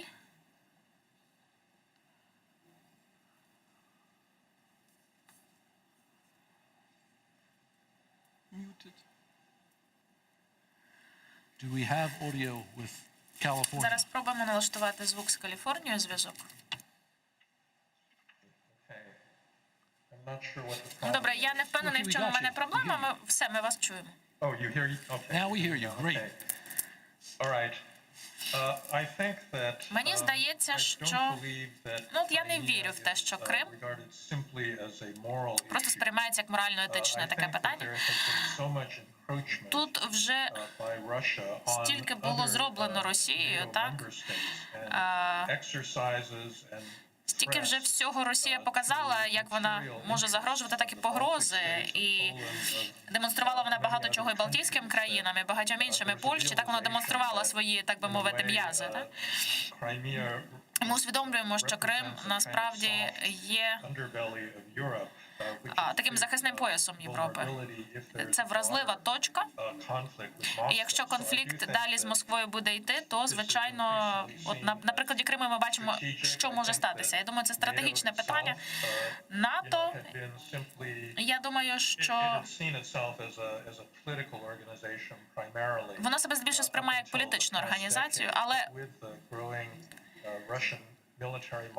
до останнього десятиріччя, але з урахуванням того, як Росія себе поводить в останні роки, то вони вже починають трошки більше себе усвідомлювати як військовий альянс, в першу чергу. І вони вже починають думати про те, як забезпечити безпеку своїх членів і відповідно гарантії за статтею 5. І, як я вже сказав вам раніше, якщо говорити, що щось не є політичне питання, немає суто морально-етичних питань. Завжди є певна символіка. Коли ми говоримо про анексію, це не просто символ чогось. Це порушення міжнародних норм, яке, скажімо так, розмиває кордони, яке розмиває законність. І багато країн хотіли б зробити те, що зробила Росія, просто відібрати шматок території, те, що їм потрібно. І мені здається, що Захід має таку серйозну політичну зацікавленість у тому, щоб цьому протидіяти, звичайно. Дякую щиро, дякую. Okay, Ms. Harms, you have long understood the dangers for Germany and Europe of Moscow's war on Ukraine and its occupation of Crimea. Ви спостерігали окупацію Криму і російсько-українську війну.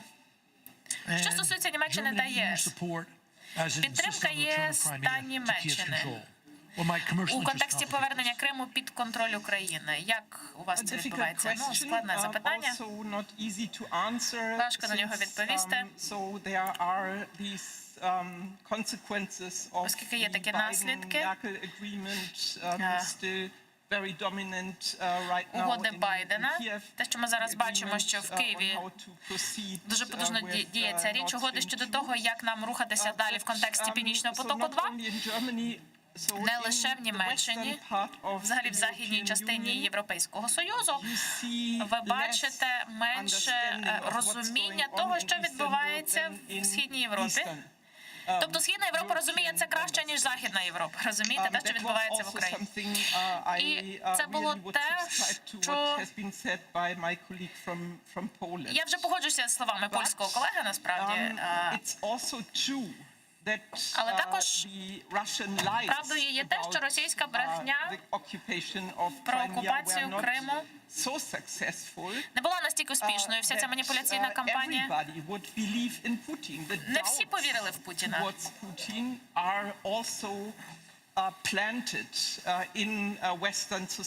Власне, є сумніви в Західній Європі в тому, що Путін, знаєте, такий непереможний лідер.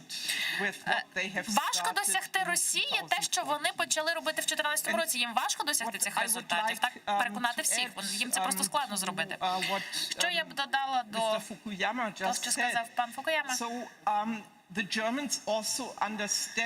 Німеччина також розуміє те, що Росія має свої інтереси. Звичайно, якщо говорити про окупацію Криму, в них там свої потужні інтереси. І вони цих інтересів дотримуються. І, звичайно, взяти такий великий шматок території країни сусідньої, це потребує ресурсів, енергії, зрештою, так? Щоб встановити контроль над Кримом, над Чорноморським регіоном, зрештою. Так? Це такі серйозні інтереси, які дуже пов'язані з безпосередньо процесом окупації. Таким чином, я думаю, що Німеччина і, власне, Європа, вони прислуховуються до наших сусідів Східної Європи і до наших друзів з України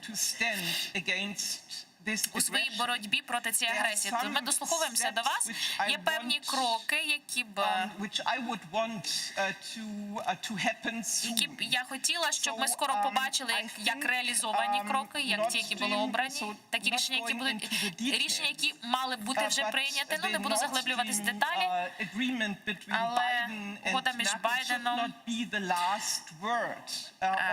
та партнерами щодо Північного потоку, це не має бути останнє слово. Так, у поточній ситуації. Інші стейкхолдери,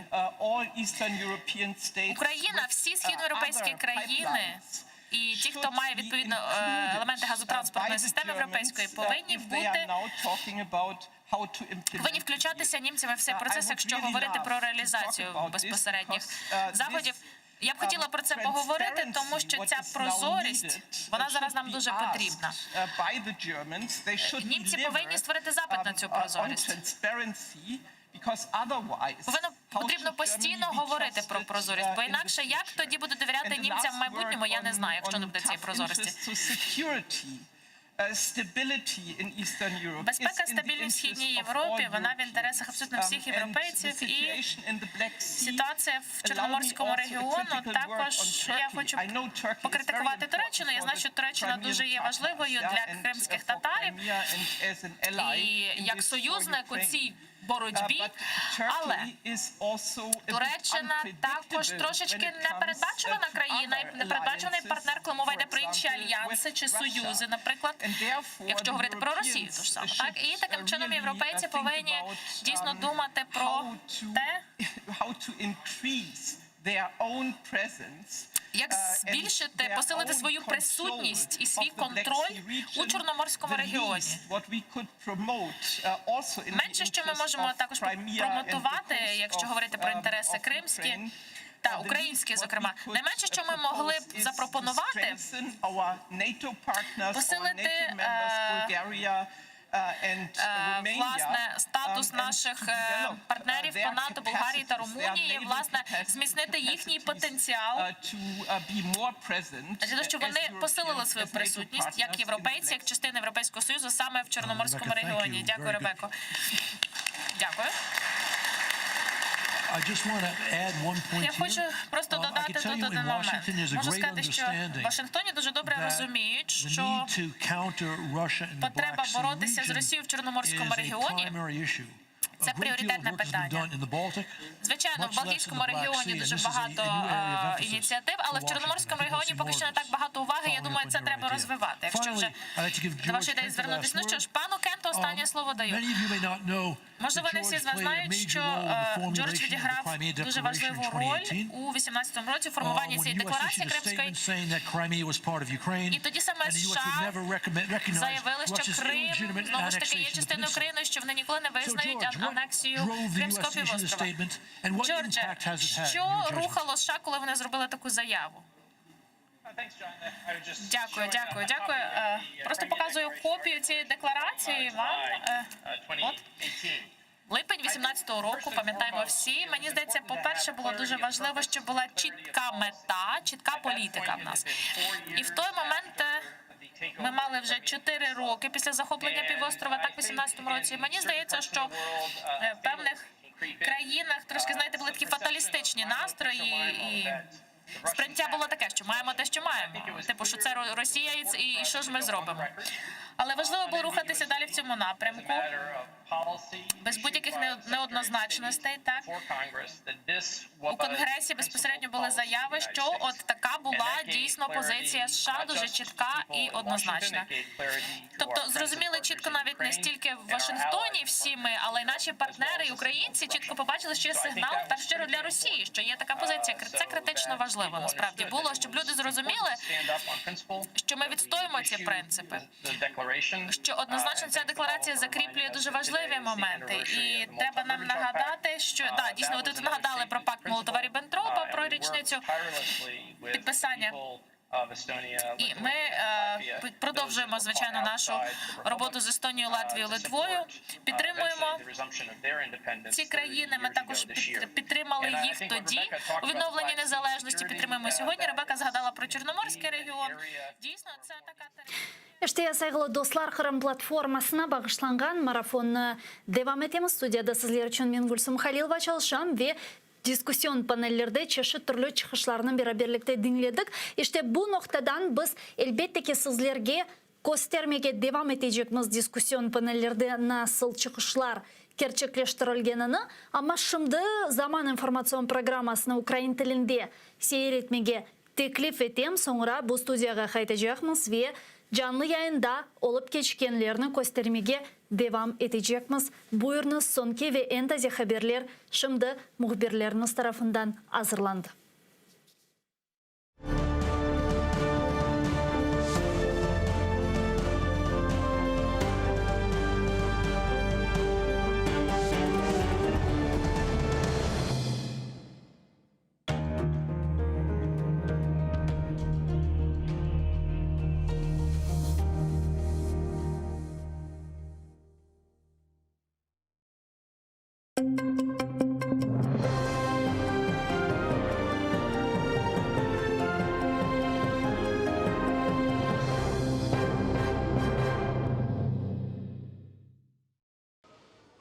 Окупація Криму почалася у Москві, закінчиться у Києві. У столиці України відбувся перший інавгураційний саміт Кримської платформи.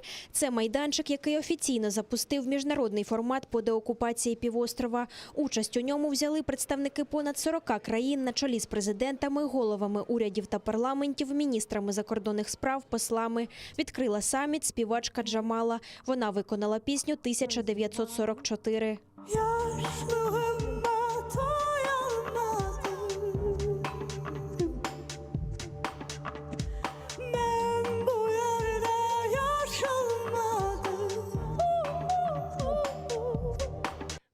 Учасники Кримської платформи почали нову главу в історії України – історію деокупації Криму. У цьому впевнений президент України Володимир Зеленський, який першим виступив на саміті. Це глава про деокупацію, адже саме деокупація – це кінцева мета моя, нашої держави, кінцева мета роботи, щоденної роботи Кримської платформи.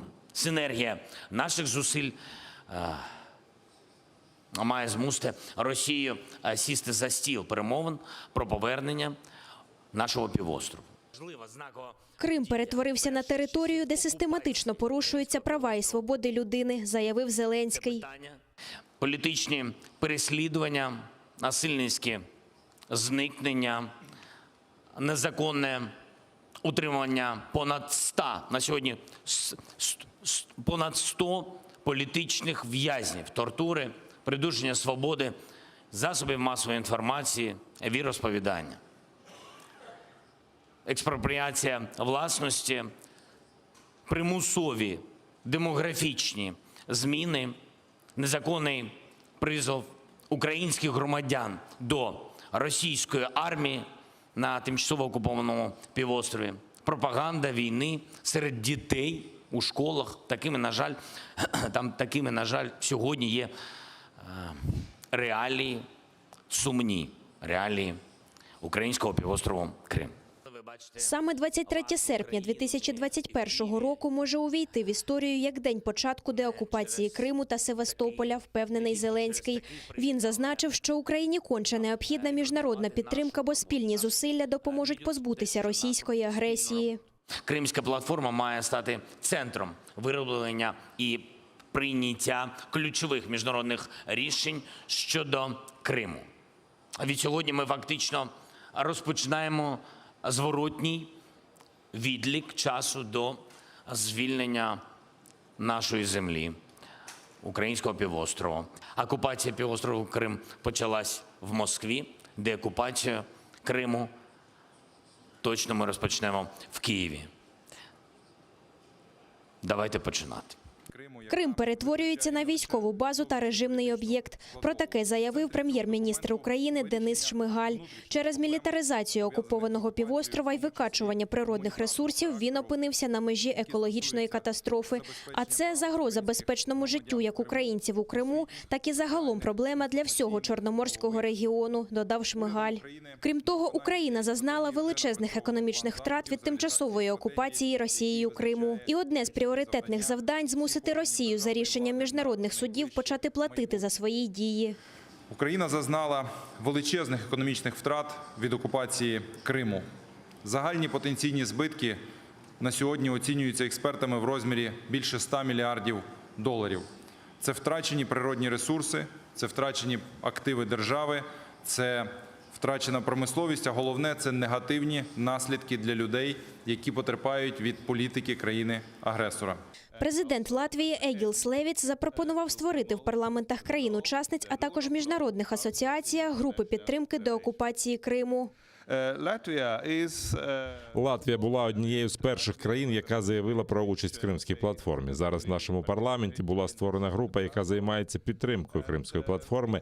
Ми пропонуємо іншим парламентам подумати про створення таких же груп.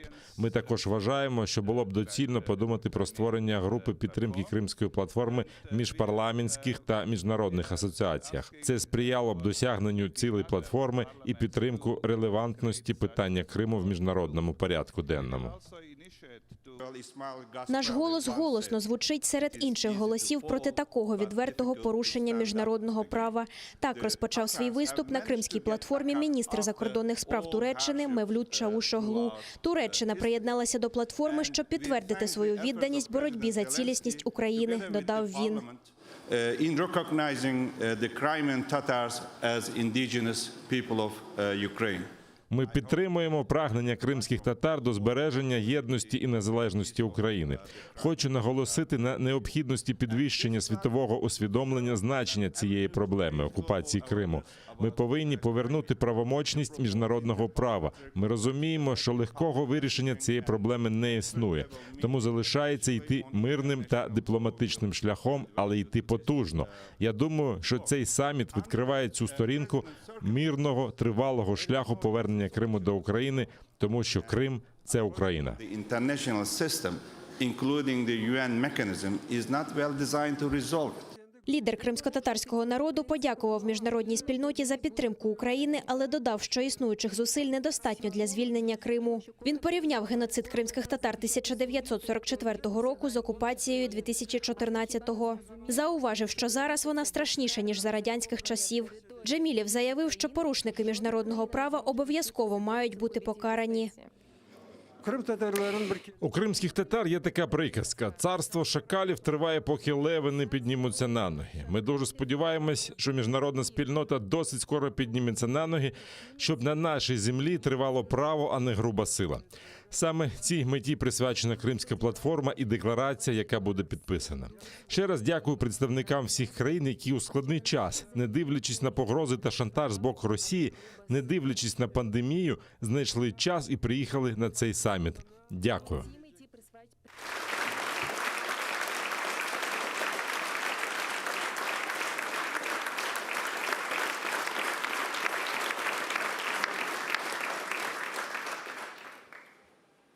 Голова Сенату Чехії Мілош Вистрчіл порівняв геноцид кримських татар 1944 року з ситуацією в окупованому Росією Криму.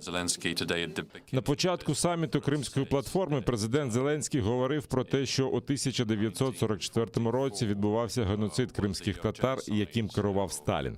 Також він сказав, що думав про неможливість повторення такого, що більше не виникне ситуація, коли людей будуть виганяти зі своєї власної землі. Сьогодні тут ми бачимо, що це не так.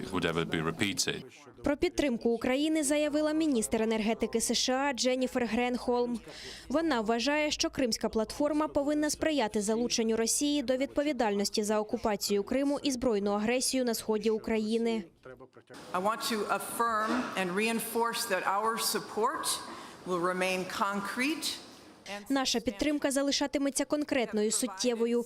Ми вже надали 4 мільярди 9 мільйонів доларів допомоги Україні тільки з 2014 року, і ця підтримка триватиме. Ми будемо надавати підтримку Збройним силам України, зокрема оборонним озброєнням і обладнанням для боротьби з російською агресією. Ми продовжимо дипломатичні зусилля, які ми застосовуємо разом з нашими союзниками і партнерами для вирішення конфлікту на сході України. Ми хочемо поставити Росію на місце. Ми хочемо домогтися припинення її втручання на сході України і окупації Криму. Питання Криму не закрито. Підсумком саміту стало підписання спільної декларації. Свої автографи під нею поставили представники 46 країн та міжнародних організацій, зокрема Європейського Союзу, Ради Європи, НАТО та ГУАМ. Невизнання незаконної анексії Криму Російською Федерацією, зобов'язання розглянути додаткові політичні, дипломатичні, обмежувальні санкції відносно Росії у разі подальшої агресії, об'єднання зусиль всіх країн-учасниць платформи задля зміцнення безпеки, стабільності в Чорноморському регіоні. Вперше на міжнародному рівні Російською Федерацією визнано державою-окупантом. І відповідно до норм міжнародного гуманітарного права вона має негайно припинити порушення прав людини в окупованому Криму. Цієї Кримської платформи завжди буде рядок для підпису представника Росії, зауважив Зеленський. Він запросив її приєднатися для того, щоб спільно виробити шляхи деокупації та виправлення її історичної трагічної помилки. Скоріш за все, цей підпис Разом піднімаємо прапор і маємо піднімати Україну. Тільки разом і тільки вгору. Президент України Володимир Зеленський взяв участь в урочистостях з нагоди Дня державного прапора. Вони відбулися в селі Мар'янівка Черкаської області, де спеціально до 30-річчя незалежності нашої держави був створений арт-комплекс «Географічний центр Серце України». Це 25 сталевих крил, що уособлюють 24 області України і український Крим. Президент зазначив, що синьо-жовтий стяг – це більше, ніж прапор. Це символ великої української сім'ї. Це гордість, коли наш прапор звільняв десятки міст та сіл на Донбасі. Вдячність, коли наш прапор допомагав гасити пожежі в Туреччині і в Греції. Віра в життя, коли наш прапор допомагав боротися з COVID-19 в Італії. Сльози, коли наш прапор супроводжує в рай загиблих захисників України. Радість, коли наш прапор підіймається на Олімпійських іграх, майорить на Евересті, Монблані і навіть у космосі. Одночасно державні прапори були підняті в усіх регіонах України, де в межах національної програми «Велике будівництво» також були споруджені спеціальні флагштоки. Синьо-жовтими кольорами підсвітили низку будівель, зокрема фасади Верховної Ради, Національної опери, Палацу Україна. Окупаційні силовики заборонили адвокату Миколі Полозову давати інтерв'ю після засідання у справі Мустафи Джемілєва, нібито через антитерористичні навчання. За словами адвоката, після чергового судового засідання він біля окупаційного армянського міського суду хотів записати відеозвіт про судовий процес у справі лідера кримських татар, якого окупанти звинуватили в незаконному перетині російського кордону. На виході з будівлі суду адвоката чекали співробітники окупаційних правоохоронних органів. Полозов впевнений, така увага до суду через саміт Кримської платформи, який відбувся в Києві. Заборонити відеозйомку приїхав начальник окупаційної поліції Армянська та співробітники ДПС і Центру з протидії екстремізму. Однак ніхто з них не зміг показати документ, що забороняє зйомку, запропонувавши повірити на слово. Адвокат, щоб уникнути провокацій, виїхав за межі міста і записав відеозвіт там. Оказывается, сегодня на территории города Армянск видеосъемку производить нельзя, поскольку у них якобы проходят какие-то то ли антитеррористические, то ли пограничные учения, то ли черти что. В любом случае, никакой документ он нам показать не смог. Указывает только на то, что он, дескать, сотрудник правоохранительных органов и предъявляет законные требования. На что ему, естественно, было предложено предъявить документ, которым ограничивается право граждан, в том числе на проведение видеосъемки. Он отказался, сославшись на секретность. И заявил о том, что вот в городе Армянск любая видеосъемка сегодня запрещена. Что является, конечно же, полнейшим произволом и бредом. На засіданні окупаційного суду вдалося допитати російського прикордонника Дмитра Казакова, який в травні 2014 року в московському аеропорту повідомив Мустафі Джемілєву про заборону на в'їзд до Росії і Криму, який вона окупувала. Тоді лідер кримськотатарського народу хотів потрапити на півострів через Москву. За словами адвоката Миколи Полозова, допитаний прикордонник не зміг підтвердити, що Джемілєву була вручена письмова заборона на в'їзд до Криму. Такої заборони немає і в матеріалах кримінальної справи, тому звинувачення в незаконному перетині державного кордону Росії особою, якій було відомо про заборону, не обґрунтовано, заявляє Полозов.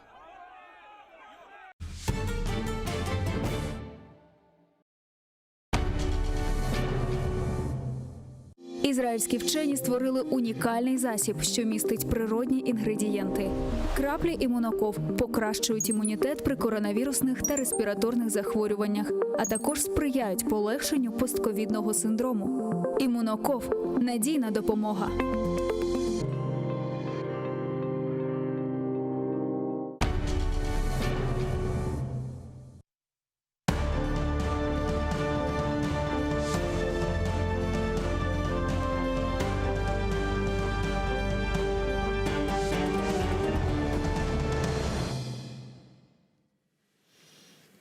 Assalamu alaikum, xayrlı akşamlar, saygılar. Телеканалының телесейіржілері махсус Қырым платформасына бағышланған yayınны сейретесін. Студияда сіздер үшін мен Гүлсім Халилова Чалшан. Бүгін күн девамында біз өткерілген Қырым платформасына бағышланған тедбірлеріні жанлы yayınlarımızda көстереміз ве сізге вәде еткеніміз кебі тоқтаған ерімізден девам етеміз ве дискуссион панеллерінің насыл шекілде кеткенini, нелер музакире етілгенini бераберлікте сейретмеге теклif етем. Buyurunuz devam eteyik. Отже, цього літа, знову ж таки, знову ж таки були присутні в нас американські ВМС, не прийняли запрошення. І нам треба знову ж таки посилити свою присутність. Ми говоримо про фундаментальні принципи, про те, щоб відновити порядок, як це бачить для себе міжнародна спільнота. І саме тому ми підписали цю Кримську декларацію кілька років тому. Дякую, Джордже. Ну, знову ж таки, лише один раунд запитань. Таким чином, ми затрималися на 55 хвилин. Дякую нашим панелістам. Поаплодуємо.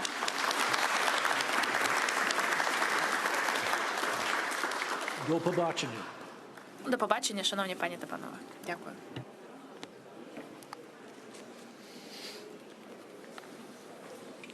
Thank you very much. It was a pleasure.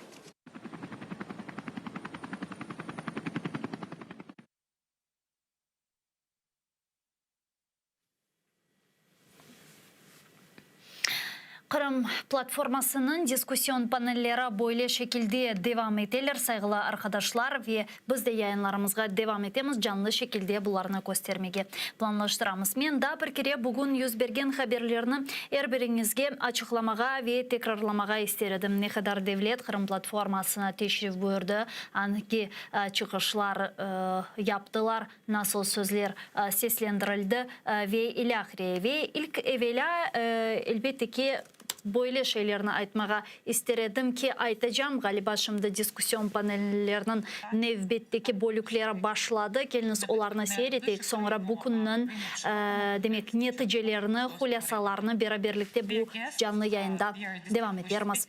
Buyurunuz seyredin. Шановні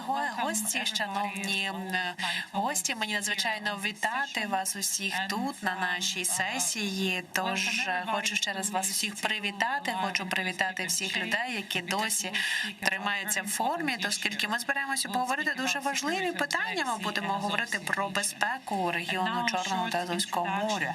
І зараз мені хочеться почати з короткого відео представлення, щоб показати вам, що нам відбувається. Прошу.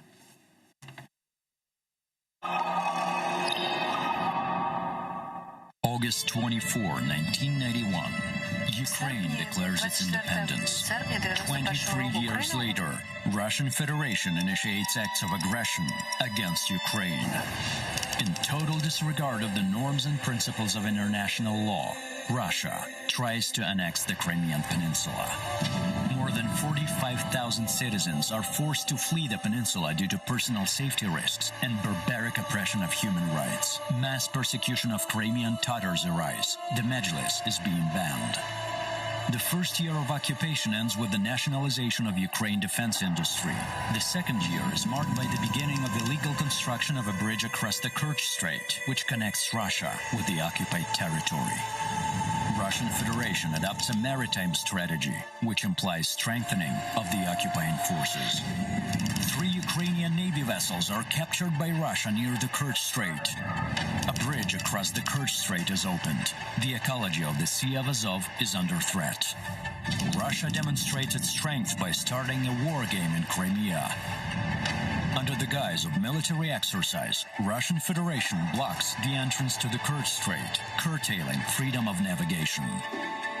Russia's forces on the peninsula continue to grow despite concerns voiced by the international community. Would-be nuclear weapons are being deployed. Nuclear infrastructure is being actively restored and developed, along with mass migration of Russians to the occupied territories. 7 years, 6 months, and 3 days ago, the world has changed. Russia has shattered the rule-based international order. Ukraine is not the only one who ended up in danger, as Russia keeps posing new threats to the world.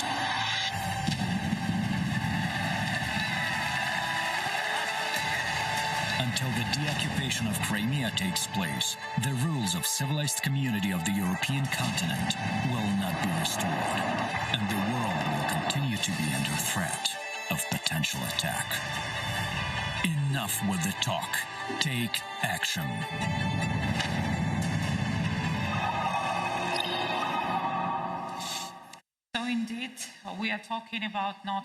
Сьогодні будемо говорити не лише про Крим, ми говоримо не лише про мілітаризацію регіону, ми говоримо також про загрози значно більшого масштабу, про загрози більшому, ширшому регіону, який не лише включає регіон Балтики чи Середземномор'я, через те, що поведінка та подібна дає поганий приклад іншим державам і дійсно дуже порушує порядок міжнародного законодавства. Мені хочеться представити вам наших спікерів, які зараз присутні на панелі. Будь ласка, вітайте. Олексій Данилов, секретар Національної ради безпеки та оборони України. Вітайте, будь ласка, Мірча Джоанна, яка є заступником міжнародного секретаря, Джеремі Квінс, міністр державного Міністерства закупівель та оборони Об'єднаного Королівства, Пітер Полквіст, міністр з оборони Швеції, Кале Ланет, міністр оборони Естонії та Володимир Огризко, який представляє тут наразі експертну раду Кримської платформи, який був колись міністром міністром міжнародних зв'язків України. Мені б хотілося розпочати нашу платформу, поставивши вам питання, власне, як ви зараз бачите, яким чином безпека басейну Чорного та Азовських морів впливає на безпеку міжнародну? Україна, на жаль, ще не є, скажімо, країною, яка відіграє ключову роль на міжнародній арені. Але ми точно впливаємо на формування порядку денного і того, особливо, що стосується безпекових питань. Чи дійсно ви вірите, що ми можемо змінити ситуацію і привнести наш внесок в формулювання нової повістки дня? І якою є роль Кримської платформи, цієї ініціативи в формуванні нового безпекового середовища в регіоні і в більш широкому сенсі? Дякую за запитання. Але я би хотів почати трошечки з іншого. Сьогодні в цій залі відбувалася дуже велика подія. Був саміт, перший саміт Кримської платформи. На цьому саміті було дуже багато спікерів. Кожна країна висловлювала свою думку стосовно процесів, які відбуваються сьогодні в світі. Але був крайній виступ на цьому саміті, який дав розуміти взагалі, що відбувається. Виступав Мустафа Ага. Легендарна людина маленького зросту, але дуже-дуже велика. Людина, яка народилася в 43-му році в Криму, в 44-му була депортована Сталіном, народилася при окупації фашистської Германії. В 44-му році він спільно з сім'єю вимушений бути відправитись в Узбекистан. Людина, яка відсідала дуже багато років в'язниці, в радянській в'язниці. В 68-му році, коли танки СРСР пішли на Прагу, ця людина стала за чехів. Він, маленька людина, став на захист демократії. Коли Путін в 2014 році, наступний раз, це вже була третя депортація пана Джемільова з своєї власної землі, на його захист не став ніхто. Дуже прикро в сучасному світі дивитися на такі історії.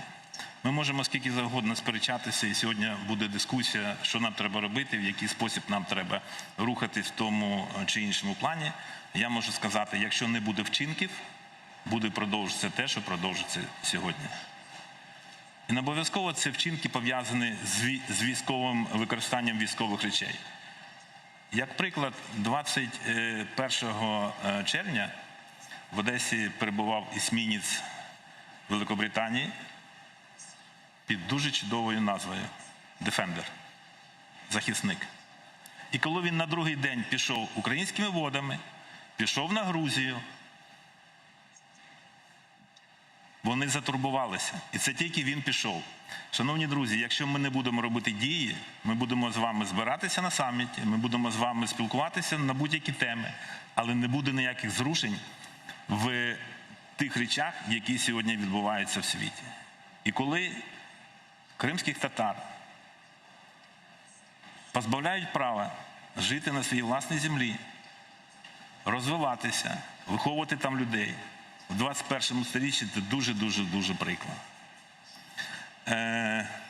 Доволі цікава була дискусія, не дискусія, а були виступи, коли згадав чеський представник, голова Сенату Чехії, він виступав на цьому саміті, він згадав Сталіна і Гітлера. На сьогоднішній день щось схоже відбувається, але весь світ мовчить. Просто мовчить. А це відбувається на наших очах. І тут треба визнати, ми про гроші, чи ми про права людини, ми про демократію, про правила, які мають бути в сучасному світі для всіх однакові. І не може бути країни, яка саме собі поводить так, як вважає за необхідне, і не несе за це ніякої відповідальності.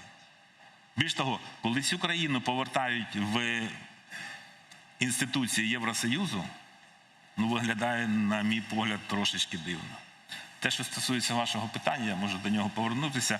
Звичайно, ми можемо дуже багато зараз спілкуватися, і ми зранку мали розмову з заступником генсекретаря Альянсу, вона була доволі плідною. Ми маємо розуміння, що ми маємо цим питанням займатися.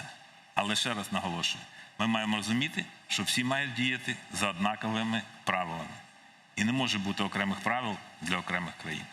Дякую. Дякую.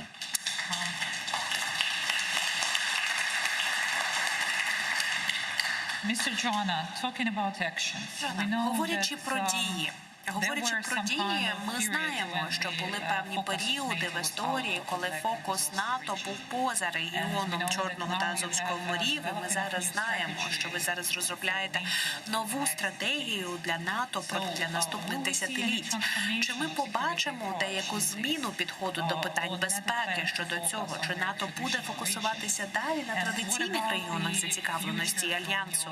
Яке ви бачите майбутнє, ваше майбутнє зараз? Які дискусії зараз ви маєте щодо регіону Чорного моря, щодо безпеки цього регіону для подальших періодів альянсу?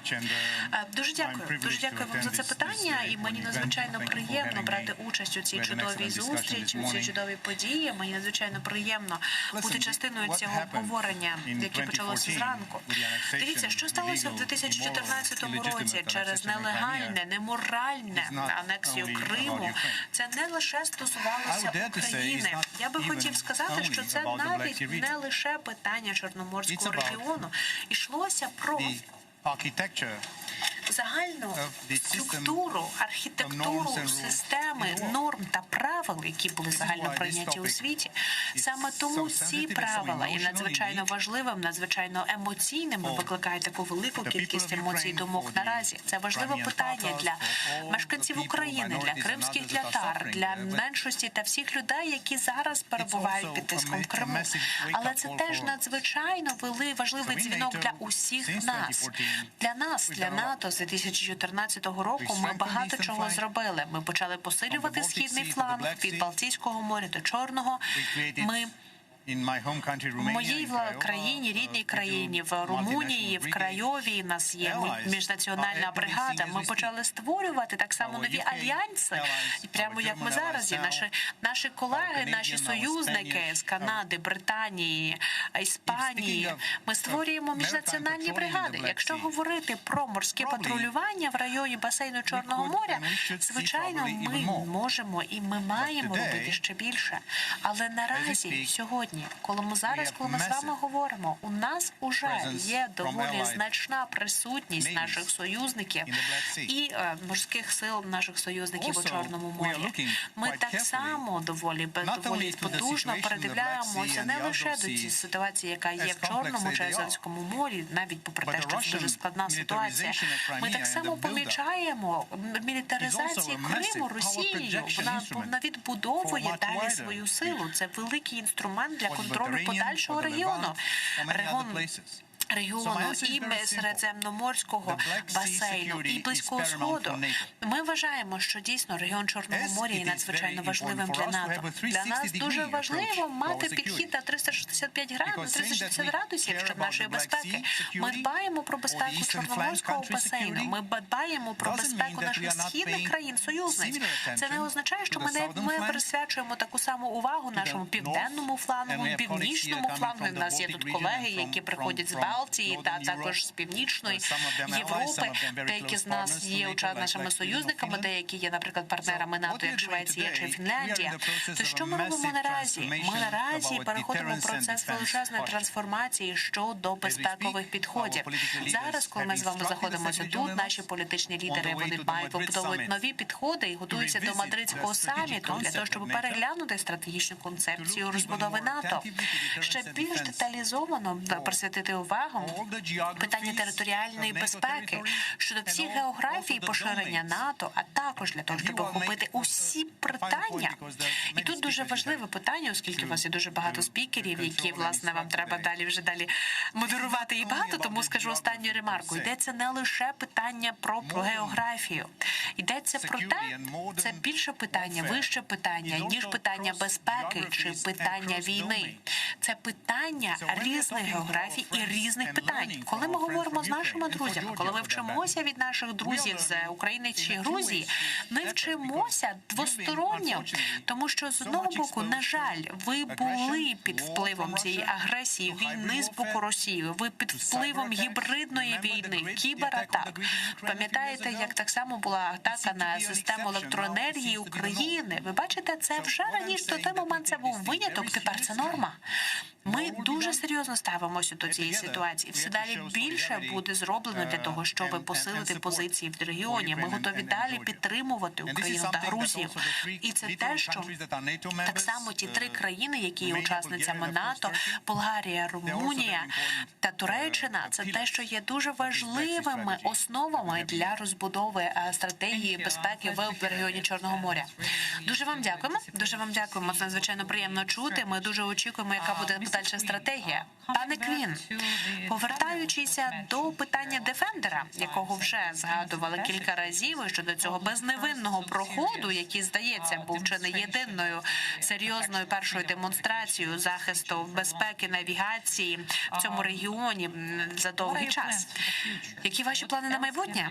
Що ще можна зробити для того, щоб продемонструвати підтримку загальної світової спільноти щодо дотримання міжнародних правил та законодавства? Які інші правила, які інші уроки ви для себе винесли щодо того, яким чином можна подолати подібні небезпеки, як можна передбачити подібні небезпеки?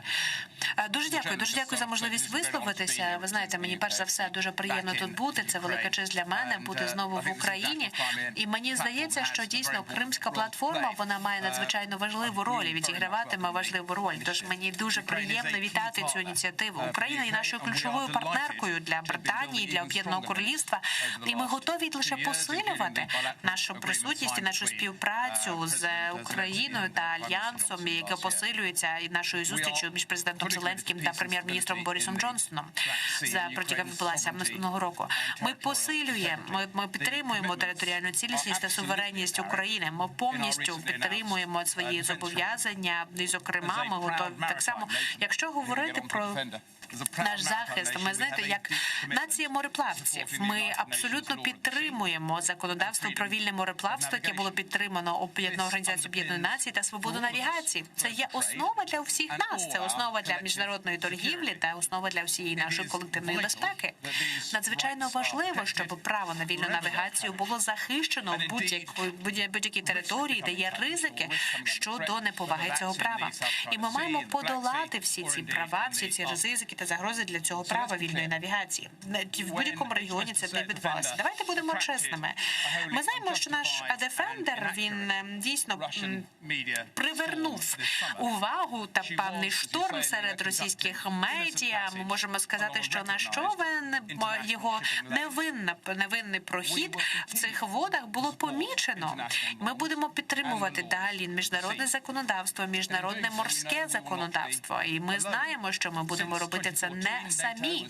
З 2014 року, як уже зазначив мій колега, від моменту присутності НАТО в Чорному морі, зокрема, наприклад, минулі наші навчання Sea Breeze, ми бачили 30 човнів НАТО, які брали участь в цьому. Ми хочемо дуже добре візуалізувати зобов'язання міжнародної спільноти щодо Чорноморського басейну.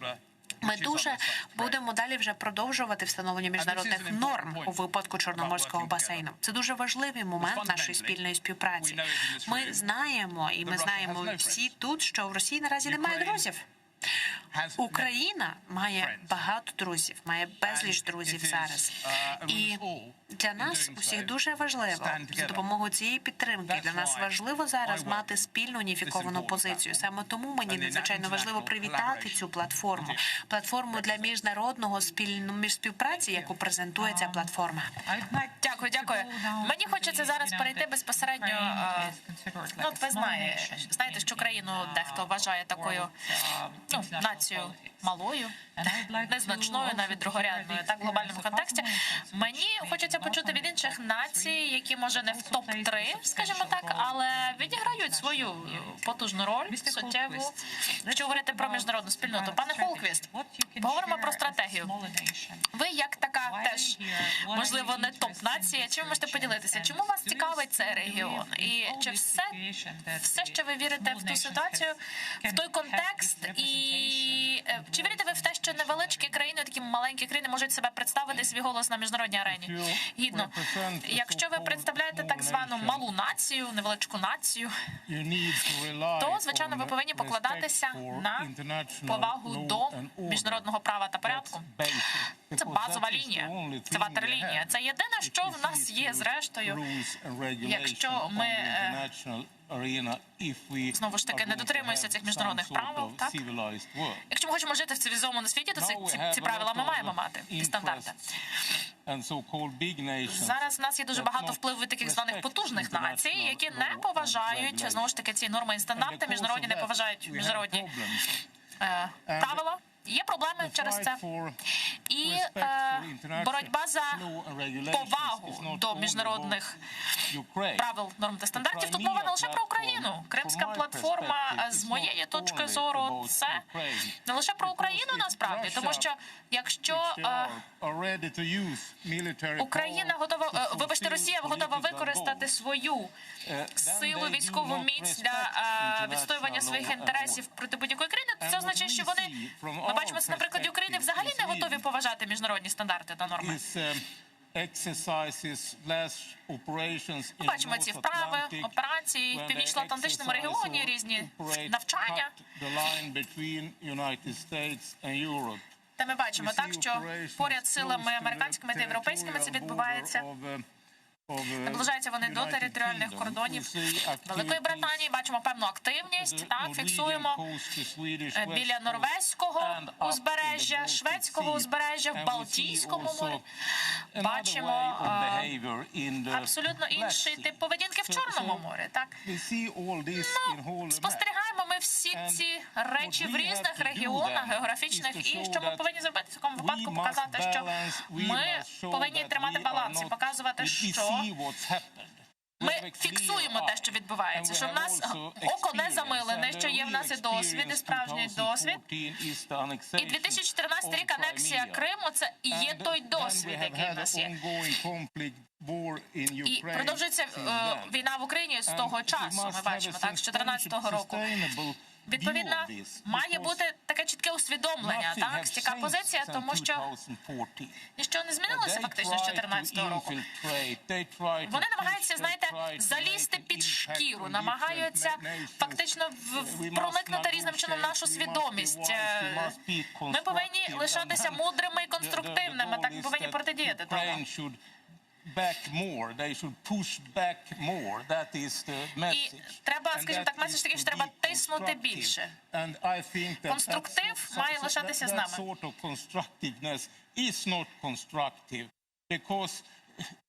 Але та конструктивність, яку ми спостерігаємо зараз, вона фактично не є конструктивною, якщо можна так сказати, тому що вона все одно дає можливість ігнорувати міжнародний порядок та право. У нас є Білорусь, давайте подивимося. І є вільний військовий доступ. Отже, якщо білоруські війська об'єднаються з російськими, це буде тиск на Україну, звичайно, тиск на Балтію, і це вплине на весь наш регіон, і скандинавський в тому числі. Розумієте, так? Тому ми маємо боротися і ми маємо впоратися з новим безпековим контекстом. Ми повинні дивитися в довгострокову перспективу. Ми повинні знову ж таки говорити, що ми хочемо від вас поваги і розуміння міжнародних правил та порядку. Ми будемо проводити навчання разом, будемо триматися разом, будемо об'єднані. Важливо, щоб всі ці країни, які сьогодні представлені тут, понад 40 країн з нами сьогодні, це такий безпековий сигнал, в першу чергу. Ми говоримо про те, що ми від майбутнього свого хочемо щось інше. Ми не задоволені тим хаосом і бардаком, який, власне, відбувається зараз у нас, поряд з нами. Ми хочемо демократичний світ, вільний світ. Ми хочемо жити в світі вільному від подібних проявів агресії. Дякую. Дякую. Дуже гарні слова. Отже, повертаємося безпосередньо до суверенітету. Що ще можна зробити для того, щоб суверенітет утримати його, відновити безпеку в регіоні? Отже, Естонія – один з найкращих друзів, напевно, України. Ми дуже вам за це вдячні. І, напевно, ви знаєте, що таке загроза і ризик, напевно, ніж інші наші партнери набагато краще. Тому що в нас історія спільна з вами, спільне минуле, але в той же час ви є країною, яка є настільки близька до НАТО. Ви бачите ці дискусії країн-членів НАТО з партнерами та союзниками. З вашої точки зору, є якісь рецепти у вас для України?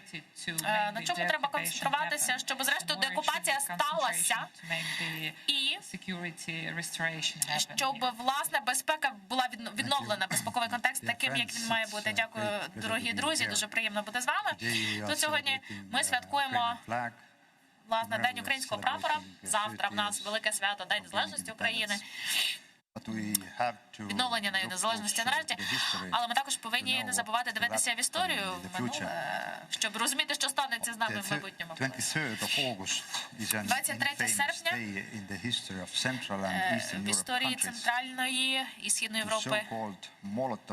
Це такий день не дуже приємний. Ми пам'ятаємо, коли було підписано пакт Молотова-Ріббентропа в цей день. В 1939 році. І це, власне, дозволило фактично нацистській Німеччині розв'язати Другу світову війну. І сталінський режим позбавив життя величезної кількості людей, мільйонів людей. І багато естонців втратили своє життя, і українці так само тоді. В часи цього режиму. Путінська Росія не хоче, власне, засуджувати цей акт. Але в усьому світі відомо абсолютно, Russia's State Duma has criminalized even the mentioning of the Soviet-Nazi collaboration. Що от ми всі знаємо, що Російська Дума, вона просто не хоче визнавати ті злочини, які чинив радянський режим. Я щиро вірю, що єдиний спосіб для нас рухатися вперед, як для України, так і для її партнерів, звичайно, що ми повинні робити? Демонструвати нашу єдність, нашу силу і нашу рішучість. Крим – це питання, яке ми будемо вирішувати ще довго. Але Україна не повинна втрачати віру в нас і в себе. Історія показує, що кожна імперія, її чекає колапс зрештою. І справедливість, вона таки бере гору. Естонії знадобився 51 рік для того, щоб відновити свою незалежність. І західна політика невизнання окупації, окупаційного режиму та анексії Балтійських країн Радянським Союзом. Вона відіграла важливу роль, ця політику, для того, щоб відновити зрештою справедливість, для того, щоб лібералізувати регіон. Відтак, наші ключові зусилля повинні фокусуватися на збереженні на підтримання цього порядку денного, щоб Крим постійно був присутній в обговореннях. Політика невизнання, політика невизнання і використання будь-яких невоєнних, неагресивних методів, для того, щоб стримувати Росію. Посилення санкцій в тому числі. На жаль, досвід показує, що продуктивний діалог з Росією можливий лише в теорії, лише на папері, так, або в наших думках, але не на практиці, тому що Росія не зацікавлена абсолютно у вирішенні конфліктів. Лише на власних умовах вони це хочуть зробити. Кремль абсолютно не зацікавлений у визнанні своїх злочинів та порушень і постійно коригує свою політику та адаптує її. Україна для того, щоб захистити свою незалежність та суверенітет,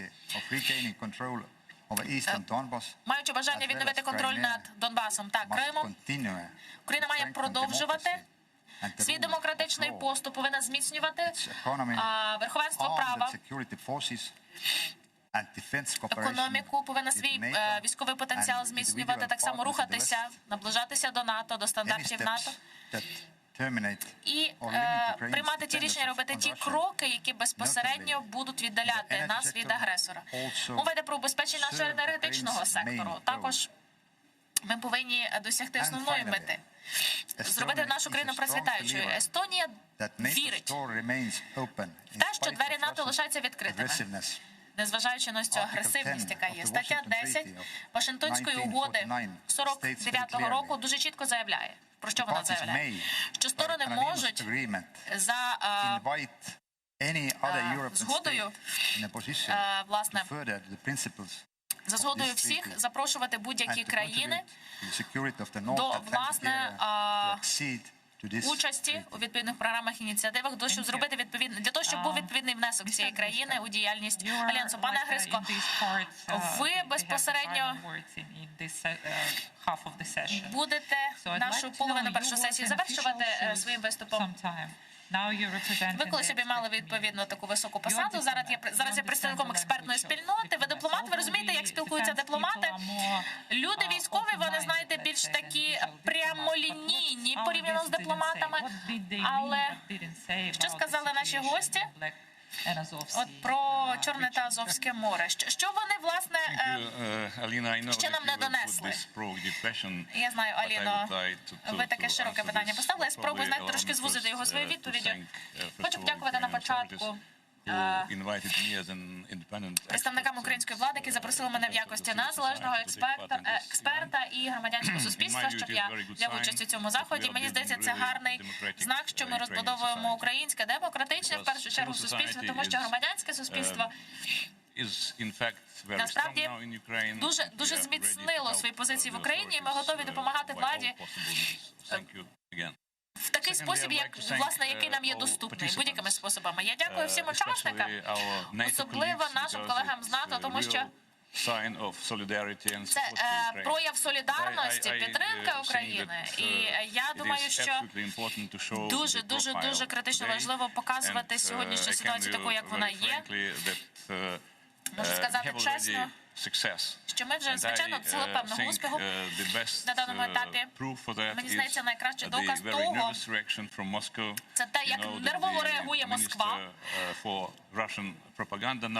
Отже, міністр російської пропаганди або ж міністр закордонних справ Російської Федерації дуже так прямо сказав, що це дуже антиросійський захід, який наразі проводиться в Києві. Це означає, що ми з вами всі гарну роботу робимо сьогодні, якщо така реакція відповідно від Москви йде. Але, Аліно, вертаємося до вашого питання все ж. Що я бачу як експерт, і що наші колеги, як офіційні представники, може, не можуть сказати з певних причин чи заявити. Я переформатую ваше запитання, тому що ми говоримо, в принципі, про питання політичної волі, в першу чергу. У нас є політична воля, чи є вона в нас, чи вона фактично може бути використана як інструмент, чи ні. І коли, отже, ми дуже скоро дізнаємося, чи вона в нас є Що я, власне, бачу як експерт? Що з стратегічної точки зору НАТО дуже зацікавлений як альянс, щоб Україна лишалася в полі їх зору, так, лишалася партнером. Тому що Україна не настільки маленька країна, як тут звучало. Я хочу вам нагадати, що Україна найбільша країна в Європі. Просто нагадую. І питання української безпеки, тут вже, знаєте, мова йде не про глобальний рівень. Вибачте, не про регіональний рівень, а про глобальний рівень ми говоримо в цьому випадку. Тобто те, що Україна, той факт, що Україна буде колись в НАТО, це в принципі змінить ось цей глобальний баланс. Знаєте, шальки терезів, вони похитнуться в нашу сторону. І в сторону демократичних країн. Знаєте, отже, я бачу, що багато держав-членів не бояться Росії.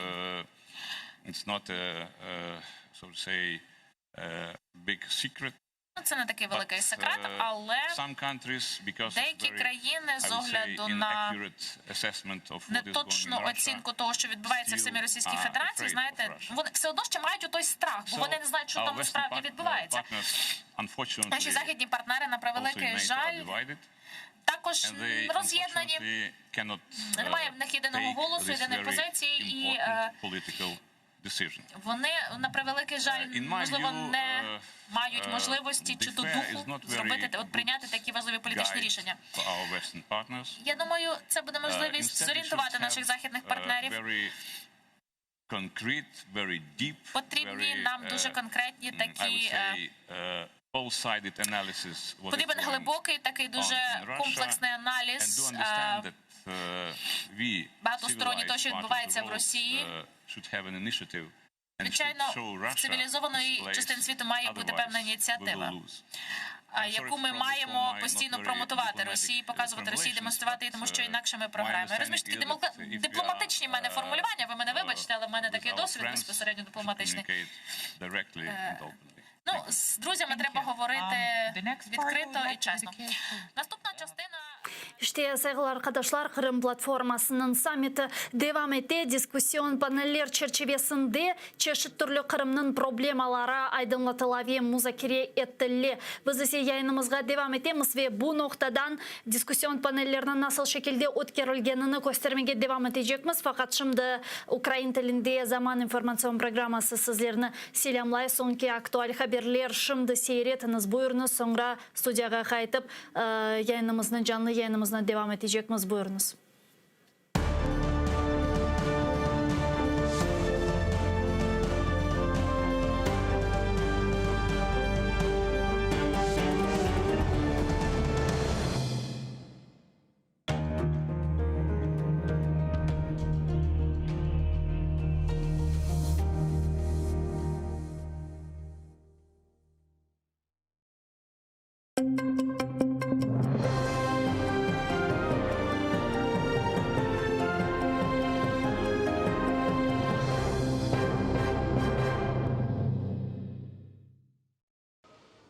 Окупація Криму почалася у Москві, закінчиться у Києві. У столиці України відбувся перший інавгураційний саміт Кримської платформи.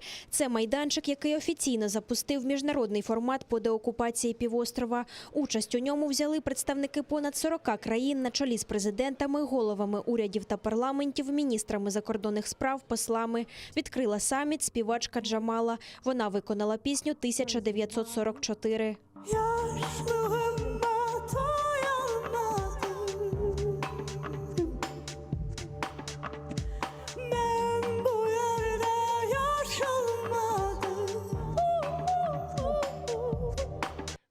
Учасники Кримської платформи почали нову главу в історії України – історію деокупації Криму. У цьому впевнений президент України Володимир Зеленський, який першим виступив на саміті. Це глава про деокупацію, адже саме деокупація – це кінцева мета моя, нашої держави, кінцева мета роботи, щоденної роботи Кримської платформи.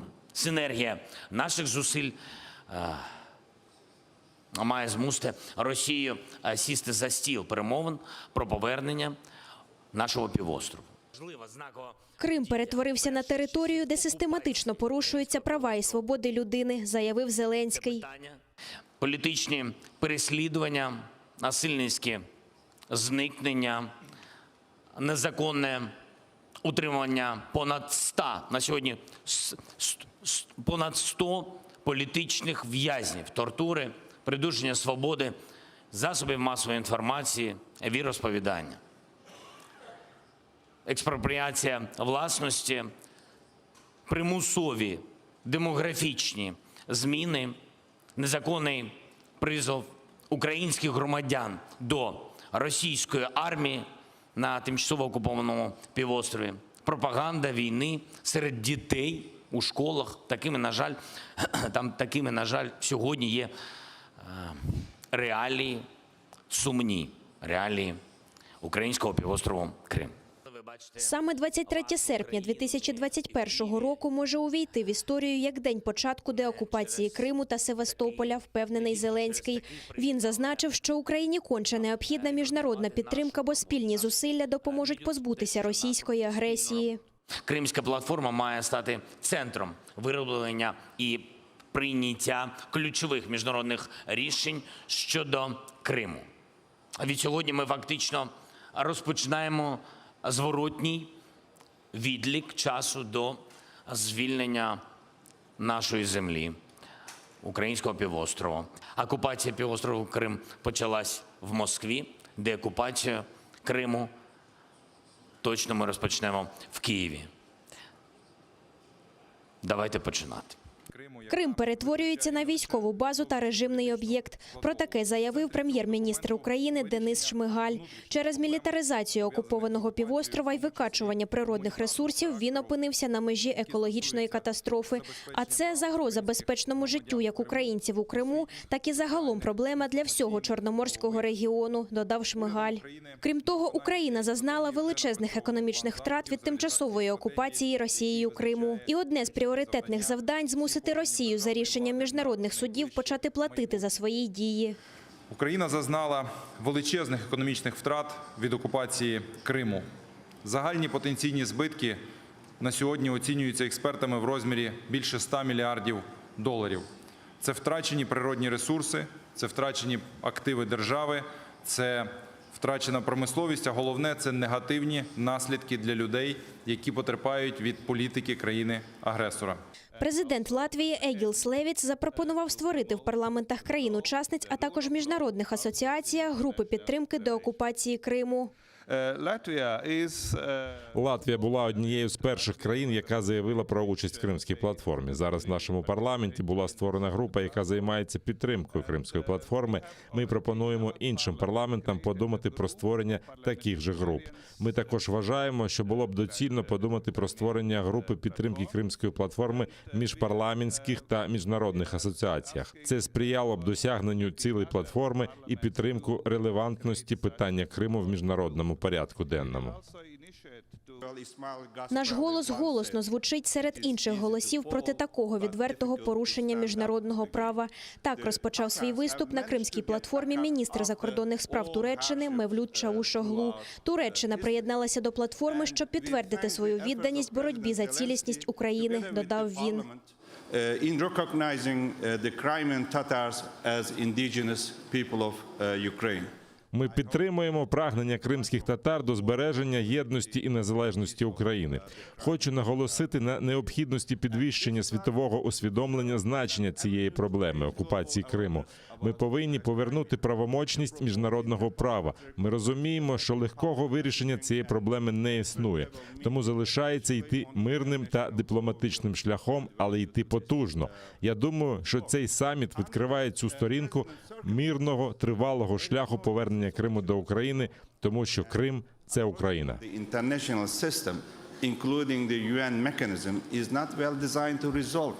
Лідер кримськотатарського народу подякував міжнародній спільноті за підтримку України, але додав, що існуючих зусиль недостатньо для звільнення Криму. Він порівняв геноцид кримських татар 1944 року з окупацією 2014-го. Зауважив, що зараз вона страшніша, ніж за радянських часів. Джемілєв заявив, що порушники міжнародного права обов'язково мають бути покарані. У кримських татар є така приказка: царство шакалів триває, поки леви не піднімуться на ноги. Ми дуже сподіваємось, що міжнародна спільнота досить скоро підніметься на ноги, щоб на нашій землі тривало право, а не груба сила. Саме цій меті присвячена Кримська платформа і декларація, яка буде підписана.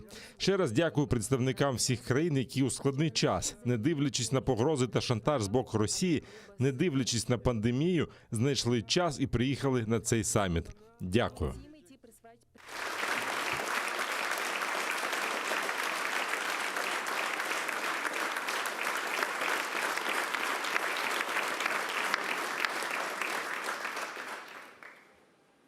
Голова Сенату Чехії Мілош Вистрчіл порівняв геноцид кримських татар 1944 року з ситуацією в окупованому Росією Криму. На початку саміту Кримської платформи президент Зеленський говорив про те, що у 1944 році відбувався геноцид кримських татар, яким керував Сталін. Також він сказав, що думав про неможливість повторення такого, що більше не виникне ситуація, коли людей будуть виганяти зі своєї власної землі. Сьогодні тут ми бачимо, що це не так. Про підтримку України заявила міністр енергетики США Дженніфер Гренхолм. Вона вважає, що Кримська платформа повинна сприяти залученню Росії до відповідальності за окупацію Криму і збройну агресію на сході України.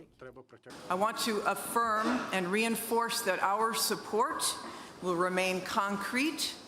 Наша підтримка залишатиметься конкретною, суттєвою. Ми вже надали 4 мільярди 9 мільйонів доларів допомоги Україні тільки з 2014 року, і ця підтримка триватиме. Ми будемо надавати підтримку Збройним силам України, зокрема оборонним озброєнням і обладнанням для боротьби з російською агресією. Ми продовжимо дипломатичні зусилля, які ми застосовуємо разом з нашими союзниками і партнерами для вирішення конфлікту на сході України. Ми хочемо поставити Росію на місце. Ми хочемо домогтися припинення її втручання на сході України і окупації Криму. Питання Криму не закрито. Підсумком саміту стало підписання спільної декларації. Свої автографи під нею поставили представники 46 країн та міжнародних організацій, зокрема Європейського Союзу, Ради Європи, НАТО та ГУАМ. Невизнання незаконної анексії Криму Російською Федерацією, зобов'язання розглянути додаткові політичні, дипломатичні, обмежувальні санкції відносно Росії у разі подальшої агресії, об'єднання зусиль всіх країн-учасниць платформи задля зміцнення безпеки, стабільності в Чорноморському регіоні. Вперше на міжнародному рівні Російською Федерацією визнано державою-окупантом. І відповідно до норм міжнародного гуманітарного права вона має негайно припинити порушення прав людини в окупованому Криму. Цієї Кримської платформи завжди буде рядок для підпису представника Росії, зауважив Зеленський. Він запросив її приєднатися для того, щоб спільно виробити шляхи деокупації та виправлення її історичної трагічної помилки. Скоріш за все, цей підпис буде останнім на останньому саміті Кримської платформи в Ялті, додав президент України. Переслідування на підставі політичних поглядів, національності та віросповідання. Такі злочини окупаційної влади фіксують в Офісі Генпрокурора, каже очільниця відомства Ірина Венедіктова. Про це вона заявила під час тематичної панелі «Подолання наслідків та відновлення прав кримськотатарського народу як інструмент деокупації Криму», яка розпочалася після саміту Кримської платформи. За словами прокурорки, окупанти мають кілька способів витіснення незгодного з окупацією населення. Серед іншого, окупаційна влада множить карні справи за надуманими обвинуваченнями, забороняє відвідувати Крим та вивозить бранців до російських застінків подалі від батьківщини. Так, в Криму є багато проблем. Прав людини, які порушуються в усіх напрямках. Екологічні злочини, мілітаризація, але колонізація, про те, що і тема сьогоднішньої нашої панелі, зміна демографічного стану, стирання національної пам'яті, зміна національної ідентичності на територію. Я вважаю, що це найсерйозніша проблема і найсерйозніший злочин, з яким ми стикаємось. Намагання окупантів змінити ідентичність корінного народу пережили й Балтійські країни, згадує співголова міжпарламентської групи з питань співпраці Україна-НАТО Ояр Скалнінс. Зберегтися допоможе єдність народу в окупації та у вигнанні. One reason it ended was largely because of, during this period of occupation, there were Balts, both at home in the occupied Baltic states and in the diaspora, who continued to keep the idea of freedom alive. And I think this cooperation between those in the country and those outside, those who were living in exile, was very significant. It seems difficult to try to keep that alive for 50 years, but we managed to do that. We kept the flame of freedom alive. And although part of the topic here is recovery and restoration of Crimea and the Crimean Tatars, it's clear that that can only be resolved politically. But I think it's very important that the Crimean Tatar culture and society, wherever they are in the world, stay unified, active, and internationally engaged. Москва розуміє, що їй доведеться забратися з окупованого Криму, впевнений голова Меджлісу Рефат Чубаров. На його думку, глибоку стурбованість окупацією мають замінити рішучі дії цивілізованого світу та нові санкції проти агресора. До того ж, Україна має виконати свою домашню роботу, переконаний Чубаров. Зокрема, виправити правовий покруч Автономної Республіки Крим і забезпечити умови розвитку кримськотатарського народу. Закладена тоді Москвою міна уповільненої дії у вигляді фактичної автономії російської етнічної більшості здетонувала у 2014 році.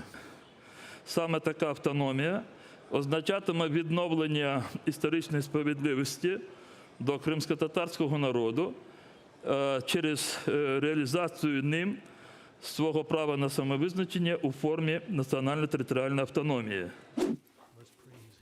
Окупанти прагнуть замінити політичну ідентичність кримчан та ставлення до демократії, набуте за часів незалежності України. Про це заявив перший заступник голови Меджлісу Наріман Джелял під час обговорення в межах Кримської платформи. За його словами, окупаційна влада для цього використовує телевізійну пропаганду, адмінконтроль та шкільну освіту. Кримчан відівчають від критичного мислення, нав'язуючи натомість думки, схвалення окупантами. Тех, кто отказывается усвоить новые представления об окружающем мире, характере власти, отведенном им месте в централизованной, а порою даже авторитарной системе общественных отношений через каналы официальной пропаганды, подвергают различным способам угроз, ограничений и преследований.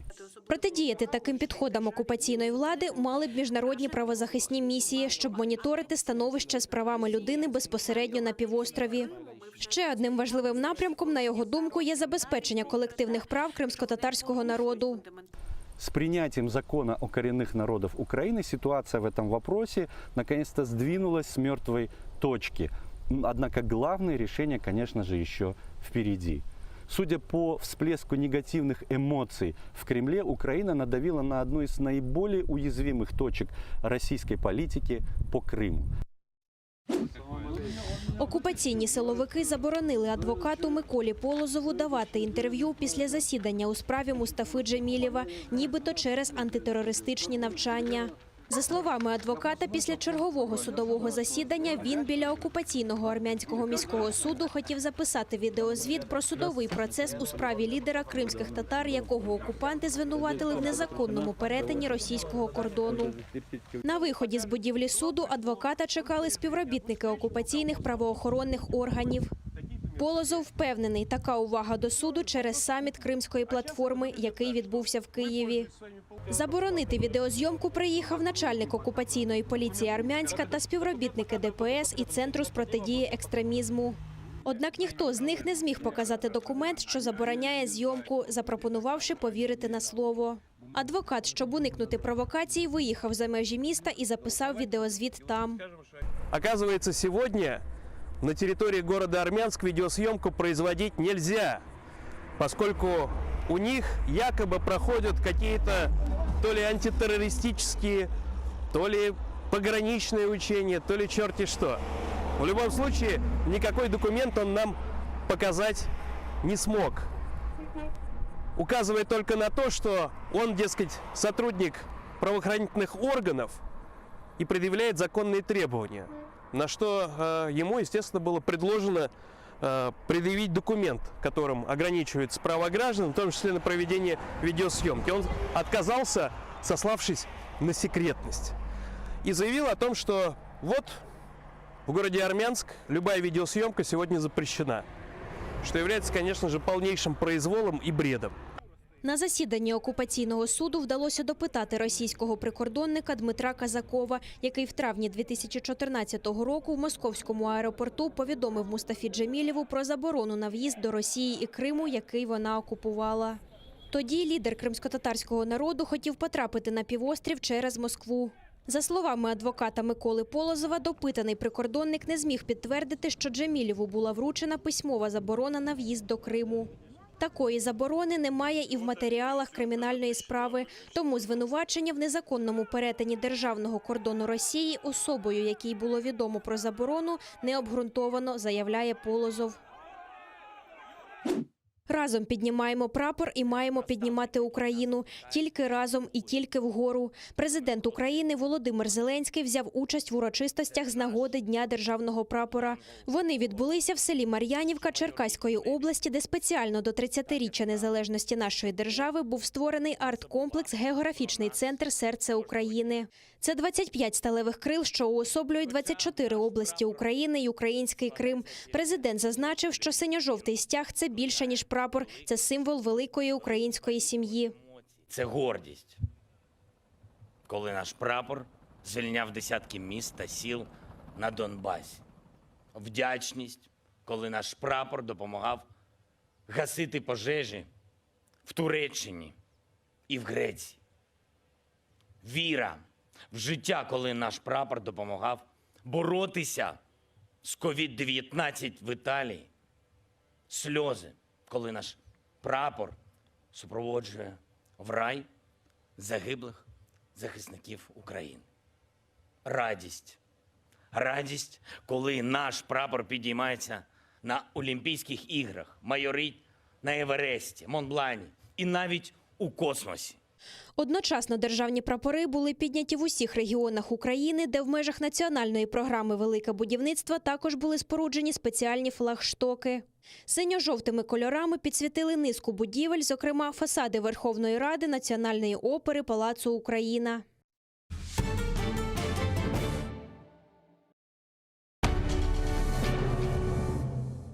Ізраїльські вчені створили унікальний засіб, що містить природні інгредієнти. Краплі імуноков покращують імунітет при коронавірусних та респіраторних захворюваннях, а також сприяють полегшенню постковідного синдрому. Імуноков – надійна допомога.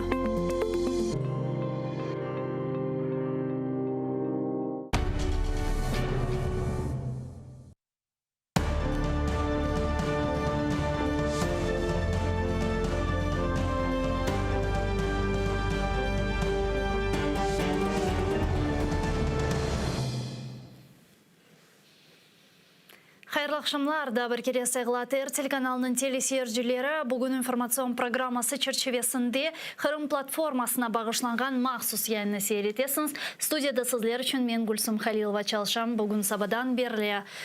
Қырым платформасына бағышланған тедбірлеріні бері-берлікте жанлы яйынларымызда сейретеміз.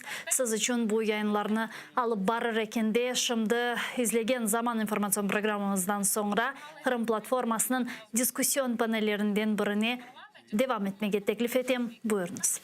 Безпеку та оборону. Ми намагалися концентруватися на більшості. Якщо у вас є більшість така потужна, якщо є більшість голосів для відповідних безпекових ініціатив, тоді можна дати чіткий сигнал партнерам і країнам, що ви з ними співпрацюєте, та іншим, в яких може інші амбіції при тому.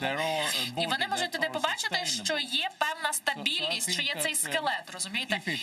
І якщо це важливо для нації, для країни, для людей, тоді треба спробувати вибудувати ось дійсно цю більшість, так, ось цю основу. Ну, якщо хтось думає, що треба трошечки заспокоїти, щоб уникнути конфлікту політичного.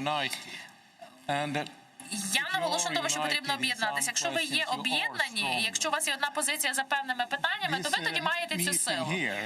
Оця зустріч сьогоднішня, де є присутні представники понад 40 націй та організацій різноманітні, ми об'єдналися навколо взагалі питання Криму. Так? І таким чином можна дати дуже потужний сигнал всьому світу навколо нас. Це показує силу. Якщо ви всі разом, не зламаєш вас, як ті 7 прутиків у байці. І ви тоді можете бути рушійною силою для того, щоб вибудувати цю більшість, за яку я кажу, і матимете силу переконати своїх друзів і показати, скажімо, м'язи тим, в кого інша мотивація. Тоді буде й успіх. У довгостроковій перспективі. І буде таке відчуття у вас, знаєте, що знаєте, ми можемо роками, наприклад, вибудовувати щось, якщо, наприклад, є якась стійка позиція. Наприклад, що протирічить міжнародному законодавству, щось неприйнятне, так? Наприклад, анексувати Крим – це дійсно є порушення міжнародного законодавства. В 2014 році це було неприйнятно, і сьогодні, в 2021 році, це теж лишається неприйнятним, абсолютно. І буде в 36-му році неприйнятним, не дай Бог. Тобто, думка така ж сама, позиція така ж сама. І пам'ятаєте, та Берлінська стіна простояла стільки років, і потім все, була знищена. Але певним чином, бачите, все одно західний світ, він об'єднався і він тримався цієї позиції. Що було це відчуття демократичності, та лібералізації. Успіх був, так, у цій саме ініціативі. Якщо ви об'єднані, якщо ви будете вибудовувати цю більшість і всередині країни, і матимете підтримку зовнішню. Добре, щоб країна сама відчувала, що демократія, свобода – це дійсно позитив, що це здобуток, це важливо. І тоді ми з вами будемо переможцями. Але й мирним шляхом, бо якщо ми будемо, знаєте, будувати якусь стіну, так, і будемо перетворювати тоді тих, хто стоїть напроти нас, в антагоністів. Можна захищати свої цінності, але при цьому створювати такий, знаєте, клімат.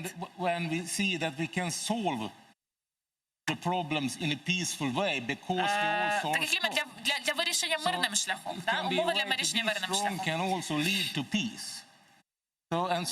Таким чином, коли ми стаємо сильнішими, ми отримуємо мир. Звичайно, ви можете співпрацювати, ви можете зміцнювати військовий потенціал, нарощувати, відстоювати те, за що ви боретеся. Звичайно, консенсус може бути в багатьох речах. Навіть боротися, навіть мати таку платформу – це вже консенсус, я рахую. Це вже консенсус. Дякую. Якщо вам потрібно йти, то, будь ласка, дійсно. Так. Ми вам дуже вдячні за вашу участь. Дякую. Пане Джоане, хочеться повернутися знову ж таки до наших цінностей та можливості захищатися за допомогою війська. Насправді в НАТО є доволі великий досвід для того, щоб працювати у темі стабілізації, миру та безпеки. Ми говоримо про міжнародні операції, Косово, операції в Афганістані. І, звичайно, ми знаємо, що інколи цей досвід є дуже болючим. Але, зважаючи на цей досвід і зважаючи на те, що в нас є кілька заморожених конфліктів у Чорноморському регіоні, на вашу думку, які почуття, які думки у вас є наразі є? Яким чином можна цивілізувати ці взаємини безпеки зараз тут, у Чорноморському та Азовському регіоні? Які ви бачите зараз шляхи для захисту демократичних цінностей тут? Слухайте, немає іншого кращого шляху в тому, щоби досягнути тієї згоди, того консенсусу, про який говорив пан міністр, окрім як мати спільну позицію, як держави, які вірять в демократію та в міжнародні правила та норми. Триматися разом, мати спільну позицію і ніколи не визнавати подібної точки зору та подібного ставлення до міжнародного законодавства і міжнародних справ. Але на додачу до того, щось іще, що вже було в декларації, яка вже була запропонована, яка була підтримана багатьма державами та багатьма учасниками, ми маємо довести своїм власним громадянам, Але маємо довести також і громадянам з іншого боку, з окупованого, незаконно окупованого Криму, з незаконно тимчасово окупованих сходу України, з незаконно окупованого Придністров'я, з незаконно окупованої Осетії, з незаконно окупованої Абхазії, у будь-якому незаконно окупованому регіоні. У всіх цих ситуаціях ми маємо довести, що наша система краща. Що те, що жити у відкритому суспільстві набагато краще, ніж жити в тиранії і тоталітарному суспільстві. Що мати можливість мати політичний, громадський контроль над вашою розвідкою, над інформацією, це краще, ніж використовувати силу і застосовувати силу проти ваших громадян. Це те, що жити в демократію і інколи навіть ситуативно виступати в опозиції до вашої власної влади, це набагато краще, ніж знищувати своїх політичних опонентів, саджаючи їх до в'язниці або чого гірше. Я можу лише заохотити Україну продовжувати далі йти шляхом до внутрішніх реформ. В тому секторі, який ми заохочуємо завжди, ми говорили про це, коли йдеться про реформу служби розвідки, але так само йдеться і більше про більш широкі економічні та соціальні реформи та подорож та шлях на цьому вдосконаленні для вашої держави. Результати прийдуть, люди почнуть краще жити. Зараз уже ВВП на душу населення в Україні є вище, ніж в Росії. Моя рідна країна, Румунія, до того, як доєдналася до Європейського Союзу, коли в нас було насправді щось близько 700 доларів ВВП на душу населення, в нас вчетверо зросло ВВП загалом не разу після доєднання до Європейського Союзу. Тож для нас найкращий спосіб показати нашу непохитну солідарність з людьми та державою Україна і її суверенною територією. Для всім нашим друзям в Молдові, всім друзям в Грузії. Іти цим шляхом, інвестувати і вкладатися в цей шлях. Але і ви всередині країни з нашою допомогою, з нашою підтримкою, з нашими порадами, коли ви їх потребуєте. Ми не будемо вам повчати щось робити, не повчати. Але ми можемо бути вашими вірними партнерами у вашій подорожі, у вашому виборі заходу, у західного підходу для організації вашого суспільства. Залишайтеся на цьому курсі, і результати прийдуть. Ваша країна стане сильнішою, ваші люди стануть більше пишатися і будуть більш заможними. Усі ми будемо сильніші разом. Я абсолютно переконаний, що рішення 2008 року в саміту у Бухаресті щодо можливого потенційного членства в Європейському Союзі для Грузії та України, вони будуть можливими, коли якщо ми залишаємося на цьому шляху, залишаємося на цьому шляху разом з вами.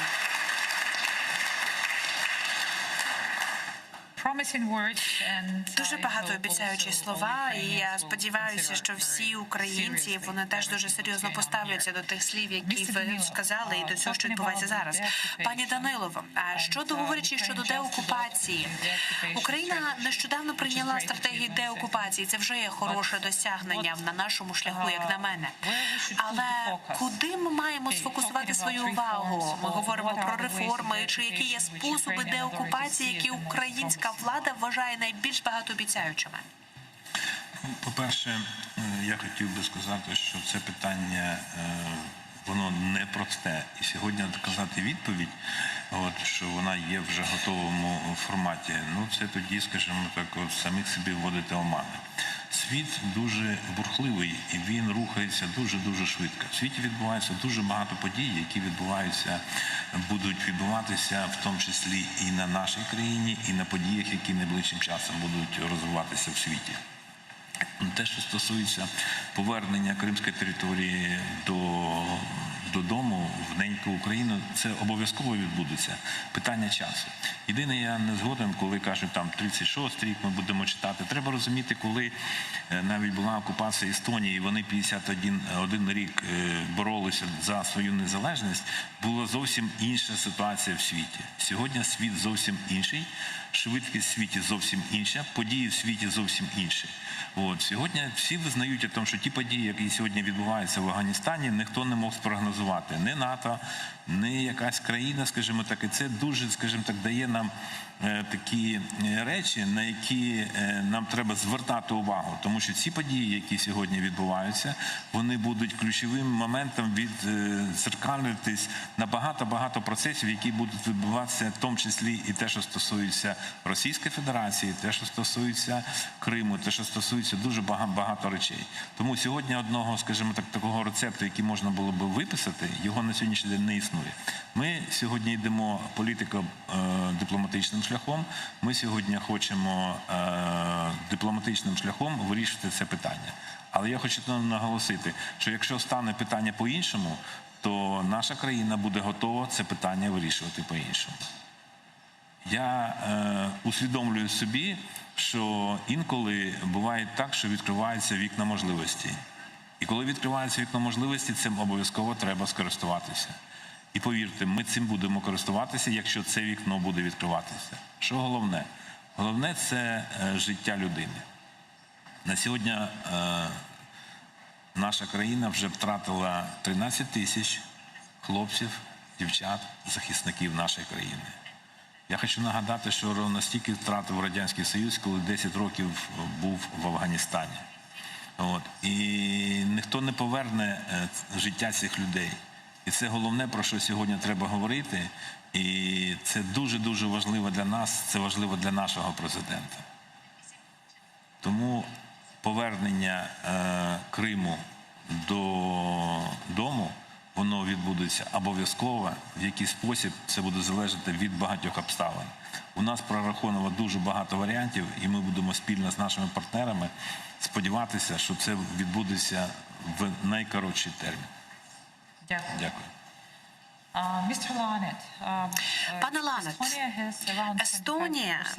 в Естонії має десь 25% російськомовного населення, що однозначно означає, що це є так само хороша частка населення, яку можна використовувати для дезінформації, яка може перебувати під цим впливом. Маючи той досвід, чи є у вас якісь рецепти, чи якісь варіанти, яким чином дегіпнотизовувати, розгіпнотизовувати ваше населення, яким чином можна впливати з ними? Чи можемо ми застосовувати цей ваш досвід на населення Криму, які наразі перебувають під цими інформаційними маніпуляціями? Так, дійсно, ви праві, в Естонії є десь близько 32 тисячі російськомовного населення, і більшість із них проживають на сході Естонії, близько до російського кордону. Що ми робили в Естонії? Перш за все, найперше питання для нас – це чи вони довіряють державі Естонія, чи ці люди довіряють естонській державі? І якщо вони довіряють державі Естонія, тоді наступне питання – чому вони довіряють не державі Естонія? І відповідь, напевне, буде доволі простою через те, що їм краще жити в Естонії, ніж в Росії. І, звичайно, це починається з системи освіти, з таким, чи почнеться про те, наскільки освіченими будуть люди, яку освіту ці люди можуть отримати, якими мовами вони говорять, чи вони говорять тією самою мовою, що і ми говоримо, і чому їм, власне, наприклад, треба вчити естонську мову. Причина, чому необхідно вчити естонську мову, для того, щоб мати доступ до кращої освіти, для того, щоб виступати на кращих позиціях на ринку праці. І одна з причин – це те, щоб вони мали однакові можливості розвитку. І мені здається, що це доволі хороший приклад показує, що, власне, якщо вони довіряють Естонії, якщо вони довіряють державі Естонії, це те, що вони хочуть служити в естонському війську. У нас є можливість служби 8 чи 11 місяців для громадян Естонії, вони мають можуть служити в армії, і щороку кількість людей, яких рідна мова є російською мовою, є кількість людей, які хочуть служити в естонській армії, вона зростає. І, власне, інтеграційні процеси в нашій армії, вони доволі подібні, але вони хороші. І це теж дуже добре показує, що люди хочуть захищати Естонію, естонську державу, естонські цінності, демократичні цінності, естонську демократію, зокрема. Я нещодавно повернувся з візиту до Іраку, де в нас перебував естонський контингент. Це були наші волонтери. Це були волонтери, вони не професійні солдати. Там було десь близько 30 солдат, які перебували в цьому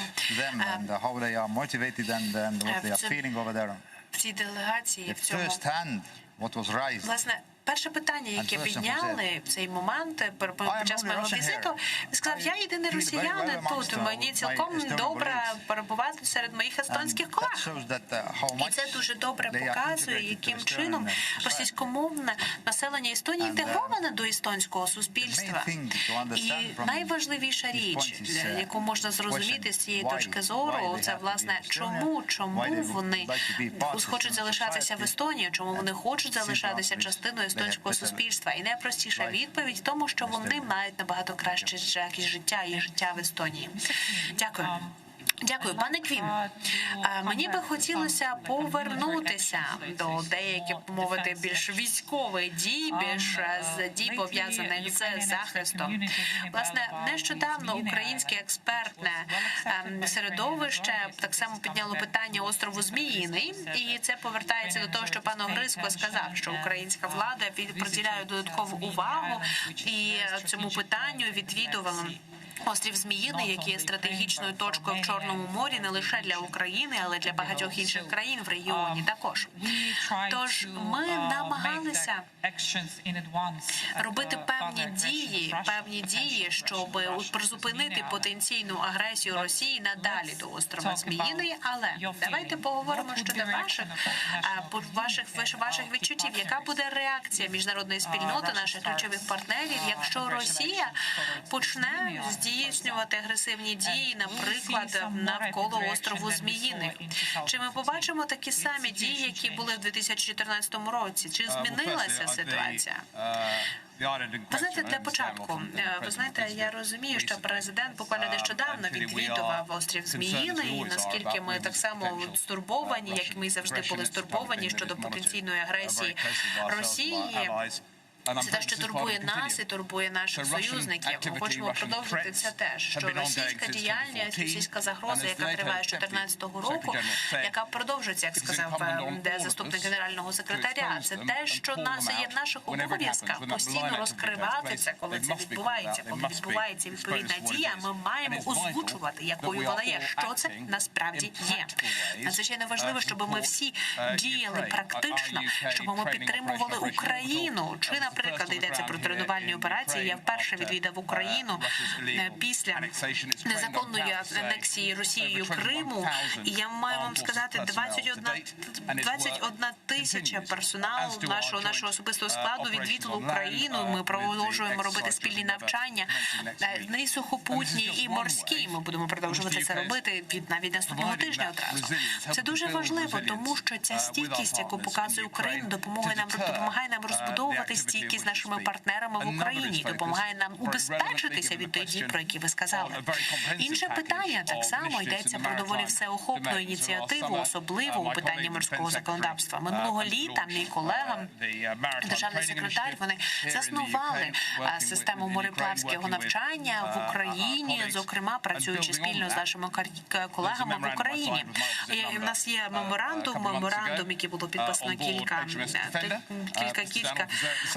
тижнів тому, кілька місяців тому, і, зокрема, наприклад, щодо проходу нашого авіаносця Defender, ми маємо вже далі плани для того, щоб розбудовувати спроможність українського морського флоту разом. Це все допомагає нам вибудувати стійкість України стійкість України до подібних загроз. Чим далі це до нас, ми працюємо спільно з навчаннями з Канадою, Данією, інші країни-союзники та інші друзі дають нам значну кількість навчальної підтримки для того, щоб розбудовувати стійкість України. І на суші також, знову ж таки, це вже згадував заступник генерального секретаря, ми маємо, звичайно, обов'язково вводити Чорне море в контекст. Не лише якісь регулярні навчання в Чорноморському регіоні, але так само і операції з Чорного моря. Ми знаємо, що в нас є додаткові наші потужності, які розташовані в Румунії, які так само мають можливість доступу до Чорноморського басейну. Ми говоримо так само про наші тайфуни, про наші інші частини морського флоту. Ми, до речі, ми знаємо, що вони так само завтра будуть брати участь у відзначенні незалежності України. Тож, для того, щоб підсумувати, є значна кількість дій для того, щоб убезпечити Україну від подальших незаконних зловісних дій Росії. Ми розуміємо, що військові сили України мають розвивати свою стійкість та спроможність на постійній основі. Це буде надалі підтримуватися НАТО, підтримуватися множинними друзями України для того, щоб підтримувати подальші ширші реформи в країні, для того, щоб зробити так, щоб це прекрасний народ, прекрасна держава в Україні лише процвітали на майбутнє. І мені хочеться ще раз запевнити, що як миролюбиві держави, ми всі маємо спільні цінності, і ми хочемо переконатися в тому, щоб світ ніколи не забув, принаймні в межах цього формулу, що анексія Криму є нелегальна і що Крим – це Україна. Дякую.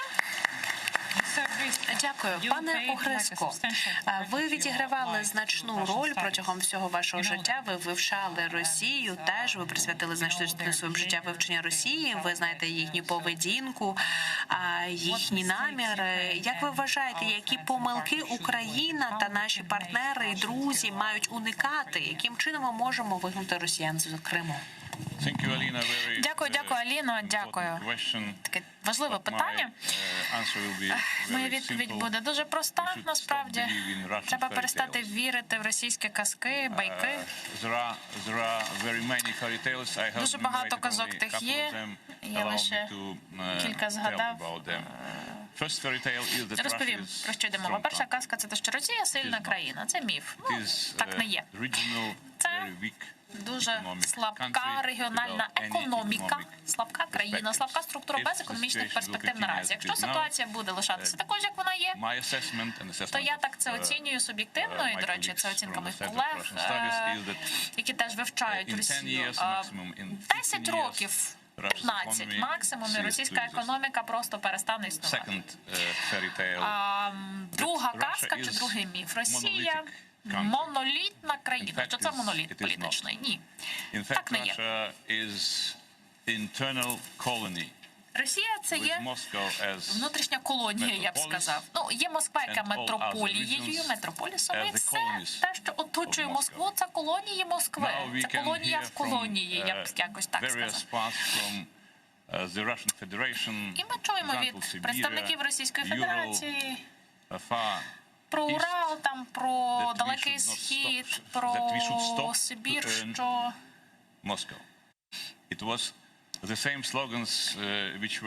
Що не треба зупинятися на Москві. Той слоган, знаєте, був так дуже популярний свого часу в кінці 80-х років, перед розпадом Радянського Союзу. Це слабка країна. І з внутрішньої точки зору, так би мовити, якщо подивитись на внутрішню структуру. Третя казка, третій міф. Росія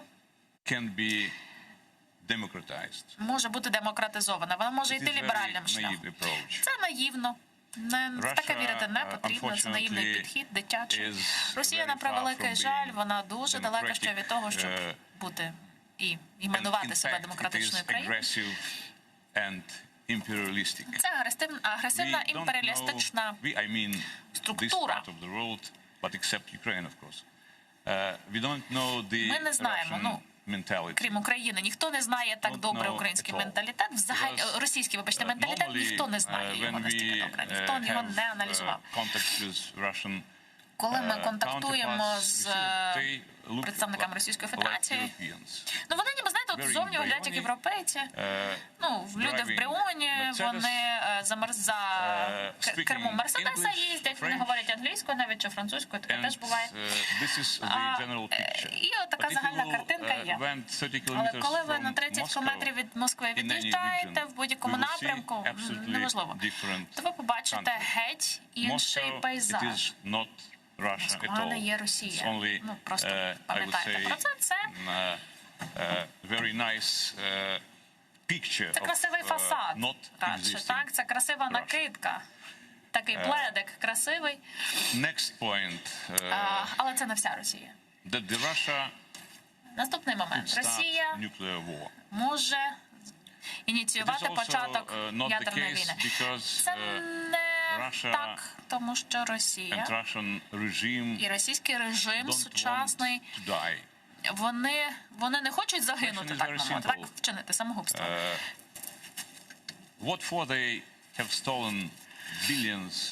Для чого вони вкрали мільярди доларів США?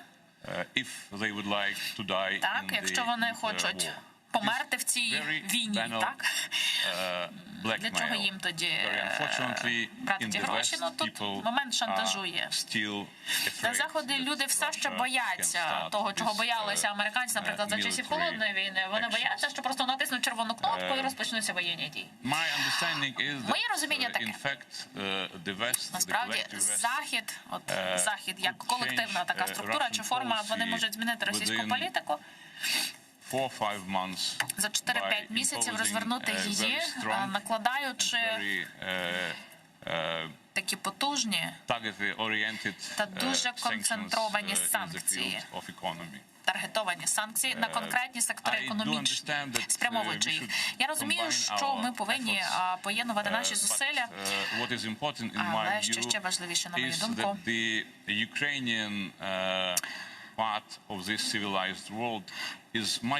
Україна, як частина цього цивілізованого світу, найкраще, навіть краще підготовлена, бо вона знає російську психологію. Ми знаємо, чим дихають росіяни. Тому я запрошую наших західних колег, я їх просто прошу, будь ласка, не втрачайте таку можливість надзвичайно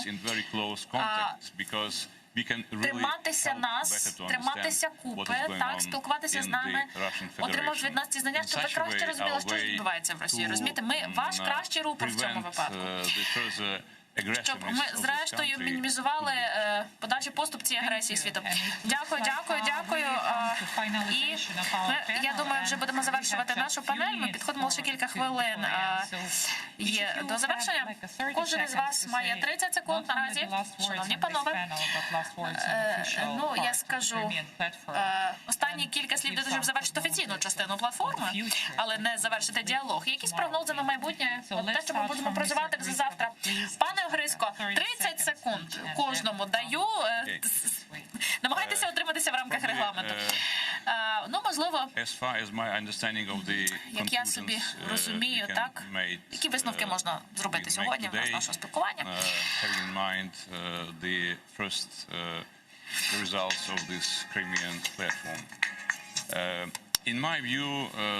На мою думку, ця платформа має стати частиною стратегії НАТО в Чорноморському та Азовському регіоні. Інакше це буде, знаєте, просто лише такий красивий слоган, красива фраза, і вона за собою не буде нести нічого практичного, нічого такого суттєвого. Другий момент, який я хотів зазначити. Кримська платформа повинна стати платформою постійною такою, знаєте, фіксованим форумом, фіксованим майданчиком для всіх наших зусиль, якими об'єднувати всі наші зусилля, права людини, це економічний вимір,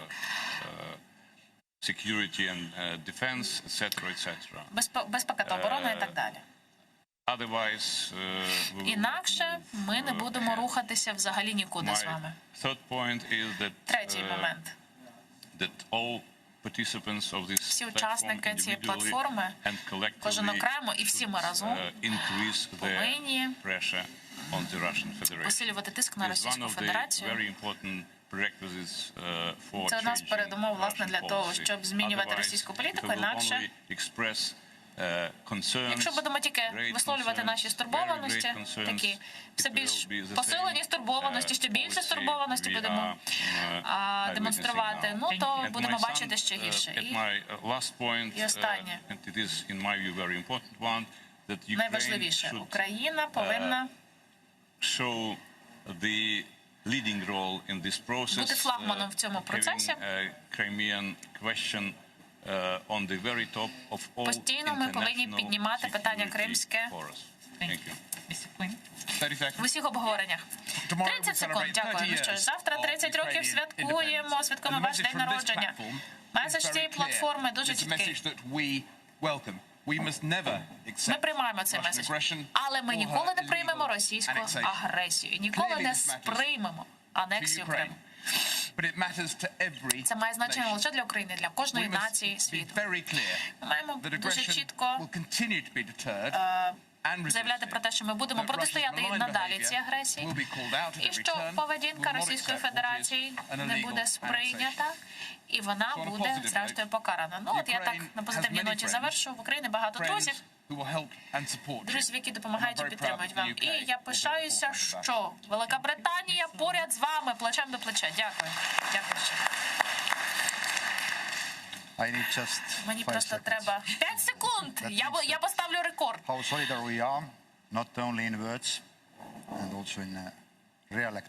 Тобто ми повинні підтримувати не лише словами вас, але й дійсно вчинками. Я сподіваюся, що дуже швидко ми таки досягнемо результату.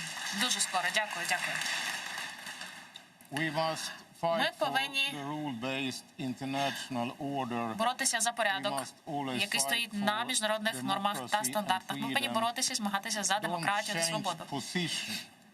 Не змінюйте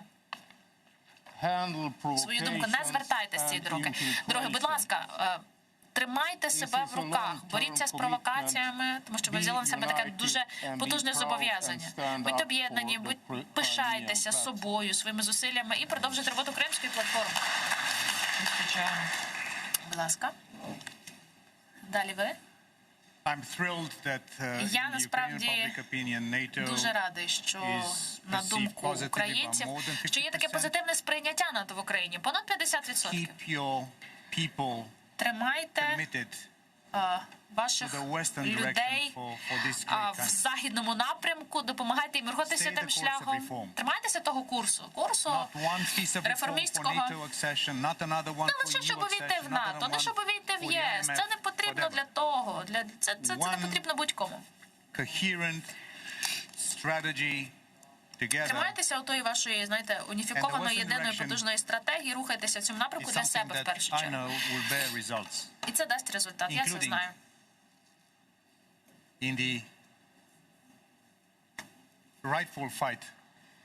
Бо ви ведете праведну боротьбу.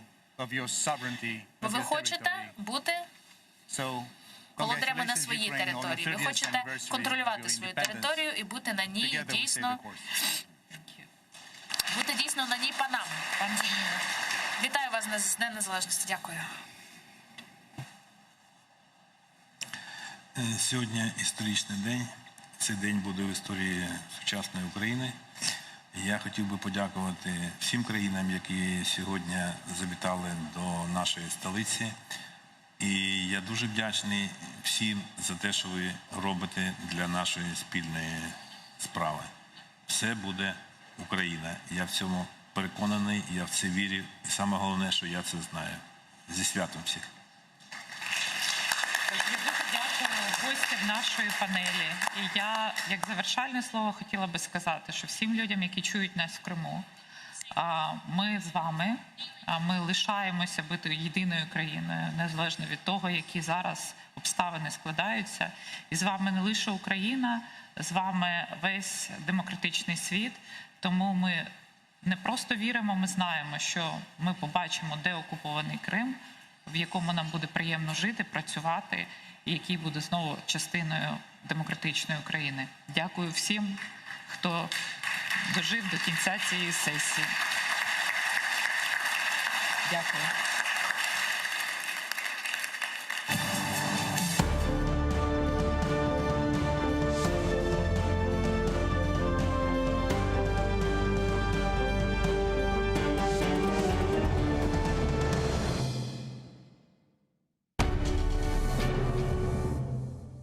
Ізраїльські вчені створили унікальний засіб, що містить природні інгредієнти. Краплі імуноков покращують імунітет при коронавірусних та респіраторних захворюваннях, а також сприяють полегшенню постковідного синдрому. Імуноков – надійна допомога.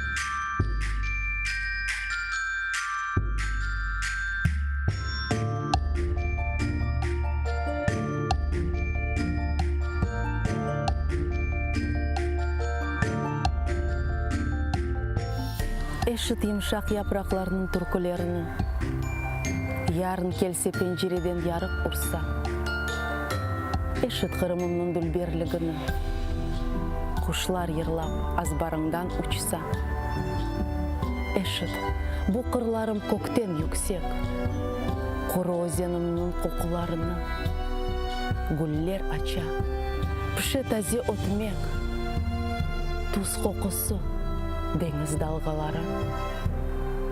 Eşit, nasıl yüzüm sıcak yerden ose. Ozen suyu aka, güneş oynay. Kırım, hep yerlerden bana güzel. Bu sevgiden güçlü, sevgi olmay.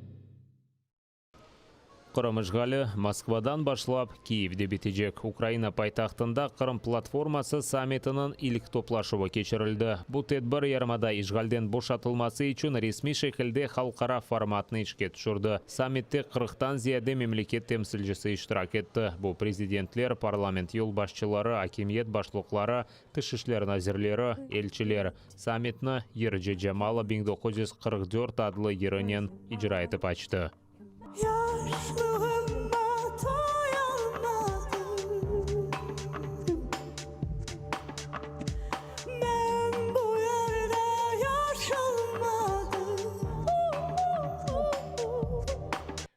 Қырым платформасынан иштиракчылары Украина тарихынан яңы бөлігі, ярмада ишгалден азат етілмесі бөлігін ачмақта. Бунда саммитнан башында чыгыш япкан Украина президенти Володимир Зеленський емин. Це глава про деокупацію, адже саме деокупація – це кінцева мета моя, нашої держави, кінцева мета роботи, щоденної роботи Кримської платформи. Синергія наших зусиль має змусити Росію сісти за стіл перемовин про повернення нашого півострову. Қырым инсан хукуктары систематик шекилде бузулган территорияга чебирилди, дей Зеленский. Політичні переслідування, насильницькі зникнення, незаконне утримання понад 100, на сьогодні понад 100 політичних в'язнів, тортури, придушення свободи, засобів масової інформації, віросповідання.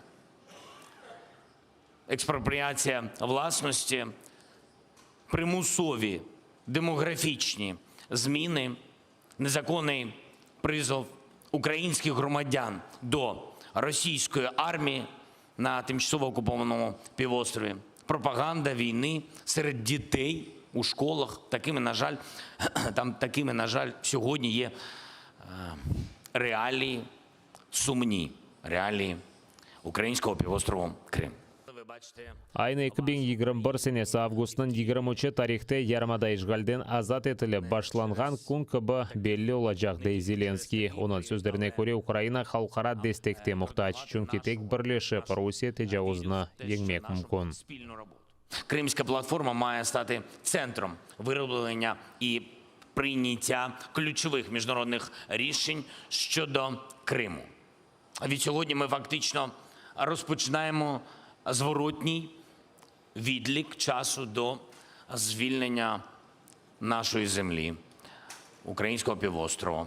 Окупація півострову Крим почалась в Москві, деокупацію Криму точно ми розпочнемо в Києві. Давайте починати.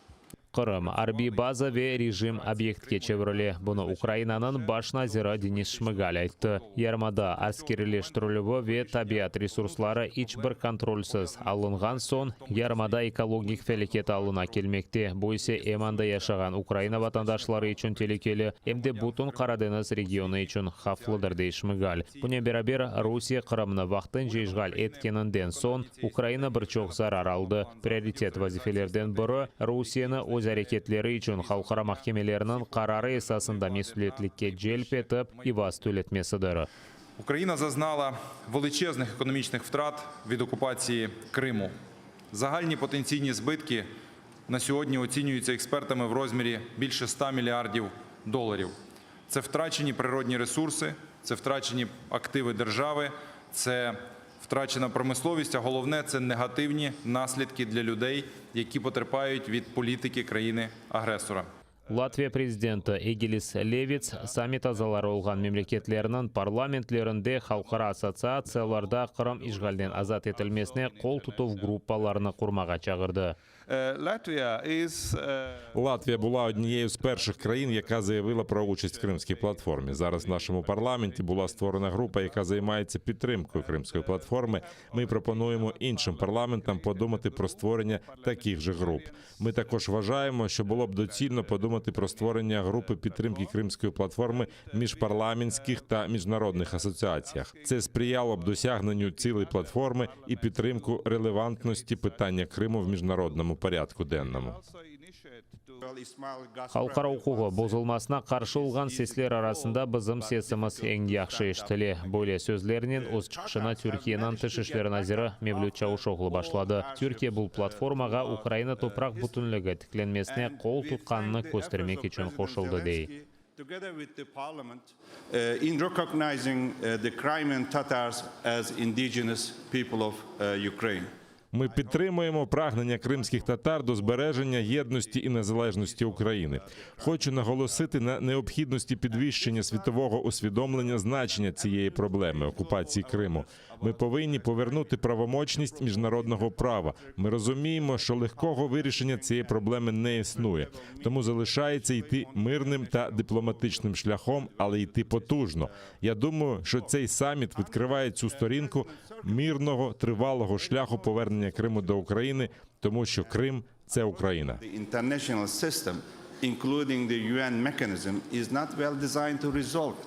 Қырым-татар халқының лидері Мустафа Джемилев халқара жемаатчылығына Украинаға қол тұтқаны үшін миннетдарлық білдірді. Ама бұл дестек Қырым ишгалден азат етілмесі үшін етерлі дегелдеді. Бұнен берабер 1944 сенесі олған сойқырымны 2014 сенесі олған ишгалінен қияслады. Зиманеви Русия сабық советлер заманындан да бетерлі дей. Халқара құқығының бозыжылары мұтлаққа жезаланмалы, деді Мустафа Джемилев. Крым татарларын бір келемесі бар. Крымских татар такая приказка. Царство шакалів триває до тих пір, поки не прокинуться і не піднімуться на ноги леви. Ми дуже сподіваємося, що світова спільнота все ж дуже скоро підійметься на ноги, щоб на нашій землі тріумфало право, а не груба сила. Саме цій меті присвячена наша Кримська платформа і декларація, яка буде тут підписана. açıklamanın esas amacı budur. Ukrayna'nın bu zor durumda Ще раз дякую представникам усіх країн, які у цей складний кризовий час, не дивлячись на шантаж і погрози з боку Росії, не дивлячись на пандемію, все ж приїхали, знайшли час і можливість приїхати на цей саміт. Дякую.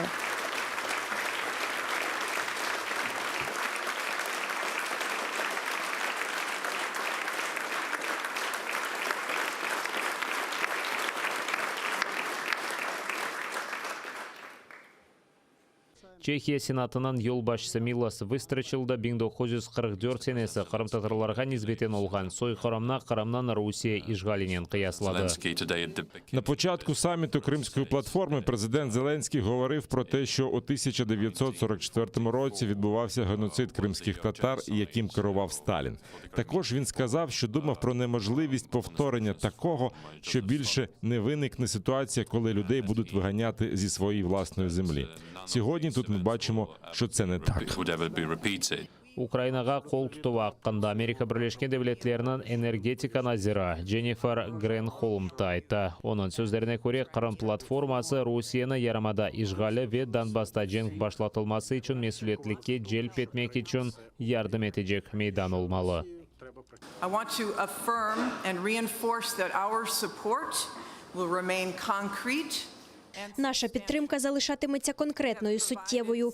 Ми вже надали 4 мільярди 9 мільйонів доларів допомоги Україні тільки з 2014 року, і ця підтримка триватиме. Ми будемо надавати підтримку Збройним силам України, зокрема оборонним озброєнням і обладнанням для боротьби з російською агресією. Ми продовжимо дипломатичні зусилля, які ми застосовуємо разом з нашими союзниками і партнерами для вирішення конфлікту на сході України. Ми хочемо поставити Росію на місце. Ми хочемо домогтися припинення її втручання на сході України і окупації Криму. Қырым мәселесі қапалы дегел. Саммитнің соңында umumiy декларация имзаланды. 46 мемлекет темсілжісі ве халықара тешкілят етекшілері шу сырада Авропа Бірлігі, Авропа Шурасы, НАТО ве ГУАМ шурасынан yolbaşçылары өз имзаларын атты. Невизнання незаконної анексії Криму Російською Федерацією, зобов'язання розглянути додаткові політичні, дипломатичні, обмежувальні санкції відносно Росії у разі подальшої агресії, об'єднання зусиль всіх країн-учасниць платформи задля зміцнення безпеки, стабільності в Чорноморському регіоні. Вперше на міжнародному рівні Російською Федерацією визнано державою-окупантом. І відповідно до норм міжнародного гуманітарного права вона має негайно припинити порушення прав людини в окупованому Криму.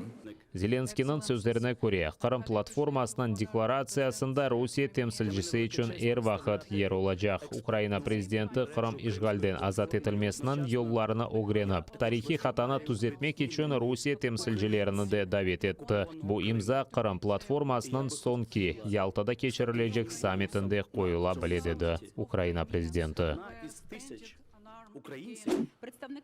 Саяси бақышлары, милли ве дини себеплерден тақыплер, ишгалжілер акимиетінің бөле жинайтлерін Украина баш прокуратурасының офисінде қайдетмектелер дей баш прокурор Ирина Венедиктова. Оны Қырым платформасы екуленгенінен башланған. Ақыбетлер еңілмесі, Қырым ишгалден азат етілмесі үшін Қырым татар халқының ақлары тікленмесі мевзусына бағышланған музакире панелінде айтты.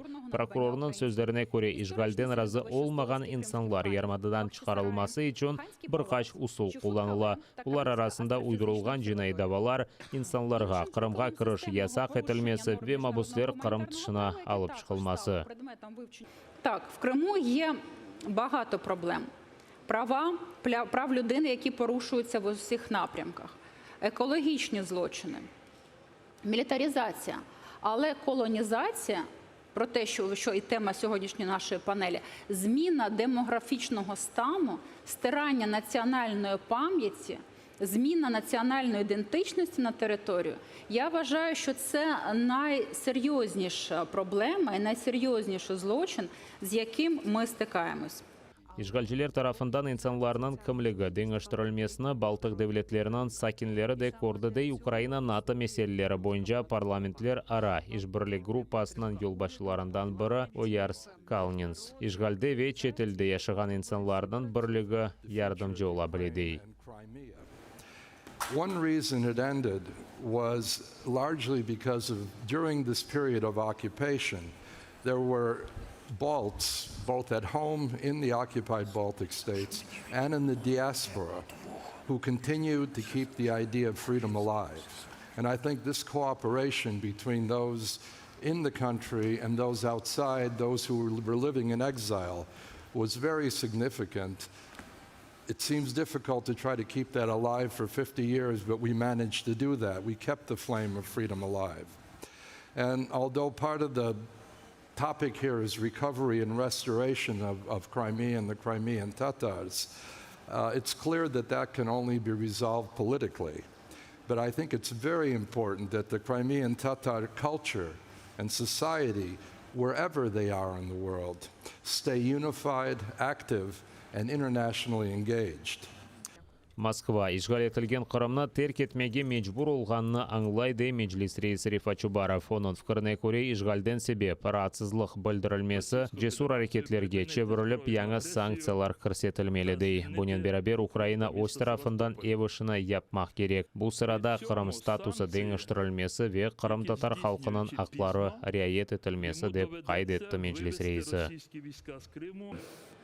Закладена тоді Москвою міна уповільненої дії у вигляді фактичної автономії російської етнічної більшості здетонувала у 2014 році. Саме така автономія означатиме відновлення історичної справедливості до кримськотатарського народу через реалізацію ним свого права на самовизначення у формі національно-територіальної автономії. Ишгалжелер Қырым сакинлерінің сияси кімлігіні йоқ етіп, Украина мұстақылығы девамында инсанларының демократияға мұнасибетіні деңіштірежек ола. Бұны Меджлис рейстің бірінші муавина Нариман Жилял панель музакиресі вақтында айтты. Оның сөздеріне көре, Ишгалжелер бұл мақсатнен телевизион тешвиқатыны, мемори незарет ве мектеплеріні құлланмақта. Қырым сакинлері башқа түрлі түшінмемесі үшін Ишгалжелеріні дестеклемесі ғайесіні инсанларының ақылына қоймаға тырышалар. Тех, кто отказывается усвоить новые представления об окружающем мире, характере власти, отведенном им месте в централизованной, а порою даже авторитарной системе общественных отношений через каналы официальной пропаганды, подвергают различным способам угроз, ограничений и преследований. Ишгалжелер акимиетінің бойлы әрекетлеріне инсан ақлары, riayet етілмесіні контроль еткен халқара құқық қорғаушы миссиялары қаршылық көстермек керек еді. Жилялның фікіріне көре, дабір мойым йөнелеш Қырым татар халқының ақлары riayet етілмесідір. С принятием закона о коренных народов Украины ситуация в этом вопросе наконец-то сдвинулась с мертвой точки. Однако главное решение, конечно же, еще впереди. Судя по всплеску негативных эмоций в Кремле, Украина надавила на одну из наиболее уязвимых точек российской политики по Крыму.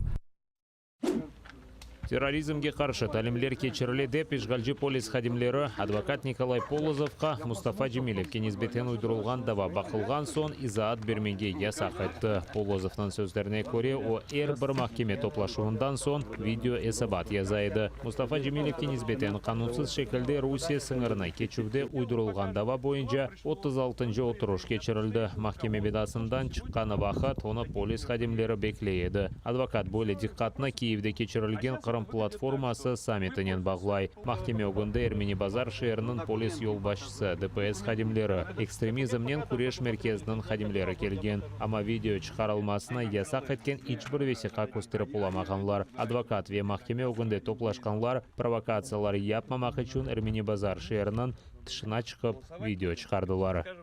Оказывается, сегодня на территории города Армянск видеосъемку производить нельзя, поскольку у них якобы проходят какие-то то ли антитеррористические, то ли пограничные учения, то ли черти что. В любом случае, никакой документ он нам показать не смог.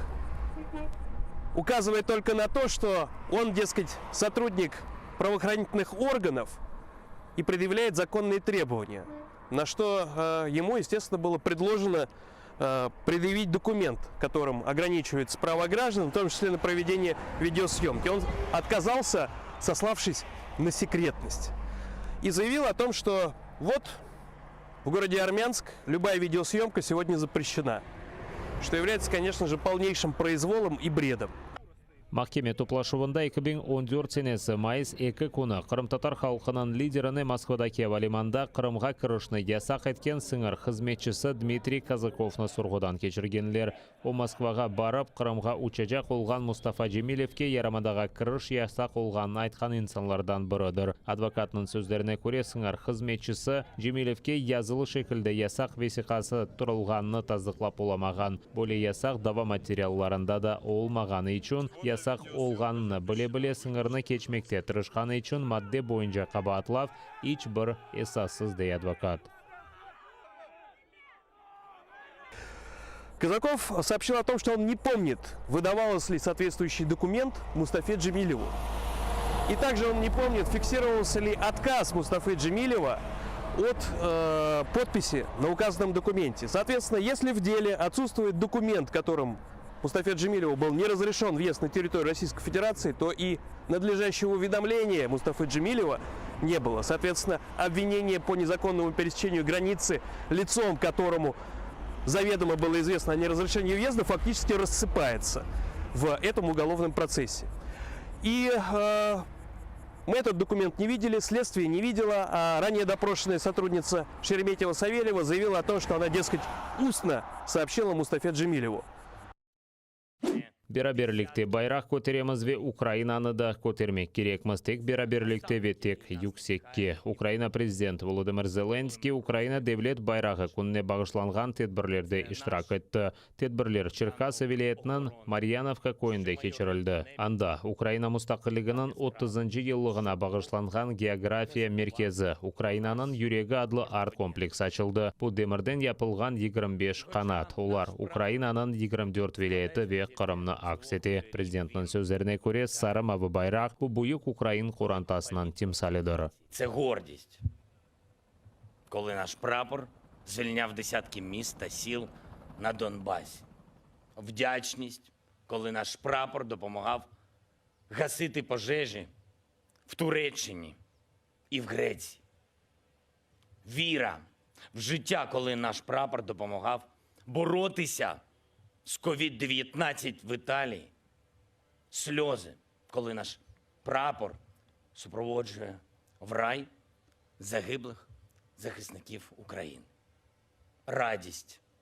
Радість, коли наш прапор підіймається на Олімпійських іграх, майорить на Евересті, Монблані і навіть у космосі.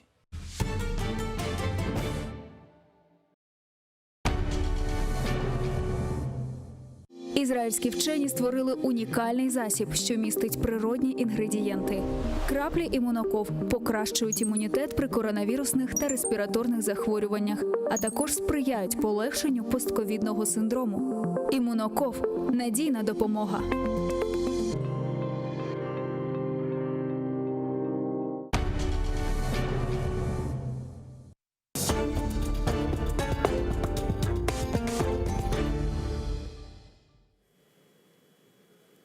Добрый вечер. Вы смотрите телеканал АТР.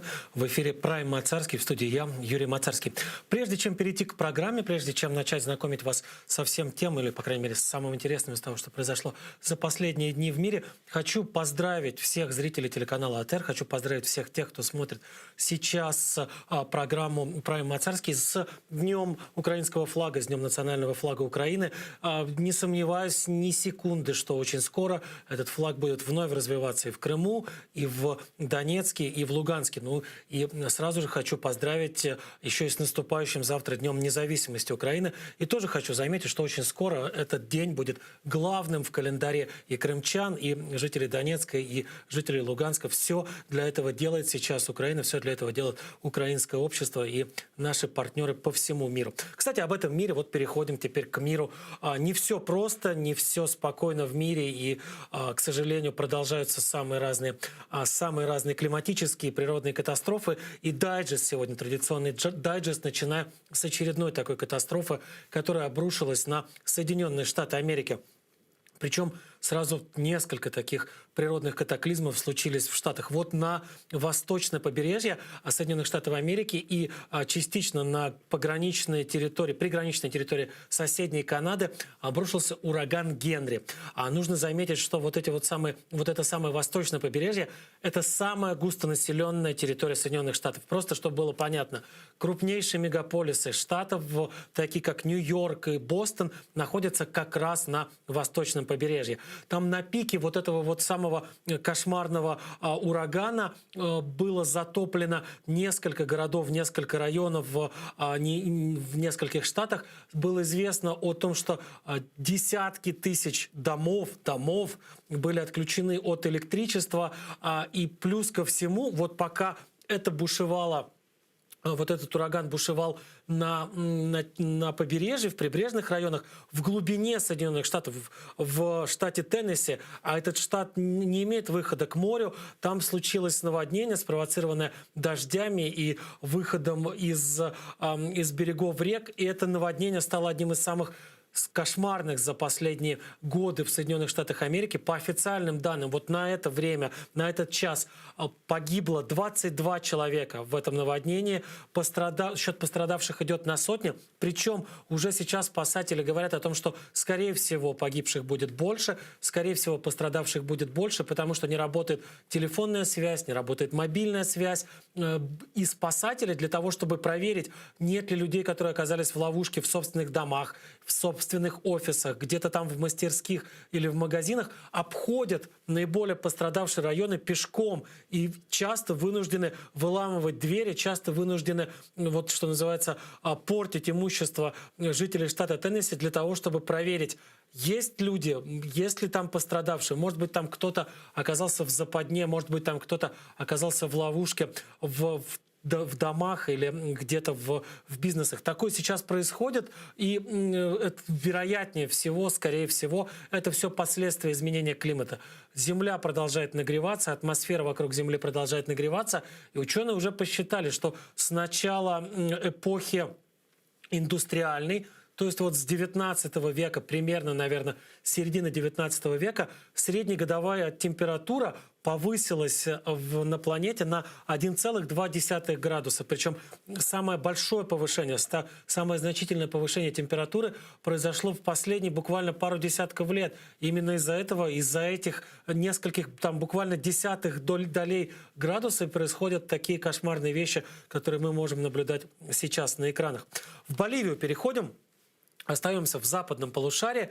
Боливия – это южноафриканская страна. Там пришла странная новость. Жанин Аньес, женщина, которая в 2019 году временно исполняла обязанности президента Боливии. Там был Эво Моралес, вы помните такого персонажа? Он был крестьянином, занимался выращиванием коки.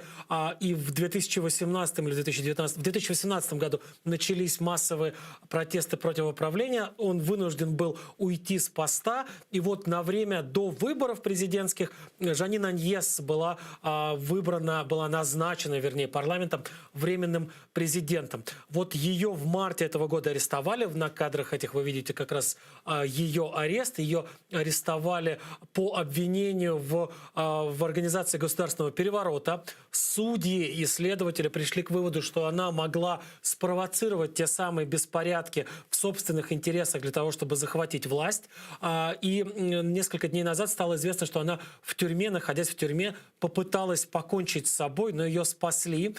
Ее откачали. Сейчас она находится в больнице под постоянным наблюдением врачей. И, как они утверждают, уже ничего не угрожает ее жизни. Почему вдруг госпожа Аньес решилась на такой шаг? Судя по всему, это связано с новыми обвинениями, которые ей собираются предъявить следователи. Вот ее обвиняли в попытке или в организации государственного переворота. Сейчас известно, что к этим обвинениям добавились обвинения в геноциде. Вот вы видите, это похороны пострадавших в столкновениях протестующих с полицией тогда, когда еще Эво Моралес был президентом.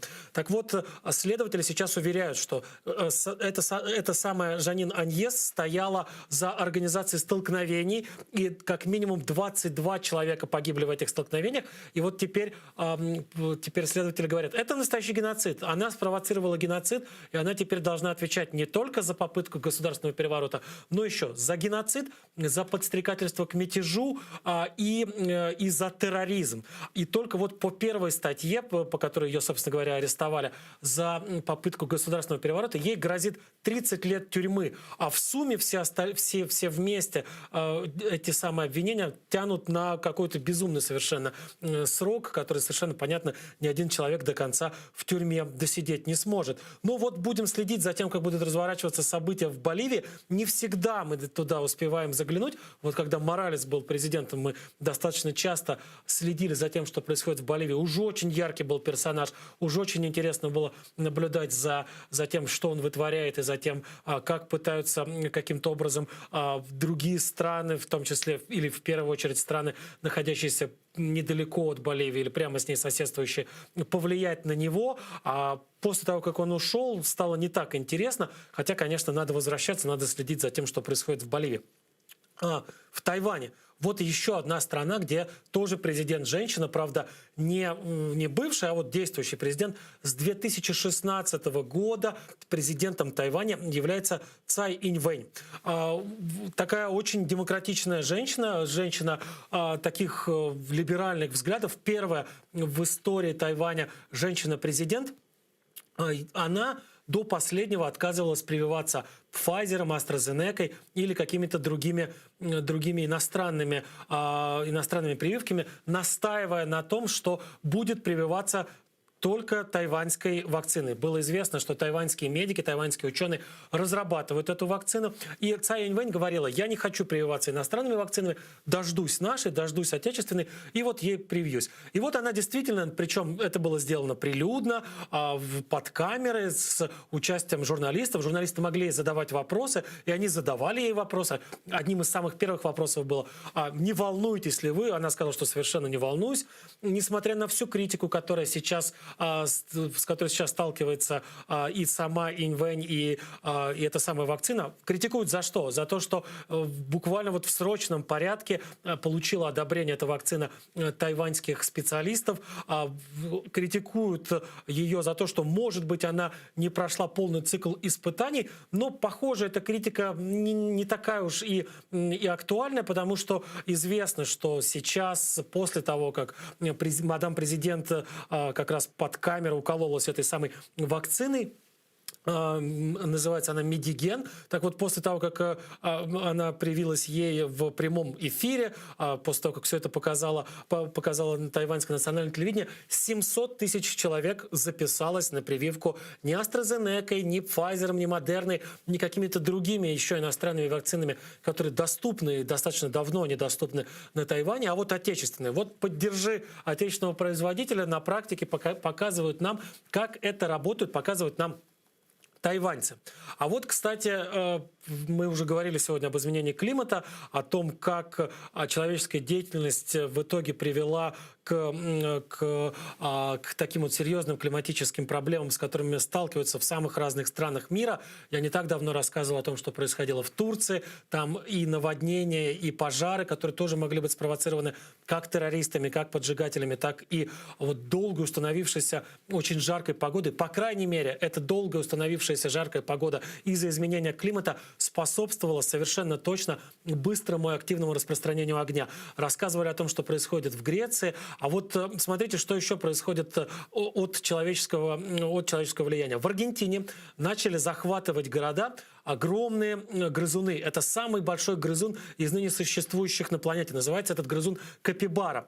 Ближайший его родственник — это вот всем известная маленькая, миленькая морская свинка. По большому счету, капибара — это гигантская морская свинка. Сразу в нескольких населенных пунктах, включая респектабельные пригороды Буэнос-Айреса, появились толпы этих капибар.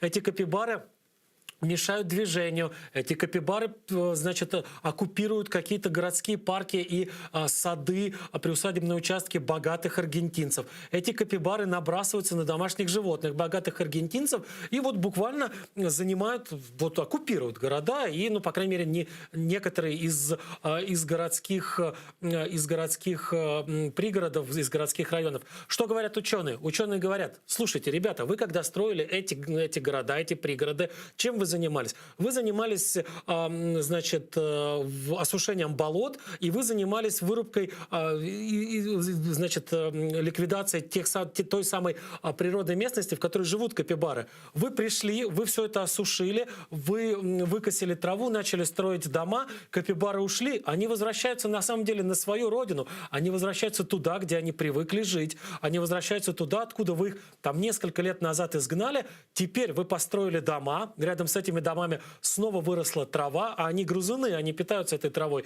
Они вернулись туда, а это их дом, это не дом тех богатых ребят, которые вдруг решили построиться на тех болотах, где жили капибары. Поэтому, собственно говоря, это еще один пример вот такой хозяйственной деятельности человека. Не подумав, выгнали капибар, теперь вот ждите, живите с ними как-то или пытайтесь с ними договориться о каком-то мирном сосуществовании. Надеюсь, что о мирном существовании, я очень надеюсь, что этих действительно очень, очень милых, красивых и, как знающие люди говорят, очень сообразительных животных никто не будет уничтожать, никто не будет куда-то там насильственно изгонять или отправлять в клетку зоопарков. Так, переходим к важной, очень важной истории.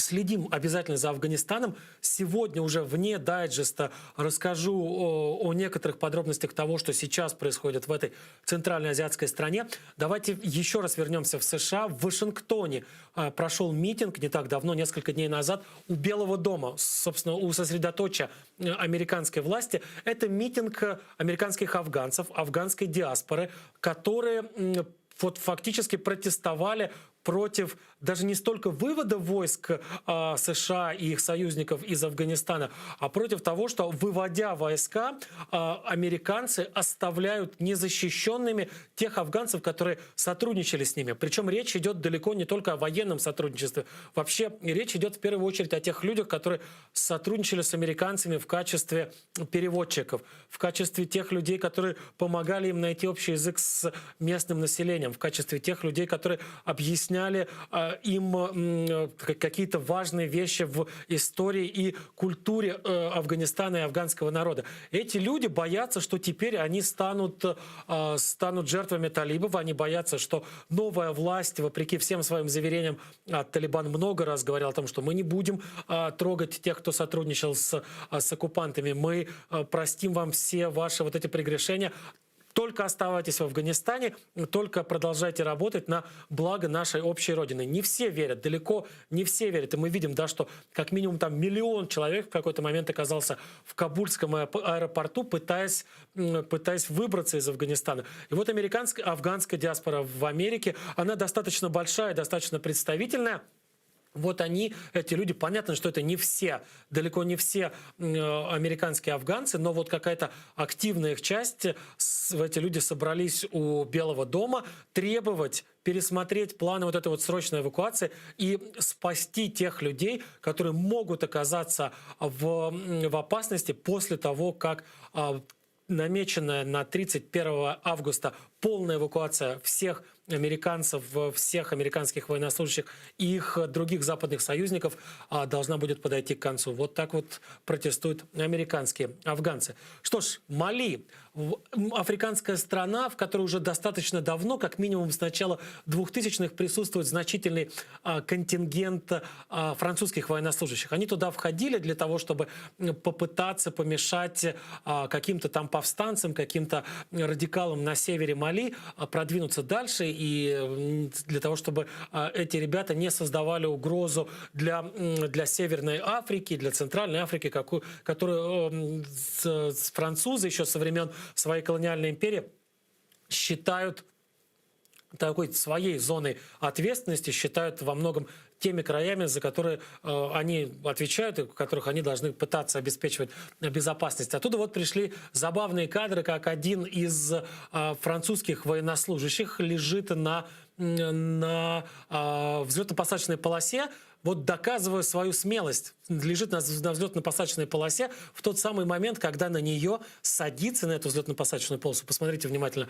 огромный военно-транспортный самолет. И вот, ну, не знаю, правильно ли сказать, что в нескольких сантиметрах? Наверное, неправильно. Хорошо, в нескольких десятках сантиметров от тела лежащего французского солдата пролетает этот огромный самолет. Ну вот, наверное, он доказал, этот паренек, всем своим товарищам, насколько он смел, насколько он отважен и, наверное, выиграл что-нибудь, какую-нибудь шоколадку. Не мог он просто так, конечно, так, на такую глупость пойти. Скорее всего, это был какой-то спор с его товарищами, с его боевыми коллегами. Что ж, на этом закончим сегодня наш дайджест. Переходим к большим, к важным темам.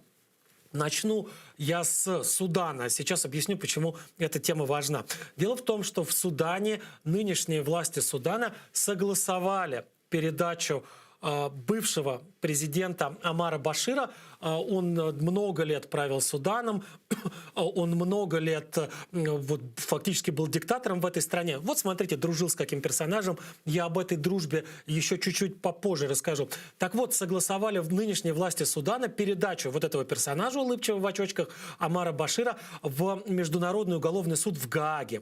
Он давно находился под следствием, на него давным-давно, еще в бытность его президентом, был выписан Интерполом ордер на арест, что не мешало ему, кстати, вот здесь вот он сидит с Путиным, находясь в международном розыске. То есть один преступник приехал в гости к другому преступнику, только один уже находился в розыске, а второй пока еще в розыске не находится. Так вот, Омар Башир будет передан надеюсь, что он будет передан, по крайней мере, вот подготовительный этап его передачи в Гаагу уже завершен, для того, чтобы предстать перед Международным трибуналом по обвинению в геноциде. То есть в 21 веке очередного персонажа отправляют под суд за геноцид. В чем его обвиняют? Его обвиняют в умышленном уничтожении чернокожего населения одного из регионов в нескольких провинциях Судана. Считается, что Омар Башир отдал приказ разного рода боевикам, которые напрямую были подчинены президенту, об умышленном уничтожении темнокожих повстанцев, которым не понравилось то, что Центральный Судан забирает себе большую часть доходов от нефти, которая добывается на тех территориях, на которых живут темнокожие суданцы. Дело в том, что в Судане, вот, по крайней мере, в том регионе, который называется Дарфур, и где как раз происходила эта резня, в Судане два основных этнических компонента, две основных этнические группы. Это арабы, к которым относится сам Омар Башир, это местное темнокожее население. В принципе-то они давным-давно вместе сосуществуют, у них нет каких-то религиозных разногласий, и те, и другие исповедуют ислам суннитский. Но вот так или иначе, арабы долгое время считают себя лучше и в чем-то выше, не все, понятно, здесь нельзя обобщать,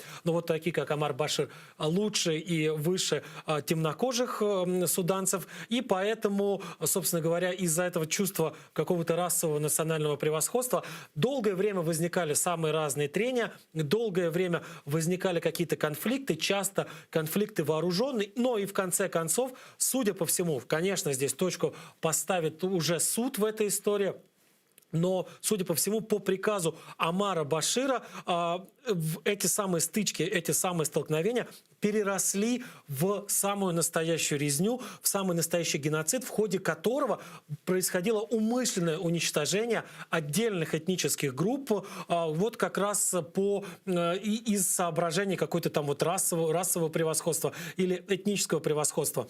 По подсчетам специалистов, которыми как раз руководствуется суд в Гааге, Международный уголовный суд в Гааге, тогда в этой резне погибло до 300 тысяч человек, но, возможно, и больше. Кстати, Омар Башир далеко не единственный человек, который, скорее всего, предстанет перед судом. Я имею в виду высокопоставленный человек. Потому что за последние 80 или там около 80 лет, очень самые разные люди из самых разных стран, достаточно и с высокими должностями, оказывались под судом, и в конце концов отправлялись за решетку или даже на эшафот. У нас есть целый сюжет об этих людях, давайте посмотрим его.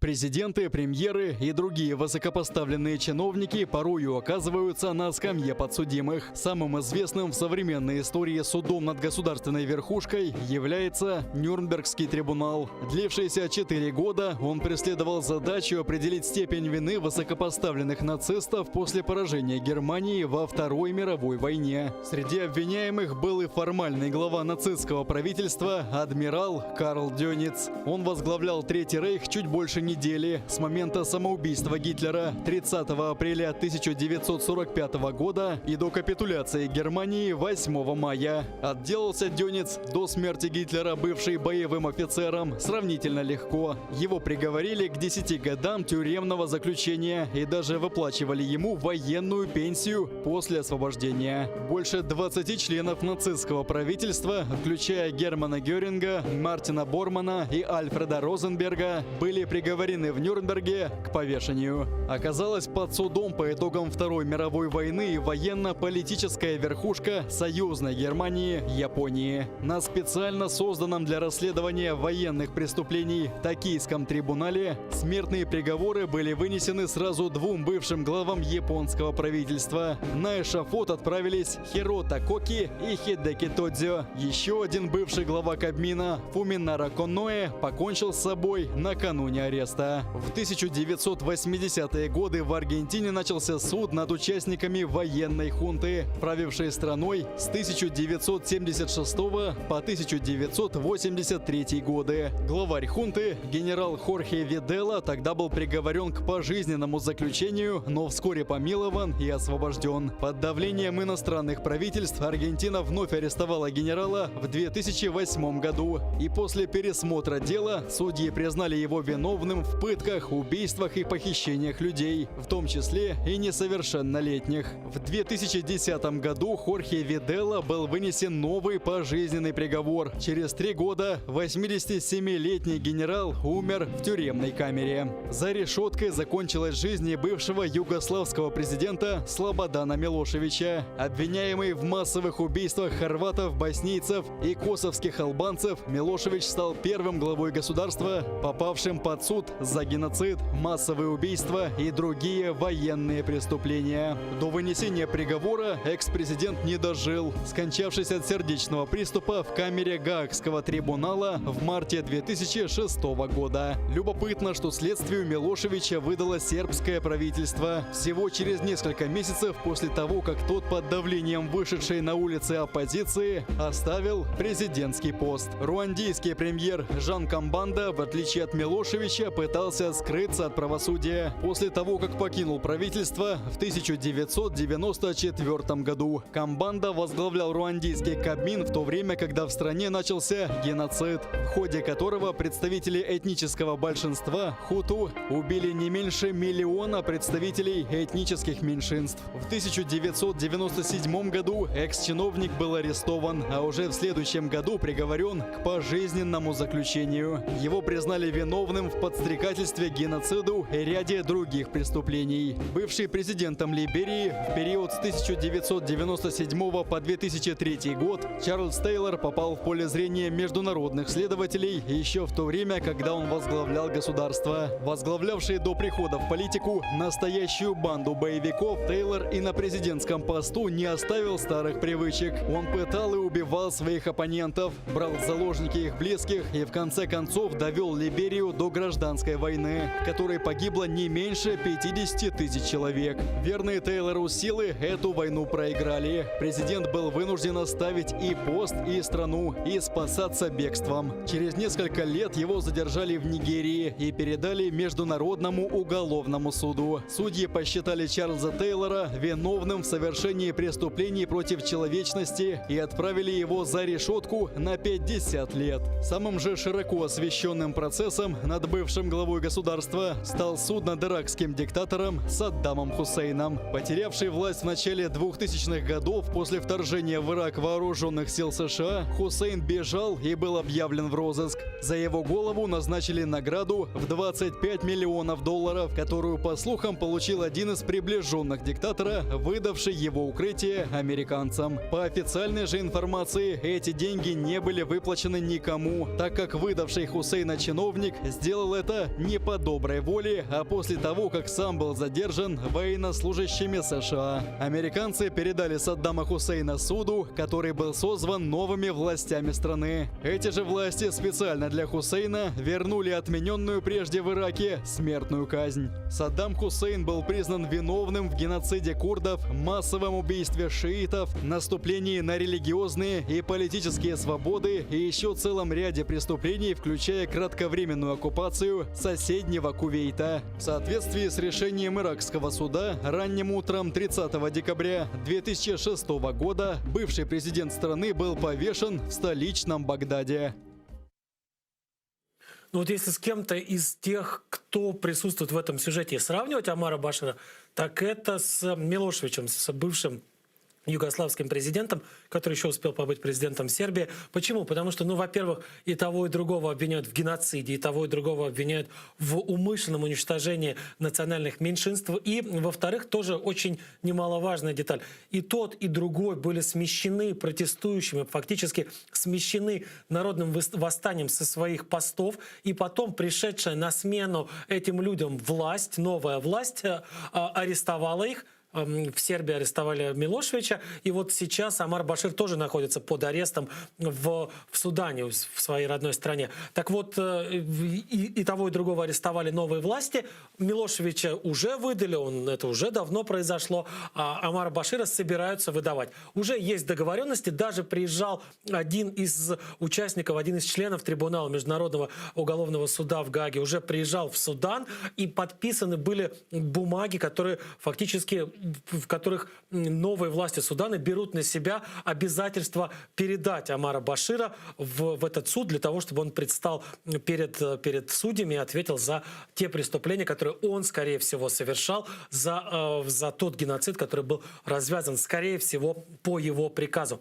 Почему у нас заголовок такой, его пример другим наука? Да потому что вот вы все видели сейчас лучшего друга и одного из лучших друзей Владимира Путина, вот это Омар Башир, он очень часто встречался с Путиным, они страшно дружили. Вообще Россия поставляла в некоторые моменты больше 90% вооружения собственно, для Судана, и в том числе для тех банд, подконтрольных правительству суданскому, которые и проводили геноцид, для всех тех бандитов, которые убивали темнокожих жителей Судана, для всех тех мерзавцев, которые, собственно говоря, и уничтожили 300 тысяч человек. То есть, фактически, так или иначе, Россия была соучастницей этих преступлений. Это вдобавок ко всем тем преступлениям, которые Путин совершил сам, без всякого Омара Башира, без всяких других своих подельников на планете. Он очень любит и страшно умеет выбирать как раз вот самых мерзких, самых неприятных, самых гадких персонажей, таких как Омар Башир.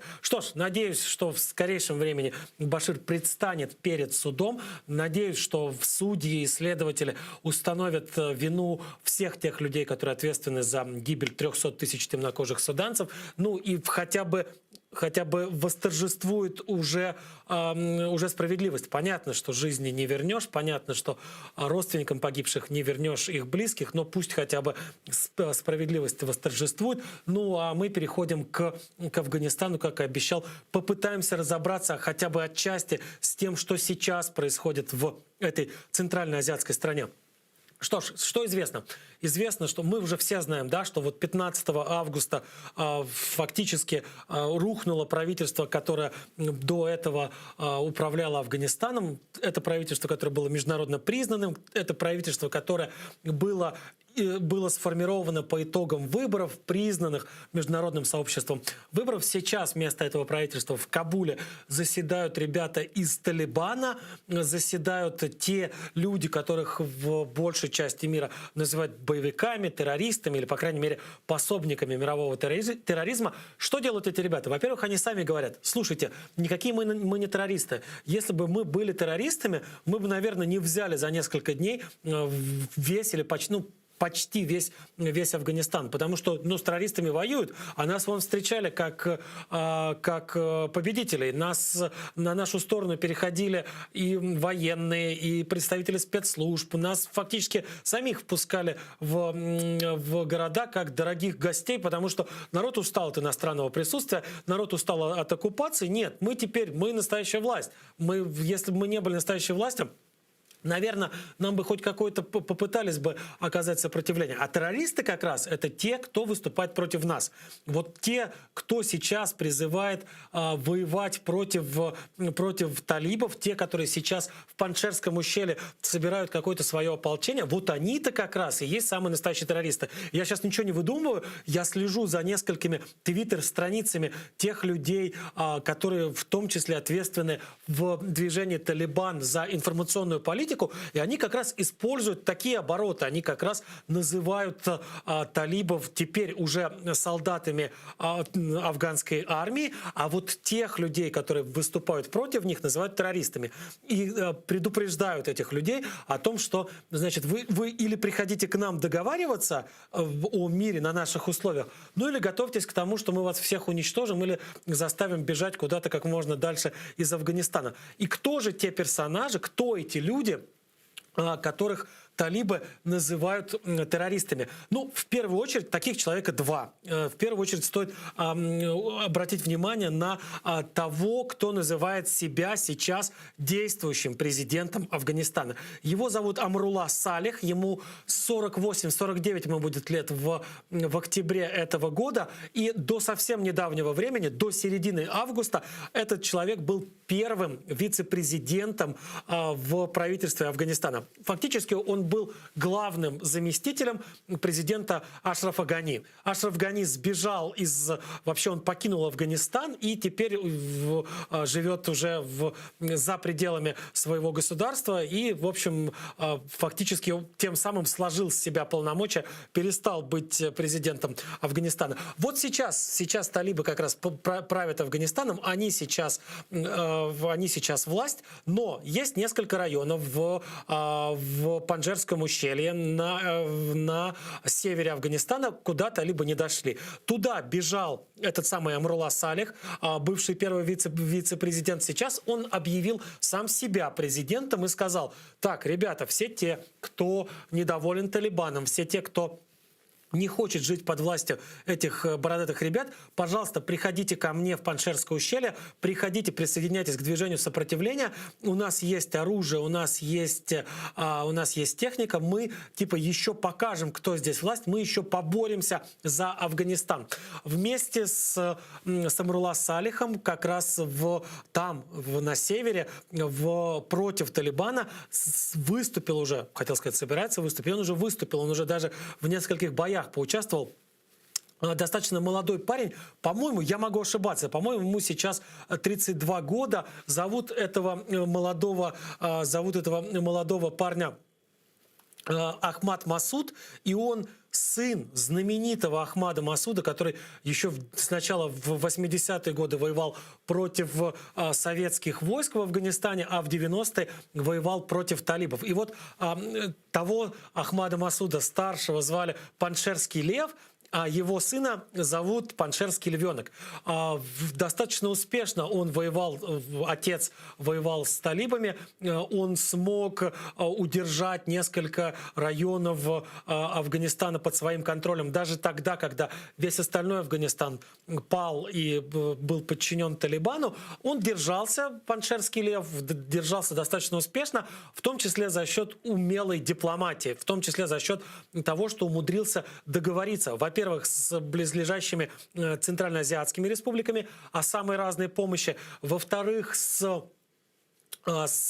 западными партнерами, в том числе с США и с Европой. Ну, еще и Россия поставляла ему оружие, то есть он воевал против Советского Союза, а потом умудрился договориться с Москвой о том, что та будет ему поставлять оружие для того, чтобы он воевал против талибов. Так вот, у Ахмада Масуда главным центром, через который шли переговоры, главной площадкой, на которой его представители общались с иностранными делегациями, выбивая из них дипломатическую помощь, военную помощь, денежную помощь и так далее, был Душанбе. Был главный город Таджикистана, Душанбе, и вот его главным переговорщиком там, главным человеком Ахмад Шаха Масуда, который вел переговоры и добивался от иностранных правительств помощи, был тот самый Амрулла Салих, который сейчас объявил себя президентом. То есть сейчас есть Масуд-младший и Амрулла Салих, которые говорят: приходите к нам, будем воевать, будем отбивать Афганистан. По данным тех людей, которые уже присоединились к ним, по данным тех людей, которые сейчас воюют как раз на стороне антиталибской коалиции, как и та антиталибская коалиция, которую возглавлял Ахмад Масуд-старший, она называлась Северный альянс, и вот сейчас тоже это называется Северный альянс. Они вот решили возродить это название, оно всем известно, тогда оно было на слуху в 90-х и в начале 2000-х годов. Вот сейчас снова Северный альянс. Так вот, по словам тех людей, которые в этом Северном альянсе присутствуют, у них сейчас порядка 9000 штыков есть. И на пользу им, на их стороне выступает еще то, что действуют они в очень тяжелом для ведения наступательных боевых действий в ландшафте. Это горная цепь Гиндукуш, само название которого называется, можно перевести как «убийца» или «убийство индуса», потому что вот это такая на самом деле сложная для жизни, для пребывания там территория, в которой действительно люди гибнут просто от сложных условий, не то что там от пуль. И по большому счету это такая настоящая природная крепость, в которую Талибану действительно будет очень сложно пробиться. И эти люди, представители Северного альянса, утверждают, что они смогли уже отбить несколько городов и несколько районов от Талибана, вынудили талибов бежать, вынудили талибов отступать и часто еще, судя по их утверждениям, бросать технику и вооружение. Но сами талибы утверждают, что на самом деле происходит все с точностью да наоборот, что вот те люди из Северного альянса, которых талибы сейчас называют террористами и предателями, массово сдаются, а некоторые еще и выражают готовность перейти на сторону Талибана. Где правда? Скорее всего, правда где-то посередине. Скорее всего, да, действительно, какие-то локальные успехи у нового воссозданного Северного альянса есть. Скорее всего, действительно, какие-то не очень большие, но, возможно, с тактической или стратегической точки зрения важные населенные пункты им удается занимать, в том числе за счет помощи местного населения. А нужно понимать, вот изначально Талибан формировался как такое, скорее, национальное пуштунское движение. Большая часть его лидеров, большая часть тех людей, которые изначально взяли оружие в руки и пошли воевать за Талибан, были по национальности пуштунами. Но вот та территория, в которой сейчас сидят бойцы Северного альянса, она в основном-то населена преимущественно этническими таджиками. И Абдулла Салих, и оба Масуда, они как раз таджики. И они оперируют на той территории, где большая часть населения – это их соплеменники, точно такие же таджики. И поэтому не исключено, что эти таджики действительно им помогают, в том числе и в войне против Талибана. Но точно так же, скорее всего, какая-то часть бойцов, вероятно, попадает в окружение, вероятно, натыкается на какие-то неожиданные для себя блокпосты талибов и в конце концов оказывается у талибов в плену или сдается, понимая, что сопротивление бесполезно. То есть мы сейчас присутствуем не при окончании афганской драмы, а вот при каком-то переходе ее в новый акт. понятно уже, что так или иначе и американское правительство, американская администрация говорит, что не собирается пересматривать свое решение о выводе войск. И Байден говорит о том, что очень надеется на то, что до 31 августа, неделя осталась, вот неделя, будут вывезены все те, кто должны быть вывезены из Афганистана. И вот эпопея с американским, 20-летним американским военным присутствием в Афганистане завершится. Но понятно, что вот драма афганская на этом не завершится, что продолжатся боевые действия, что продолжатся какие-то столкновения. Афганистан останется, по крайней мере, на какое-то время разделенным. Какая-то вот часть территории будет находиться под управлением Талибана, какая-то часть территории будет находиться под управлением Северного альянса. Кроме того, на территории Афганистана продолжает действовать довольно ослабленный в последние годы, но тем не менее не отступающий от своих каких-то целей, не отступающее от своих целей отделение афганское ИГИЛ, которое называется Вилаят Харасан. Эти люди тоже под свой контроль, в принципе-то, могут наверняка через какое-то время вернуть те или иные территории. Почему? Да потому что сыпется экономика сейчас Афганистана. Американцы заблокировали те деньги афганского Центробанка, которые были на счетах в американских банках, не отдают их талибам, говорят, что они не признают правительство талибов и не собираются отдавать им эти деньги. То есть фактически денег у нынешнего правительства куда меньше, чем было у правительства предыдущего. И в прежние-то годы Афганистан был, мягко говоря, не самой богатой страной. Сейчас, когда там миллионы или десятки, а то и сотни миллионов застряли где-то на счетах на Западе, талибы столкнутся действительно с серьезными экономическими проблемами.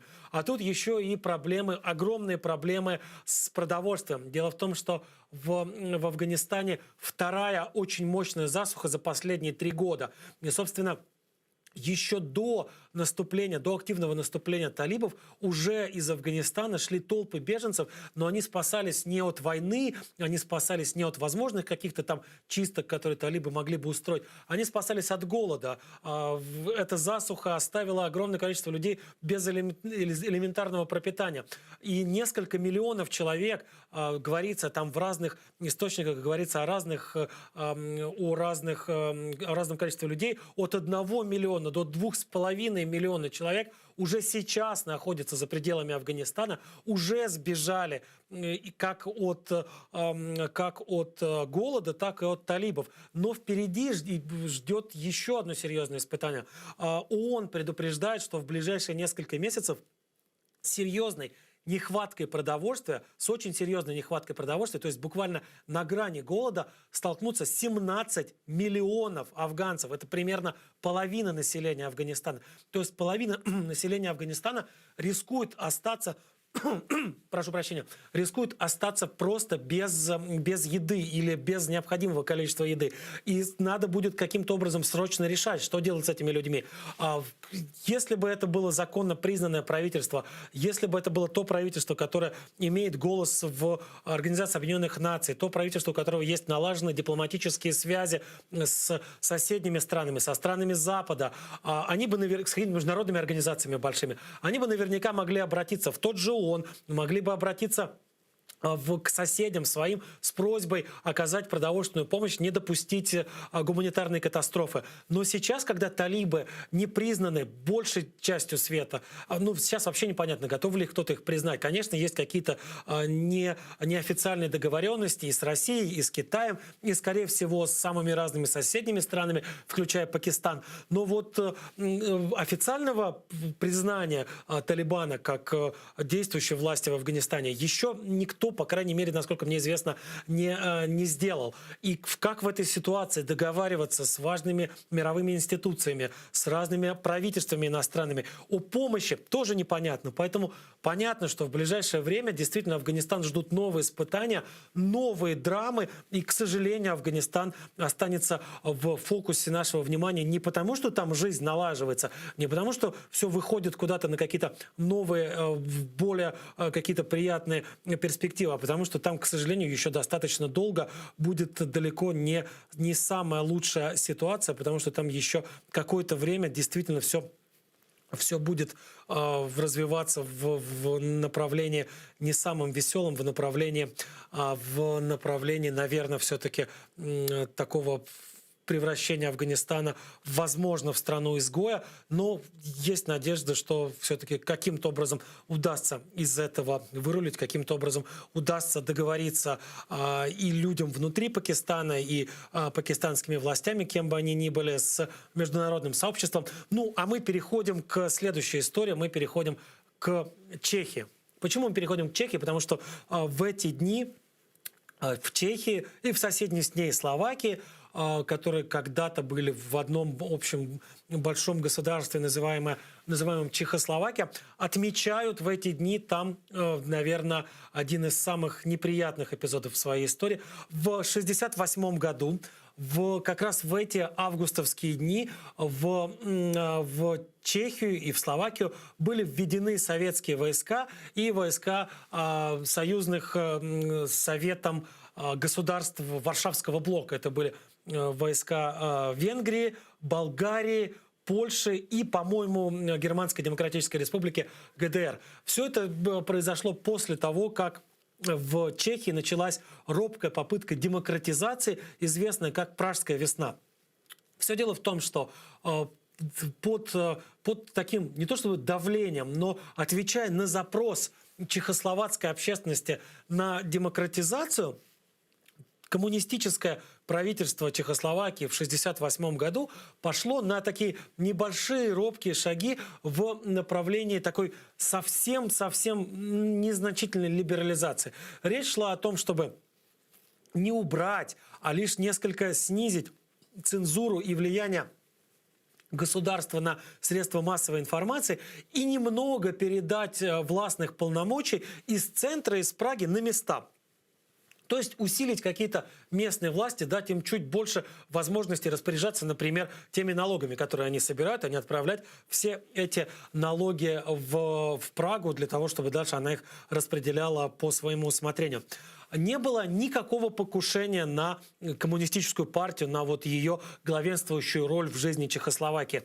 Не было никаких попыток, например, отказаться от диктата Москвы в международной политике, в каких-то международных связях, которые там могла выстраивать Прага. Нет, от этого никто не отказывался. Все понимали, что любая попытка совсем уж вырваться откуда-то из цепких лап Москвы приведет как в лучшем случае к оккупации, в худшем случае к войне.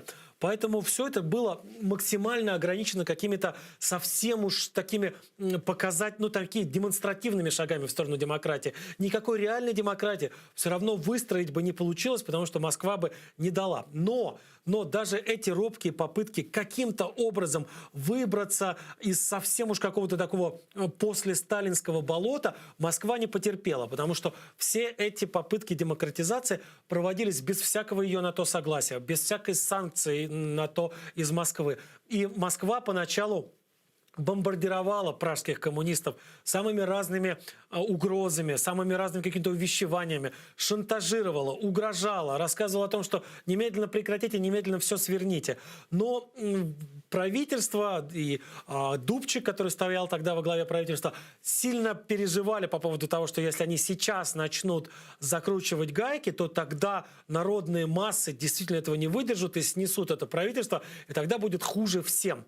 В итоге, без предупреждения, без того, чтобы уведомить чехословацкое правительство, и тем более народ Чехословакии, в ночь с 20 на 21 августа Советский Союз и его страны-сателлиты устроили вторжение, военное вторжение в Чехословакию, захватили, во-первых, главные центральные аэропорты в Праге и в других городах, а потом с разных сторон начали вводить танки и пехоту в Чехословакию.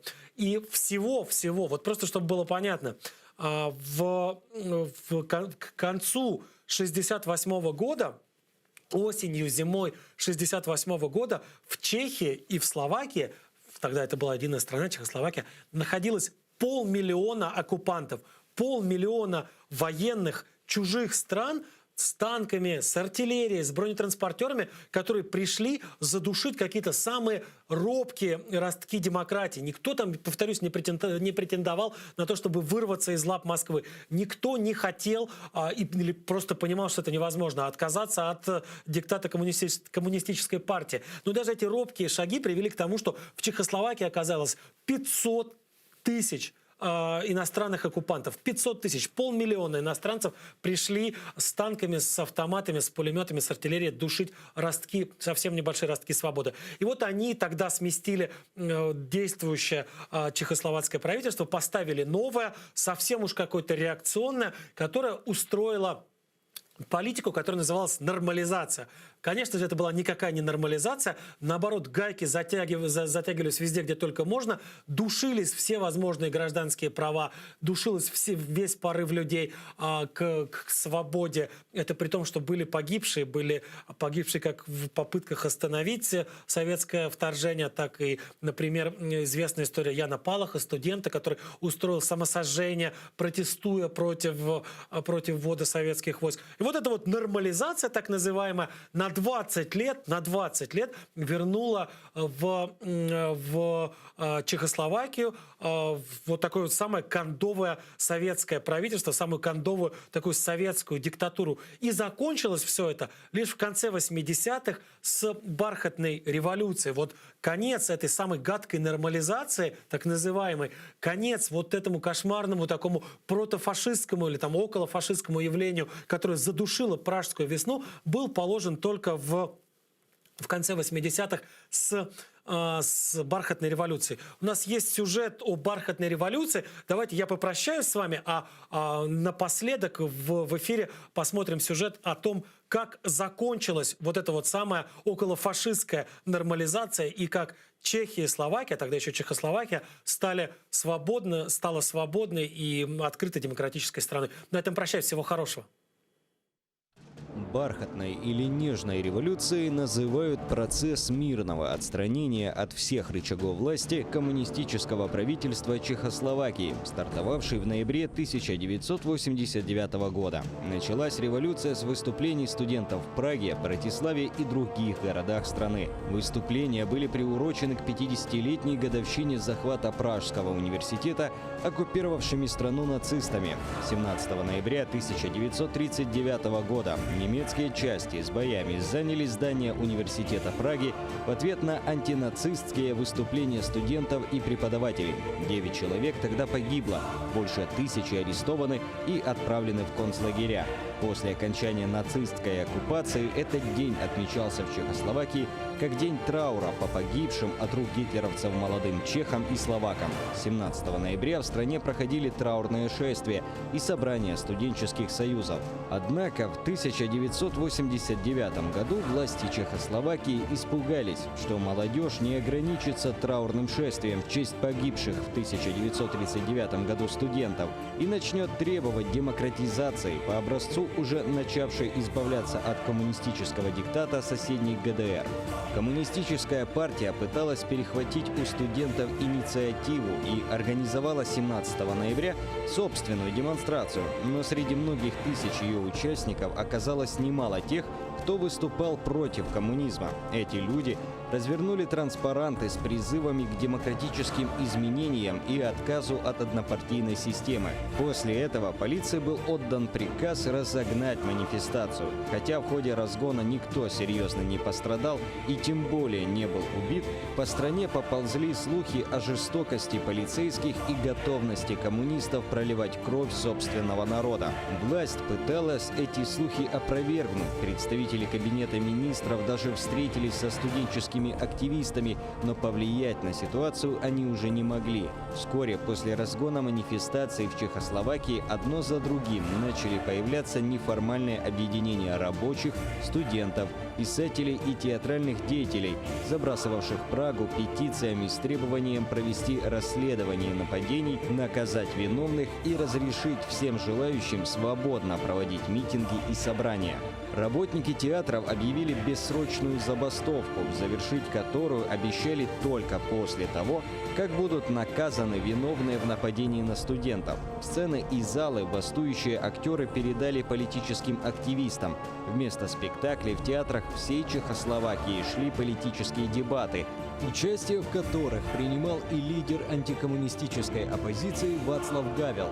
Со сцен театров звучали призывы к массовым акциям неповиновения и организации общенациональной забастовки. Лишенные поддержки со стороны начавшего процесс демократизации руководства СССР, правительство Чехословакии вынуждено было разрешить митинги и демонстрации, пообещав, что никто из их организаторов и участников не будет подвергаться преследованиям. На сторону протестующих начали переходить лидеры коммунистических организаций, предприятий и регионов страны. Армия и дружинники были приведены в боевую готовность, но приказ о применении силы против демонстрантов власть уже не решилась отдать. В 20-х числах ноября в отставку ушел весь состав Президиума Коммунистической партии Чехословакии, высший орган власти страны. На смену старым коммунистам пришли представители молодого поколения с, как считалось, более демократичными взглядами. Но это не помогло. Демонстрации не прекращались, число их участников все росло, о переходе в оппозицию коммунистам заявляло все больше их недавних союзников. К концу ноября о присоединении к требованиям протестующих заявила даже редколлегия «Правды», главной газеты Коммунистической партии Словакии. Правительство еще пыталось цепляться за власть, отменив цензуру в медиа, но оно уже разваливалось изнутри. Так, 27 ноября Министерство культуры распространило откровенно антикоммунистическое заявление с требованием разрешить свободную поставку в библиотеки книг с критикой социализма. В тот же день сотрудники не только этого, но и многих других министерств присоединились к двухчасовой общенациональной забастовке. Всего в ней приняли участие 2/3 граждан страны. Вскоре после этого парламент убрал из Конституции страны статью, утверждающую ведущую роль коммунистической партии в управлении Чехословакией. В начале декабря в Праге был сформирован первый за 41 год кабинет министров, в котором у коммунистов уже не было решающего голоса.